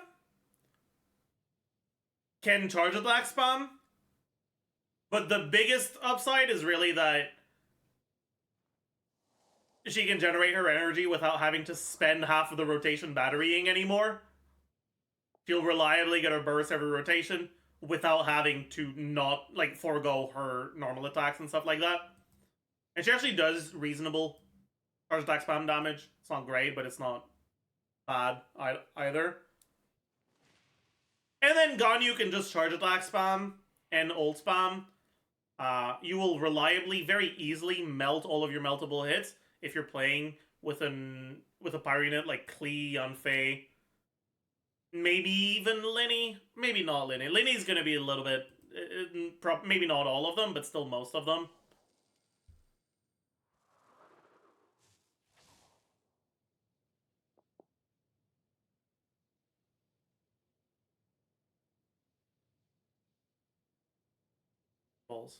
And your co-op teammates can take aggro for you.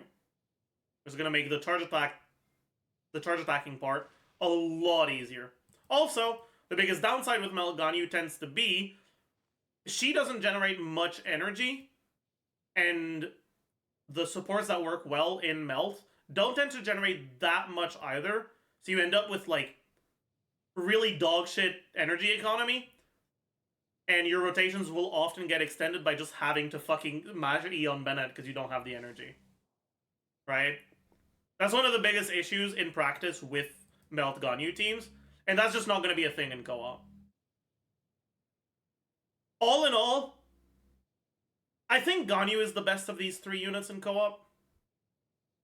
I think she is pretty comfortably in S tier.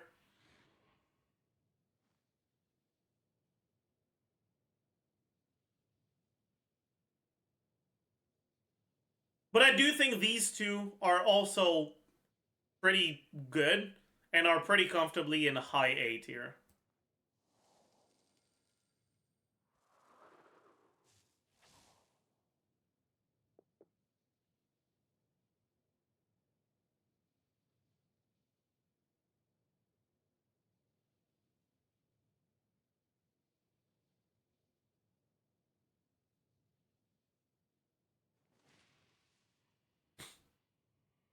Alright, finally, Hydro units.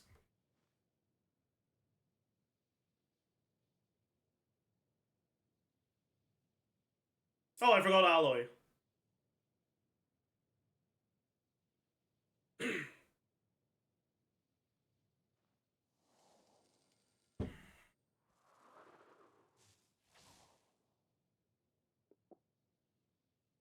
Okay.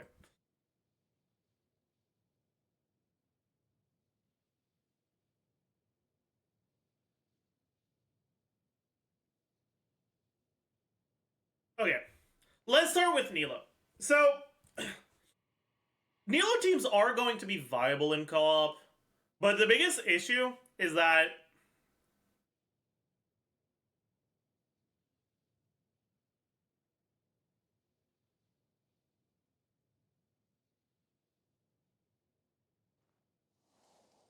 characters that are usually used in Nilo team because of their relatively high application don't benefit that much from being on field more. Like, Nahida in a Nilo team barely does anything additional from being on field. Gets her own EM buff at least, I guess. It's fine. Nilo herself gets to do the attack E instead of the aura E, which is fine. And then if you're playing someone like Kokomi, you're not really gaining that much from being able to on-field all the time. Getting a little bit of that, but that's it. Maybe you get to play Alhaitham instead of Nahida, or along with Nahida, but you're not triggering Quicken, so Alhaitham's damage isn't actually that insanely impactful. Like, yeah, obviously it's still good damage, but it's not as much as he's doing in Quicken teams, obviously.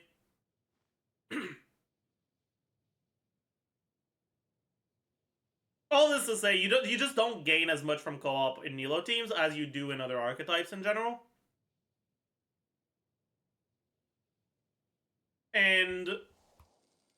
Because of that, I think I'm gonna put Nilo in, I think high B still. Like they're still good teams, right?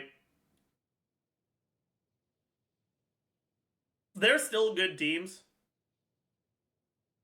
It's just our off-field applicators for both Dendro and Hydro are so fucking good.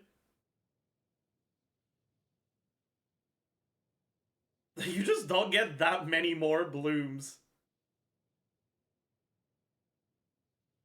If you use on-fielders instead.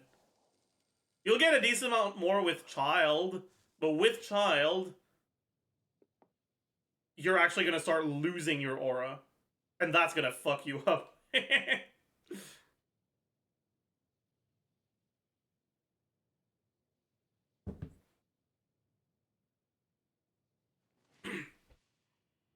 Next, Mona. Mona's bad. Bad unit. Sucks. Mona bad. Next! Singto. I am so sorry to do this, Singto, but...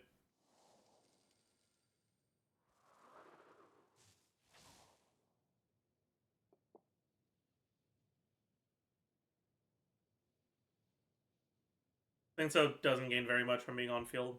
You can gain Bennett buff, I guess, if you're playing him in Bennett teams, but that's it.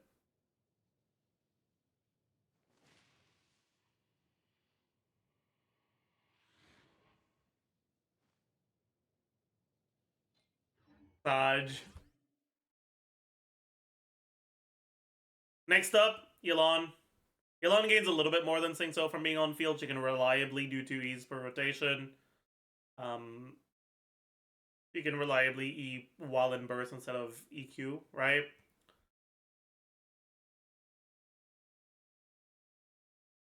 But there's still just better Hydro options in co-op.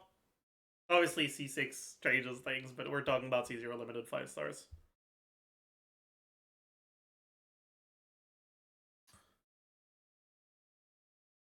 I don't even know what to say, man.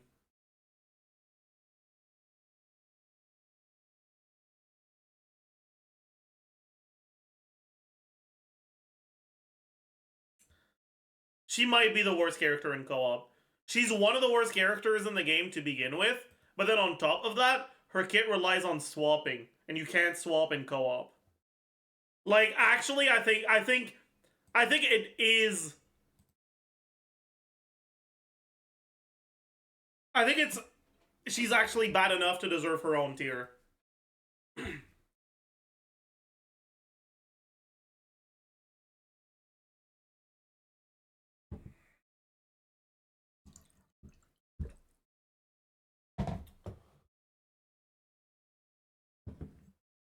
Albedo in F2? I don't think so.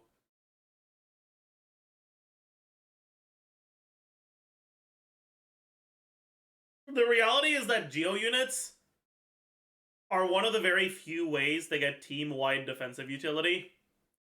Because anyone can pick up crystallized shields.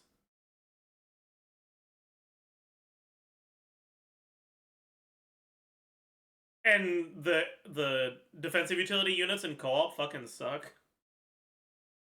And I think that's enough to pull him into D tier. And D tier is still really bad, right? But yeah.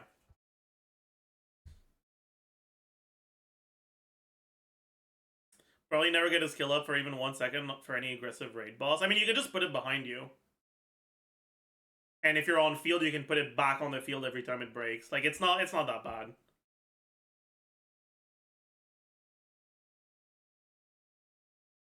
Why is GG indeed, though? If you got one on the team, no one dies. Her healing isn't even the best among healers. And all she does is healing.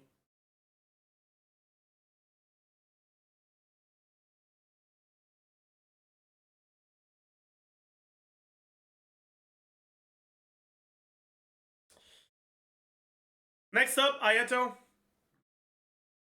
Ayato's decent in co-op. He's not great because you're gonna have downtime on your E.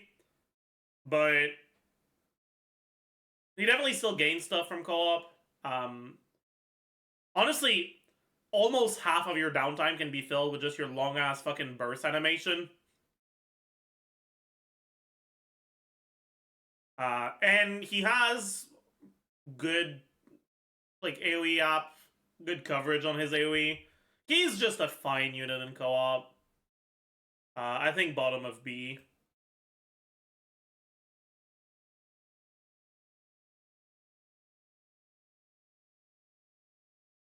Child's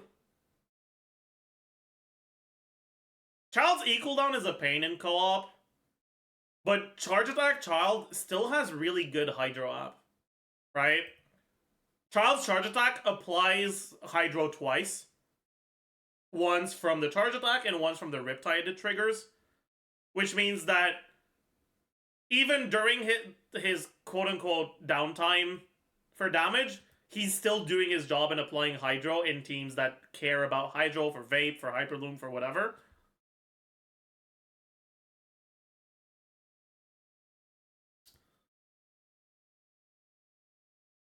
And so I would actually consider Child to be better than Ayato in co-op.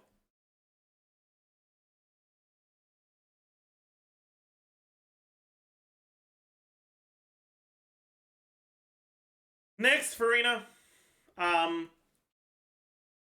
Most single target healers become AoE healers in co-op, right? So it's a lot easier to get good uptime on fanfare stacks with Farina. Now, she kinda doesn't do that much damage in co-op compared to actual on-fielders, right? So she doesn't actually offer as much in terms of damage, but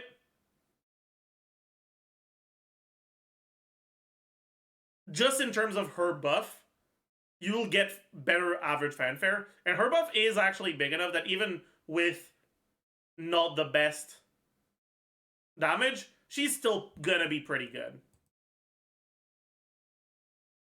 I don't think she breaks into S. But I do think she's mid-A.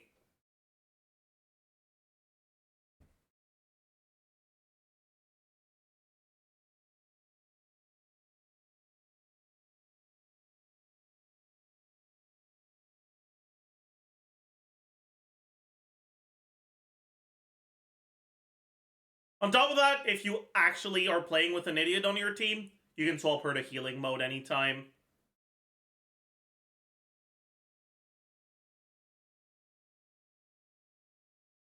And as I said earlier, SS is for one unit, and he's there. I mean, yeah. The thing about Nevinet when it comes to, like, downtime is that he kinda has downtime, but that's assuming you burst every 24 seconds, every 2 E's, right? The thing is, you can just burst whenever it's up in co-op.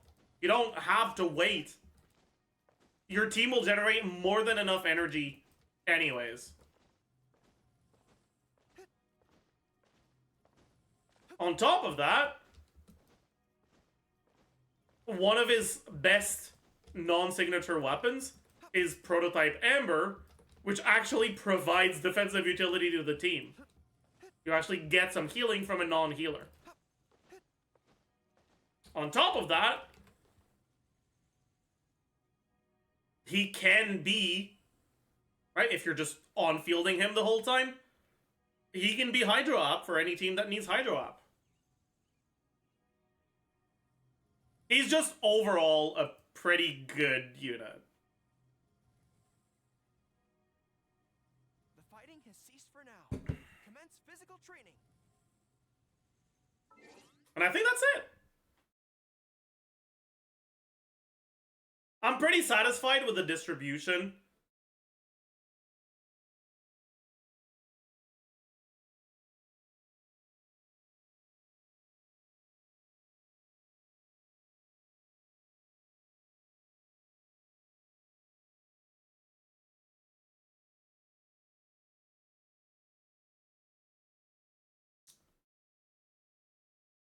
Want Arlecchino? Fine. Arlecchino! Let me think about it.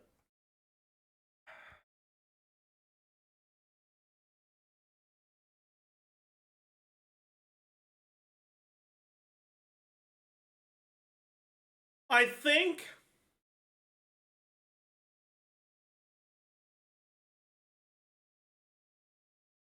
so much of her strength is her ability to swap out mid-rotation and to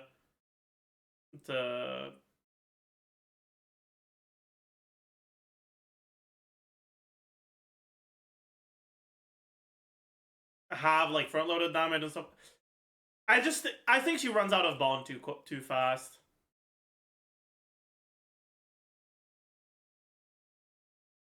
Like that's my biggest fear with her. I feel like she's just gonna run out of bond too fast. Like.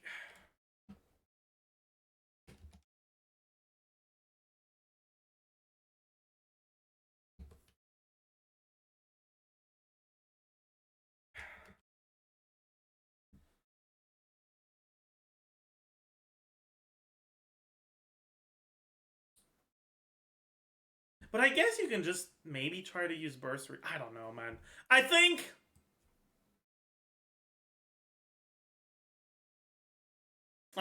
she's in this range of pyro units, honestly. In co-op.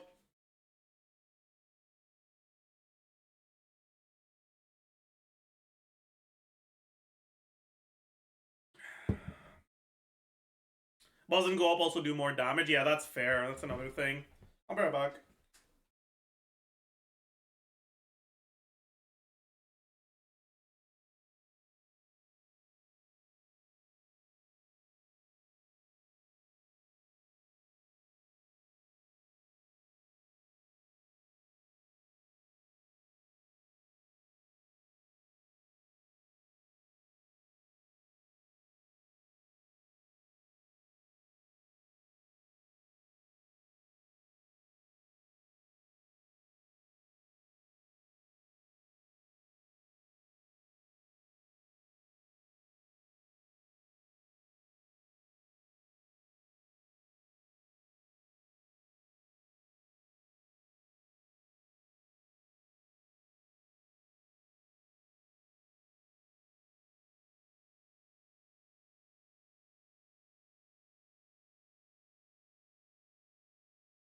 I'm back.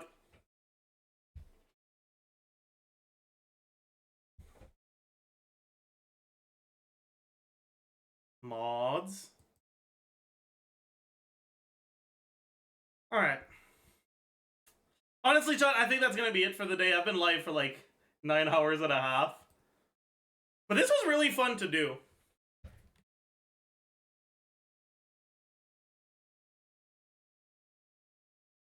I hope you guys enjoyed it as much as I did. Now,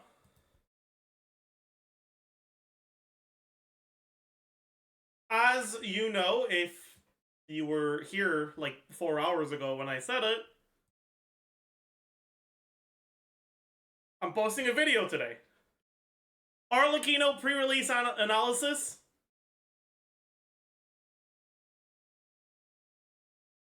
I need to come up with a title.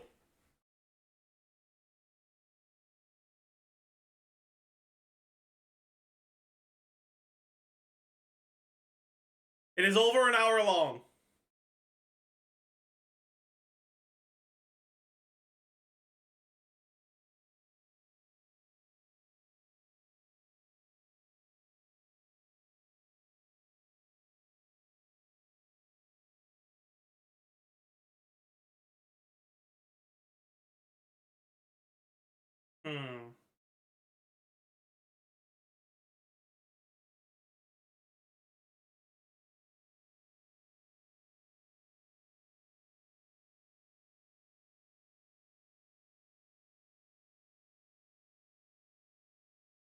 Chat, it can't be a Big Hutao reference.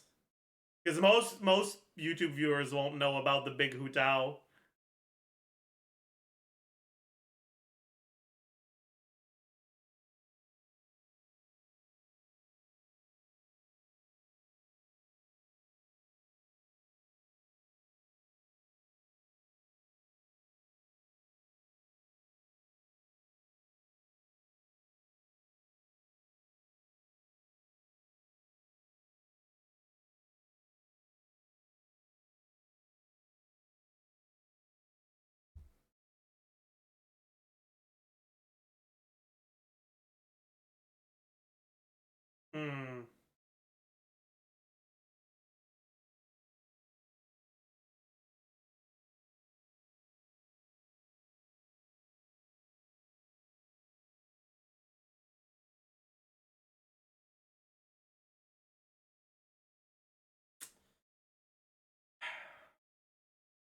I don't know, chat. I don't know.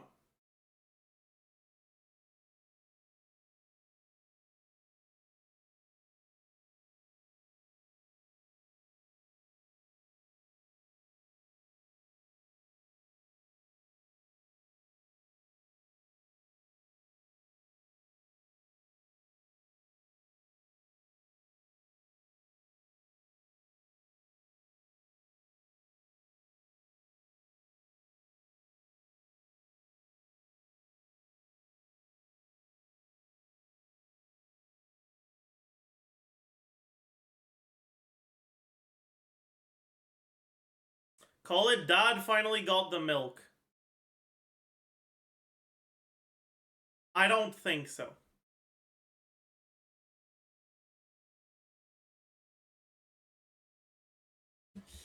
Is it time to bench Hu Tao? Arlecchino pre-release. Thoughts?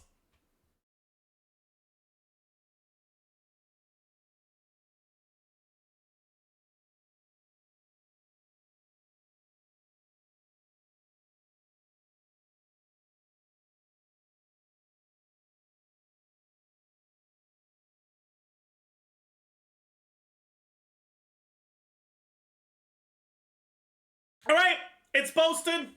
As usual, if you can find it through YouTube, it helps. If you're too lazy, I understand. Here's the link.